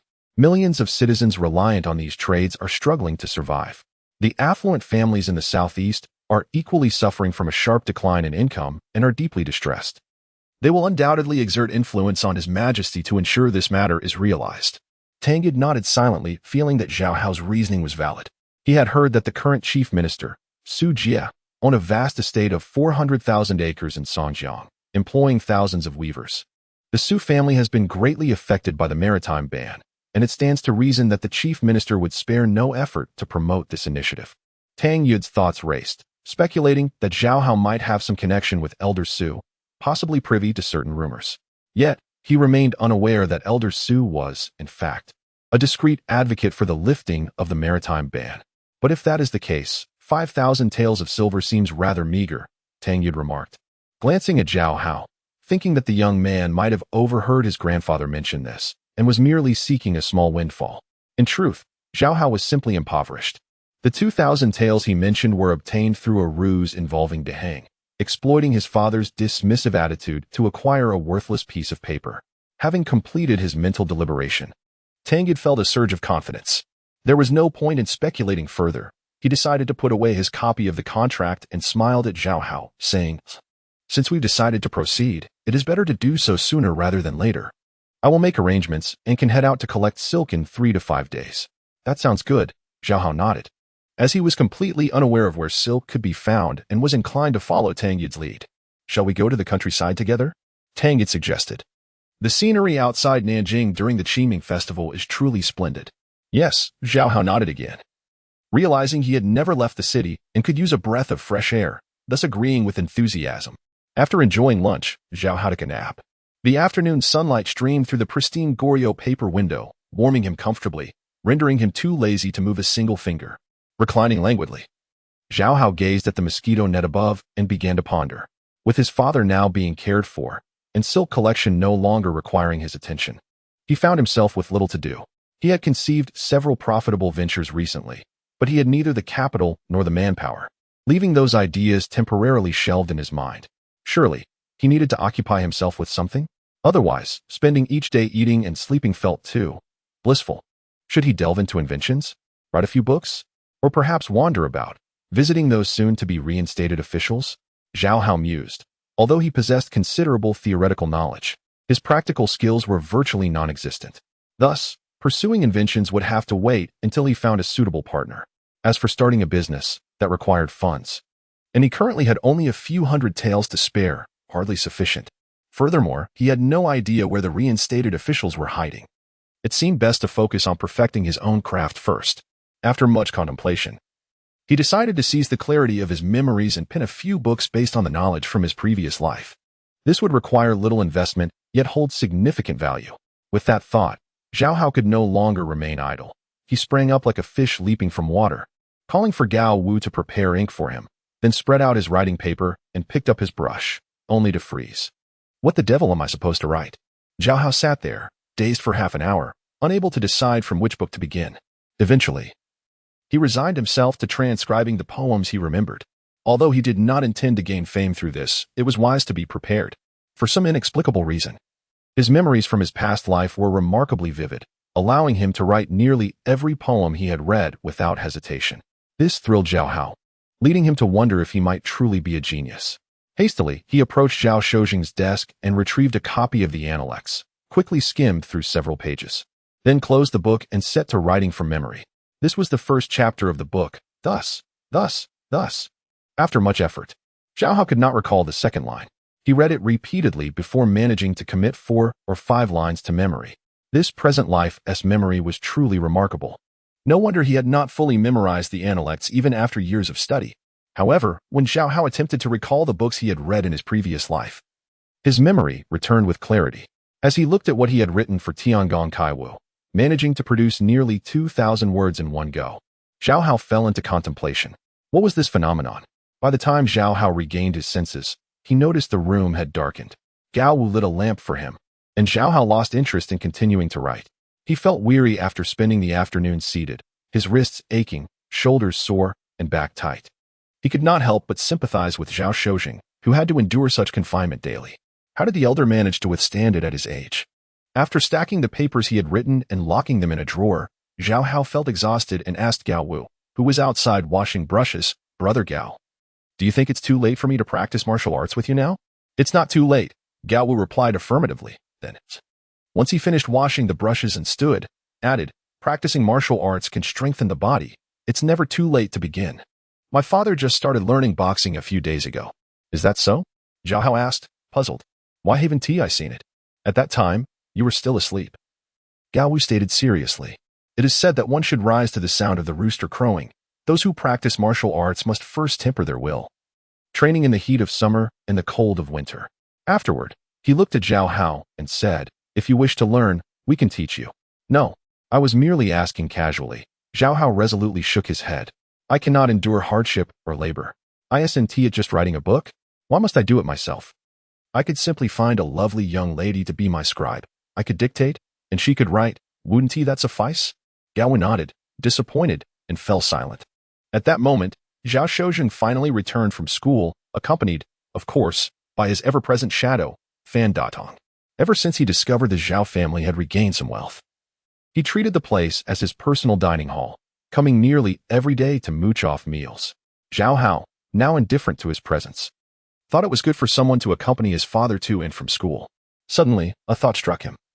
He remembered he still needed to find a servant for his father. Just as Zhao Hao was about to call out, "Fong Wen, why aren't you showing yourself?" Zhao Shozheng exclaimed excitedly, Son, Your poem Dial Yanhua has reached the Guozijian today. Now my classmates no longer call me by my name. They refer to me as CD. Zhao Hao rolled his eyes, saying, what is so great about being CD? Wouldn't it be better to be ACS? Such words. How could a father overshadow his son? Isn't that demeaning? Yet Zhao Shozheng shook his head vigorously, grinning at his son. Besides, being the father of ACS is far better than being one myself. Come, call me father and let me hear. You'll lose your allowance next month. Zhao Hao retorted coldly, turning to retreat into the house. Oh, no. Little ancestor, spare me. Zhao Shozheng pleaded desperately as he followed behind. Chapter 56. The stall owner thanks the young master at the break of dawn the following day. Zhao Qiao anxiously scanned the breakfast stall. Yet she saw no sign of Zhao Hao, despite her lingering hopes. Zhao Qiao, will young master Zhao come or not? You should go see him. Don't delay his breakfast. Her mother urged. He said he would come himself. I'm not going to fetch him. Xiao Qiao pouted. I'm not his maid. How can you speak like that? The stall owner, Fang, who was busy frying, was suddenly incensed. He pointed at his daughter with a ladle and exclaimed, if it weren't for young Master Xia that day, you'd be the one suffering. Pouting, Xiao Qiao, displeased by her father's words, sulkily began placing various food items into a bamboo basket. Oh, what a mouth you have. Suddenly, Zhao Hao's irritating voice rang in her ears, and her spirits lifted immediately. Nonetheless, she maintained her stern demeanor, retorting, arriving just in time for lunch. You really are quite lazy. As the saying goes, a good man does not quarrel with a woman. Zhao Hao merely chuckled and ignored her. Observing that apart from the two elderly gentlemen, there were few other patrons at the stall, he chose to remain discreet, sharing a table with the two old men, leisurely enjoying his breakfast while engaging in casual conversation.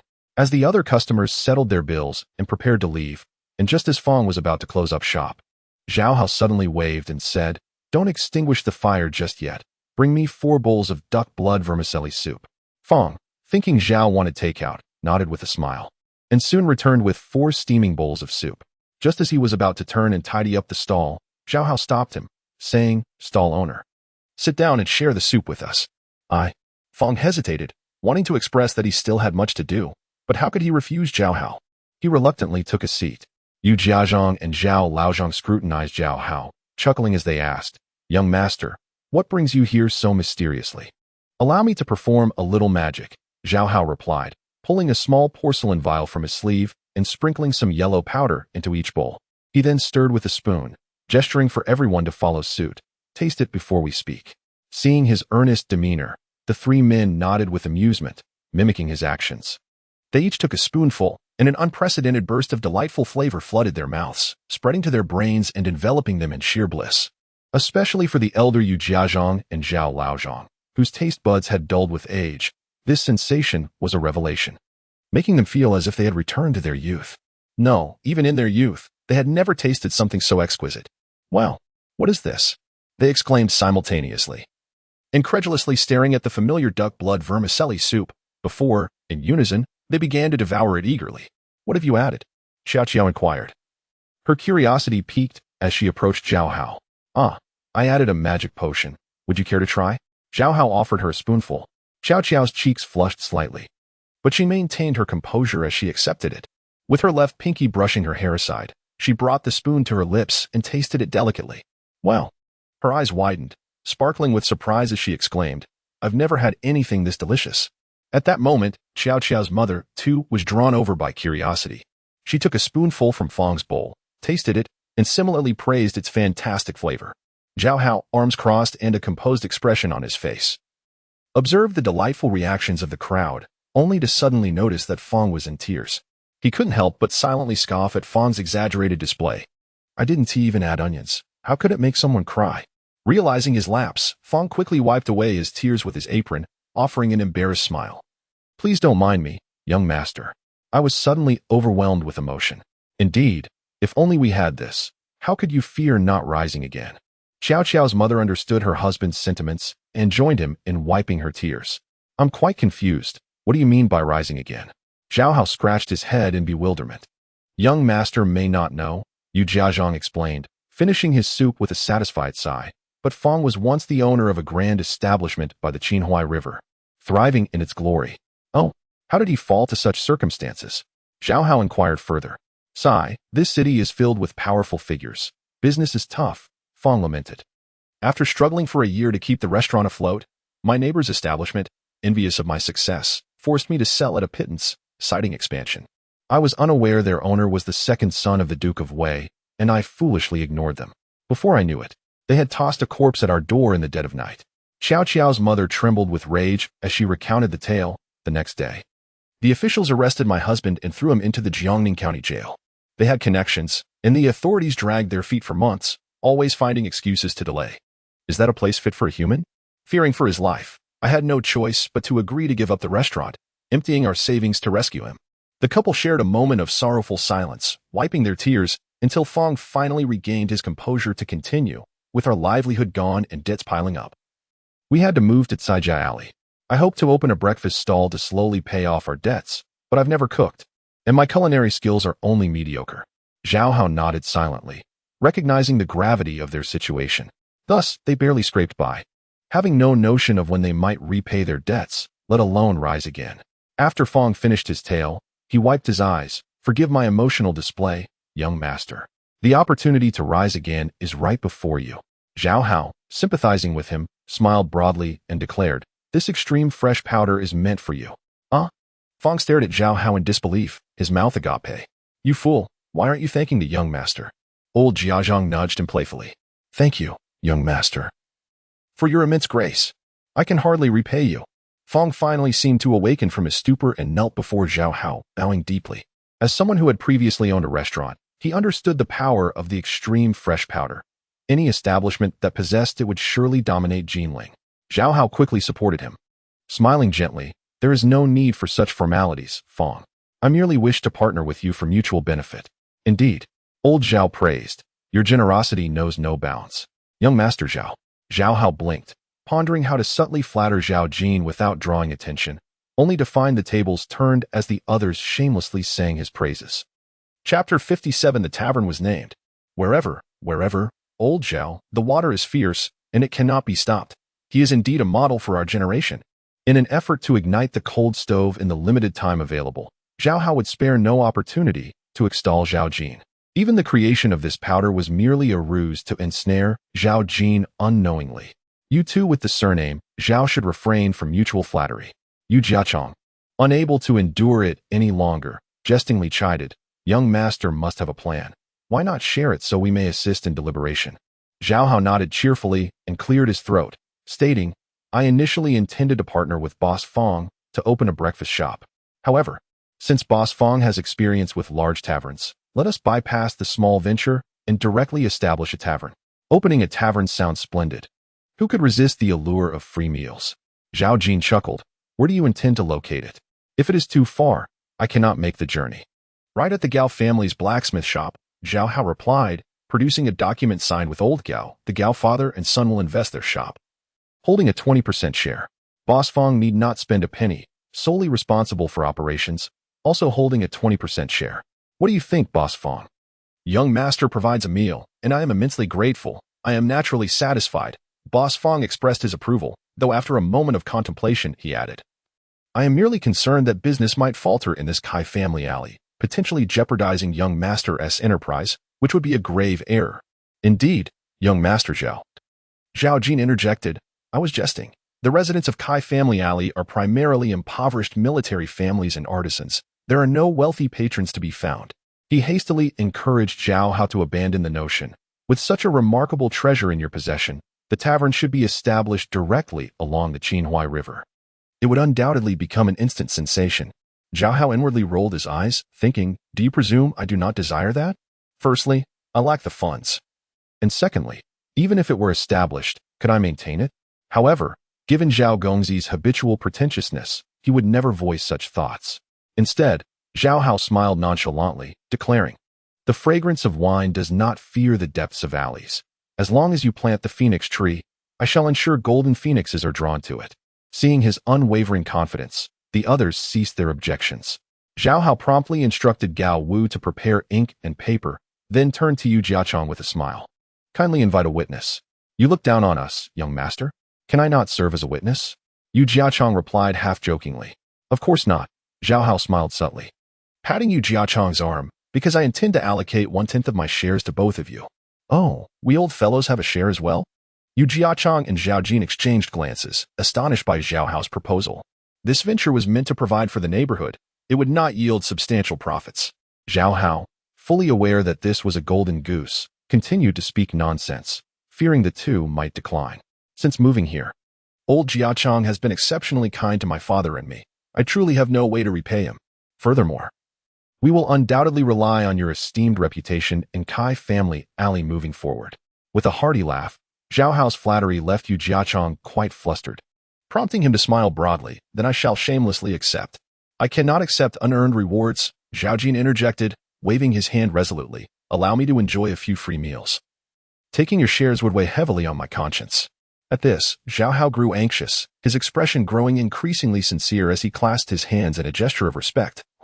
To be candid, ever since my family's decline, I have lost my education. My father has always wished for me to find a reputable mentor.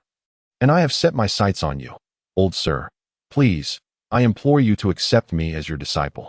This meager share can serve as a token of my apprenticeship. He then performed a deep bow. At this moment, kneeling would have been ideal. Unfortunately, Zhao Hao had recently grown quite arrogant. Not only did he stand tall, but his knees had also become increasingly inflexible. Below the third rank, one cannot kneel. Fortunately, Zhao Jin was too astonished to quibble over details, scrutinizing Zhao Hao for a while before exclaiming in surprise, "Is it what Li Jiutian said that day?" "Yes. He mentioned you were an imperial censor. Only those who pass the highest examinations can become censors, and your knowledge far surpasses my father's by 100-fold. Zhao Hao, in his zeal to win over Zhao Jin, showed no regard for Zhao Shoujing's dignity. Since you are aware, it would be wise to keep your distance from me." Zhao Jin said, fixing his gaze on Zhao Hao. "I am a disgraced official. I asked old Gao the blacksmith, and he informed me that you fear not the powerful, speaking truth to the people, which has led to your current plight. Despite suffering for over a decade, you remain unyielding in your principles. I am deeply moved and have discussed with my father the necessity of becoming your disciple. I wish to learn from you the virtues of being a person." Zhao Hao's face radiated admiration, and he was so touched that he nearly shed tears. Zhao Jin had faced years of hardship, being scorned and overlooked. Initially, he had some correspondence with colleagues and peers, but as time passed, who remembered him, the exiled soldier? Throughout the years, he endured great suffering and cold indifference, never having been regarded so highly. Turning his head aside, Zhao Jin took a deep breath, overwhelmed by conflicting emotions. Old Zhao, such a remarkable disciple is hard to find even with a lantern. Yu Jiachang, fearing Zhao Jin might decline and implicate himself, hurriedly urged, "What dignity can you afford as a disgraced official? Quickly accept him. The young master is still here." Bowing, the others chimed in, each encouraging Zhao Jin, making it seem as though refusing the student would leave him without a foothold in Kai family alley. "Very well, I shall accept you as my student." With a sigh of resignation, Zhao Jin turned to Zhao Hao, awaiting his bow of respect. "Excellent." However, Zhao Hao had no intention of kneeling. Instead, gazing up at him with admiration, "Tomorrow, I shall bring my father to formally pay respects to you, my teacher." One more day could only serve to lessen the crowd's scrutiny, making it easier for him to maintain his dignity. "Very well," Zhao Jin nodded solemnly. "In matters of heaven, earth, sovereign, parent, and teacher, one must not be careless. Tomorrow, I shall invite all our neighbors to witness the ceremony." Zhao Hao was taken aback, thinking to himself, "Is it too late for me to kneel now?" Once Zhao Hao secured the apprenticeship, the subsequent matters flowed seamlessly. The group moved from the breakfast stall to his residence, where, in the presence of a witness, they drafted an agreement. It was stipulated that the future tavern would be financed by Zhao Hao, who would also provide the secret recipe. Holding 50% of the shares, Gao Wu would invest the shop and hold 20%. Fong De would manage the tavern, also securing 20%, while Yu Jiachang and Zhao Jin, as advisors, would each hold 5%. The contract was prepared in 6 copies, signed by each shareholder and the witness, thus formalizing the agreement. Zhao Hao then instructed old Gao to prepare a celebratory feast. While initially hesitant about drinking, Zhao Jin quickly embraced his role as a shareholder and called out to old Gao, who was preparing to leave, "Everyone, what shall we name our tavern?" The group turned their gaze toward the principal shareholder, Zhao Hao. Zhao Hao blinked and suggested, "Let us call it the Ultimate Flavor." "The Ultimate Flavor? What a splendid name!"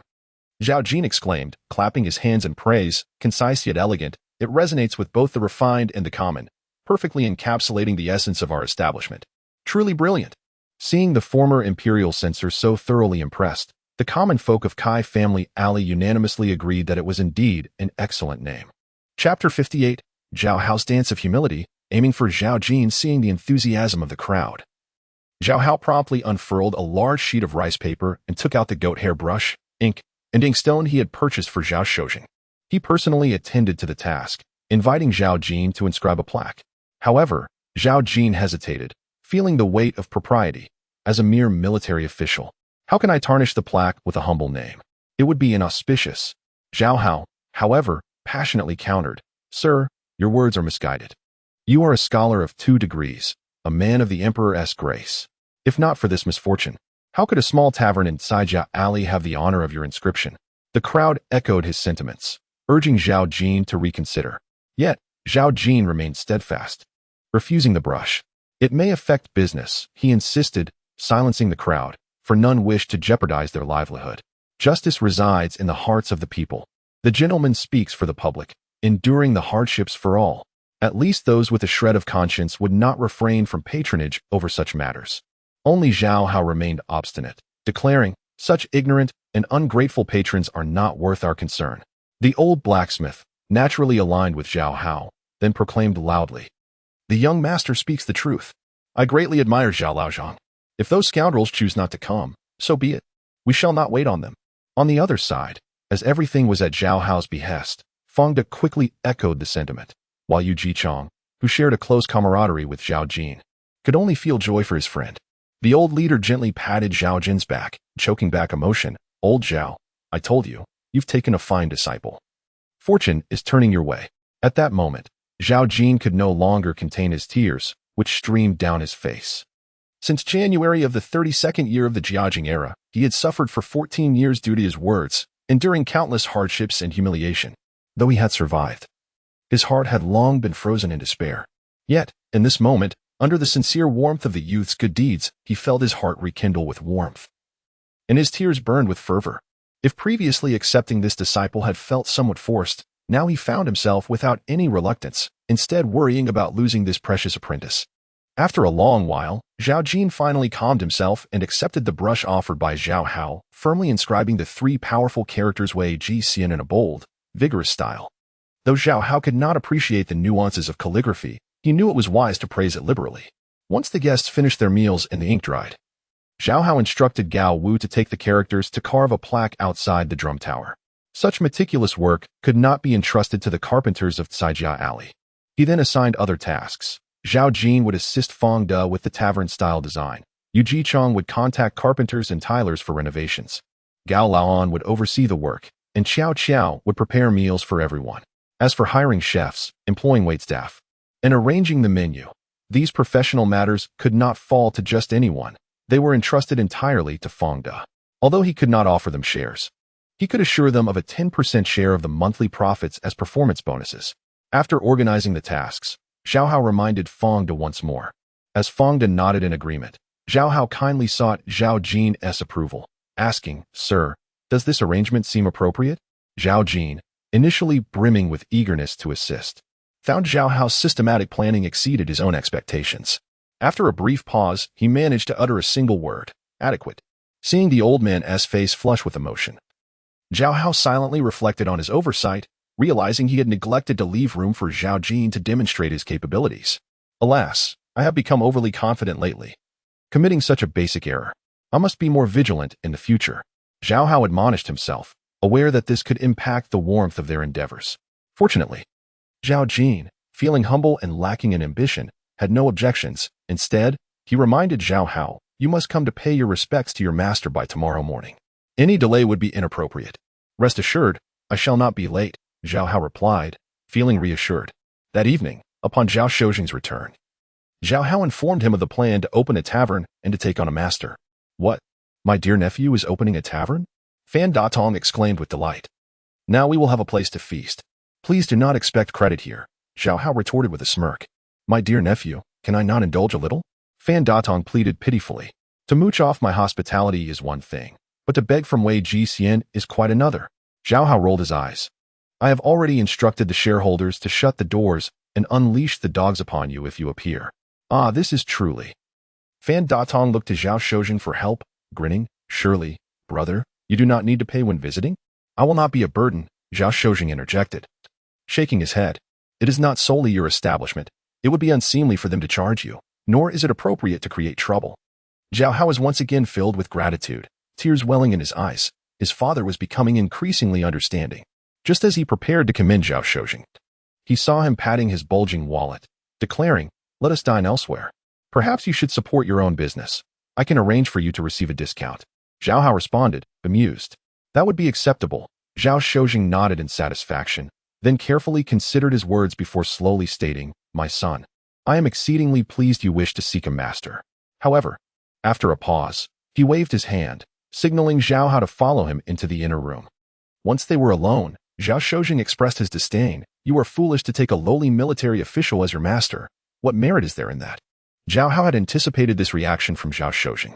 Although the Zhao family had fallen from grace, Zhao Shozhen still clung to the identity of a nobleman, often boasting of their lineage from the Song dynasty, thus placing undue importance on such matters. Remaining calm, Zhao Hao gently explained, "To speak candidly, my endeavor to establish Wei Jixian is all for Zhao Jin." For him? Zhao Shozhen's eyes widened in surprise. "I thought you were doing this for that person, a mere old man, worthy of your concern? Have you not heard the tale of El Buwei and Qin Yiren?" To facilitate Zhao Shozhen's understanding, Zhao Hao reluctantly delved into literary references. "You mean to say he is a rare commodity?" Zhao Shozhen indeed grasped the implication, albeit perhaps too well. "Then who is Zhao Ji?" "There is no Zhao Ji," Zhao Hao replied, casting him an exasperated glance. "In short, if the tavern is to prosper, it is essential to have Zhao Jin's support. Should you wish to pursue an official career in the future, you will also require his assistance." "Very well." Zhao Shozhen conceded after a moment of internal debate, ultimately yielding to his son's affection. He ceased his inquiries into Zhao Hao's certainty and began to fret about the preparations. "Have you arranged the bridal gifts?" "There must be 10 pieces of dried meat, tied with silk. All is ready. We shall deliver them tomorrow," Zhao Hao assured him. "Oh dear. It would be better to procure raw meat to cook and dry ourselves. Purchasing cooked meat lacks sincerity." "Father, were you not reluctant to begin with?" "One may not neglect what ought to be attended to," Zhao Shozhen replied. "Have you not heard? To raise without teaching is the father's fault." Chapter 59. Do you deserve the surname Zhao? The following day, Zhao Shozhen and his son rose early, meticulously grooming themselves. Zhao Shozhen donned a black silk robe, secured with a blue silk sash, and wore black boots akin to those of officials. This was the most formal attire for a student of the Imperial Academy. Typically, they wore blue robes, reserving the more formal round-collared garments for the Confucius rites, distinguishing them from other students. With the assistance of Feng Wan, Zhao Hao stepped into new cloud-soled shoes, adorned in a plain small-sleeved silk robe, and properly donned a soft, lacquered silk headscarf. Once Feng Wan smoothed the long, soft wings of the scarf behind his head, a refined and courteous young gentleman emerged before the onlookers. Zhao Shozhen scrutinized his son for a moment, his eyes reddening as he exclaimed, "Whose youthful figure graces the paths, full of charm? My son has grown." Fan Datong, who had arrived early to join the festivities, gave a thumbs up, praising, "Cousin, with such an appearance, a stroll by the Qinhuai River would surely see you riding and leaning against the bridge, with all the courtesans beckoning." "Do not lead my son astray," Zhao Shozhen retorted angrily, casting a fierce glare at Fan Datong, before turning to Zhao Hao, earnestly advising, "At your tender age, such places are unfit for you. We are here to pay respects to a teacher, are we not?" Zhao Hao found himself bemused by the antics of these two eccentric adults. "Ah, yes, let us be off." Zhao Shozhen slapped his forehead, hastily gathering the offerings of dried meat, lotus seeds, and celery, and stepped out first. The dried meat symbolized gratitude for teachings. Lotus seeds represented care for children and the hardships of guidance, while celery signified diligence in studies. Zhao Hao followed with the remaining 3 offerings, dried longan, signifying enlightenment, red dates, symbolizing early success, and red beans, representing grand aspirations. With these 6 ceremonial gifts in hand, the father and son, accompanied by Fan Datong and the Gao family, exited the narrow alley. Upon reaching the main street, a loud pop sounded as a shiny tin umbrella opened, shielding them from the mild sun. Zhao Hao had intended to hire a sedan chair for his father, but the proximity to Zhao Jin's residence made such an arrangement seem excessive. Crossing the bridge led them to the alley where Zhao Jin resided, which was also home to the elderly Jia Zhang, with Zhao Jin's family absent from Nanjing. Zhang called upon his son, Yuping, to welcome the Zhaos and invited nearby neighbors to bolster the gathering. Quickly, let the firecrackers explode. Chubby Yupeng shouted upon seeing the Zhao family approach. The crackling of firecrackers resonated through the streets, drawing more onlookers eager to glimpse the newly crowned wealthy man of Caijia Alley. More importantly, it was rumored that a feast would follow the ceremony. Zhao Hao rolled his eyes at this spectacle, bemused by the crowd's interest. This is not a wedding. Why the commotion? He lamented that he might end up performing for them like a circus monkey. Yet, with no choice, he allowed himself to be led by Jiazhong into Zhao Jin's courtyard. Zhao Jin's dwelling was modest and dilapidated, not unlike Zhao Hao's own home. This was unsurprising, as military personnel had little in the way of income aside from scant rations. With age catching up to him, Zhao Jin relied on writing and copying text for a meager existence. He placed great importance on this day. Having tidied up the courtyard with Yuping the night before, and arranged tables, chairs, and cushions, Jiazhong had even purchased incense and offerings. Arriving before dawn to assist with the setup. However, despite his past tribulations, Zhao Jin remained composed, dressed in a patched scholar's robe and a somewhat worn tank cap. Seated beside the offering table adorned with a statue of Confucius, watching as Zhao Hao and his father entered with their ceremonial gifts, Zhao Shozhen quickly stepped forward, presenting the offerings and the apprenticeship letter with both hands, proclaiming loudly, "In the innocence of youth, blessed with a wise father and elder brothers, and guided by stern teachers and friends, none have failed to succeed. My son, having lost his way in studies, is fortunate to encounter Master Zhao, who, despite the burden of age, has graciously accepted him as a student to correct his aspirations and enlighten him in the way of sages." Zhao Jin accepted the letter with both hands, opening it symbolically to reveal Zhao Hao's name, birthplace, age, and Zhao Shozheng's name. He stood there in a daze. Seeing Zhao Jin frozen like a statue, Zhao Shozheng felt a twinge of dissatisfaction as he withheld the dried meat from Zhao Jin. This teacher seems a bit simple-minded. I hope he doesn't lead my son astray. Zhao Hao found himself awkwardly positioned, unable to stand or kneel, and finally cleared his throat, stating, "Sir, your student offers his respects." With that, he lifted the hem of his robe, preparing to kneel. Wait. Zhao Jin, as if stung by a scorpion, sprang from his seat, grasping Zhao Hao's shoulders to prevent him from bowing, asking solemnly, "Might I inquire if your grandfather's name contains the character Li?" How did Master Zhao? Before Zhao Hao could respond, Zhao Shozhen, intrigued, interjected, "My father's name indeed contains the character Li. Are you descendants of the founding emperor of the Song Dynasty?" Zhao Jin pressed on. Indeed, Zhao Shozhen proudly declared, raising his hands towards the north, "I am the 26th descendant of the founding emperor of the Song Dynasty." Ah, then the apprenticeship cannot proceed. Zhao Jin awkwardly returned the letter to Zhao Shozhen, leaving the gathering in stunned silence. Zhao Hao, equally perplexed, thought, "Is this it? Have we come so far only to fail at the last hurdle?" However, the next moment astonished him and startled everyone present. Zhao Jin, smoothing his sleeves, knelt before Zhao Shozhen, exclaiming, "Nephew, Zhao Jin, the 27th descendant of the founding emperor of the Song, pays his respects to you, uncle." What is happening? Amidst the buzz of confusion, Zhao Hao blinked rapidly at Zhao Jin, realizing this elder was indeed of his generation. No wonder he hesitated to accept him as a teacher. Which line do you belong to, the Yin or the Wei? Zhao Shozhen began to probe, aware that the Zhao surname held a long lineage, and not everyone could claim descent from the royal family of the Song. The Yin line, Zhao Jin clarified, stepping further, the Zhao of Nanping. Oh, this is getting intriguing. Zhao Shozhen responded joyfully, "We are also from the Zhao of Nanping. Thus, our generational phrases should be Li, Shou, Yu, Shi, Cheng. Why then is yours Jin?" Zhao Jin drew a character in the dirt with his finger, erasing the top stroke and the bottom Jin character. What remains is the character Wei. Quite the secret of lineage, Zhao Shozhen nodded, accepting this elder's profound respect. Following Zhao Shozhen's directive, Zhao Hao also paid respects to Zhao Jin, who reciprocated with a bow, addressing him as virtuous brother. The sternness of his demeanor fading, replaced by genuine warmth. Realization dawned on Zhao Hao. No wonder when he tried to connect with Zhao Jin previously, he received no acknowledgement. It was clear now that the Zhao lineage ran deep. Do you truly deserve the surname Zhao?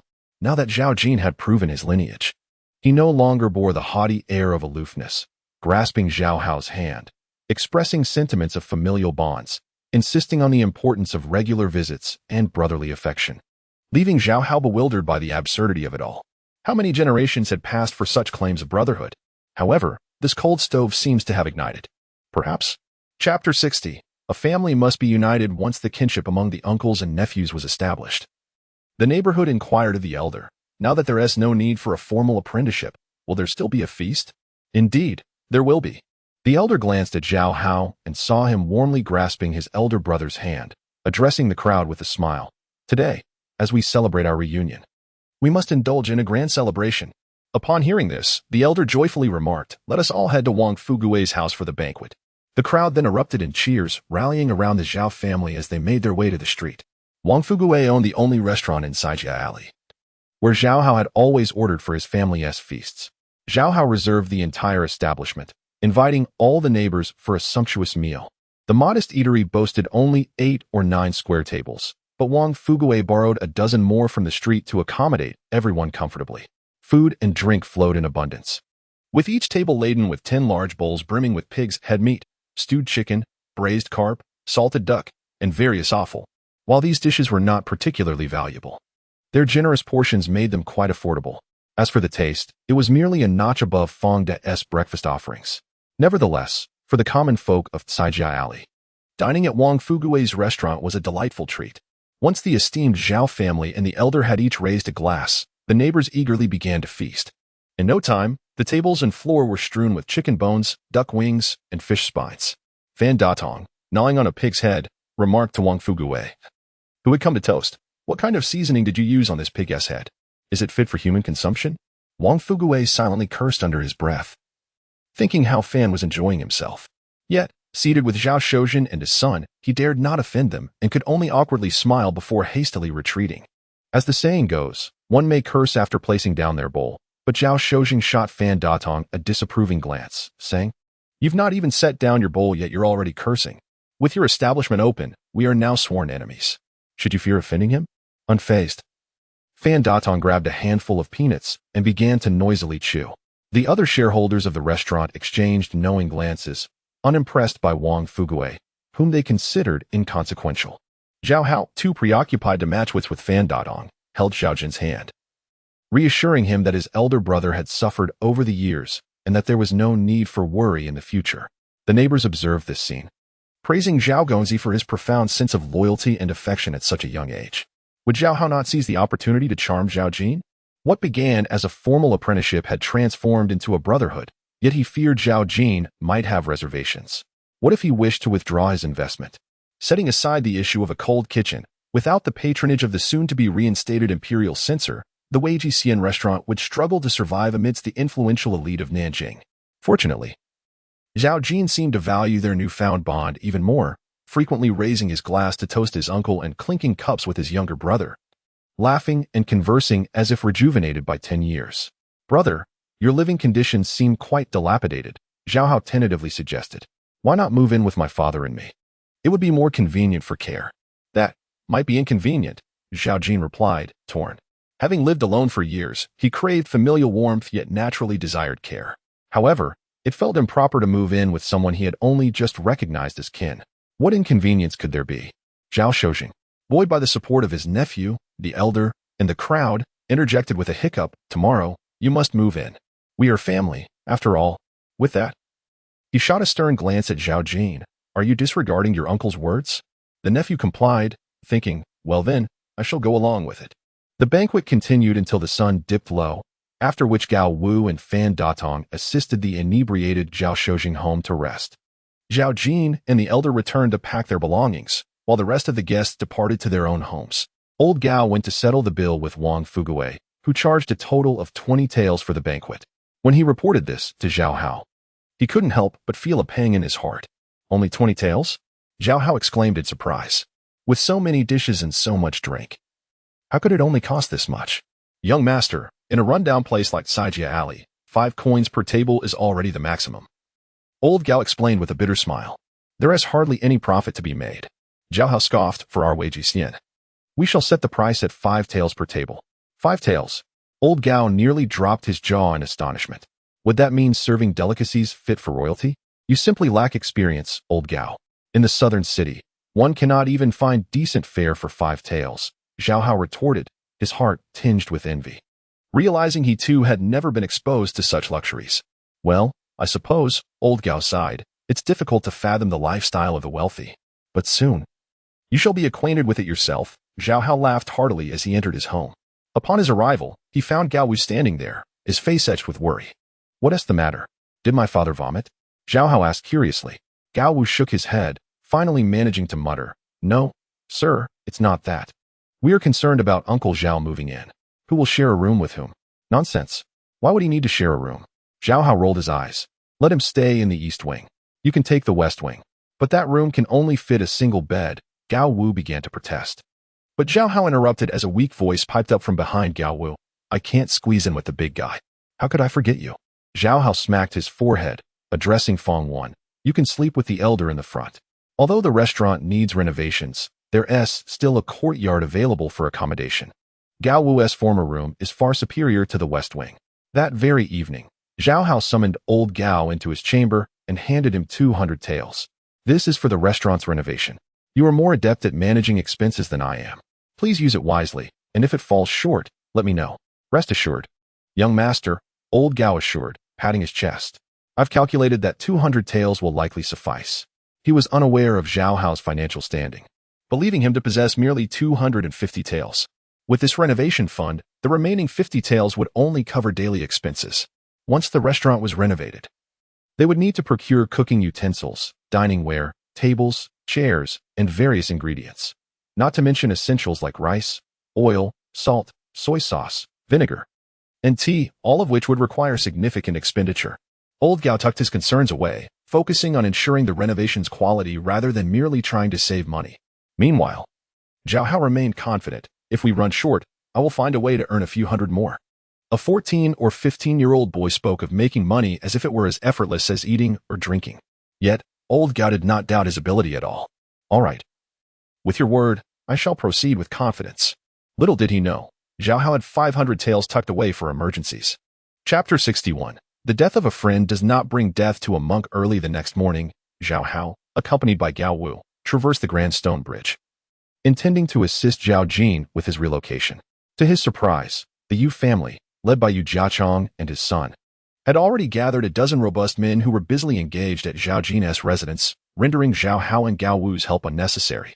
Upon seeing Zhao Hao's arrival, Yu Ping called out, and the bare-chested strongmen promptly hoisted Zhao Jin's belongings, including large bundles and a wooden bed, onto their shoulders and swiftly transported everything to Zhao Hao's home. Under Gao Wu's direction, they efficiently arranged Zhao Jin's possessions in the East Wing within just half an hour before dispersing to attend to their respective daily tasks. Indeed, Kai Family Lane is remarkable. After bidding farewell to the strongmen, Zhao Hao silently praised the efficiency and then turned to the Yu father and son, saying, Tomorrow I must venture into the countryside and may require some assistance. Over the past few days, Zhao Hao had learned of Yu Jiachong's esteemed reputation in Kai Family Lane, whether it pertained to real estate transactions or family celebrations or moving houses. The locals habitually sought his services as an intermediary. As for the existence of any brokerage fees, Zhao Hao remained oblivious, for the old man had never requested any payment from him. What difficulty could there be? Kai Family Lane has no shortage of strongmen, Yu Jiachong replied confidently, his face beaming with pride. If the young master requires 100 men, we can certainly assemble them. Ahem, that is unnecessary, Zhao Hao replied awkwardly, scratching his nose. A dozen or so will suffice. Not a problem. Yu Jiachong instructed his son, Yu Ping, find about 10 capable individuals to accompany the young master tomorrow. Understood. Yu Peng responded with enthusiasm. It's not crucial whether they are particularly capable, Zhao Hao contemplated and pointed at Gao Wu, saying, find men like him. If the better. Understood, young master. Yu Peng chuckled. However, it will be challenging to find someone as fierce as Brother Gao. Just do your best. Zhao Hao nodded knowingly. After sending off the Yu family, Zhao Hao entered the East Wing, where he found Zhao Jin already unpacking his boxes, revealing an abundance of books. It is said that when a scholar relocates, it is always filled with books. Even a brother who has achieved the degree of Jinsher is no exception. Sigh. Such old tales are better left unspoken. Zhao Jin shook his head dismally, methodically arranging the volumes on the shelves. While titles may be stripped away, knowledge is something no one can take from him. Zhao Hao discreetly offered a compliment and assisted Zhao Jin in carrying the books, intending to place them all on the shelves.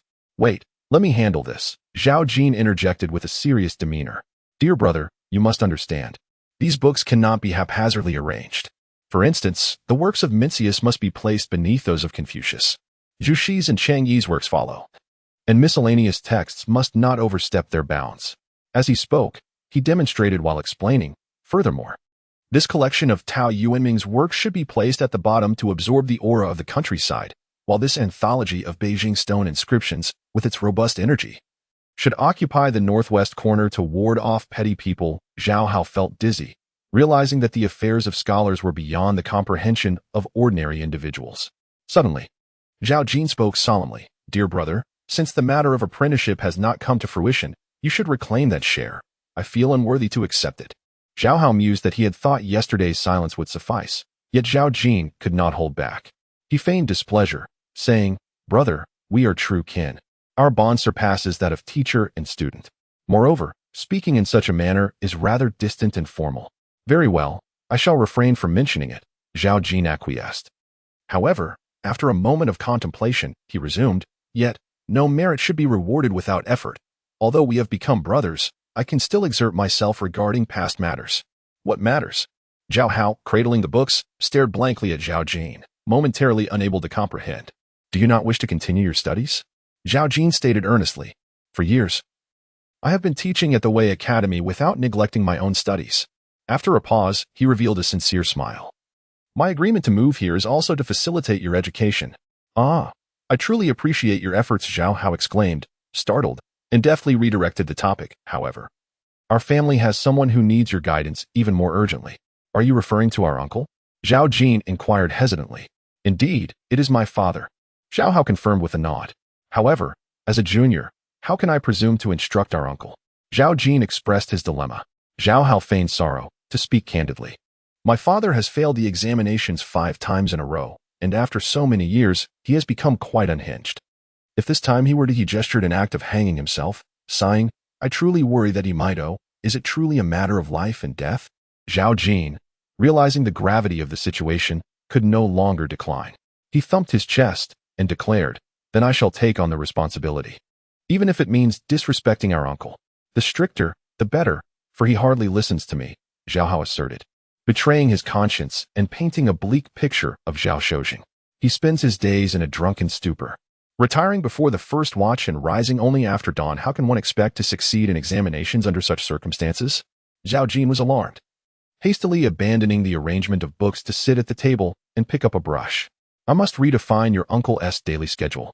With the brush soaked in ink, he swiftly penned a meticulous schedule on paper. Zhao Hao, watching from the side, could only marvel as Zhao Jin mandated that Zhao Shozheng rise at 5 in the morning, allowing him half an hour for morning reading before breakfast and school. Upon returning home in the evening, he must sit at his desk by the first watch to listen to explanations on classical texts, practice essay writing, and could only retire after the third watch.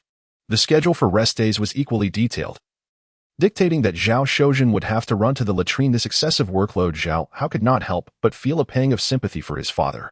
Isn't this a bit too much? Isn't this how it should be? Zhao Jin replied, looking at Zhao Hao as if it were obvious. The scholar's candle burns bright until the rooster crows. This is the time for a young man to study.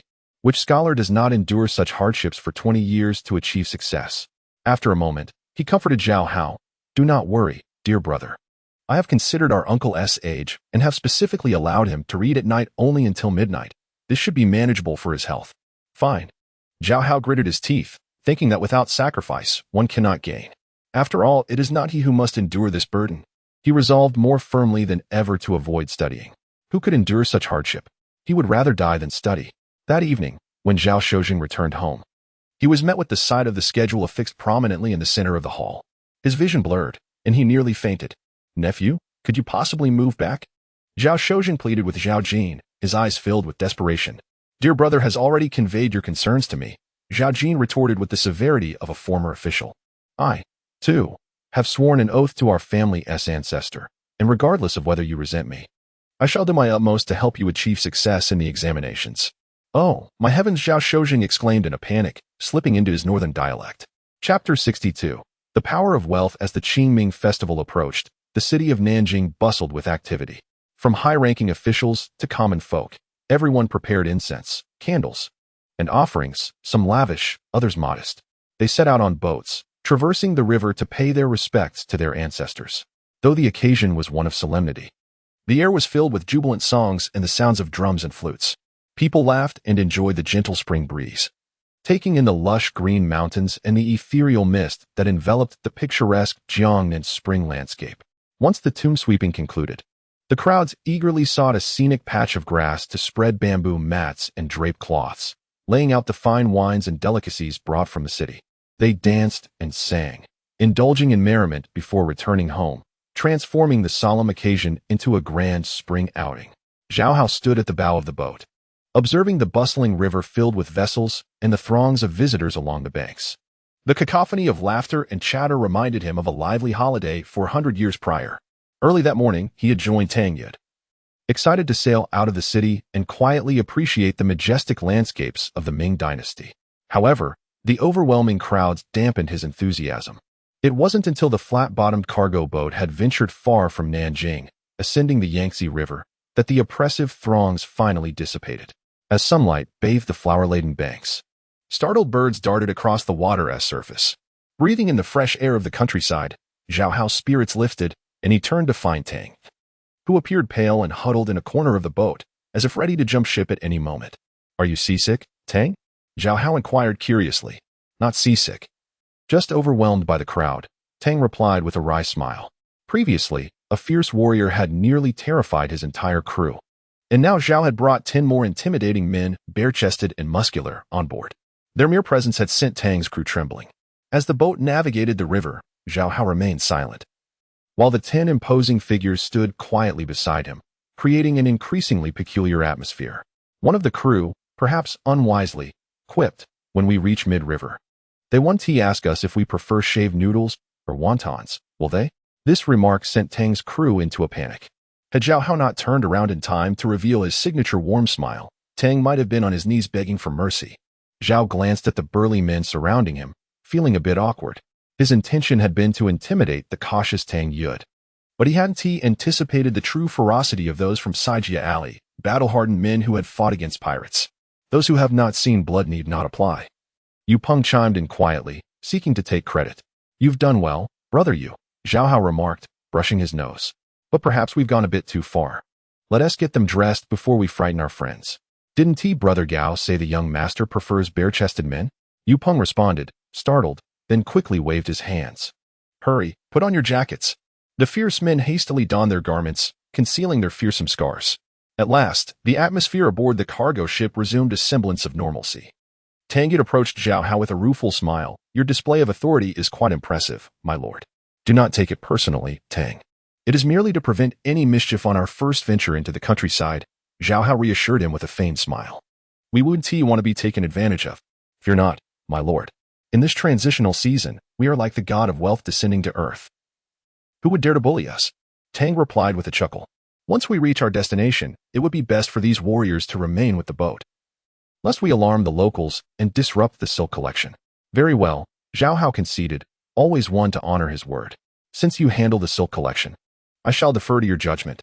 Yet, his curiosity got the better of him as he asked, "Why venture upstream? Is there no silk to be found outside Nanjing?" "There is silk to be found," Tang Yud animatedly explained. "However, the prices in the outskirts of Nanjing are 20% higher than elsewhere.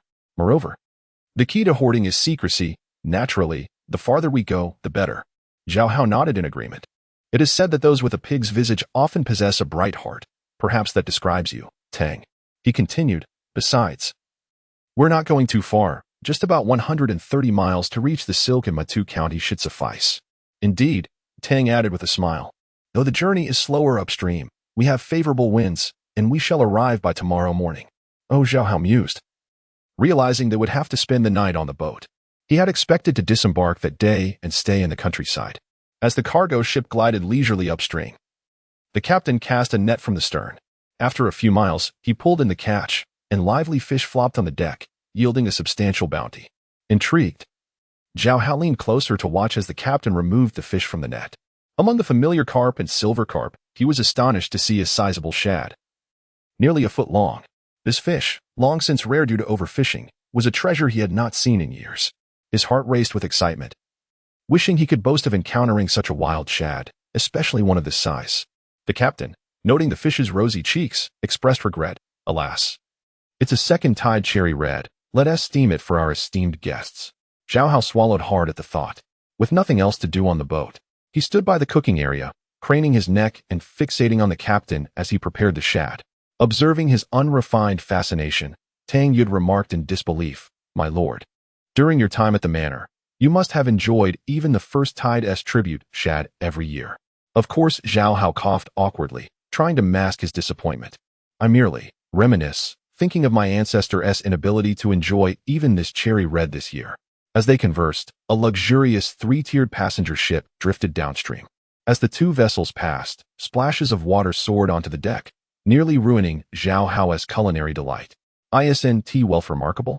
Tang Yud glared at the grand vessel. Upon spotting the Wu Ji flag, he fell silent, realizing that the cargo ship they had chartered belonged to them as well. With a sigh of resignation, he muttered, "Indeed, wealth holds its own power." On the upper deck of the opulent three-tiered vessel, an elegantly decorated chamber awaited, to allow the master to enjoy the river view. The attendants had removed the 4 surrounding windows, letting the warm river breeze flow freely.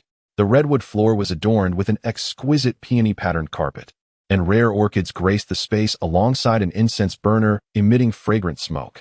In this lavish setting, the graceful Madame Yi of Wu Ji, adorned in a home-style Suzhou embroidered short jacket, knelt beside a rosewood table, delicately wielding silver chopsticks as she focused intently on a plate of shad. Despite its quality, the fish was riddled with numerous bones. She meticulously extracted each tiny, tangled bone, placing them into a small ding-kiln dish beside her. Once all the bones were removed, Madame Yi presented the plate of shad to Zhao Libin. "Please enjoy, sir." Zhao Libin, donning a black gauze hat and a loose cloud-patterned robe, wore a large jade ring and a hefty jade pendant resembling a goose egg, embodying the leisurely demeanor of a wealthy gentleman. He picked at the sampling only a few morsels before setting down his chopsticks and sipping from his cup of Yaozi Shuetu, sighing discontentedly. What is the point of enjoying the first tide's tribute shad if one grows weary of it? Chapter 63. Truly a remarkable gentleman on the grand vessel owned by the Wu family. As you served Zhao Libin his meal, she chuckled lightly. "Since you long for your grandson, why not simply summon him aboard to meet you? Is it necessary for you to be so concerned?" Zhao Libin's expression darkened as he retorted, "I have stated before that they must endure hardships to be tempered.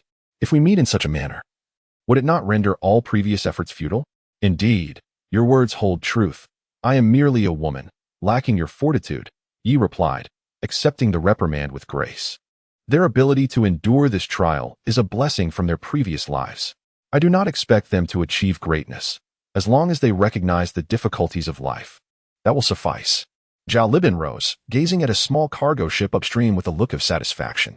"I never anticipated that my second grandson would surprise me so."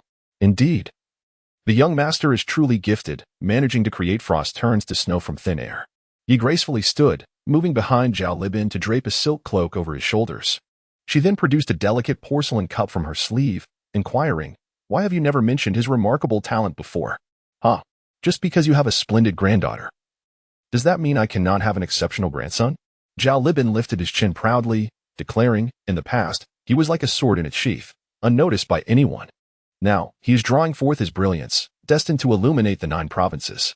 Truly, he is a remarkable grandson, indeed, Yi mused, her face aglow with admiration as she gazed at Zhao Libin for a long while before remembering something. "Oh, I have yet to report to you. I just received news that he acknowledged a connection with a military officer, former censor Zhao Jin, and brought him home." "Ah," Zhao Libin, who usually maintained an unyielding demeanor before Yi, displayed surprise at her words. How could that young lad have conceived such an idea? "Sir, is it not inappropriate for the young master to act thus?" Yi's expression tightened as she gestured with her hand near her neck and whispered, "Should we take advantage of the young master's absence to deal with Zhao Jin?" "Foolishness," Zhao Libin interjected, shaking his head firmly. "My grandson's action is a stroke of genius. You, who have eyes and ears throughout the 2 capitals, do you not know that the court is about to reinstate those officials who were unjustly punished by the previous regime? You are not even as wise as a child."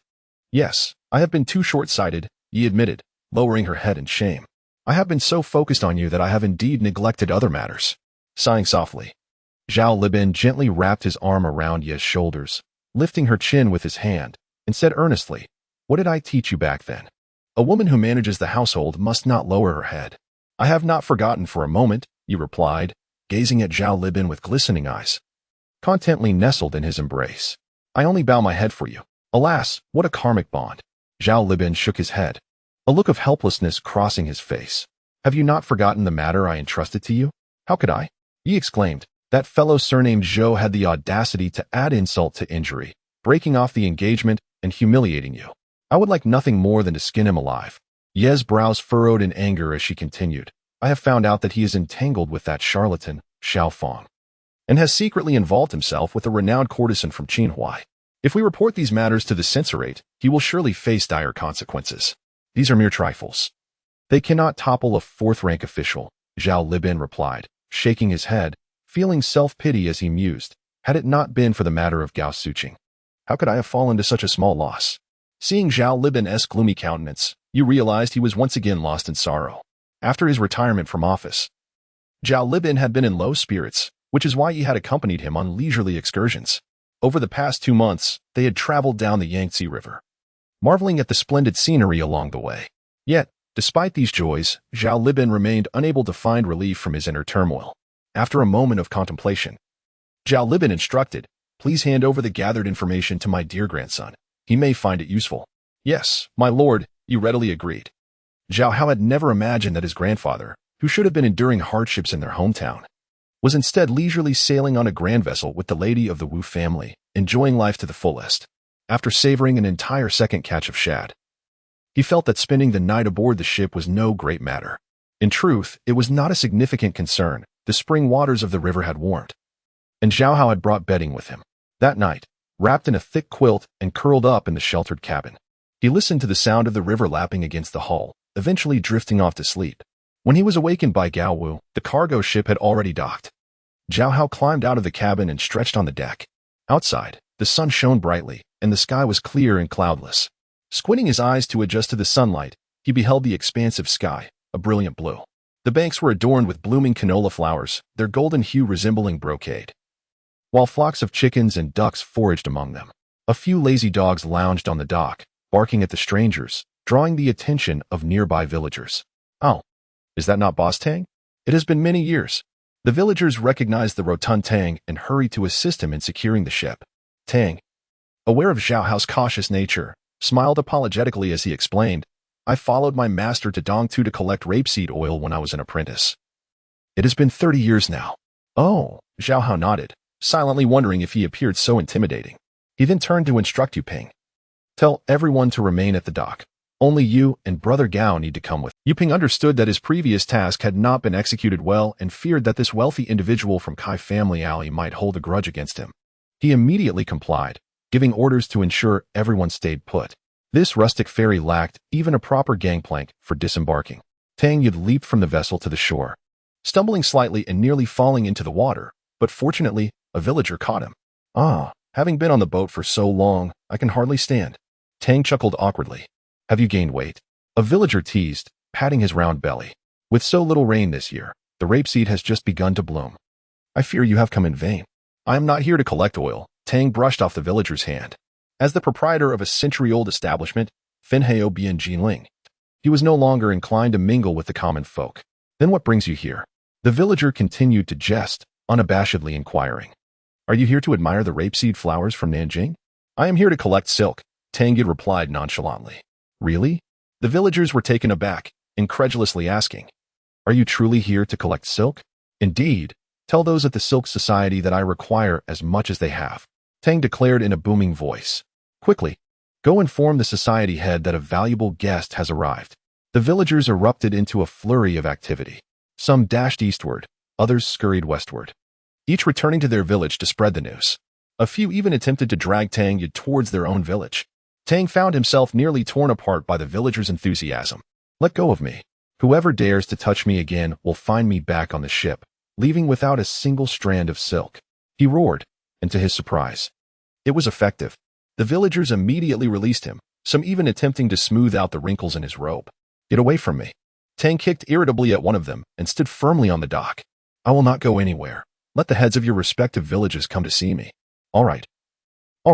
The villagers, fearing they might anger him, quickly retreated to a distance, though none dared to leave, fearing he might be whisked away by someone from another village. This dock was shared amongst several neighboring villages, so people from all villages were present. Tang Yid had initially intended to impress Zhao Hao, but with the villagers' commotion, any semblance of grandeur had vanished. He adjusted his tilted hat adorned with jade, forcing a smile as he turned to Zhao Hao. By now, the news should have spread to the villages. The heads of the Silk Society will be here shortly to seek our favor. Zhao Hao, observing that the raw silk was predictably in a buyer's market, nodded slightly, feeling a sense of relief. Chapter 64. Longing yet unattainable. Upon arriving in Andu County, Zhao Hao discovered that it was impossible to acquire silk directly from the farmers. The raw silk from various villages was monopolized by the silk societies. During the spring famine, the heads of these societies would lend money to farmers for rearing silkworms and processing silk. Once the cocoons were formed, the farmers would repay their debts with raw silk, selling any surplus back to the societies. Given that the farmers had no silk to sell, why, then, was there such urgency? Yu Ping, noticing Zhao Hao's puzzled expression, quickly posed the question for him. Zhao Hao cast a look of approval at him. Indeed, as the son of the old chief, he was quite astute. The silk societies were intertwined with the villagers. If the societies could not sell the silk, they would not be able to repay their loans, leaving them unable to assist the farmers through the spring famine. Tang Yid chuckled in response. It is, in fact, the silk societies that have played themselves into a corner. Above them, there exists a raw silk guild. To ensure high prices for silk, the guild sets a minimum price each year. No silk is allowed to leave Andu if it is below that price. Zhao Hao nodded in understanding. The villagers of the Ming Dynasty had engaged in price collusion, which explained the bitter resentment expressed in the writings of scholars towards the shrewd commoners of Jiangsu and Zhejiang. It was clear that their displeasure stemmed from their inability to profit. This strategy had proven effective in previous years. But who could have anticipated the stringent maritime trade restrictions of recent times? The silk market had suffered, leading to substantial layoffs in the urban silk mills. Meanwhile, the farmers persisted in cultivating mulberry trees and raising silkworms. The market simply did not require that much silk. Areas like Shangyuan and Jiangning, being close to Nanjing, could timely lower their prices, but Andu, despite being merely 120 miles away, remained isolated. Given the high silk prices, who would venture so far to procure silk? Zhao Hao mused that this problem would remain unresolved for 4 centuries to come. Consequently, every silk society found itself burdened with excess inventory while still needing to support the silkworm-rearing farmers, for this fixed relationship was fundamental to their survival. Should they lose the farmer supply, they would have no silk to collect. Tang Yid insightfully remarked, thus, during poor years, they may even have to subsidize the villagers. As the silk prices languished and with fresh silk due to hit the market in 2 months, the societies faced a dilemma. Unsold autumn silk would depreciate in value, and they would need funds to acquire the villagers' spring silk. One could only imagine the anxiety of those society heads. Seeing that Zhao Hao now comprehended the situation, Tang Yid proudly noted, now you understand why I chose to travel far instead of nearby, right? Your studies have paid off. Zhao Hao praised him, patting Tang Yid on the shoulder. Now I can rest easy. With that, he left Yu Ping behind and, accompanied by Gao Wu, made his way toward the sprawling fields of rapeseed flowers. Where are you headed, young master? Tang Yid called after him. To enjoy. Zhao Hao replied with a laugh without turning back. How could one squander such beauty? I. Tang Yid sighed after a moment, resignedly waving his hand. Alas, I am destined to be your errand boy. Yet, in truth, Zhao Hao's absence afforded him a sense of freedom. After several encounters, Tang Yid found that instead of mastering the youth, he was, in fact, being thoroughly outmatched. It was as if, whenever Zhao Hao was beside him, he returned to the days of trepidation as a novice apprentice. Meanwhile, after distancing himself from the dock, Zhao Hao unexpectedly produced a compass, as if conjuring a trick. Gao Wu's eyes widened. This compass had been a casual purchase during their recent shopping excursion. He had assumed Zhao Hao merely found it amusing, but it turned out the young master possessed an interest in geomancy. However, Zhao Hao had no knowledge of geomancy. He had spent a considerable sum on the compass merely for navigation purposes, fearing he might get lost in the countryside. Once he had determined the direction, he strode confidently northwest. Gao Wu hurried to keep pace, observing how Zhao Hao seemed in a great hurry, showing no interest in the scenic landscape. They walked briskly for several miles until a continuous mountain range loomed before them, blocking their path. Zhao Hao finally halted, his face alight with excitement as he watched the compass needle tremble erratically, unable to stabilize. Gao Wu noted the mountain's shape, resembling a fierce tiger emerging from the hills, suggesting favorable geomantic conditions. He thought to himself that perhaps the young master had discovered a treasure trove of geomantic fortune. Was it for the sake of locating a burial site for the old master? However, the compass itself appeared to be in disrepair. He resolved to have his father confront the shopkeeper about it later. After a lengthy moment, Zhao Hao sighed deeply, casting the compass to Gao Wu with an expression of profound disappointment, as if he had transformed into a different person. Before him lay Jiangnan's most extensive open-air iron mine. Yet he felt utterly deprived of the fortune. Was there anything more cruel in this world? Initially, he had felt a surge of excitement upon hearing from Tang that their destination was Andu, as the renowned Mianshan iron mine was located there. However, upon arriving in Andu and standing at the foot of the famed South Mountain, gazing at the lush greenery devoid of any signs of mining, he realized that no one yet knew of the vast quantities of iron were buried there. If others had already begun mining, he might have found a way to share in the spoils. But venturing into an untouched iron mine was beyond his courage and capability. Such an act was tantamount to treason. Zhao Hao silently calculated that even if his father had become a genshi, it would still be futile, and he reluctantly turned to leave. What a disappointment it was to arrive with high hopes only to leave in despair. On the way back, he pondered that since he was in Andu, he ought to pay his respects to Li Bai. After a bit of searching, he finally found a village and inquired among the locals, only to learn that Li Bai's tomb was 30 miles away. "Young master," one of the villagers said, "that old man over there can take you in an ox cart." Gao Wu pointed at a scrawny ox in the distance. "It won't reach before dark." Zhao Hao rolled his eyes. He was now a person of standing. How could he endure a bumpy ride on a dusty village road? Upon arriving at the tomb of the poet, how could he face the immortal with a face covered in dirt? "Never mind, we shall return one day." Zhao Hao glanced back at the distant green mountains, gritting his teeth. "Just wait, you will be mine eventually." Unbeknownst to others, one might think a rogue had set his sights on a maiden. The two retraced their steps, and halfway back, they suddenly heard shouting from the riverbank. Zhao Hao turned his gaze in that direction and was instantly captivated. There was a brawl unfolding. He observed several villagers wielding shovels and hoes, attacking a lean man. That man brandished a shoulder pole, deftly deflecting the onslaught from all directions. That fellow possesses quite a skill. Gao Wu quickly restrained Zhao Hao, who was eager to rush over for a closer look. Just as he was about to lead him away from trouble, he paused, pondering the familiarity of the man's fighting style. "That technique resembles that of my Qijiao army." "Then why do you hesitate? Go!" Zhao Hao exclaimed, invigorated. Gao Wu hesitated, glancing at Zhao Hao, clearly concerned for his safety. "I will hide behind a tree," Zhao Hao insisted, pushing him toward the riverbank. "Once you save him, we can retreat. What is there to fear once we reach the dock?" "All right." Gao Wu finally set aside his worries, shedding his outer garment, wrapping it around his right hand, and swiftly making his way toward the riverbank. Chapter 65. The master returns to secular life on the riverbank. The besieged man appeared apprehensive, wielding a shoulder pole with relentless precision, yet he refrained from retaliating. The group of villagers, oblivious to his restraint, grew increasingly boisterous, shouting, "This false monk is on the verge of collapse. Put in more effort." For over a decade, the southeastern coastal regions had suffered from foreign incursions, prompting local gentry to organize self-defense militia. Thus, these villagers, whether in their strikes or coordination, exhibited a certain discipline, far from a mere rabble. With 7 or 8 shovels and hoes raining down upon the man, despite his formidable martial skills, the unwieldy shoulder pole left him on the defensive. Finally, with a resounding crack, the pole splintered in two. This unexpected turn of events caught him off guard, leaving him unable to block the descending shovel aimed at his face. He barely managed to execute a precarious bridge maneuver, narrowly evading, yet still felt the sharp edge sweep across his head, causing blood to flow profusely. Seeing their attack succeed, the villagers did not relent but rather intensified their assault, eager to capitalize on his misfortune and take his life. Suddenly, a fierce gust of wind surged from behind the villagers, and before they could comprehend the situation, they were seized by their necks and tossed into the river like dumplings. As they splashed into the water, a thunderous voice rang out, "Cease this at once." The remaining 4 or 5 villagers soon realized that the newcomer was a bare-chested giant marked by scars. Although this formidable figure struck fear into their hearts, they felt emboldened by their numbers and the tools at hand, unwilling to retreat without a fight. After all, was it not customary to call for a halt before engaging in battle? What sincerity was there in ambushing first and then demanding a ceasefire?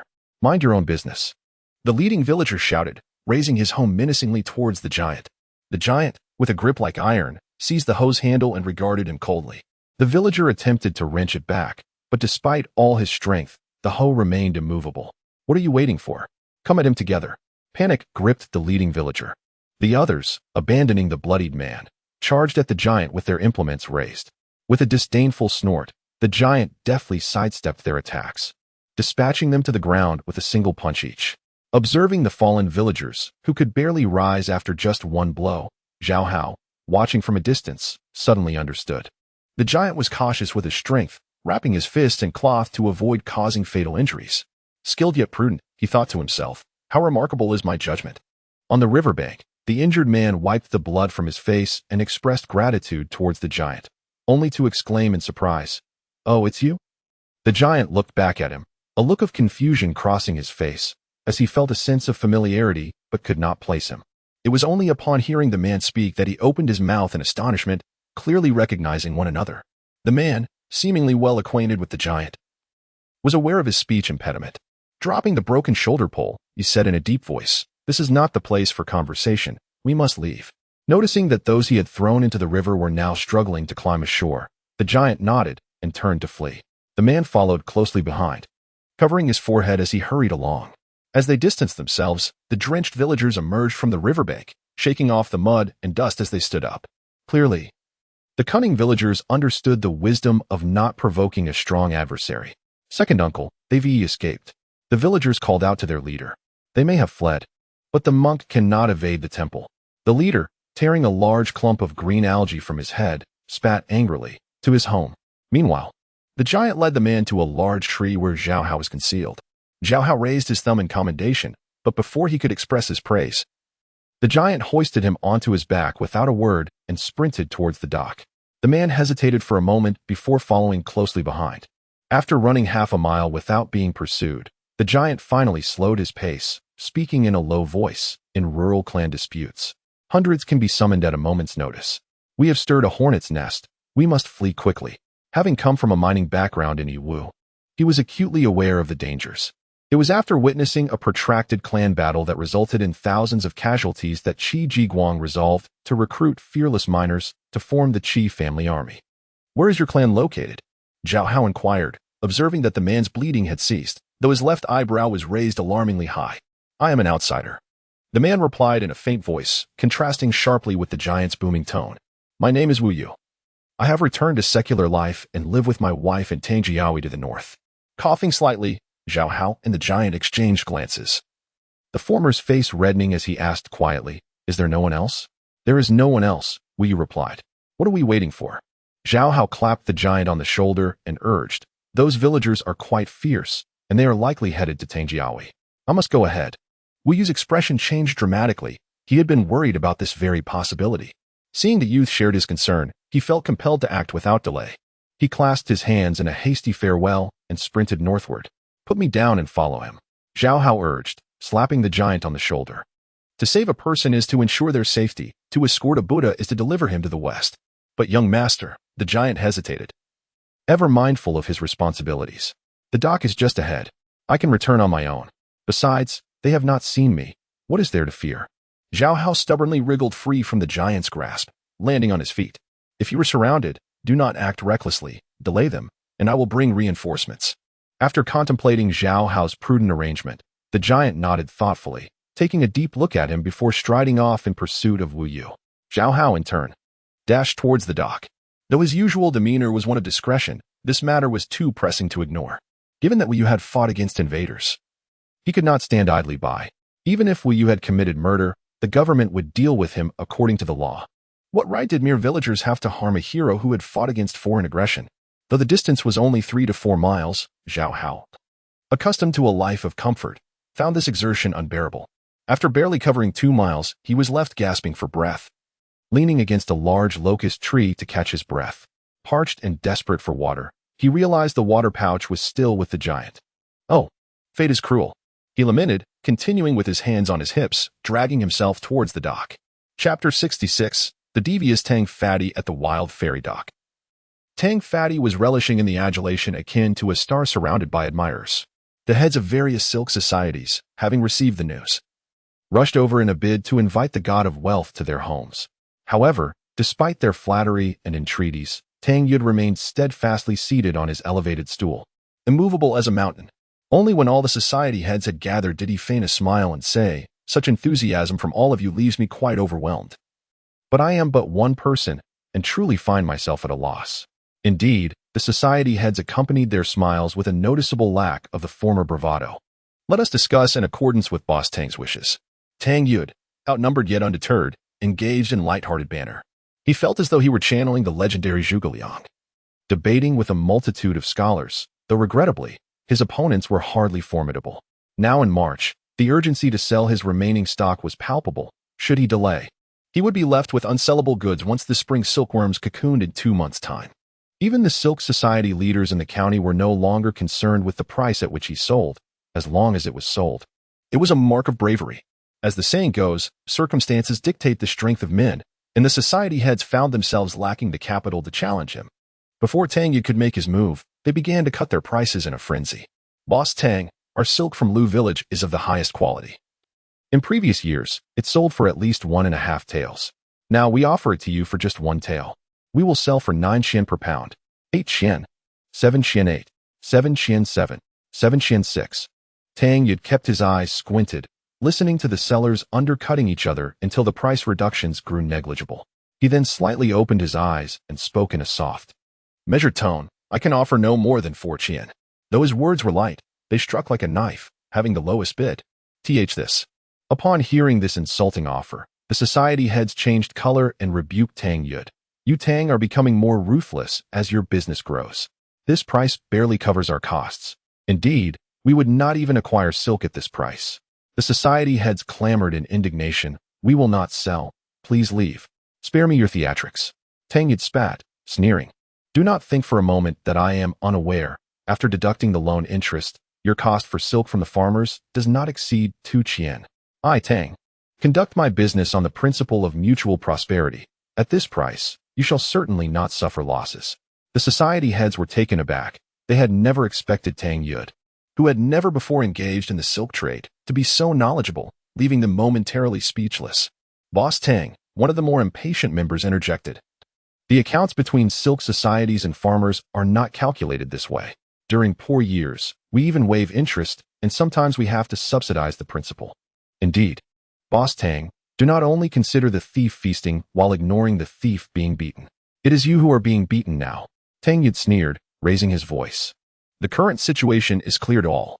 In our country, most weavers in Nanjing are unemployed, with operating looms at less than half of previous years. Overseas, how long has it been since the Jiangsu and Zhejiang merchants set sail? Just the other day, one brave ship attempted to venture to Japan. Yet before it even left Zhoushan, it was seized by the Imperial Navy, with over 10,000 pounds of raw silk confiscated. In these times, even the sericulture farmers in Nanjing have begun to uproot mulberry trees to plant rice, while you still hoard those unwanted goods in your warehouses as if they were treasures." The society heads, though aware of the dire state of affairs, felt utterly disheartened by Tang Yud's resolute assertions, each bending their backs once more. Some, unwilling to concede, whispered, "If raw silk is so worthless, why do you still venture into the countryside to collect it?" Tang Yud, resting his hands on his knees, slowly rose to his full stature, his ample frame imposing before the hunched society heads. "As the saying goes, what others discard, I shall take.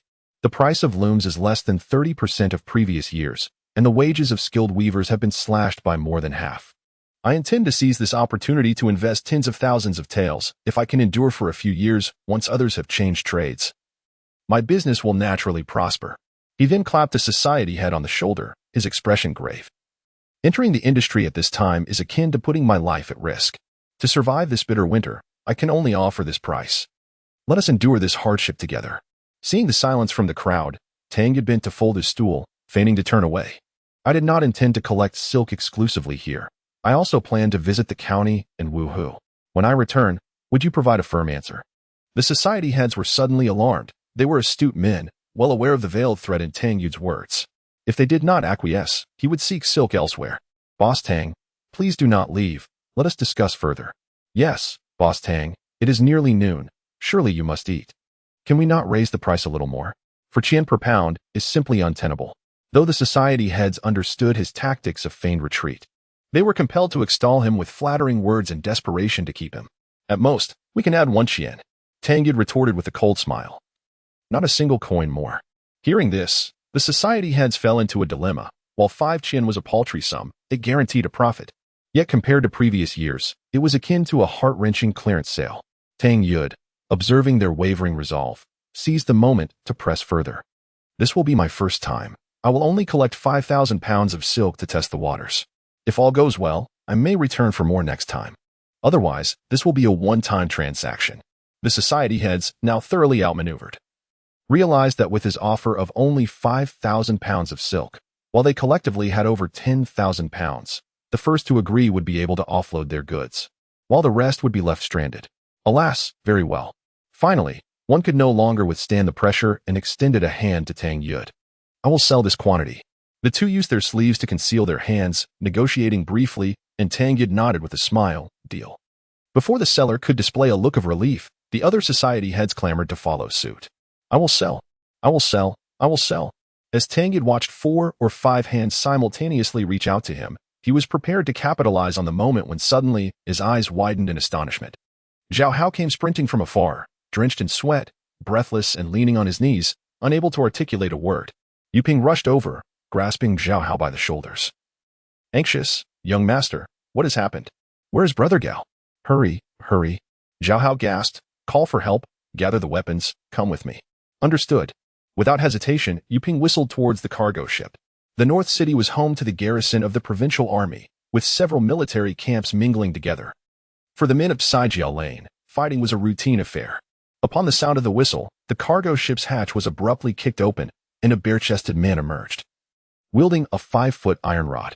The man took 2 running steps and leaped over Tang Yud's head, landing firmly on the shore, rushing towards Zhao Hao and Yu Peng. Before Tang Yud and the others could regain their composure, another bare-chested man, brandishing an iron rod, burst forth from the hatch and leapt over their heads to the shore. Chapter 67. The basic cultivation of a rascally youth. The gang leaders stood agape as one after another. A dozen or so bare-chested ruffians wielding iron rods leaped from their concealed quarters onto the dock. This imposing scene instilled such terror within them that they trembled. Nearly kneeling before Tang Yud. Boss Tang, let us discuss this civilly. Without resorting to violence, we are willing to sell for 4 coins, just step aside.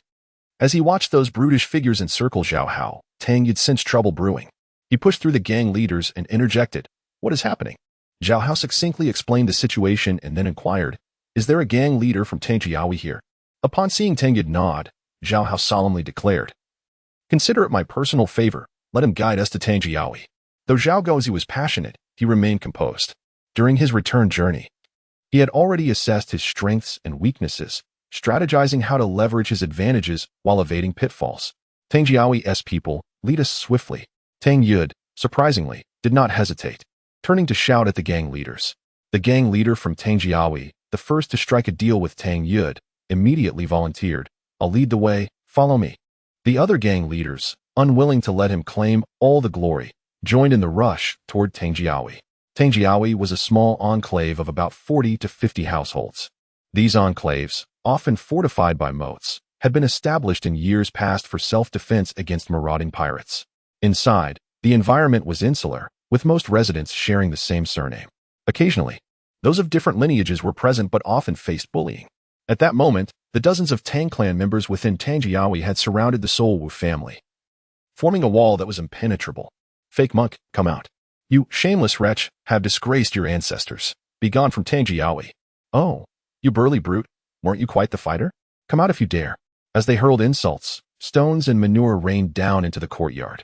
Inside, a woman with disheveled hair and clear handprint marks on her face was tending to Wu Yu's wounds. Occasionally, stones and bricks crashed through the shattered window, but she appeared unfazed, as if unaffected. Gao Wu gripped a solid iron rod, his shoulder bracing the door, peering through the crack to observe the outside. He and Wu Yu had arrived just slightly too late. The Tang clan had already come knocking.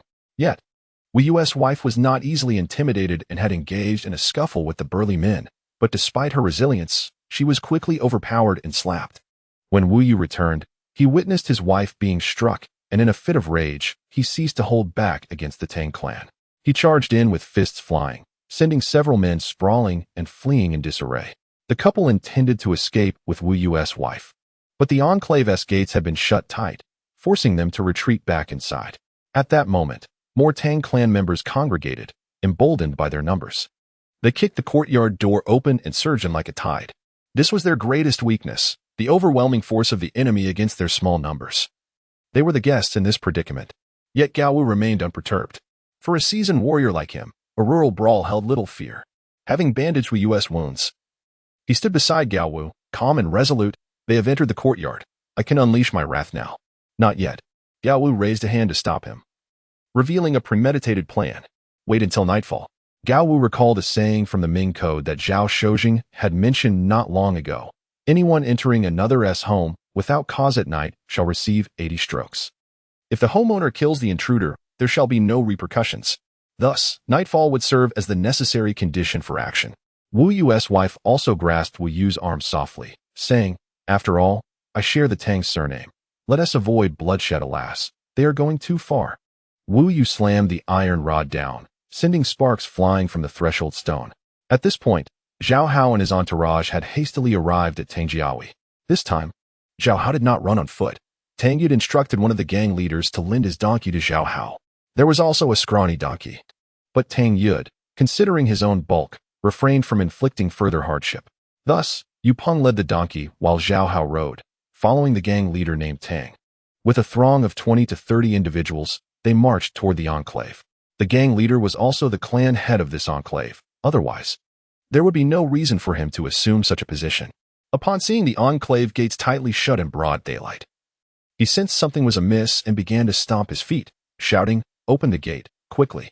Some Tang clan members climbed the walls, and upon spotting their clan head's return, they hastily opened the gates without asking for the secret signal. The Tang clan head rushed in with his followers.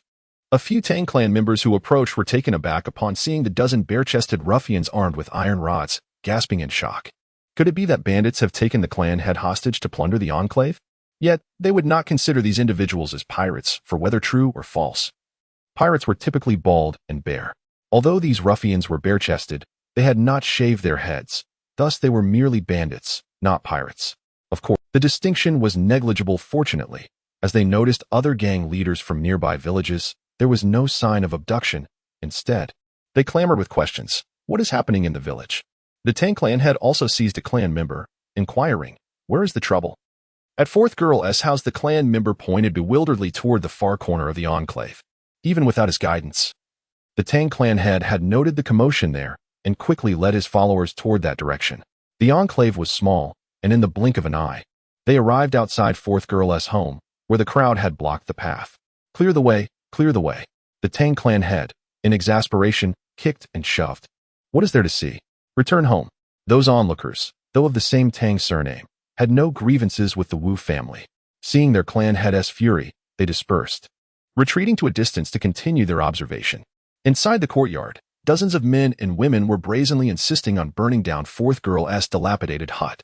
Why don't you set fire to the enclave instead? The Tang clan head was incensed, delivering a resounding slap to the leader of the mob, sending him staggering. Damn you, the leader, furious, turned to retaliate, but upon recognizing the clan head, his anger faltered. Clan head, what is going on here? The Tang clan head roared at his clan members. One moment of inattention, and you seek to overturn everything? In truth, under normal circumstances, the Tang clan head would never disregard the sentiments of his kin. However, the current situation was exceptional. His fear of failing to sell silk had turned into Zhao Hao's audacious leverage. Once a person finds themselves in need, they become susceptible to manipulation. The leader of the mob, oblivious to the clan head's predicament, began to complain, Clan head, outsiders are bullying us in Tangjiawi. Before the clan head could respond, the youth mounted on the donkey interjected coldly, You have spoken the truth. Today, I shall bully you all at Tangjiawi. Observing the dilapidated hut that had suffered so much damage, Zhao Hao, concerned for Gao Wu and Wu Yu's safety, felt a surge of genuine anger. Do you not revel in numbers overpowering the few? Come, I shall pit my 10 against you. Let fate decide our outcomes. As his words faded, the dozen or so bare-chested ruffians simultaneously raised their iron rods and struck them fiercely against the ground. Instantly, a cloud of dust ascended, and the group resembled celestial warriors descending from the heavens. effortlessly commanding the attention of all present. Chapter 68. The majestic young master Zhao. The villagers of Tangjie were immediately awestruck. A single, bare-chested man wielding an iron rod was enough to instill fear in them, let alone the arrival of over a dozen more. Zhao Hao was taken aback by their reaction. And Yuping beside him quickly explained in a hushed tone, "This is a method of intimidation, a way to assert dominance before a confrontation, akin to the Maori war dance." The leader of the Tang society hastily positioned himself between the two groups, bowing repeatedly to Zhao Hao, pleading, "Young master, please temper your anger. Let us resolve this without conflict. Allow me to ascertain the truth." However, Tang had pointed an accusatory finger at the leader of the Tang society, exclaiming, "You, Tang, if any harm befalls my friends, you shall not profit from me in even the slightest measure." "That will not happen. It's all a misunderstanding." The Tang society leader fervently nodded, nearly prostrating himself. After some effort, he managed to pacify Zhao Hao's group and turned back, his expression darkening as he confronted the leading villager, saying, "Old heir, do you seek death? What is truly going on?" It is all the fault of that false monk," Tang Laoer began, finally admitting, "Today, while we were watering the fields, the false monk suddenly appeared, disrupting the water channel to divert our water to his land. Naturally, we protested, and a quarrel ensued." "You speak nonsense." The door swung open abruptly, and Xia, with her brows furrowed, stepped out, pointing an accusing finger at Tang Laoer. "Last year, during the construction of the canal, my husband exerted himself to the point of exhausting 3 of you. Why should we be denied the right to water our crops? It is your shamelessness that has angered the heavens and brought this drought upon us." Tang Laoer spoke with fervor, defending his absurd claims. Yet, even more absurdly, the other members of the Tang clan nodded along, clearly believing his words. Zhao Hao could only laugh in anger, gesturing for Wu Yu and her husband to come forward. He inquired, "What disgraceful actions have you committed to invoke the wrath of the heavens?" "My lord, Wu Yu lowered her head in shame. But Xia, with her head held high, felt no need to conceal her story. "Let it be known that I am Tang Xia. 5 years ago, when the Japanese pirates invaded, my family was visiting relatives in the county town, and we suffered the loss of our parents and brothers. I was captured by them as well. The pirates, taking their plundered women eastward to board a ship, were ambushed by the Zhejiang army." Xia, sharp-tongued and unlike the typical rural woman, recounted, "I fell into the water, and it was my husband who saved me. At that time, he was still a monk." Wu Yu's face flushed deeper, yet she held tight to her husband's hand. Continuing her tale, the army was in transit, unable to return the rescued women to their homes. "The commander ordered us to stay with the troops to care for the wounded. As the other women gradually returned home, Xia remained. I became attached to him," she said, gazing intently at Wu Yu. "I pursued him relentlessly, accusing him of killing so many and indulging in wine and meat. Wasn't he already transgressing? What more could he possibly do? Wu soldiers are permitted to drink and eat meat," Wu Yu quietly defended. "In any case, I clung to him for 5 years, traveling from south to north. Even the commander and his senior brothers urged him to return to layman-esque life." Xia declared with pride, "He is obedient to the commander and willingly grew out his hair to return with me." At this point, however, Xia's pride vanished, replaced by profound sorrow. "Over the years, I have often spoken to my husband of the wonders of Tangjie, of how it is a land of abundance, a place where kin reside. Yet, to our dismay, we regarded them as family, while they viewed us as adversaries. Do not speak so recklessly. Who knows what you have done outside with the pirates? And you even brought back a wild monk." Tang Laoer interjected, unable to contain himself. "You have brought shame upon the Tang family. How dare you?" Xia spat defiantly. "I have only Wu Yu as my man, and this isn't merely about that. It is because you have divided our fields and properties, and I had to reclaim what is rightfully ours. That is why you spread rumors about my husband and me." Upon hearing this, Zhao Hao began to understand the situation. He raised a hand, signaling Xia to remain calm. She, having heard her benefactor mention that this young man riding a donkey was his master, obediently fell silent. Zhao Hao turned his gaze to the Tang society leader, asking softly, "You are aware of all this, are you not?" I have heard some whispers," the Tang society leader replied with a strained smile. "But did not Xia say it herself? The lands have been returned to her. Is it not shameful to bring this up?" Tang Yid scoffed, adding, "Have you compensated for the 5 years of her labor on your land?" This. The Tang society leader was momentarily at a loss for words. Indeed, they foolishly believe I am unaware that they exchanged the fertile land by the river for barren land by the mountain. Xia sneered. Tang Yud, filled with righteous indignation, declared, "I cannot bear to see the heroes of the Qizheng army suffer indignity." Zhao Hao, however, cast a meaningful glance at him. Tang Yud, realizing the implication, quickly shifted his demeanor, asking, "What do you propose we do, my lord?" "Old Tang will follow your lead." Zhao Hao nodded in satisfaction, stating, "Old Tang, I am quite displeased." "I understand," Tang Yud replied, turning to threaten the Tang society leader. "Did you hear that? The young master is displeased. If he is unhappy, then so am I, and what business can we conduct in such a state? Do not fret, come to our village, and we will ensure your happiness." The other leaders interjected, eager to appease. "Allow us to speak less, gentlemen," the Tang society leader said with a bitter smile, pleading with his companions. His village consisted of merely over 50 households, yet they had hoarded nearly 2,000 pounds of silk. As the clan leader, he could not allow his kin to go hungry. The weight of their silk had turned his hair gray. Thus, he was the first to concede to Tang Yud. Tang Era rallied the clan against his kin, ordering 20 strikes with a bamboo rod, immersing him in a bamboo cage for a day. Once the crowd quieted, he resolutely declared, "Let the family law be invoked." He pointed at Tang Lao Er, ordering, "Bind this scoundrel." Tang Lao Er panicked, pleading, "Brother, do not turn against your own." The surrounding kin quickly chimed in. "Indeed, clan leader, he is your own brother. Do you wish to join him in the water?" The Tang society leader sneered, silencing them all. His kin promptly subdued Tang Lao Er. Moments later, several clan members brought forth a bamboo cage adorned with red-painted wooden rods. They then seized the rods, stripped Tang Lao Er of his trousers, and began to strike him. "Ah! Ah!" Tang Lao Er's cries echoed, a mix of despair and disbelief. In an era when imperial authority did not extend to the countryside, the private justice of clans served as a supplement to state punishment. To maintain local order, the court even encouraged gentry to keep the populace in check. As long as no lives were lost, the authorities typically turned a blind eye. Thus, a clan leader wielded immense control over his kin, meaning Zhao Hao's domination over the Tang society leader equated to his control over the entire Tang Jiuwei. "Old Tang, why is it that these strikes lack the sound of flesh meeting flesh?" Zhao Hao, with a mischievous glint in his eye, inquired, fully aware the Tang clan would not strike their leader's brother too harshly. "Perhaps we should trade for our iron rods. I believe that would be prudent." "Let us have Zhao Guangqi demonstrate," Tang Yud replied with a wicked grin. The leader of the Tang clan, upon hearing the cries of his kin being punished, forcefully kicked one aside and seized his wooden staff, swinging it with great ferocity down upon Tang Lao Er's behind. "I shall end your wretched life," he bellowed. With a piercing howl, Tang Lao Er thrashed about in a frenzy, resisting the grip of 4 or 5 men who struggled to restrain him. After enduring a couple more strikes from his brother, he finally subdued himself. "Continue this way until the count is sufficient," the clan leader declared, casting the staff aside to another clansman with a menacing glare. "If he dies, it shall be on my conscience." Chapter 69, Great Fortune Awaits. Tonight we feast on chicken. 20 sturdy blows landed upon Tang Lao Er, leaving him bloodied and unconscious.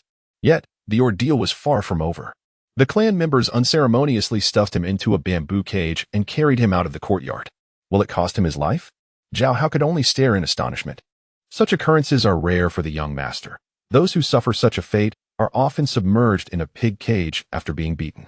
Tang Yud, however, was accustomed to such spectacles and remarked, "For grave offenses, they are tossed into a stone to drown.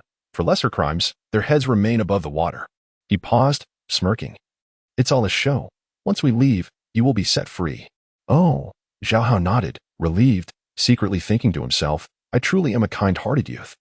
The head of the Tang clan scolded his kin harshly, chasing them away, before cautiously addressing the young master on the donkey. "Your Honor, have you calmed down?" The anger had subsided, but certain matters required discussion. Zhao Hao, with a stoic expression, said, "That lady just mentioned that you swapped their land. Is there any truth to this?"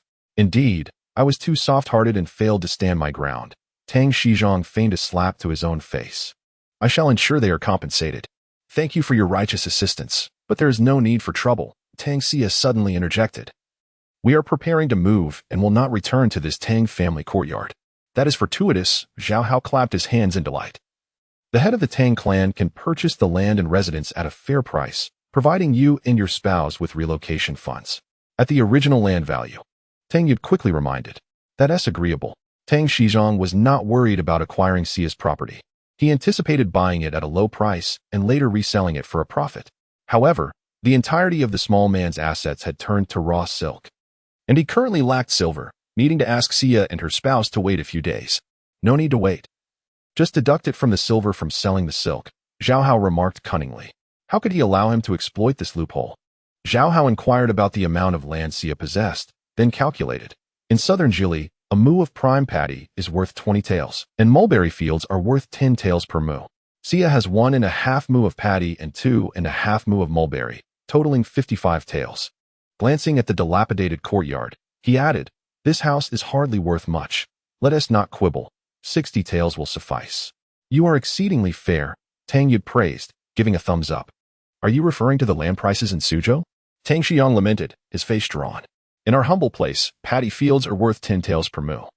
And mulberry fields are even less valuable. This house might be worth 5 taels, but together it's a loss that pains my heart." To him, offering 30 taels to Xia would be exceedingly generous. "I am not done calculating yet. Why the haste?" Zhao Hao coughed, casting an annoyed glance at Tang Xizhang, and continued. "Furthermore, my brother Wu's medicinal expenses will be 20 taels. And there are over a dozen brothers who cannot run this errand for free, at least 20 taels more." He then looked at Tang Yud. "Old Tang, how much do you want for your trouble?" "I shall forego it." Tang Yud waved his hand.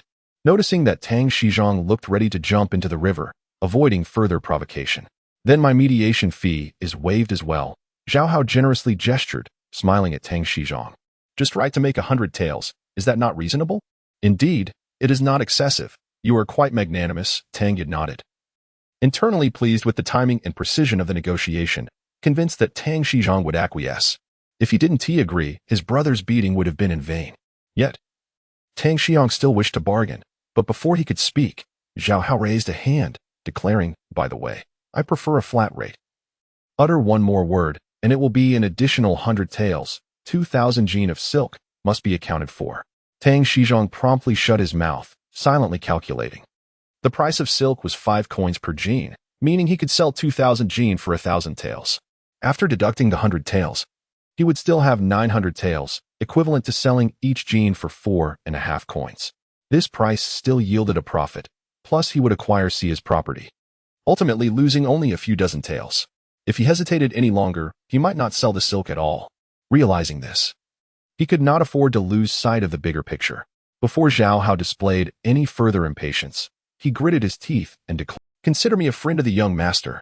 Zhao Hao glanced at Tang Yud, who scratched his cheek awkwardly, silently vowing never to utter such words again. After finalizing the terms, Zhao Hao deliberately wanted Tang Lao heir to linger a bit longer, so he called out from atop the donkey, "Quickly slaughter a chicken. Catch a few fish. Let us treat the young master and boss Tang to a feast."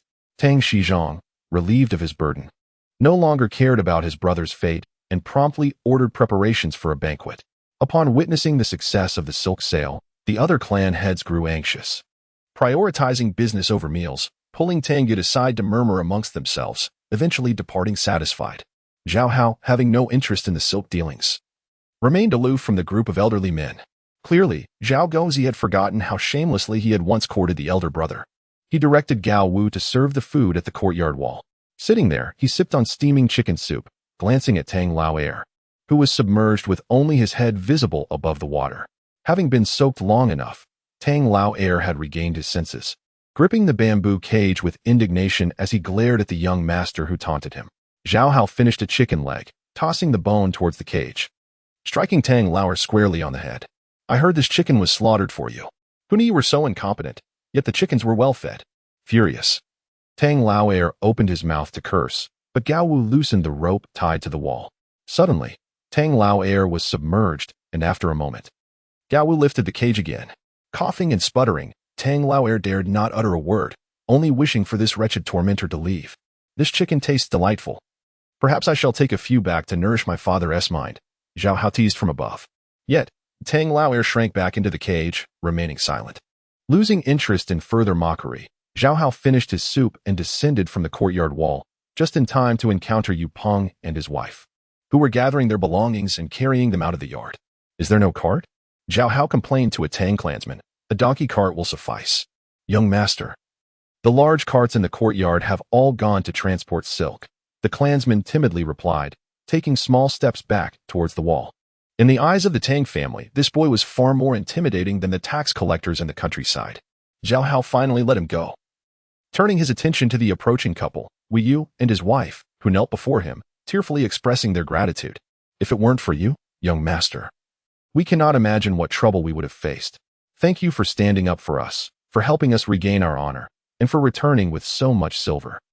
You flatter me. Zhao Hao quickly helped them to their feet, smiling sincerely. You two are heroes in the fight against the Japanese pirates. Even if you weren't friends of Brother Gao, I would have assisted you. As he spoke, Yuping arrived leading a small donkey, with 4 plump chickens in his other hand. You truly went for them? Zhao Hao laughed as he mounted the donkey. It is the young master's command. How could I not comply? Yuping grinned, lifting the 4 chickens and waving at the distant Tang Laoer. Tang Laoer, feeling a pang of heartache, choked on the water again, but dared not utter a word. Gripping the bamboo cage tightly, he stretched his neck to watch the young master on the donkey, shedding tears of relief only when the boy's figure disappeared into the sunset. My chickens. Chapter 70. The tax evasion wharf at Su's. The gentle morning breeze dispersed the thin mist hovering over the river, as the torches that had burned throughout the night at the wild ferry dock gradually extinguished. 2 cargo ships lay quietly moored at the shore. Tang Yud stood on the deck, his eyes bloodshot as he intently observed the villagers hauling bundles of raw silk into the ship's hold. Yuping had also endured the night alongside him, witnessing how Tang Yud had spent the first half of the night negotiating with the village chiefs and then hurried to the dock in the early hours, meticulously inspecting each bundle before urging the villagers to load the ship. This seemingly pampered man had been working tirelessly for a full day and night, earning Yuping's deep admiration. He thought to himself, indeed, this century-old establishment in Jinling is extraordinary. As they were nearly done loading, Zhao Hao arrived, yawning and riding his donkey, accompanied by the couple Gao Wu and Wu Yu, moving leisurely towards the dock. The young master was truly a hands-off manager, showing no concern whatsoever. Tang Yud looked at Zhao Hao with a bitter smile, regretting having invited this lad to accompany him to the countryside. He had not contributed at all, only causing chaos.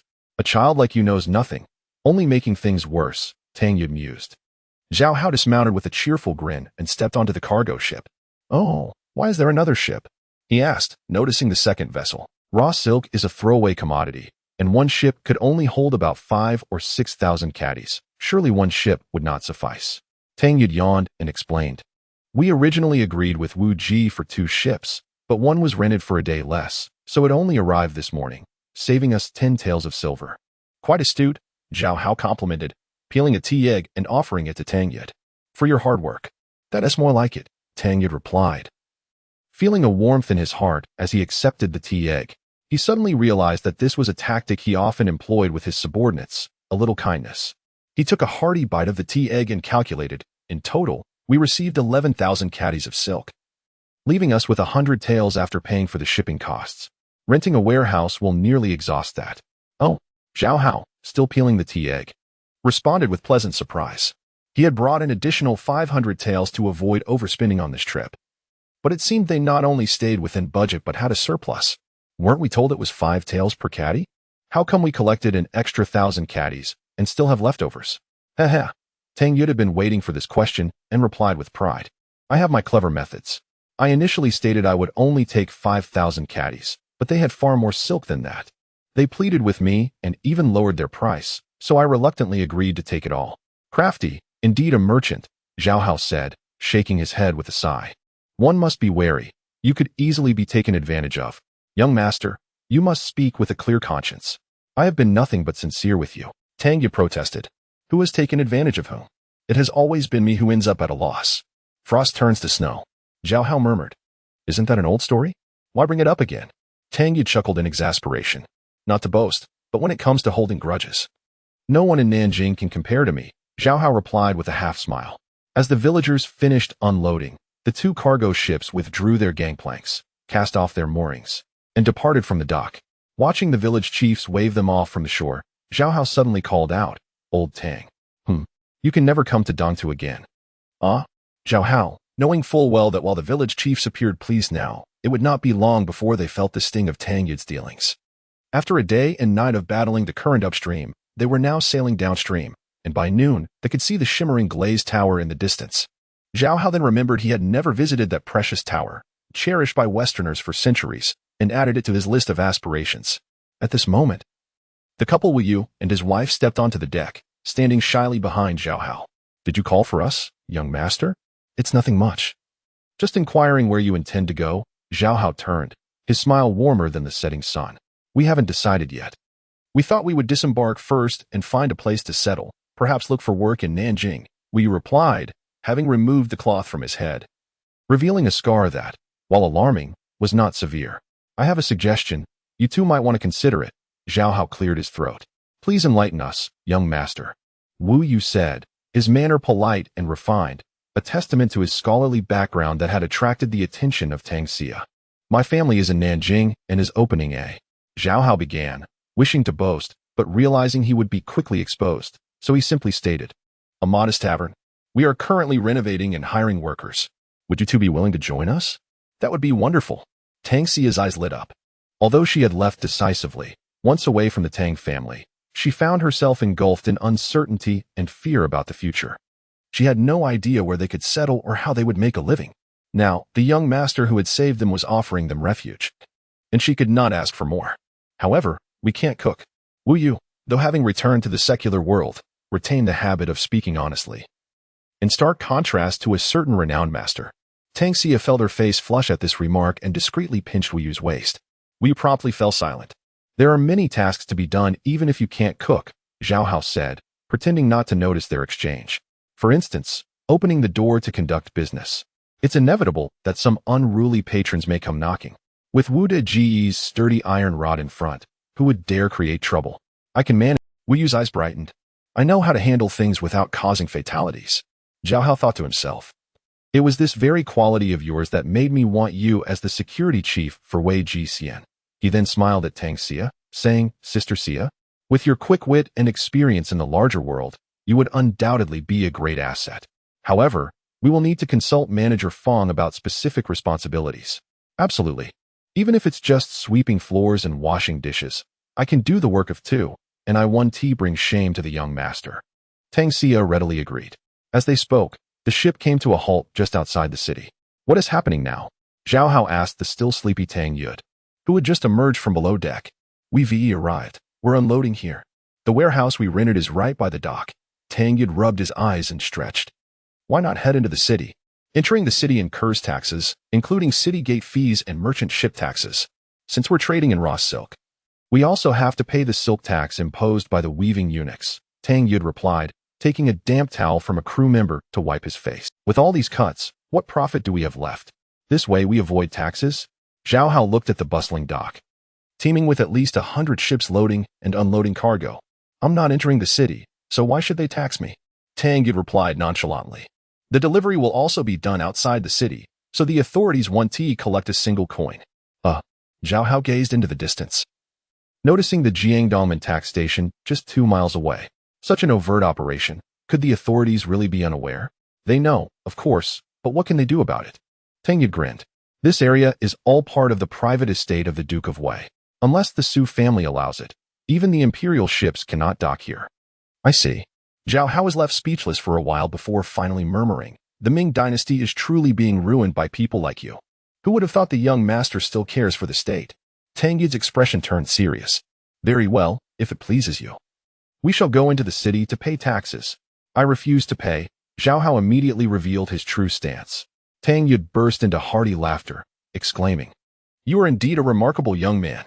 He assumed that Zhao Hao was merely jesting with him, unaware of the fleeting shadow of melancholy that flickered across young Master Zhao's brow. Chapter 71. The power of the 4 advisors from Yuanzhong East Jiang Gate is one of the 18 city gates of Nanjing's outer wall, leading east to Shuishi Gate and west to the Shaanxin River, with waterways flowing directly into the Yangtze River.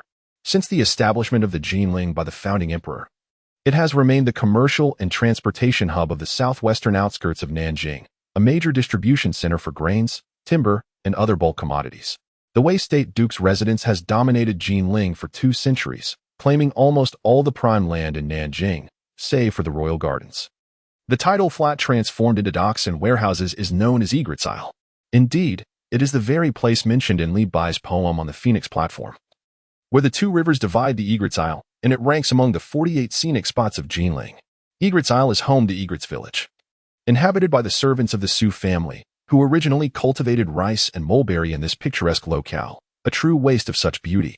Later, upon discovering this tax-evading opportunity, the newly appointed Duke of Wei directly ordered the reclamation of the tidal flat using rammed earth to build docks and bridges, followed by the construction of a long line of unattractive warehouses, numbering over 100. Countless official boats passed by Egret's dock daily. Yet those officials living off the court's stipends could only lament the loss of ancient beauty, feeling utterly remorseful towards Li Bai. While turning a blind eye to the bustling tax evasion activities at the dock, no one seemed to feel sorry for the Ming Dynasty or the emperor.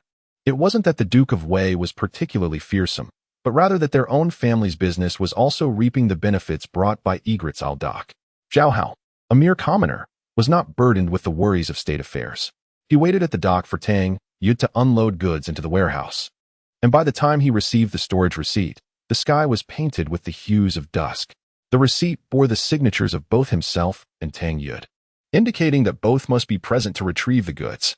However, Zhao Hao's attention was diverted by the exorbitant rental price of the warehouse. 30 taels a month?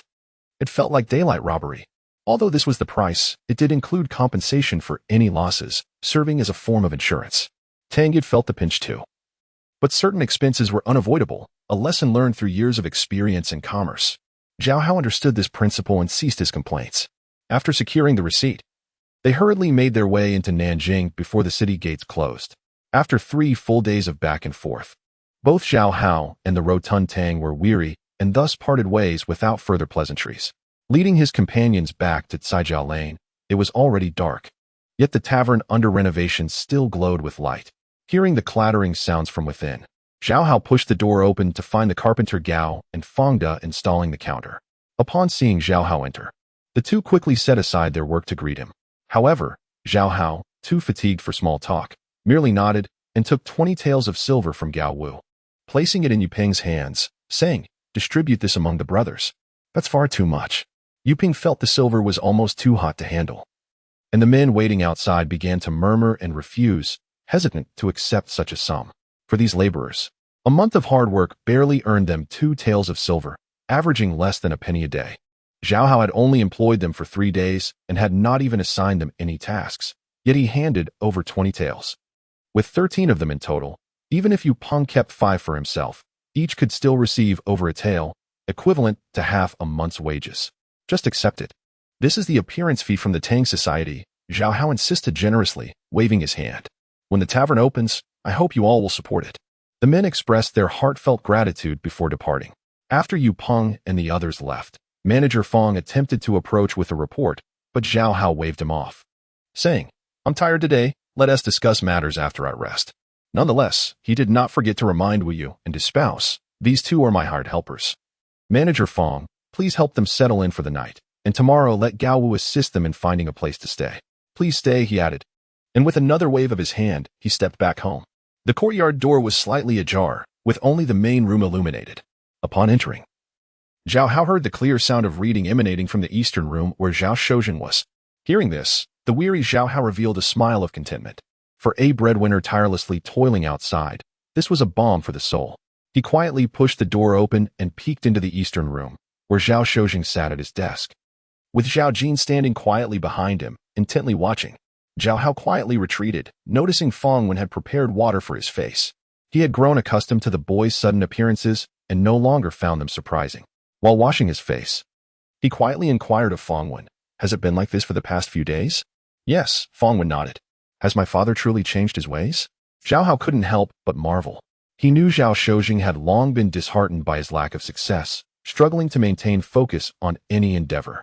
For example, when it came to quitting alcohol, how many times had he promised? Yet he still succumbed to drunkenness time and again. He wondered what miraculous remedy Zhao Jin had employed to effect such a change. Initially, his father could hardly sit still, but Feng Wen quietly added, "However, Zhao Laoang persuaded him, and he acquiesced. Is it truly that simple?" Zhao Hao felt a twinge of disappointment. His earnest entreaties were overshadowed by Zhao Jin's light remarks. A blow to his pride. While they conversed, Zhao Shozhen's voice rang out from the inner room. "Nephew, my throat is parched. Allow me to have a sip of water to ease it." "Uncle, you must not falter halfway," Zhao Jin intoned emphatically, his voice resonant and commanding. Moral teachings require a steady flow. Reading others' exemplary works is no different. Interruption renders it futile. Since I've already interrupted, let me rest for a moment, Zhao Shozhen protested playfully. Very well, Zhao Jin acquiesced, yet swiftly added, but you must read it 10 more times. Who is the uncle here, and who is the nephew? Zhao Shozhen exclaimed in exasperation, slapping the table. Is there no respect or reason left? Even the emperor can err, and it is the duty of his subjects to voice their counsel, let alone an uncle. Zhao Jin remained unfazed, stating calmly, as long as uncle can achieve academic success and make it onto the honor roll, I, your nephew, am willing to bear the blame, allowing you to chastise me without altering my intentions. Zhao Shozhen fell silent, realizing that the young man meant well, and moreover, his nephew was several years his junior. Furthermore, having a successful scholar tutor him was something even his father had never managed. How could he disappoint his son's earnest efforts? With that thought, he sighed heavily, exhaling a long breath of resignation. Enough, I shan't drink water anymore. Very well. With that, he picked up the book and reluctantly continued reading. Start over. Sit up straight. Breathe from your dantian and modulate your tone. The room echoed with Zhao Jin's corrections, and this time Zhao Shozhen dared not utter a single word of protest. Zhao Hao listened attentively for a while, finally understanding why his young nephew could manage his recalcitrant uncle. After all, Zhao Jin was one of the famed 4 advisors from Yuanzhong, feared even by the likes of Yin Song. Adopting a stance that would have intimidated anyone, including his own father. Shaking his head in sympathy, Zhao Hao returned to his room, content to let Zhao Shozhen's lessons continue until late into the night, well past the hour when the young ones could no longer wait. Chapter 72. What happened to you, brother? Zhao Hao slumbered deeply, only to be roused by Zhao Shozhen's earnest reading. Still reading? In his groggy state, Zhao Hao initially assumed that Zhao Shozhen had spent the entire night poring over his books. However, upon noticing the dawn's bright light streaming through the window, he realized that it was his elder brother's arrangement for their father's morning study session. How pitiable, Zhao Hao muttered, turning over in an attempt to steal a few more moments of sleep, only to be seduced by an enticing aroma wafting through the air. His stomach grumbled, reminding him that he had neglected to eat dinner the previous night. Resolving to forego further sleep, he donned his soft-soled slippers, stretched lazily, and emerged from the western room. As he stepped out, he was taken aback to discover a young girl, her hair styled in twin buns and clad in a nearly new, green outfit, busy preparing steaming breakfast at the table. The first rays of morning sunlight danced upon her flowing hair, creating a spectacle akin to exquisite silk, shimmering with vibrant hues. Clearing his throat to gather himself, Zhao Hao straightened his clothes and coughed lightly. The girl jumped in surprise, turning around to find Zhao Hao feigning innocence. Her cherubic face, adorned with a hint of baby fat, puffed up in annoyance, her expressive eyes glaring at him as if silently protesting. Oh, what are you doing here? Zhao Hao relaxed upon recognizing Xiao Xiao. Before she could respond, the door to the eastern room swung open, and Zhao Shozhen stepped out with a smile. Old brother Gao is preoccupied overseeing the hotel renovations, and I noticed that Xiao Xiao had some free time, so I invited her to help us at home. Father certainly knows how to delegate, Zhao Hao remarked, pleased. As long as someone was cooking, it would surely be better than old man Gao's culinary skills. At that moment, Zhao Jin also emerged from the eastern room, book in hand. Clearly, without his nephew's insistent reminders, Zhao Shozhen would not have risen with the dawn. Zhao Hao hastily greeted his elder brother, exchanging pleasantries. This young lad seems closer to you than to me. Zhao Shozhen grumbled with mild discontent as he washed his hands and sat down to enjoy the porridge that Xiao Xiao had served. Delicious, indeed. This porridge contains jujubes and walnuts, along with lotus seeds and peanuts, cooked to perfect tenderness.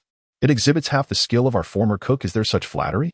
Zhao Hao hung his towel on the basin rack, playfully critiquing while urging his elder brother to sit. His curiosity piqued. He smiled as he accepted the bowl Xiao Xiao offered, took a spoonful, blew on it gently, and exclaimed, I never expected that Sister Xiao Xiao's culinary skills surpassed those of the shopkeeper. Is there such flattery? Zhao Shozhen retorted, taking a bite of a golden fried dough stick, savoring it further. Crispy and fragrant, with shrimp inside. Xiao Xiao's skills are truly commendable. Had you been in charge back then, our business would not have suffered so greatly. Zhao Jin chimed in, heartily enjoying his meal and appearing in high spirits. Xiao Xiao found herself caught in a whirlwind of compliments, bemused by the absurdity of their praises. Surely, there must be someone in the Zhao family who could articulate themselves better. After finishing breakfast in hurried gulps, Zhao Jin wiped his mouth and stood up. I'll head to the front to oversee things. Take your time eating. With that, He hurried off. Has my elder brother aged 10 years in just a few days? Zhao Hao handed his bowl to Qiao Qiao with a smile. One more bowl, please. Indeed. His nephew was full of vigor, keeping a watchful eye over the tavern all day, ensuring their father was not overlooked. Once Zhao Jin departed, Zhao Shozheng allowed himself to express his grievances. My son, you have put me through the ringer this time. Whether or not you can pass the imperial examination remains uncertain. But I am certain this endeavor has cost me 10 years off my life. Father truly cannot endure this. Should I speak on your behalf to old brother? Zhao Hao felt a twinge of sympathy for their father. Well, Zhao Shozheng mulled over it, finally sighing, forget it. I'm not so naive as to be unaware of my own shortcomings. With my myriad faults, how could I possibly aspire to pass the examination? With that, he set down his bowl and utensils, rinsed his mouth, and stepped out with the suddenly appearing Fong Wen, heading off to school. Behave yourselves and keep the peace at home, Zhao Shozheng reminded Zhao Hao and Xiao Qiao before departing. Do not doze off while watching over father. Zhao Hao, however, never lost a chance to jest. Ha! Xiao Qiao chuckled at the antics of this father-son duo. So you were not mute after all, Zhao Hao teased, inviting her to join him. His invitation, though innocuous, made Xiao Qiao feel uneasy in the shared space. Despite her boldness at the breakfast stall, this was the first time she found herself alone with a young man. Shaking her head, she shyly replied, I've already eaten. I'll go tidy up the room. With that, she hurried into the western room. Noticing Xiao Qiao busily organizing her space, Zhao Hao remembered that he had forgotten to make his bed. Actually, he had never made it at all. However, his thick skin allowed him to feel no embarrassment as he settled at the 8 immortals table, leisurely sipping his porridge. Once he had his fill, Xiao Qiao still remained in the western room, oblivious to how chaotic Zhao Hao's space truly was. I'll go take a look in front, Zhao Hao announced, slipping on a pair of fine silk-soled shoes and gracefully exiting the house. In the western room, Xiao Qiao had already tidied up his room, but felt too bashful to emerge. She perked her ears, listening for Zhao Hao's departure, and let out a quiet sigh of relief before stepping out to clean the dishes. As Zhao Hao entered the tavern, he found Zhao Jin and shopkeeper Fong in a heated debate over the layout of the main hall. This counter is positioned too far out. We must allow guests ample space to enter and exit. Zhao Jin gestured towards the distance between the door and the counter, insisting at least 3 more feet. That would mean losing 3 tables. Otherwise, guests 1T be able to turn around comfortably. Shopkeeper Fong waved his hand dismissively, pointing towards the spacious hall left barren after the removal of the stove and anvil. Losing 2 tables is inconsequential. Comfort for our guests is paramount. Only 9 tables can fit in this hall. If you remove 3, how can we conduct business? The two debated passionately. Their faces flushed as Zhao Hao entered with a smile. Good morning to you both. Engaging in a spirited discussion so early in the day? Master has arrived. Come, settle this for us. Shopkeeper Fong exclaimed, rushing to Zhao Hao as if he were a savior. Your elder brother has been quite the nuisance these past few days, pointing fingers everywhere. We agreed that I would have the final say regarding the taverness affairs, yet he insists on challenging me. All right, your word is final.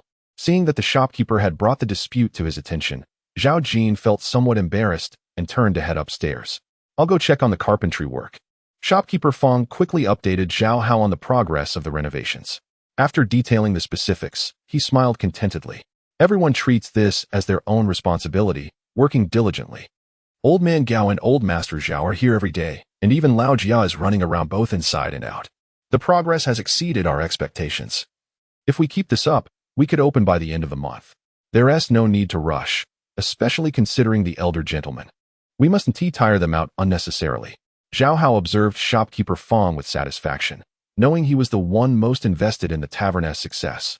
In just a few days, Fong had visibly lost weight, with dark circles under his eyes, yet he appeared more spirited than before. Old Zhao, do refrain from causing more trouble here, will you? Just as Fong De was about to be modest, they heard Old Man Gao's furious shout from upstairs. We followed your blueprints to the letter. We're nearly finished, and now you're saying it's unacceptable? Have you lost your senses? It was quite unusual for the typically composed elder brother to provoke Old Man Gao to such a state. Chapter 73, a momentous announcement in recent days. Zhao Laozhong has exhibited rather unusual behavior. It was reported that shortly after Zhao Jing ascended the stairs, he once again provoked the ire of Old Man Gao. Manager Fong couldn't help but shake his head and chuckle, remarking that Zhao Jing's words in a single day now far exceeded his usual yearly quota.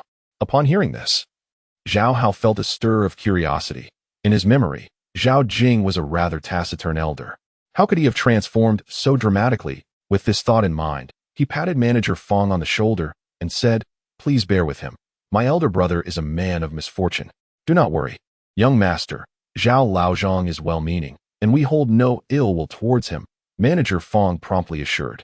"I'll call him away so he won't disturb you," he added. However, as the owner, Zhao Hao felt it was his duty to alleviate the concerns of his subordinates. Thus, he called out towards the upper floor, "Brother, come down. I need you for a task."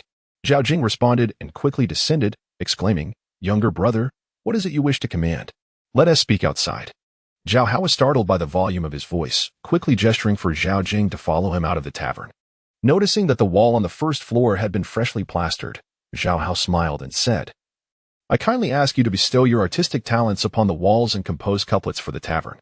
"What a trivial matter. It's no issue at all," Zhao Jing declared, thumping his chest as he strode confidently towards the back. "I shall write as much as you desire." Observing Zhao Jing's exuberance, Zhao Hao became increasingly convinced of his suspicions. In Zhao Shoujing's chamber, Zhao Hao lit an incense stick and personally ground the ink. Preparing to assist Zhao Jing in his calligraphy, "I shall begin with a couplet." Zhao Jing lifted the brush, pondering for a moment before letting the ink flow across the paper with grace and flair.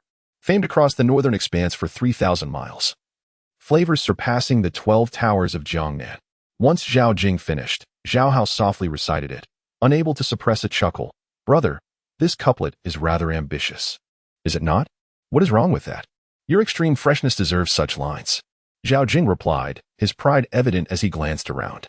"Since you say so, it must be displayed." Zhao Hao accepted the couplet with a smile, pretending to scrutinize it further. "Your characters seem a world apart from those you inscribed on the plaque the other day." "What do you mean?" Zhao Jing set down the brush and picked up the tea sent by Qiao Qiao. "That day, your strokes were robust and weighty, resembling mountains and peaks," Zhao Hao remarked, shaking his head in contemplation. "Yet today, they dance across the page, light and joyous, almost overflowing with exuberance." "Oh." Zhao Jing looked at Zhao Hao in surprise, eventually sighing, "High mountains and flowing waters, a true confidant in you, my younger brother." Zhao Hao thought to himself, "I merely discerned your thoughts beforehand." Yet he feigned astonishment. "Could it be that you truly have joyous news?" "Ah." Zhao Jing shook his head, holding the teacup in contemplation for a while before he sighed softly. "It is still uncertain. Things have not reached that stage, and who knows what might transpire." "To what stage have we arrived?" "You have me utterly confused," Zhao Hao remarked with a wry smile. "Please, do not keep me in suspense." "Alas, I initially intended to keep this matter to myself," Zhao Jing said, glancing at Zhao Hao and gesturing for him to close the door. In truth, he needed to confide in someone. Otherwise, he would surely burst. Zhao Hao complied, closing the door tightly, and turned to him with a smile. "Now, brother, what is this mysterious matter? How does one even begin to explain?" Zhao Jing rubbed his hands together, pondering for a moment before speaking softly. "A few days ago, on the very day you went to the countryside, I was assisting in the shop. At that moment, a neighbor called out to me, saying a guest had come to visit my old residence. I hurriedly crossed the bridge to take a look. Can you guess who it was? I truly cannot imagine." Zhao Hao played along. "It turned out to be my old friend, the newly appointed left counselor of the Fujian provincial government, Sun Yin, visiting incognito." Zhao Jing's voice trembled with excitement as he spoke. He also brought news from another acquaintance, Wang Yin, the left assistant minister of the Ministry of Personnel. What was the news? Although he had a sense of what was to come, Zhao Hao felt a rush of tension. "Wang Yin conveyed to me that the Ministry of Personnel has been tasked with compiling a list of ministers who were punished in the previous dynasty for their words. And my name is on that list." Zhao Jing grasped Zhao Hao's shoulders tightly, his voice breaking with emotion. "Is that so?" Zhao Hao felt genuine joy for Zhao Jing, vigorously patting his elder brother's shoulder with excitement.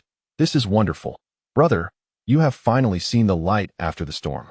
"Oh, didn't I tell you? The ministry only reported it. Until the official decree is issued, nothing is certain." Zhao Jing took several deep breaths to steady himself, self-deprecatingly chuckling.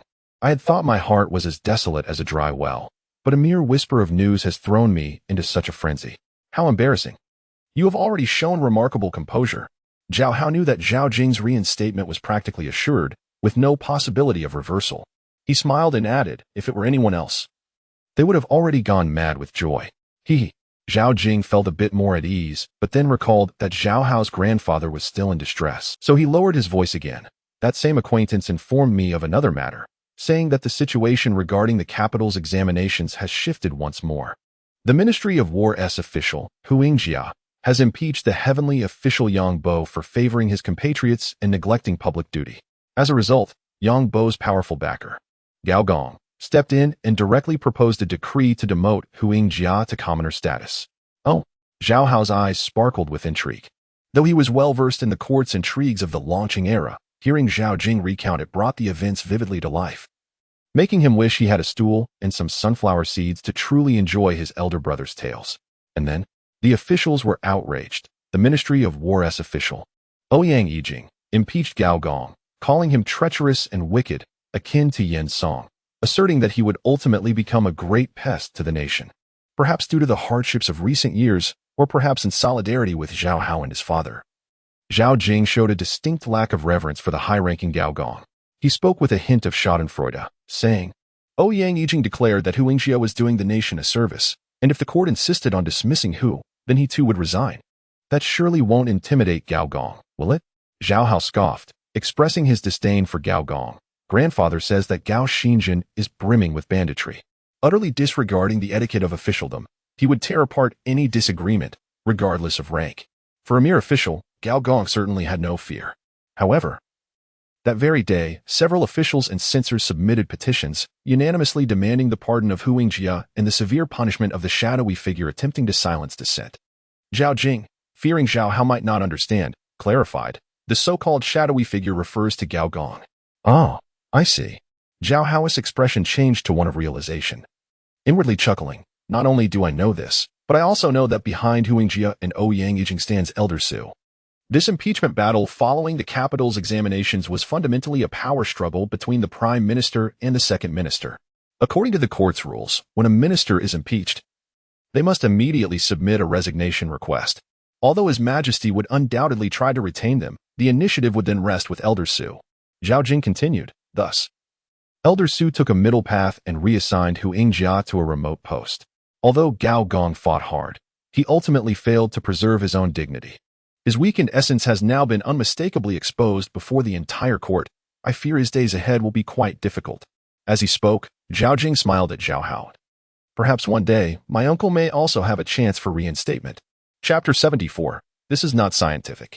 Within Zhao Shoujing's chamber, the incense had long since burned out, and the white ash had fallen into the bronze censer. Zhao Hao certainly hoped that the old gentleman could be reinstated, yet he was acutely aware that since the Hongji era, great plans have been dismissed without revival, even if one were to be wrongfully dismissed during an examination. It was against protocol to reinstate them, lest the integrity of the examination system be compromised. Thus, he did not share Zhao Jin's optimism and, shaking his head, remarked, My grandfather was dismissed from the capital examination. It seems exceedingly difficult for him to regain his standing.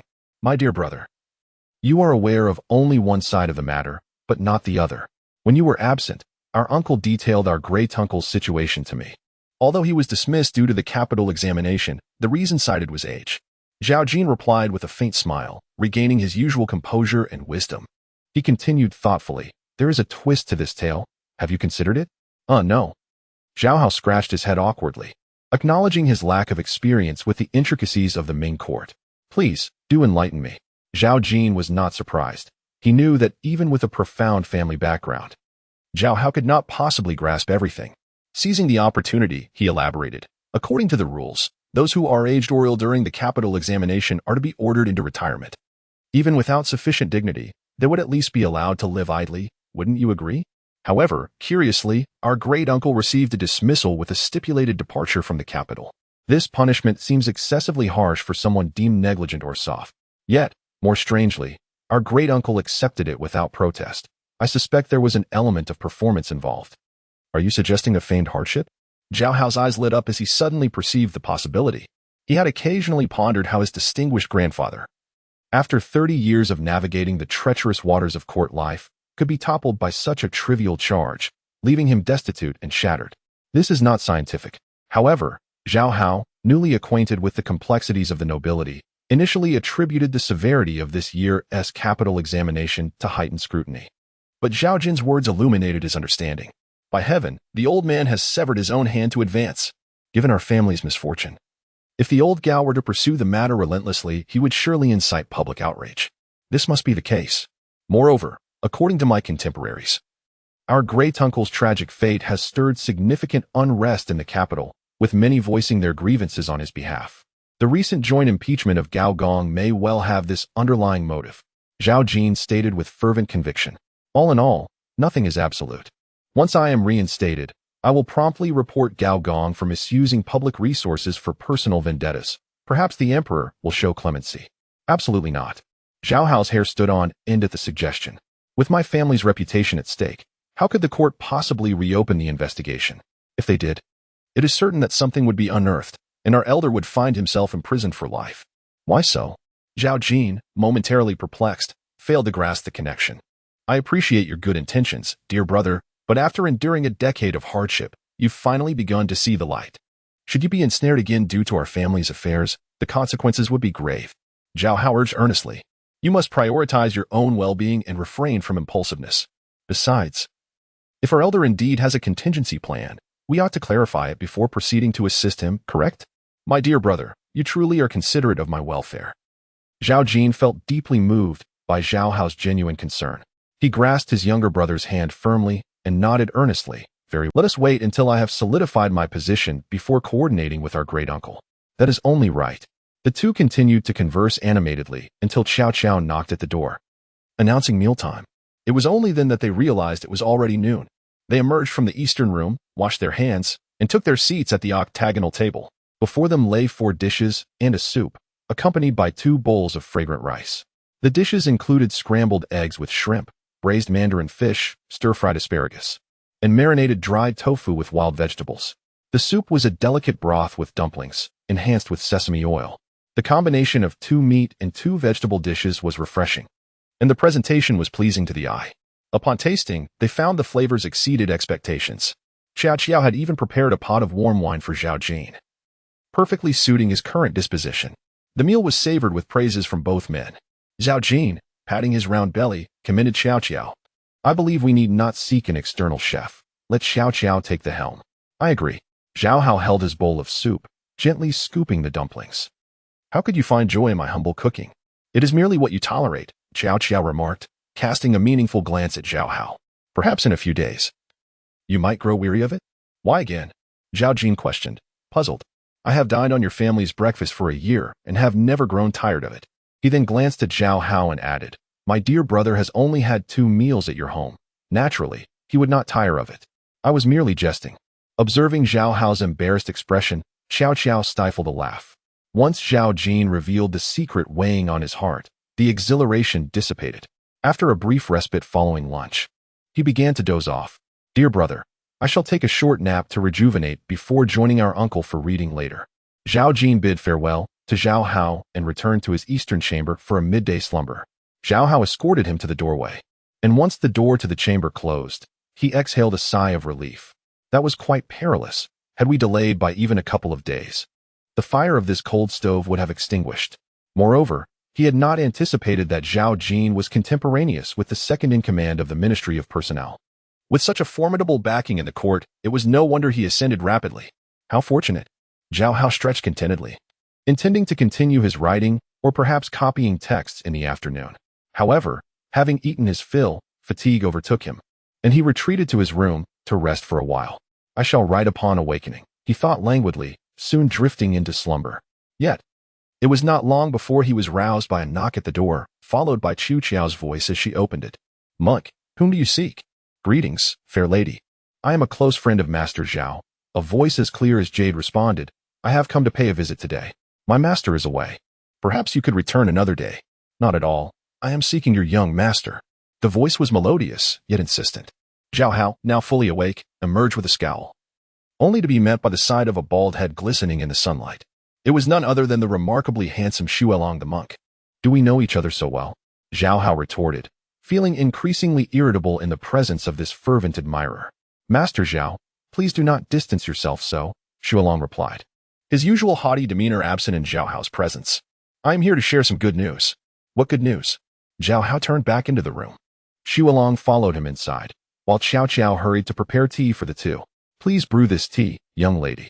Xu Guangqi produced a small porcelain jar from beneath his ample robe and smiled at Zhao Hao, saying, I apologize for my previous unannounced visit.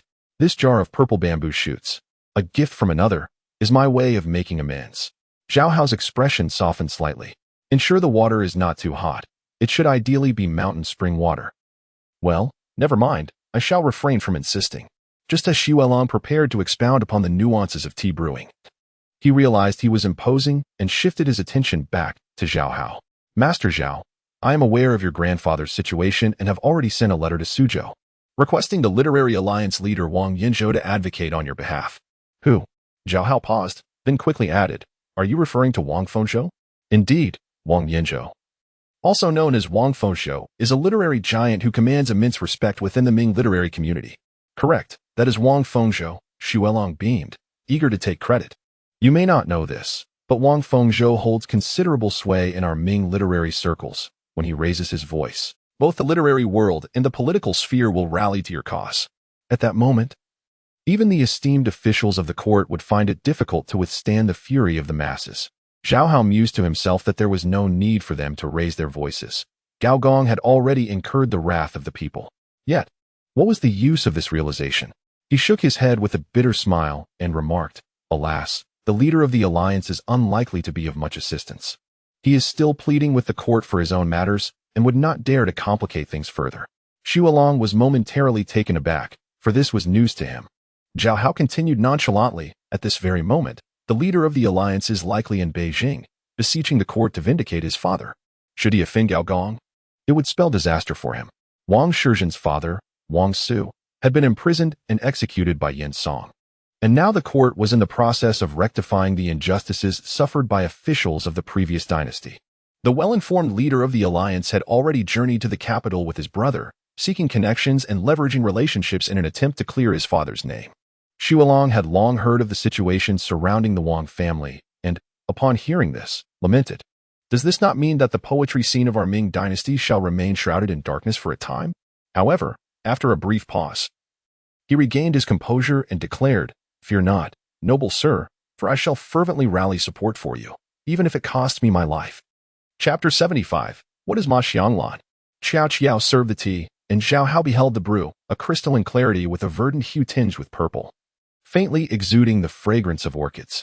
Sipping it, he found it exquisitely sweet and refreshing, truly befitting its reputation as a famed tribute tea. He then shook his head at Xu Guangqi and said, I am averse to trouble. Please do not bring any upon me. Ah, it appears trouble seeks the practitioner, Xu Guangqi replied, taking a sip of tea, only to furrow his brow slightly before placing the cup down. With a wry smile, he added, To be candid, Zhao, your poem Butterfly Loves Flower has already spread along the banks of the Qinhuai River. Each evening, while drifting on the river, one can hear the refrain Most are those who cannot stay in this world at least a dozen times, to the point of callousing the ears. Zhao Hao felt a flush of embarrassment. He had not anticipated that Wang Guowei's masterpiece would be turned into a popular tune by these fellows. Well, he was indeed the original perpetrator. However, even the finest verses can become tiresome with excessive repetition. Xu Guangqi expressed his envy, saying, Many renowned courtesans of the Qinhuai River have sought me out, wishing to invite you for a moonlit cruise. Zhao Hao nearly spewed his tea at Xu Guangqi's face. I am still quite young and in the process of growing. I am well aware, Xu Guangqi quickly clarified, that you do not wish to draw attention to yourself. I shall certainly shield you from prying eyes and not disclose your whereabouts. Otherwise, your abode would soon be filled with the fragrance of flowers and the sounds of songbirds.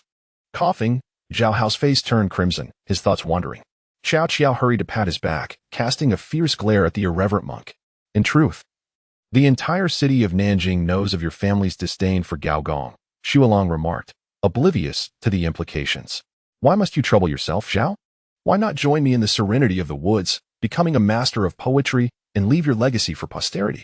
Zhao Hao thought to himself how fortunate it was that Xu Guangqi had not suggested he join the monastic life. Regaining his composure, he cleared his throat and declared with pride, What do outsiders know? Gao Suqing is arrogant and will inevitably be rejected by the court. I foresee this grand scholar will not last for more than 3 months. To be precise, he would not last 3 months, but such precision was best left unspoken. Nevertheless, this statement elicited a chuckle from Xu Guangqi, who remarked, You are overly optimistic. Zhao. Although I am an outsider, I am aware that Gao Xingzhen is highly regarded by the emperor. As long as His Majesty reigns, Gao Xingzhen will not fall. That is not necessarily the case. Zhao Hao confidently shook his head. Two tigers cannot coexist on the same mountain. I still favor the esteemed Xu Guangqi, who is supported by the officials for his service to the state. Such mundane discussions are tiresome, Xu Guangqi suddenly exclaimed, pinching his nose. I shall take my leave today. That is truly regrettable. Zhao Hao hastily rose to see him off. I shall return, Xu Guangqi replied, not allowing Zhao to feel too pleased. You would do well to inform me of the day. Zhao Hao accompanied him to the courtyard gate. Xu Guangqi paused, looking at Zhao Hao expectantly. Will you host me? I could partake in a vegetarian feast. Zhao Hao had intended to say he would simply hide when Xu Guangqi arrived, but the monk's request left him momentarily speechless. Fortunately, Xu Guangqi suddenly remembered something and smacked his forehead, exclaiming, Look at my forgetfulness. I nearly neglected an important matter. Zhao Hao regarded Xu Guangqi with curiosity, doubting that this monk had any genuine business. Xu Guangqi then produced a wooden box, the size of a writing case, from beneath his ample robe. Zhao Hao's eyes nearly bulged in disbelief. He could not fathom how the monk had concealed such a sizable box while moving so freely. Xu Guangqi, with a hint of pride, said, a trivial skill, hardly worth noting. He then carefully handed the box to Zhao Hao, declaring, This contains letters from the courtesans of Qinhuai, eagerly awaiting your response. Intrigued, Zhao Hao opened the box to be greeted by a delightful fragrance. He casually sifted through the contents, discovering at least 20 or 30 letters. How does a monk become so acquainted with them? He inquired curiously. Is that not normal? Xu Guangqi replied, matter-of-factly. I attend countless poetry gatherings throughout the year. And without the courtesans to enliven the atmosphere, who would attend? Zhao Hao found himself at a loss for words. Moreover, many of the courtesans from Qinhuai possessed talents surpassing those of men. Even he would not dare claim superiority. Xu Guangqi asserted earnestly. I hold great respect for anyone with genuine talent. Is that so? Zhao Hao gazed into Xu Guangqi's clear, untainted eyes, surprisingly believing his words. Then I kindly ask you to compose a reply, and I shall return in a few days to collect your response. Xu Guangqi, ever willing to be a messenger, clasped his hands in gratitude and took his leave. In the inner chamber, Zhao Hao secured the door tightly and meticulously arranged the letters from the box, filling an entire table. A silent smile crept across his face, basking in his triumph. Although he had no intention of engaging with the renowned courtesans of Qinhuai, the sensation of being sought after was overwhelmingly delightful. He mused that perhaps in several lifetimes combined, no such number of girls had ever written to him before. As he surveyed the unfamiliar names on the envelopes, Zhang Yinru, Jing Piampian, Zhu Taiyu, Qi Jingyun, he felt a mix of vanity and a hint of regret. It was a pity he had been born too early. He had no fate with the 8 beauties of Qinhuai. Otherwise, a special exception could have been made. If Xu Guangqi were to discover that Zhao Hao held these courtesans in such disregard, he would likely be infuriated. Anyone capable of conversing with Xu Guangqi, anyone who could request him to deliver letters, was undoubtedly a renowned courtesan of dual talents, sought after by dignitaries from all corners of the realm. Yet, alas, only 8 courtesans would etch their names into history, remembered for centuries, while the rest would fade into obscurity, forgotten with the passage of time. By the time Zhao Hao matured, the celebrated courtesans of Qinhuai would have changed several times, and he would naturally have little interest in the popular courtesans. After indulging in his vanity, Zhao Hao swept his hand across the table, sending those envelopes, some elegant, others fresh, tumbling into the wastebasket like dumplings. One envelope, adorned with delicate ink orchids, stubbornly landed outside the basket. Zhao Hao had no choice but to bend down and retrieve it, preparing to discard it. However, as he caught a glimpse of the name on the envelope, he instinctively halted. Ma Xianglan. He uttered the 3 characters aloud, and the names of the 8 women resurfaced in his mind. Lu Rushi, Gu Hengbo, Ma Xianglan, Chen Yuan, Ko Baimin, Bian Yujing, Li Xiangjuan, Dong Xiaowan. To his surprise, there was indeed a peer among them. Zhao Hao smiled faintly. Chapter 76. The selection of young master Zhao Hao sat before his desk, basking in the afternoon sunlight as he unfolded the letter from Ma Xianglan, reading it word by word. From the neatly arranged lines of elegant script, he discerned that Ma Xianglan was merely a moderately famous courtesan at this time, troubled by her inadequate poetic skills. She lamented that compared to the quick-witted female poets, her own verses were hardly worthy of reading. Thus, she expressed her desire to offer a token of respect and seek Zhao Hao as her mentor. willing to endure any hardships in the pursuit of poetic mastery. Attached to the letter was a piece of Xue Tao paper, inscribed with her clumsy work, humbly requesting Zhao Hao's critique. Zhao Hao read the poem titled Parrot, which went as follows. All day I gaze at the parrot, in a golden cage, this life confined. Emerald feathers skillfully brushed, crimson beak, melodious voice aligned. On the ridge, the soul seems to sever, Wuhue's tunes teach, yet I'm never. In snow-white attire. I cherish you, forever to accompany my heart's view. This level of skill would be more than sufficient to teach me. Zhao Hao couldn't help but chuckle at the thought. The poem metaphorically expressed the poet's anguish of being trapped in a cage, unable to control her fate. Despite studying poetry for a decade, he doubted he could produce such a piece. Yet, Ma Xianglan was genuinely distressed over her perceived lack of talent, leaving Zhao Hao curious about the splendid verses the quick-witted poets of Qinhuai must have composed. No wonder the monk Xuelong held them in such high regard. Alas, I am merely a compiler of texts. I possess neither the talent nor the ability to guide you. Zhao Hao chuckled awkwardly, setting the letter aside. Nonetheless, he hoped to assist Ma Xianglan should an opportunity arise in the future. The 8 beauties of Qinhuai all possessed admirable qualities and talents, each excelling in their unique way, while Ma Xianglan embodied the essence of infatuation. While studying history, Zhao Hao felt a deep sympathy for this unfortunate woman, resenting the Wang dog poet who had caused her such pain. Although Zhao Hao harbored no inappropriate intentions towards Ma Xianglan, he wished for her to find a favorable outcome and to never encounter scoundrels again. Calculating in his mind, he realized she had yet to meet that Wang character. It seemed that her later acquaintance with a man of that surname was also due to her desire to learn poetry, ultimately leading her to invest her entire life in the relationship. He mused that if she had a few notable poems to her name, that Wang would have no face to pose as a great talent. Composing a few poems for her would be a mere trifle. However, Zhao Hao, who was not inclined to engage in unprofitable ventures, found himself in a quandary. With only a limited number of exquisite works from the Ming and Qing dynasties, every piece he offered would be a loss, causing him great distress. While he was lost in thought, he heard the voice of manager Fong from outside. Xiao Qiao? Is the young master napping? Who knows? Chu Qiao's voice sounded somewhat muffled. What's the matter? Come in and speak, Zhao Hao called out, retracting Ma Xianglan's letter into its case. Yes, sir, Fong De replied, entering the room and bowing to Zhao Hao, speaking softly. Sir, from my past experience, hiring a female poet to play music and sing in the tavern would significantly attract customers, allowing for higher prices on dishes.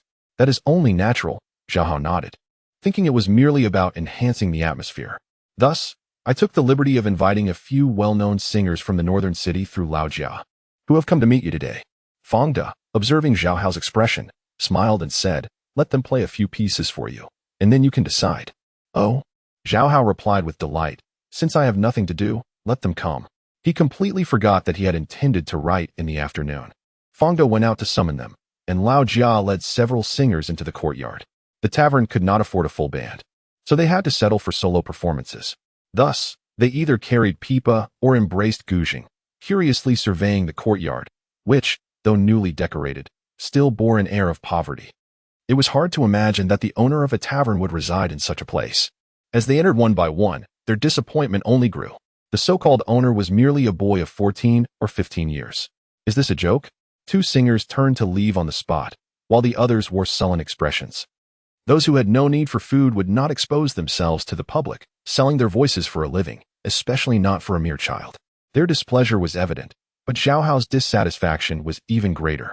Observing their heavily painted faces and gaudy red and green dresses, he frowned at their ostentation.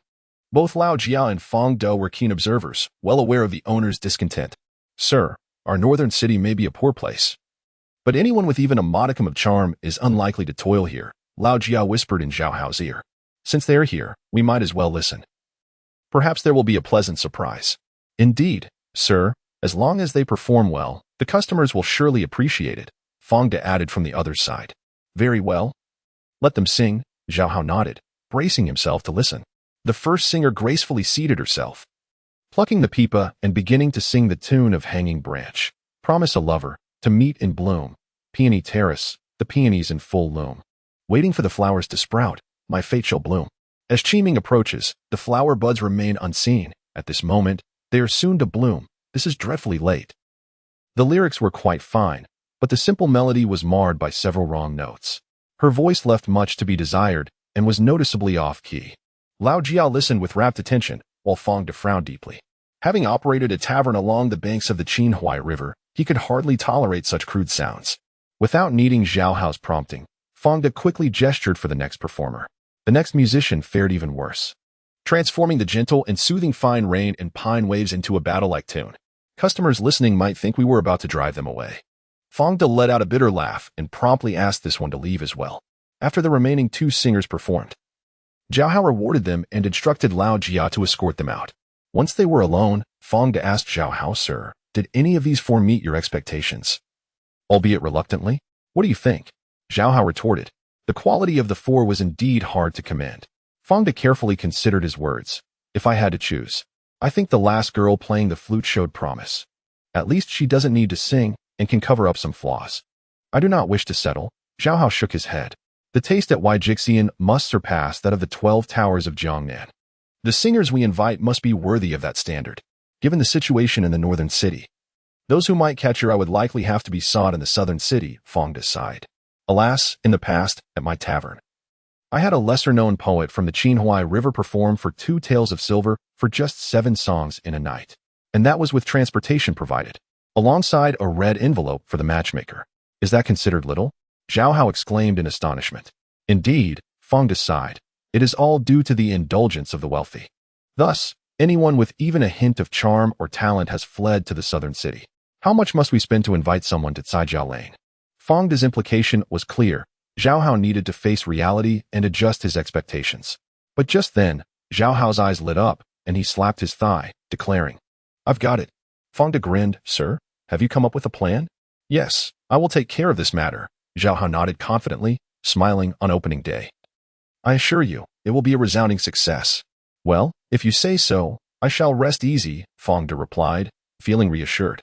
Chapter 77. The arrival of the musician that evening. Upon returning home, Zhao Shozheng rummaged through the cabinets. "Father, what are you searching for? You haven't even eaten." Zhao Hao inquired, standing at the door, puzzled. "Oh, nothing." Zhao Shozheng hesitated, but then remembered that his son was already aware of the situation. He sheepishly admitted, "I plan to redeem the pawn ticket for the jade pendant I had last time. The due date is approaching. I have kept the pawn ticket safe." Zhao Hao cleared his throat, suggesting that his father should not waste his efforts. "Ah, my son is quite astute," Zhao Shozheng exclaimed joyfully, extending his hand. "Quickly, bring it to me." Zhao Hao nodded and turned to his bookshelf, extracting the pawn ticket from a volume of the Analects, precisely the one belonging to Zhao Shozheng. "I must redeem it quickly, otherwise I might incur an additional 2 taels in interest," Zhao Shozheng remarked, demonstrating newfound frugality and a sense of maturity. "You won't be able to redeem it." Zhao Hao shook his head, recounting the conversation he had overheard that day and pointing out the trickery of the pawn ticket. "What a travesty! The pawnbroker deserves to be punished." Zhao Shozheng's forehead tensed with anger, ready to tear the pawn ticket apart. Zhao Hao swiftly snatched it away, chuckling. "Did you not deceive him out of 2,500 taels?" "Oh, indeed." Zhao Shozheng's anger dissipated considerably. "I had felt a pang of conscience at the time. Now I only wish I had swindled more. This is just the beginning." Zhao Hao carefully folded the pawn ticket and confidently stated, "The main event is yet to come. Father, focus on your studies. Do not worry about this matter. Sooner or later, that Zhang will kneel before you, begging you to take back the jade pendant." As he spoke, he slapped the table, gritting his teeth. "That Zhang has cost the Zhao family far more than 1,000 taels. I shall make him pay every last bit. With such determination from you, I shall await the outcome," Zhao Shozhen replied, reiterating his admonition to never forget about the jade pendant. It seemed that, in his father's mind, the pendant held immense significance. In the days that followed, under Zhao Jin's insistence, Zhao Shozheng rose with the dawn, diligently studying morning and evening, undeterred by rain or shine, and maintaining a strict schedule. He appeared to have acclimated to this routine, although it was inevitable that he would occasionally vent his frustrations to his son. Whenever this occurred, Zhao Hao would patiently listen, treating it as a means to alleviate the pressure of examination preparation. As for Zhao Jin, despite his repeated reminders to remain calm, he found himself increasingly agitated with each passing day until his intentions were fulfilled, which in turn caused distress for Zhao Shozheng and the busy staff of the tavern. Zhao Hao had to continuously soothe the others, urging them to be understanding of the anxious Zhao elder. Gao Wu also assisted the Wu couple in finding a residence, which turned out to be the small courtyard vacated by Zhao Jin. The absurdity of this arrangement left everyone both amused and bewildered. However, the Wu couple was industrious, and in no time, they transformed the small courtyard, leaving Zhao Jin to wonder if it was indeed the same humble abode he had once occupied.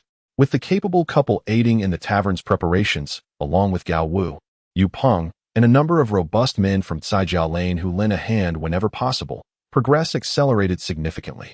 By the end of the month, everything was set, awaiting the auspicious day. Have you determined the date yet? Xiao Xiao, sitting by the well and snipping off the yellow loquats, casually asked Zhao Hao, who was nearby. After a fortnight, she had shed her initial shyness, and their interactions had become much more harmonious. By late March in Nanjing, the midday air already bore hints of summer warmth. The humidity was high, and any movement brought forth perspiration. Zhao Hao, who was naturally disinclined to exert himself, increasingly preferred to stay indoors, often venturing out only in the early morning or late evening to make a brief appearance at the tavern before retreating to the shade to nap or read, savoring a leisurely life. How could I possibly consult the almanac? Zhao Hao languidly reclined in his chair, flipping through a thick volume of the almanac. Why don't you decide?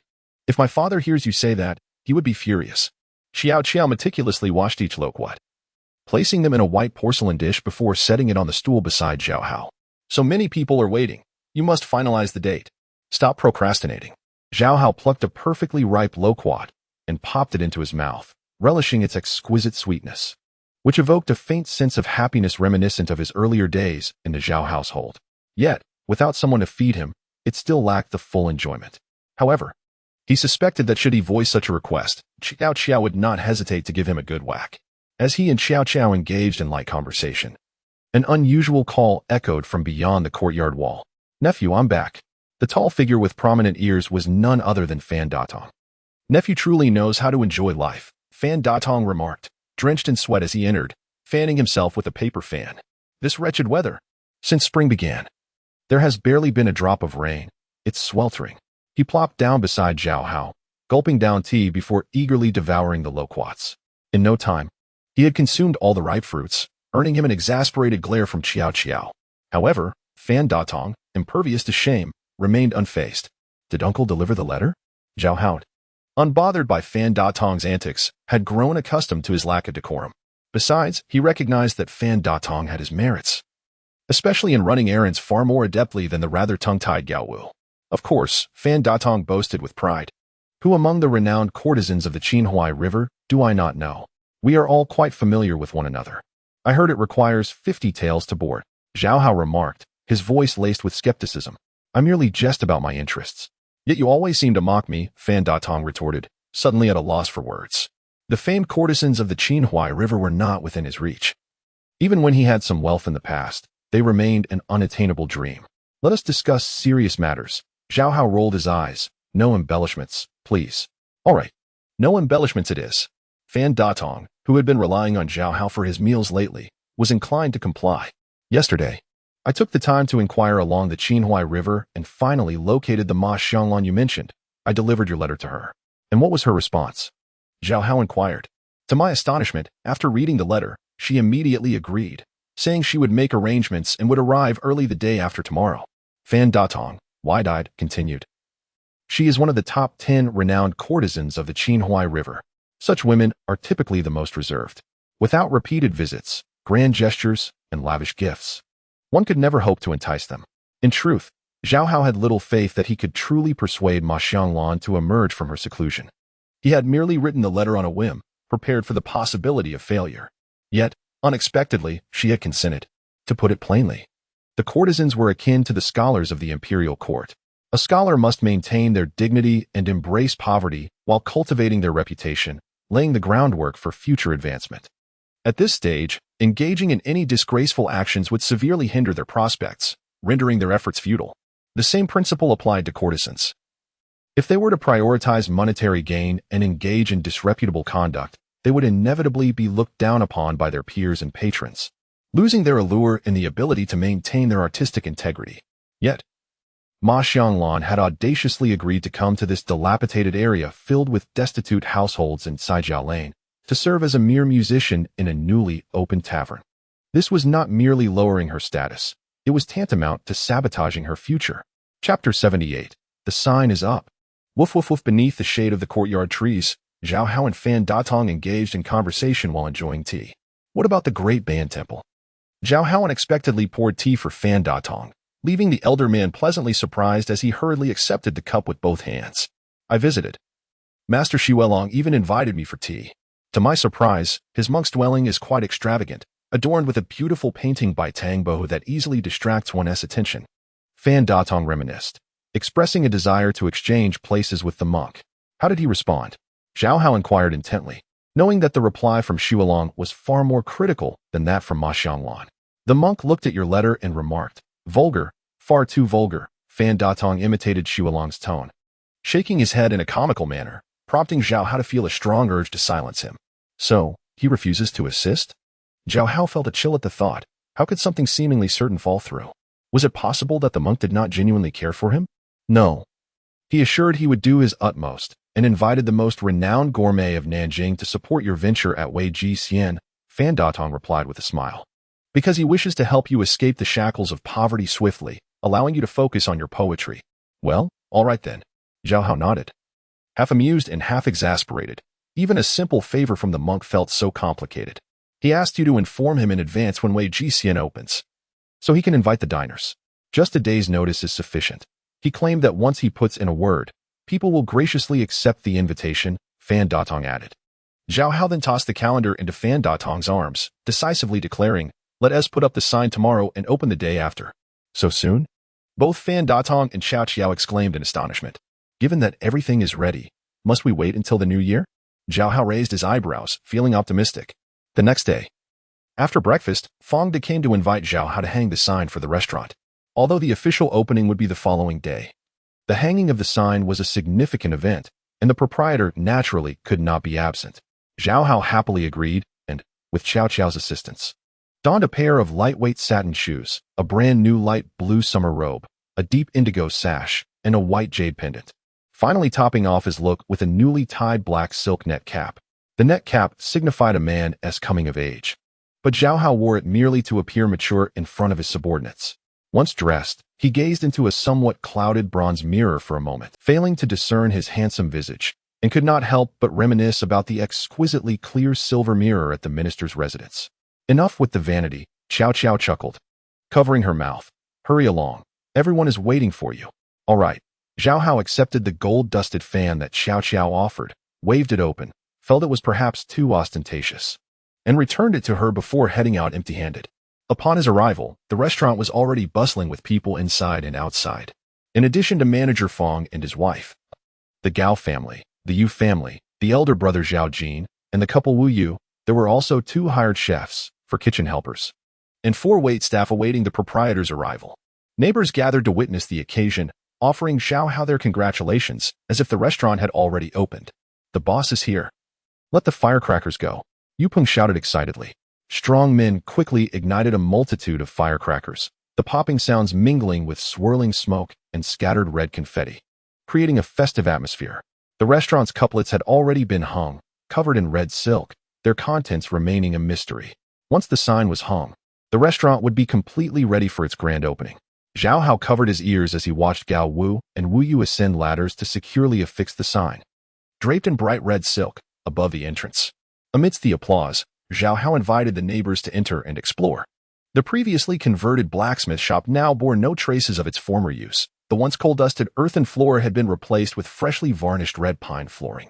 The walls were newly painted, adorned with various calligraphies and paintings. The main hall featured 6 red rosewood 8 immortal tables, spaced generously apart, each accompanied by 8 comfortable round chairs, allowing 2 people to walk side by side in between. Ultimately, manager Fong heeded Zhao Jin's advice and moved the counter back by 3 feet. This adjustment reduced the number of tables, making the hall appear quite spacious. Additionally, a wooden platform approximately a foot high was set up at the counter's diagonal for a musician's performance. Behind the broad chicken wing wood counter, a wine rack reminiscent of an antique cabinet was suspended, filled with an array of exquisite wines that immediately captivated newcomers. The neighbors from Kai Family Alley, unaccustomed to such refined establishments, felt somewhat awkward, fearing they might damage or soil anything. Feel free to order whatever you like, Zhao Hao warmly encouraged. His face aglow with enthusiasm. I truly hope you will share your feedback. As if he would actually listen. The staircase leading upstairs was spotless, where 4 private rooms named Spring, Summer, Autumn, Winter awaited. Just as Zhao Hao was about to boast about the distinct features of each room, a cacophony of shouts and curses erupted from the entrance. Moments later, several raucous voices called from below, "Get out of the way. The officials are doing their duty. Who dares obstruct the magistrate? Are you seeking rebellion?" The neighbors turned to Zhao Hao, who remained unfazed, smiling. "It's just a minor issue. The manager will handle it well. Let us continue." He then led everyone upstairs to showcase the unique aspects of his 4 private rooms. Downstairs, the atmosphere had grown quite tense. The county constable Li Jiutian, accompanied by 8 or 9 subordinates, intended to storm into the establishment. Gao Wu, along with a few men, blocked the entrance, refusing them entry to disrupt the proceedings. "Gao Wu, do you have no sense of propriety? You are merely a commoner now. Do you dare obstruct official business?" Li Jiutian scoffed disdainfully. "If you don't step aside, I'll have you locked up." Gao Wu snickered, lifting the chicken wing would bolt. "If you have the guts, strike me. Not only will your shabby establishment fail to open, but you'll also spend a lifetime in prison." Gao Wu gritted his teeth but ultimately refrained from swinging the bolt. "Too scared to strike, huh?" Li Jiutian sneered, lowering his face menacingly. "If you're too scared, then step aside." "Li Jiutian, are you intent on causing trouble?" Yu Jiachong stepped forward with a stern expression and addressed Li Jiutian. "The stall fee has already been paid, and we've reported it to the 6 houses. What more do you want? Just reporting to the 6 houses is enough?"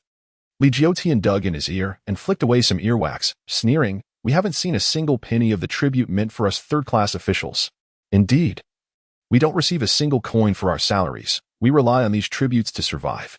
The white-clad subordinates brandished their staffs, adding their voices to the commotion. "If you make us starve, you'll starve too. All right, all right. Today is a joyous occasion. Manager Fong wishes to avoid further conflict." He quickly produced 5 taels of silver and offered it to Li Jiutian. "Please take care of us in the future." Li Jiutian weighed the silver in his hand. Suddenly his expression darkened as he barked. "Are you trying to bribe a beggar?" In truth, 5 taels of silver was quite a substantial amount.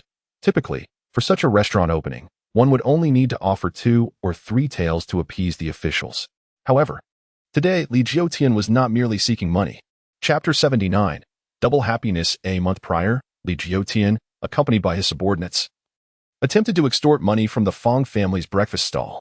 However, he was unexpectedly intimidated by Zhao Hao's bluster, mistaking him for a nobleman in disguise. This left Li Jiutian humiliated, retreating to the county office with his tail between his legs. Upon further inquiry, he discovered that the young man was merely the son of an old scholar, residing in Caijiao Lane. Although he might possess a few coins, he undoubtedly lacked any substantial backing. After all, who would reside in such a shabby area? The most influential figure in this dilapidated neighborhood was none other than Li Jiutian himself, a prominent official with connections to the county office. The magistrate of Yuan County had divided the town into several districts, assigning formal constables to manage each area. These constables were responsible for maintaining order, catching thieves, collecting taxes, and addressing various other matters, both significant and trivial. Li Jiutian was in charge of Caijiao Lane and several nearby streets, treating this territory as his personal dominion. To his dismay, he had been publicly humiliated by a powerless youth with only a few coins to his name. If he could not reclaim his dignity, how could he continue to wield power in this area? While plotting his revenge against the young man, his subordinate reported that the Zhao lad had partnered with several neighbors to open a small tavern. Although modest, the tavern's decor suggested that a considerable sum had been invested. With newfound resolve, Li Jiutian decided to bide his time and wait for the tavern's grand opening to strike. At the opportune moment, he would seize Zhao's weaknesses and dismantle his arrogance. As Li Jiutian patrolled the streets that day, he heard firecrackers and mistakenly assumed the tavern was opening. Eager to exact his revenge, he summoned his men to wreak havoc. 5 taels of silver? What do you take me for? Li Jiutian scoffed. You think I would be satisfied with such a paltry sum? You better raise your hand and plead for mercy, or I will ensure your tavern never opens. Have you lost your mind? Zhao Jin, furious, burst from the tavern to confront Li Jiutian. I will report you to the county for disturbing the peace and extortion. Li Jiutian's expression darkened as he seized Zhao Jin by the collar, ready to strike him. Yet, Gao Wu intervened, gripping Li Jiutian's hand tightly, causing him to wince in pain. Why are you all standing there? Go. Li Jiutian barked.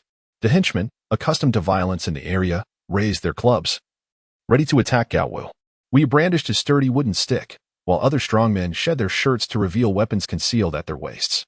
The scene descended into chaos as a brawl loomed. Suddenly, a window on the second floor flew open, and Zhao Hao leaned out, spitting contemptuously. Li Jiutian, do you seek death? Just as Li Jiutian wriggled free from Gao Wu's grasp, he felt Zhao Hao's saliva splatter on his forehead. Infuriated, he pointed at Zhao Hao, cursing him vehemently. You insolent brat, stop pretending to be tough. Kneel and prostrate yourself before me, or I will bring ruin upon your family. Go ahead, kneel and beg for mercy, or I will ensure you regret it. Zhao Hao retorted defiantly, unperturbed by Li Jiutian's threats. Have you gone mad, boy? Li Jiutian sneered. Turning to his henchmen, what should we do with this insolent whelp? Take him back and let him experience our methods. The henchman clamored. What are you waiting for? Go. Li Jiutian commanded, pointing at Gao Wu. This is an official matter. Anyone who obstructs will be apprehended. Do not fear. His misfortune is imminent. Zhao Hao laughed heartily. Li Jiutian, I will count at 10, and if you do not kneel, even the gods cannot save you. I truly believe your nonsense. Li Jiutian chuckled, crossing his arms and looking up at Zhao Hao. Count away. Once you're done, you will jump from that window yourself. Very well, I shall begin counting. Zhao Hao replied cheerfully, counting down. 10, 9, 8. As Li Jiutian and his henchmen laughed, eager to see how this would unfold. They were interrupted by a sudden cannon blast that echoed through the streets. The onlookers quickly cleared the path as a procession of constables in red uniforms approached, ringing a bell and carrying a sign that demanded the crowd disperse. They escorted a grand blue sedan chair adorned with a silver top, signifying that a high-ranking official, at least of the third rank, was inside. Li Jiutian, realizing the gravity of the situation, dropped to his knees, his rear elevated, his head bowed in submission. Hey, Li Jiutian, I haven't finished counting yet, Zhao Hao teased. At this moment, Li Jiutian dared not retort. He feared being punished for disrespecting a noble.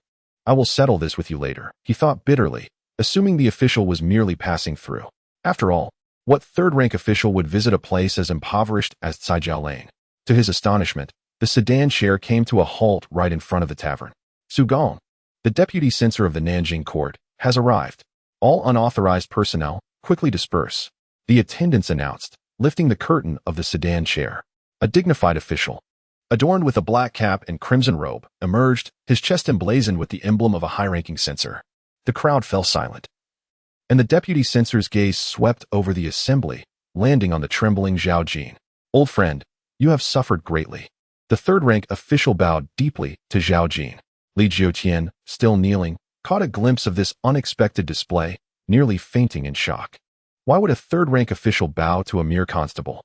Just moments ago, he had been ready to strike Zhao Jin. In that moment, Zhao Jin stood frozen, utterly bewildered. Unable to respond, his mind consumed by 14 years of hardship and suffering. The onlookers heard the deputy censor's deep voice articulate, the imperial envoy has arrived in Nanjing, issuing orders to the Ministry of Personnel, the Ministry of Justice, and the Ministry of War, in accordance with the late emperor's decree. Those who have suffered unjustly from the 16th year of the Zhengde era to the 45th year of the Jiajing era, due to their counsel against court officials, will be reinstated if alive and compensated if deceased. Therefore, Zhao Jin, who was dismissed in the 32nd year of Jiajing for exposing the crimes of Yan Song, is hereby exonerated and reinstated to his former position, effective immediately. With those words, Li Jiutian collapsed to the ground in utter defeat. Chapter 80. Restoration to official position. After a while, the vice minister finally grasped Zhao Jin's cold hand and spoke gently. Old senior, should you not express your gratitude to the north? Ah, yes. Zhao Jin was jolted awake, hurriedly kneeling towards the capital and bowing deeply. I, Zhao Jin, express my thanks to the late emperor for his magnanimity and to his majesty for his gracious favor. Long live the emperor. Once Zhao Jin had completed his thanks, the vice minister assisted him to his feet, his face full of warmth. When you, old senior, petitioned for the people, I was merely observing the governance from the 6 ministries. At that time, I deeply admired your noble character. Therefore, when I received this good news, I rushed here to extend my congratulations. Ah, thank you, my lord, Zhao Jin replied, still feeling as if in a dream, utterly dazed. Unbeknownst to him, Zhao Hao had appeared by his side, first instructing Fong De to bring forth a tray of broken silver as rewards for the attendance. He then bowed to the vice minister, inviting him to the establishment for tea and rest. Who might this be? The vice minister, observing the youth, assumed he was Zhao Jin's relative and was quite courteous. This is my younger brother. Zhao Jin finally regained his senses and introduced Zhao Hao, saying, over these years, I have been fortunate to have my younger brother and the neighbors look after me, allowing me to endure until today. Oh, it is Zhao, virtuous brother. The vice minister felt a twinge of discomfort but still treated Zhao Hao as an equal. He then thought, within the same clan, an uncle is still younger than his nephew, so it was not too inappropriate. He smiled and inquired, it seems today marks the opening of the tavern. I heard from your attendants that there was a bit of a disturbance here. Otherwise, his attendants would not have fired a cannon in the quiet street. Indeed. Some officials bullied my brother and demanded 100 taels for team money. Otherwise, they threatened to prevent the opening, Zhao Hao replied cheerfully. Glancing at the nearly unconscious Li Jiutian, my brother argued with him, and he even insulted my brother, claiming he was a thief and wanted to beat him. What?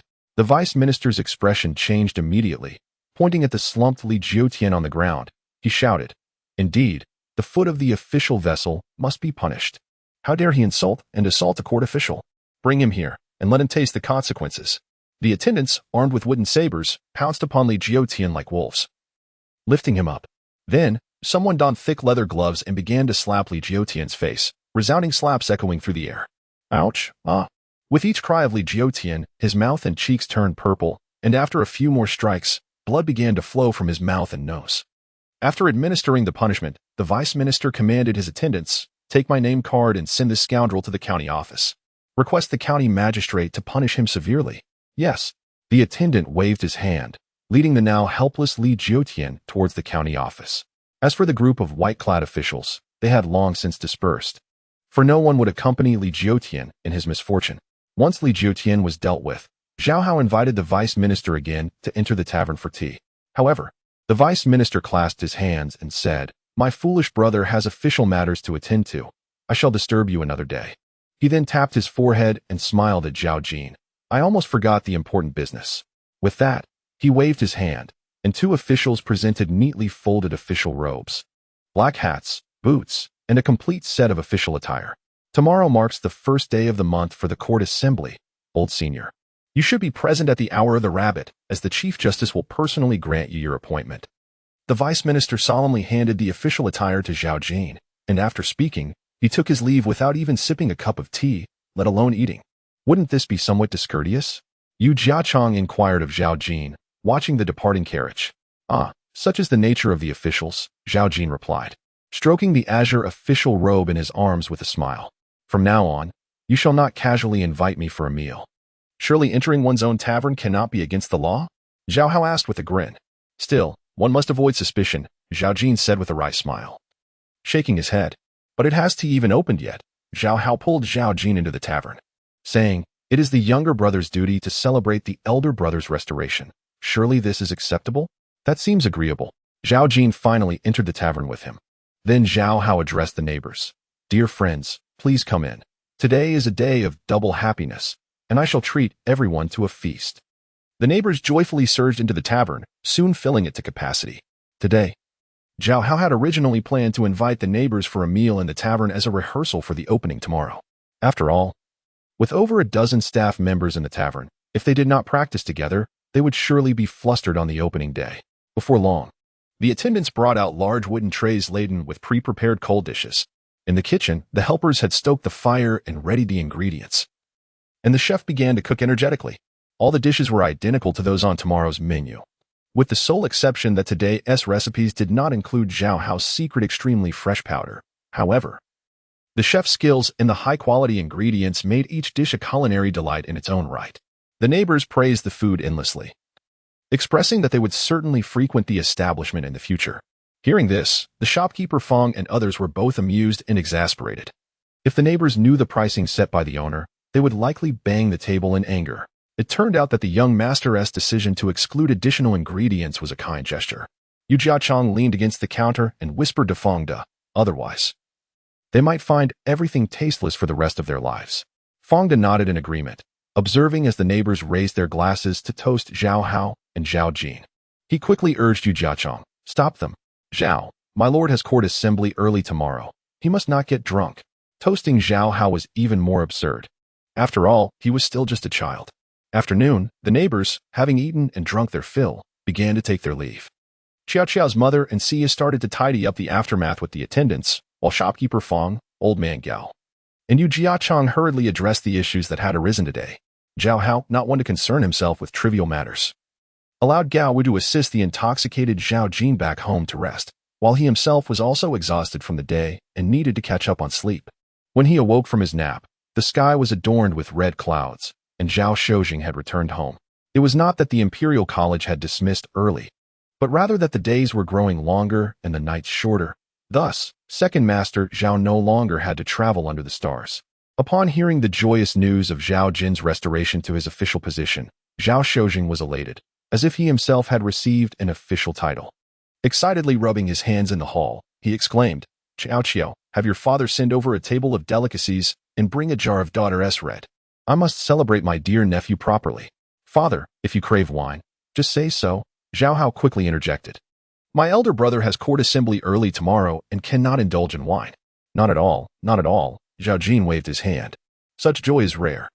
My foolish brother should accompany my uncle for a drink. Tonight, there is no need to study." "That sounds splendid," Zhao Shozheng exclaimed, overjoyed. However, after a few rounds of drinks, Zhao Shozheng inevitably began to voice his grievances on behalf of his nephew. "The court is truly ungrateful. They have wronged my nephew for so many years without a promotion or compensation, and now they expect him to serve as a mere 7th-rank censor. Sigh. To have been fortunate enough to receive grace and have my name restored, I am already content," Zhao Jin said, stroking his graying hair with a sigh. "What more can an old man hope for?" Zhao Hao, however, chuckled and replied, "Elder brother, do not be so pessimistic. I see fortune shining upon you. A promotion of 3 ranks is surely just around the corner. Haha, I shall take your good words to heart, virtuous brother." Zhao Jin thought Zhao Hao was merely jesting and did not take it to heart. Little did he know, Zhao Hao's words were still an understatement. Chapter 81. The dignity of a 7th-rank official. As the first light of dawn broke the following day, the Zhao family's courtyard was already aglow with lanterns. Xiao Qiao had risen early to prepare, and after Zhao Jin had eaten breakfast, he began to groom himself with Fong Wen's assistance. He donned his official robe and boots, fastening a long-overdue leather belt. As he emerged from the eastern chamber, holding his black cap, Zhao Hao and his son had been waiting in the courtyard. "Haha, how different you look, entirely transformed." Zhao Shozhen clapped his hands and laughed. "My dear nephew appears 10 years younger." Zhao Hao pointed to a grand sedan chair outside and said, "Brother, please step into the chair." "Thank you, dear brother," Zhao Jin replied gratefully, shaking Zhao Hao's hand. He had been troubled about how to arrive at the government office. After all, it was rather undignified for a 7th-rank official to walk there. Surely, he ought to ride a sturdy donkey at the very least. In truth, most censors and 7th-rank officials in the 2 capitals could hardly afford a sedan chair, and many lacked even the means to maintain a horse, often relying on a donkey with an old servant holding an umbrella. However, such a meager display would invite ridicule along the way. Zhao Jin had fretted over this dilemma for half the night, only to discover that Zhao Hao had quietly arranged everything. He had procured 4 sedan bearers dressed in red, a servant to hold an umbrella, and Yu Peng, who carried a lantern inscribed with wind and constitution, to lead the way. Time was of the essence, so they had to settle for a rented chair for the moment.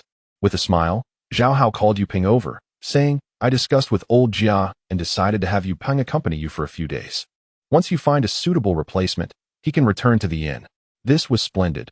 Zhao Jin would not lack for the dignity befitting a 7th-rank official. "You truly know how to care for others, dear brother." "I am greatly blessed," Zhao Jin said, his eyes brimming with gratitude, feeling that Zhao Hao was indeed the kindest person in the world.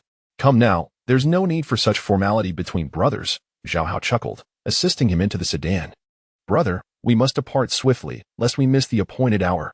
"Very well, see you tonight," Zhao Jin waved, slowly lowering the curtain of the sedan. "Lift off." Yu Peng called out, "The censor is off to the streets." The bearers lifted the sedan steadily, guided by the lanterns, and they slowly made their way out of Caijiaolang.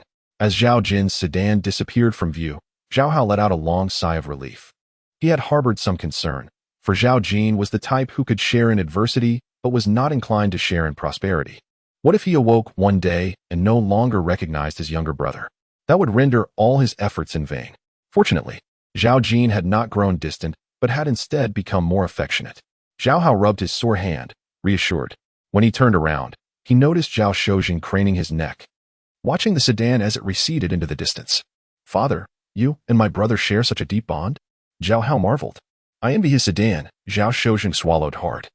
Having sat in one for over a decade, I now feel rather empty without it. That depends on you, father, Zhao Hao said earnestly. You are merely a student now. Even if I were to buy you a sedan, would you dare to ride it to school? That would be impossible. If Gao Xuezhen saw me, I would be scolded mercilessly, Zhao Shozhen replied with a wry smile. In the past, I would have someone let me down outside the archway and then walk in. Like a thief. What a feeling that was. Zhao Hao rolled his eyes and muttered, once you become a successful candidate, I shall promptly buy you a brand new sedan and ensure you have bearers and an umbrella servant. Alas, Zhao Shozhen's expression suddenly darkened. Just as he was about to say something, he recalled that today was his son's big day and abruptly changed the subject. Throwing his arm around Zhao Hao's shoulder with a smile, just wait for the expenses to pile up. The father and son returned to the courtyard, where Qiao Qiao brought out breakfast. They had to prepare 2 rounds of it, so Qiao Qiao had made small wontons, accompanied by a broth simmered from bones, finished off with a touch of exquisite powder and garnished with vibrant green onions, which the two enjoyed thoroughly. Qiao Qiao's cooking skills were improving, and Zhao Shozhen remarked, You have only been here a few days, and I've already gained several pounds. As long as the master does not mind, Qiao Qiao giggled, casting a proud glance at Zhao Hao, eager for his praise. Zhao Hao, however, was gazing intently at the brightly lit tavern ahead, increasingly worried about whether Xu Guangqi would manage to entice the city's gourmets to attend. As long as they came, he felt confident in impressing them. But if they did not show up, no amount of effort on his part would yield any results. Noticing his lack of response, Qiao Qiao pouted and carried the tray away. Ah, what a delightful aroma. Just then, Fan Datong entered from outside and happened to bump into Qiao Qiao, casually taking the large bowl from her tray. This bowl contained the wontons Qiao Qiao had prepared for the father and son, and they had barely made a dent in it. Fan Datong began to slurp the wontons down. Zhao Shozhen, noticing that he had tidied himself up and was even wearing a new tank cap, asked curiously, Dear brother, are you going on a blind date? Fan Datong nearly spat out his food, quickly covering his mouth to avoid wasting the wontons. After a moment, he managed to swallow and replied to Zhao Shozhen with a grin. I am here at the behest of your esteemed son to serve as the greeter at the tavern. Oh, Zhao Shozhen said, realization dawning as he scrutinized Fan Datong for a moment before nodding. You are quite the smooth talker. This suits you well. Brother. That doesn't sound like a compliment, Fan Datong protested while sipping his soup. Student? How many times have you actually attended classes? Zhao Shozhen shot him a glare. I see you are once again planning to skip your exams this year. Fan Datong had initially accompanied Zhao Shozhen to class for a few days, but soon found the confinement unbearable. He had become quite familiar with Zhao Hao and no longer needed Zhao Shozhen to lead him in for meals, so he stopped attending the academy altogether, opting to come for food when hungry and disappearing for days when not. However, with Zhao Hao's tavern hiring, he had been visiting frequently. After finishing their meal, the 3 of them stepped outside to find the day had fully brightened. They made their way to the exquisite tavern. There, in the morning light, stood a slender girl with delicate brows, holding a 7-string zither outside the tavern entrance, waiting. The establishment had yet to open, and the doorman, will you, barred her entry. She sang sweetly, her voice as melodious as a nightingale. I am Ma Xianglan, the musician your master has invited. From a distance, Zhao Shozhen's mouth dropped in astonishment. Ma who? Ma Xianglan. Fan Datong's mouth gaped, even wider than Zhao Shozhen's. She truly came. Both turned their gazes toward Zhao Hao, who wore an inscrutable expression as he approached the tavern entrance and addressed Wu Yu. Indeed, she is the one I invited. Wu Yu hastily stepped aside, and Ma Xianglan's face lit up with surprise, evidently not expecting Zhao Hao to be a mere youth. Yet, her astonishment quickly faded as she composed herself and gracefully bowed to Zhao Hao. Zhao Hao nodded and led her into the tavern, pointing to a wooden platform in the corner with a smile. Thank you for your hard work today, Miss Ma. With that, he ascended the stairs, saying no more. Ma Xianglan, momentarily taken aback, soon approached the wooden platform, adjusting her zither and taking a seat on the stool. After tuning her strings and testing the sound, she began to play a lively melody with her hands. Chapter 82, The Bald Man, the Wordsmith. And Miss Ma, the melodious notes of the qin flowed through the air like the cheerful babbling of a mountain stream, filling every corner of the tavern with its joyful resonance. The bustling chef in the kitchen, the assistants, the workers arranging dishes, and even the manager Fong, who was inspecting the menu behind the counter, along with Wu Yu, who stood guard outside, all felt a profound sense of delight. The tension from the previous day's business dissipated effortlessly. Manager Fong glanced at the girl playing the qin and could not help but give a thumbs up to Fan Datong, whispering, "The owner truly knows how to engage talent. The musician they hired possesses the caliber of those by the banks of the Qinhuai River. Isn't that obvious?" Fan Datong replied with a smirk, "That is Miss Ma Xianglan." "What?" Manager Fong's mouth fell agape. Before the tavern's troubles, he often invited Qinhuai singers for performances. And at that time, Ma Xianglan was already a star beyond his reach. Over the past year, with her exceptional talent and skills, she had likely only grown more famous. How could she possibly settle for such a small tavern as theirs? How much did the owner truly pay her? After his initial surprise, Manager Fong began to feel a pang of regret, thinking that it must have cost a fortune to persuade Ma Xianglan to perform. "Do you believe me if I say it cost not a single coin?" Fan Datong teased, tossing a candied fruit into his mouth. "Don't jest with me," Manager Fong retorted. Incredulous. "I am indeed serious," Fan Datong replied, rolling his eyes. "I went to invite her myself." The owner wrote a letter to Miss Ma, and upon reading it, her eyes turned red, and she immediately agreed to come. "Ah, the owner is truly remarkable," Manager Fong mused, puzzled by how Zhao Hao had managed to enchant Ma Xianglan into performing at their tavern. Could it be some form of sorcery? On the second floor, Zhao Hao stood by the window, quietly listening to the enchanting qin music, as the last remnants of his anxiety faded away. "My son, your tavern does not cater to walk-in customers," Zhao Shojing expressed concern, standing beside him. "What if the invited guests do not arrive? Wouldn't that be disastrous?" "Father, you worry too much," Zhao Hao smiled confidently. "If they don't come, it is their loss, not a loss for our exquisite tavern. Even if Xuelong cannot bring in guests today, as long as we have our unique flavors, our establishment will thrive. It's merely a matter of time. What if we offer 10 days free and have Tang Fatsi bring some colleagues along? I cannot believe those merchants, weary of ordinary dishes, would not be persuaded by my offerings." With this thought, he relaxed and turned to call downstairs, "Everyone, let us get energized. It's time to open for business." "All right." The staff responded in unison, invigorated by his enthusiasm. "Owner, we haven't unveiled the sign yet," Manager Fong reminded with a wry smile. "Please reveal it together with the former owner." "Of course," Zhao Shojing replied, striding down the stairs with purpose. At the tavern entrance, the staff lit firecrackers. Amidst the crackling sounds, Zhao Hao and Zhao Shojing stood at the entrance, each holding a red silk ribbon. And together they pulled down the bright red silk covering the plaque. The polished ebony plaque revealed the striking golden characters, Wei Ji Xian, which shone brilliantly. Manager Fong and Yu Jiachong then removed the red silk from the couplets. "Wow!" a voice exclaimed, "renowned for 3,000 miles in the north. Flavors unmatched in 12 towers of the south. What a bold claim. The name Wei Ji Xian is truly assertive. Our vast Ming Dynasty boasts an abundance of delicacies. Who dares to arrogantly claim extreme? Today, we must sample their offerings. If they cannot uphold their name, I shall plaster over that character." The crowd turned to see the speakers, several elegantly dressed men on fine steeds. Behind them, a procession of carriages approached from the large stone bridge. This sudden display astonished Manager Fong and his companions. Where did such wealth come from in Kai family alley? However, Zhao Hao felt relieved, knowing Xuelong had not failed in his task. Indeed, a shining bald head emerged from the foremost carriage, greeting the gentleman with a smile. "Gentlemen, this is the place. Let us enter." "Wait," a man clad in a black satin round-collared robe, sporting a Tang turban, inquired with curiosity.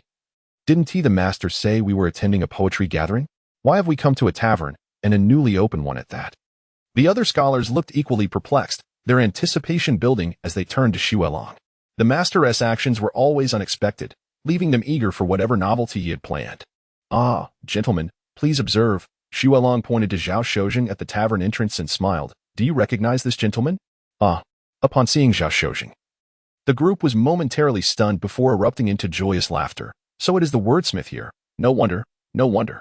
All of them dismounted and rushed to greet Zhao Shojing with bows and gestures of respect. Flustered, Zhao Shojing returned their greetings. Feeling a swell of pride, when had he become so esteemed? He had left the Great Bowen Temple in a hurry, unaware of the stir he had caused.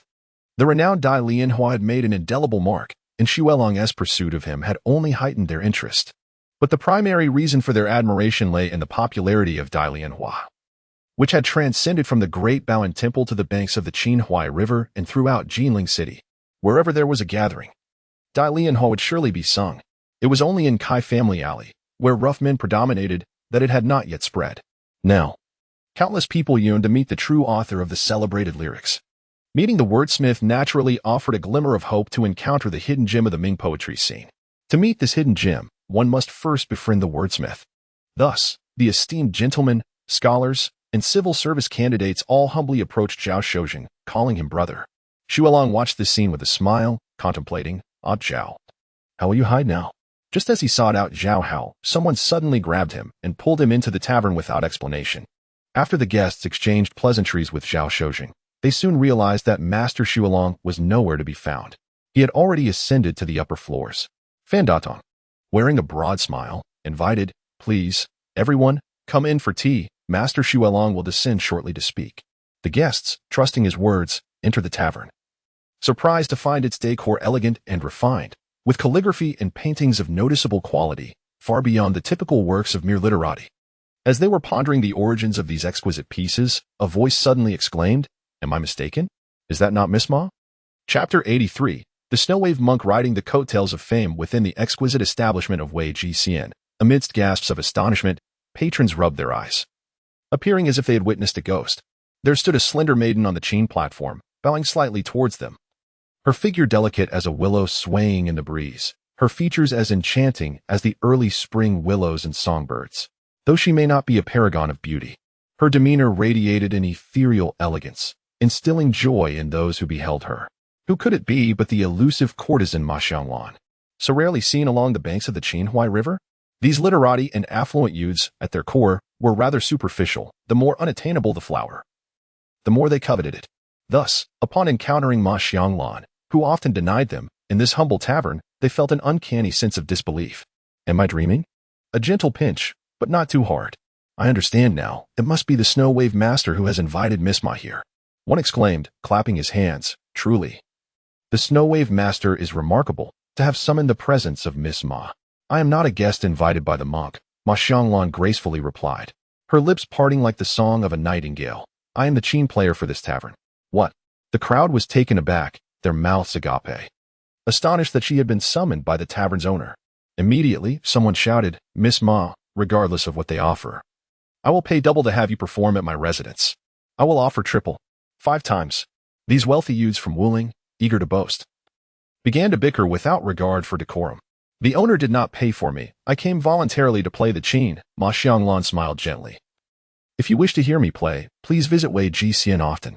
With that, she gracefully seated herself, deftly plucking the strings of the Qin. As the music filled the air, the assemblage of scholars fell silent, finding their places to listen. Miss Ma is truly dedicated.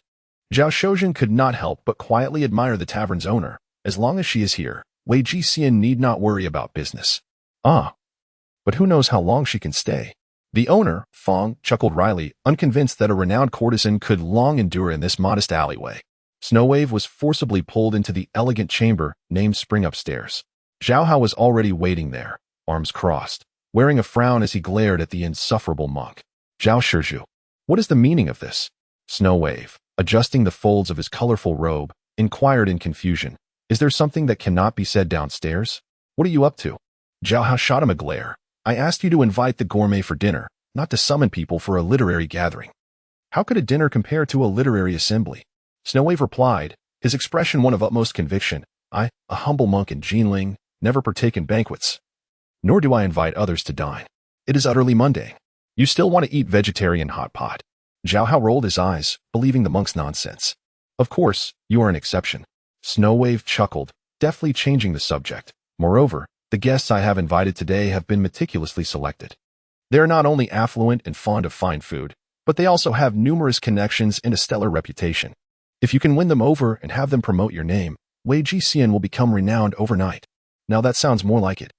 Zhao Hao's expression brightened slightly as he glanced outside. It was still early. Then please attend to them. I'll ask the owner to prepare the meal. As the owner, you do not wish to make an appearance? Snowwave's eyes widened. Zhao Hao shot him another glance, resigned to the fact that this monk would not rest until he had caused him trouble. Yet, knowing he needed Snow Wave to support him today. He patiently replied with a false smile. Monk, you really do not understand, do you? Do you think they'll be pleased to see me? Why wouldn't they be pleased? Snow Wave countered, puzzled. Every time this monk sees Zhao Shizhu, I feel an overwhelming sense of joy. Ahem, that is just you. Zhao Hao forced himself to maintain patience. Because you are a monk, uncompetitive and devoid of worldly desires. However, those ordinary folks downstairs are youthful and ambitious. If they were to learn that Butterfly Love's flower was pinned by a mere child of 14 or 15, they would undoubtedly feel disheartened. That is indeed likely. Snow Wave nodded in agreement. Even I, after reading Zhao Shizhu's 5 poems, felt that I should refrain from calling myself a poet monk in the future. That is unnecessary. Continue to call yourself that. Zhao Hao coughed lightly, finally adding, if they become disheartened, they will not enjoy the exquisite dishes I painstakingly prepared. Wouldn't that be a case of a precious pearl cast before swine? Indeed, indeed. Snow Wave nodded earnestly. I have miscalculated. It is wise for Zhao Shizhu to remain hidden. Right? Zhao Hao secretly wiped his brow, pushing Snow Wave out the door. Go and properly attend to the guests. Wait, I have one more thing to say. Snow Wave halted at the doorway. Zhao Shizhu may remain incognito, but please bestow upon me a poem to adorn today's poetry gathering. Do you not have 5 already? Zhao Hao exhaled, exerting pressure. Snow Wave grasped the doorframe with both hands. Those 5 are from last night. I implore Zhao Shizhu to bloom anew today. I told you. I cannot compose poetry. Zhao Hao, now frustrated, relinquished the effort to close the door. Shizhu, I seek to add more color to our Ming Dynasty poetry scene. Snow Wave, though unable to enter, continued to chatter at the door. Please grant me a poem. I promise not to ask again for a month. Pausing, he added somewhat shamelessly, otherwise, I shall not descend. 3 months without pestering me. Zhao Hao realized he would not be able to dismiss this bald monk without conceding something today. Deal. Snow Wave beamed with delight, eager to enter the chamber, but Zhao Hao promptly slammed the door shut. Inside the chamber were the 4 treasures of the study, available for diners to leave behind their literary treasures as inspiration struck. Zhao Hao hastily pinned a poem, sliding it through the door's crack. Take this. Do not come to bother me again. Snow Wave, elated, eagerly read it. Not every person praises you in vain, both wild and heroic, yet gentle and refined. Your courage shines like the moon of Qin. My affection flows like clouds upon the ridge. Such a fine poem. Your courage shines like the moon of Qin. My affection flows like clouds upon the ridge. Zhao Shizhu is indeed a gifted genius, effortlessly crafting such exquisite verses. Snow Wave savored the lines, nodding appreciatively for a while, only to notice a small inscription below, from Master Xuelong of Dabaoan Temple. To his surprise, it was written for himself. His heart warmed, and his cheeks flushed as he murmured to Zhao Hao within the chamber, this monk feels ashamed. I have much more to improve upon, and I shall be more attentive to Zhao Shizhu in the future. Get down. Zhao Hao's voice rang out, exasperated. If you utter one more word, I will give this poem to someone else. That cannot happen. This monk's legacy rests upon this poem. Snow Wave felt the urgency, fearing Zhao Hao would change his mind. He hastily tucked the poem away and fled down the stairs. One may seek fame through poetry. Aside from being a poet, one could also befriend poets. Once mentioned in a poet's work, one's name could echo through the ages, akin to Wang Lun, Li Guanyin, and Yuan Er. However, what Snow Wave did not realize was that he could achieve eternal renown on his own merit, without needing to ride on the coattails of young Master Zhao. Chapter 84. What will happen if I can no longer taste this? As Ma Xianglan concluded her performance, Xu Guangqi descended the stairs with a beaming countenance. The gathered literati clamored with eager inquiries. Master, might we request a personal appearance from C.I. Jia? Indeed, since C.I. father is present, C.I. Jia must be nearby. Unfortunately, the young Zhao is not at home today. Having gained something for himself, Xuelong naturally felt compelled to alleviate the disappointment of others. However, fret not, for by frequenting this exquisite establishment, one is bound to encounter him sooner or later. It seems that one who benefits from another's hospitality inevitably becomes a promoter of the establishment. Xuelong, having been absent during the opening of the restaurant, may find future encounters quite elusive. The guests, somewhat disheartened, lamented, alas, even if we return, it is only for Miss Ma. Sensing the atmosphere grow heavy, Xuelong thought about the repercussions of tarnishing the reputation of this fine establishment. He cleared his throat and declared, ladies and gentlemen, the Master Zhao is not present. He has left behind a poem for your enjoyment. That would be splendid. Please, present it to us, so we may be enlightened. The guest's enthusiasm was rekindled. Pray, listen closely. Xu Guangqi adjusted his attire and recited with heartfelt emotion. The celestial and the mundane remain unformed. Only the solitary night resounds with discontent. Upon hearing the first couplet, the literati murmured softly, "This is indeed a poem." They straightened in their seats, silence enveloping the room. Poetry conveys emotion, while verse expresses aspiration. The approach to listening to poetry differs greatly from that of appreciating lyrical compositions. The winds disperse the mournful melodies, while the mud and dust cling to the fickle fame. Xu Guangqi intoned the second couplet with a somber cadence, and the atmosphere in the hall shifted, each individual wearing a pensive expression. Xu Guangqi, delivering the final couplet in a single breath. 9 out of 10 are met with disdain. A scholar's worth is often deemed in vain. Do not let poetic verses turn to lament, for spring birds and autumn insects are their own lament. Once the poem concluded, a heavy silence fell upon the hall.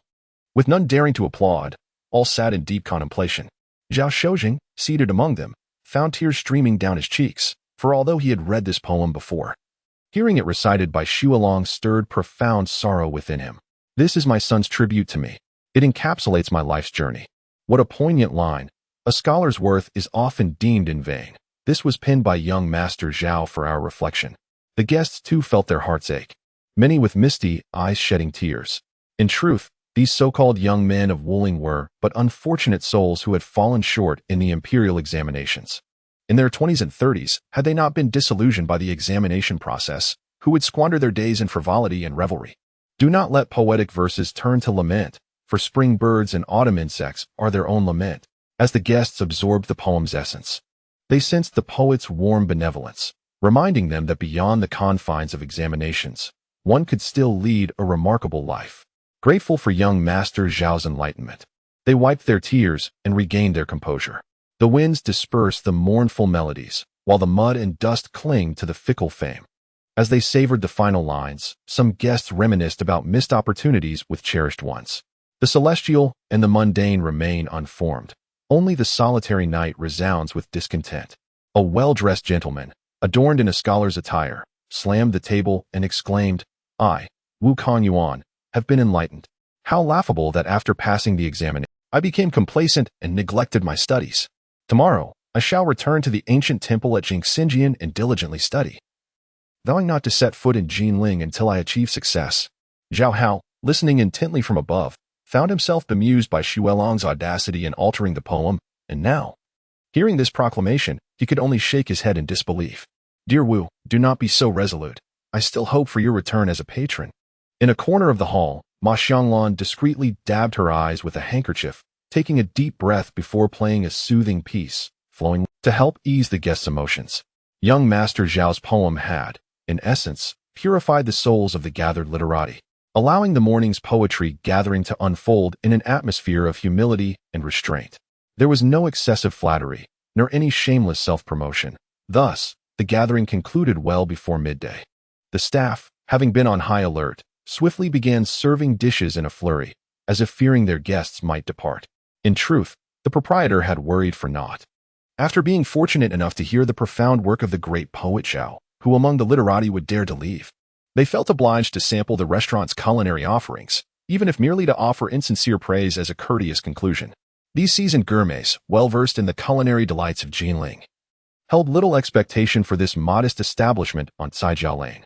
Yet, upon the arrival of the cold dishes, which consisted of common fare like golden-legged marinated duck gizzards and crystal pork, their enthusiasm for dining waned. Xu Guangqi, who abstained from meat, grew anxious at the sight of the guests hesitating to eat, and urged, "Do try, I assure you it is delectable." Yet, the weight of his words lacked conviction coming from a monk. Nevertheless, out of courtesy, the guests reluctantly picked up their chopsticks, sampling a piece of duck gizzard or pork, chewing thoughtfully.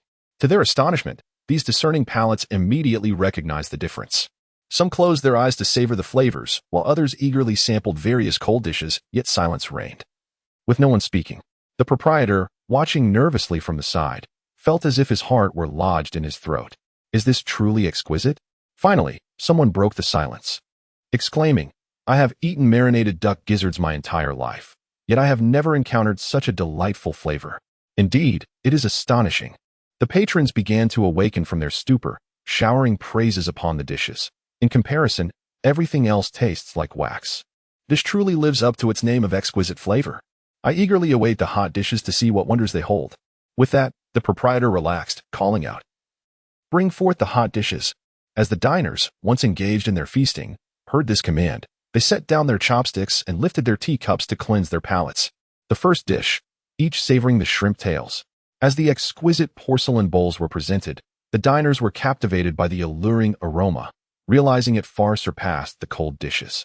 Each guest selected a shrimp, placing it in their mouths, and were instantly overwhelmed by the sweet freshness, with tears of joy springing to their eyes. The river shrimp, renowned for its unparalleled flavor, combined with the exquisite seasoning, created an unprecedented and delightful aroma. The second dish, a clear broth stewed chicken. This dish, with its tender meat and rich flavor, complemented by the pure broth and exquisite seasoning, was truly a culinary masterpiece. Wu Kanyuan took a spoonful of chicken soup and, upon tasting it, suddenly burst into tears. What will I do if I can no longer taste this in the future? I must retract my earlier vow. Focus on your studies. The others teased as they greedily indulged in their meals. We shall eat your portion for you. Indeed. Your uncle secluded himself for 1,000 days after failing the examination, not tasting meat for 3 years, and yet he succeeded. With your insatiable appetite, how can you hope to pass? Determined, Wu Kanyuan resolved to amend his vow. I shall seclude myself here on Sajia Lane, and will not set foot on the banks of the Qinhuai River until I achieve success. How shameless.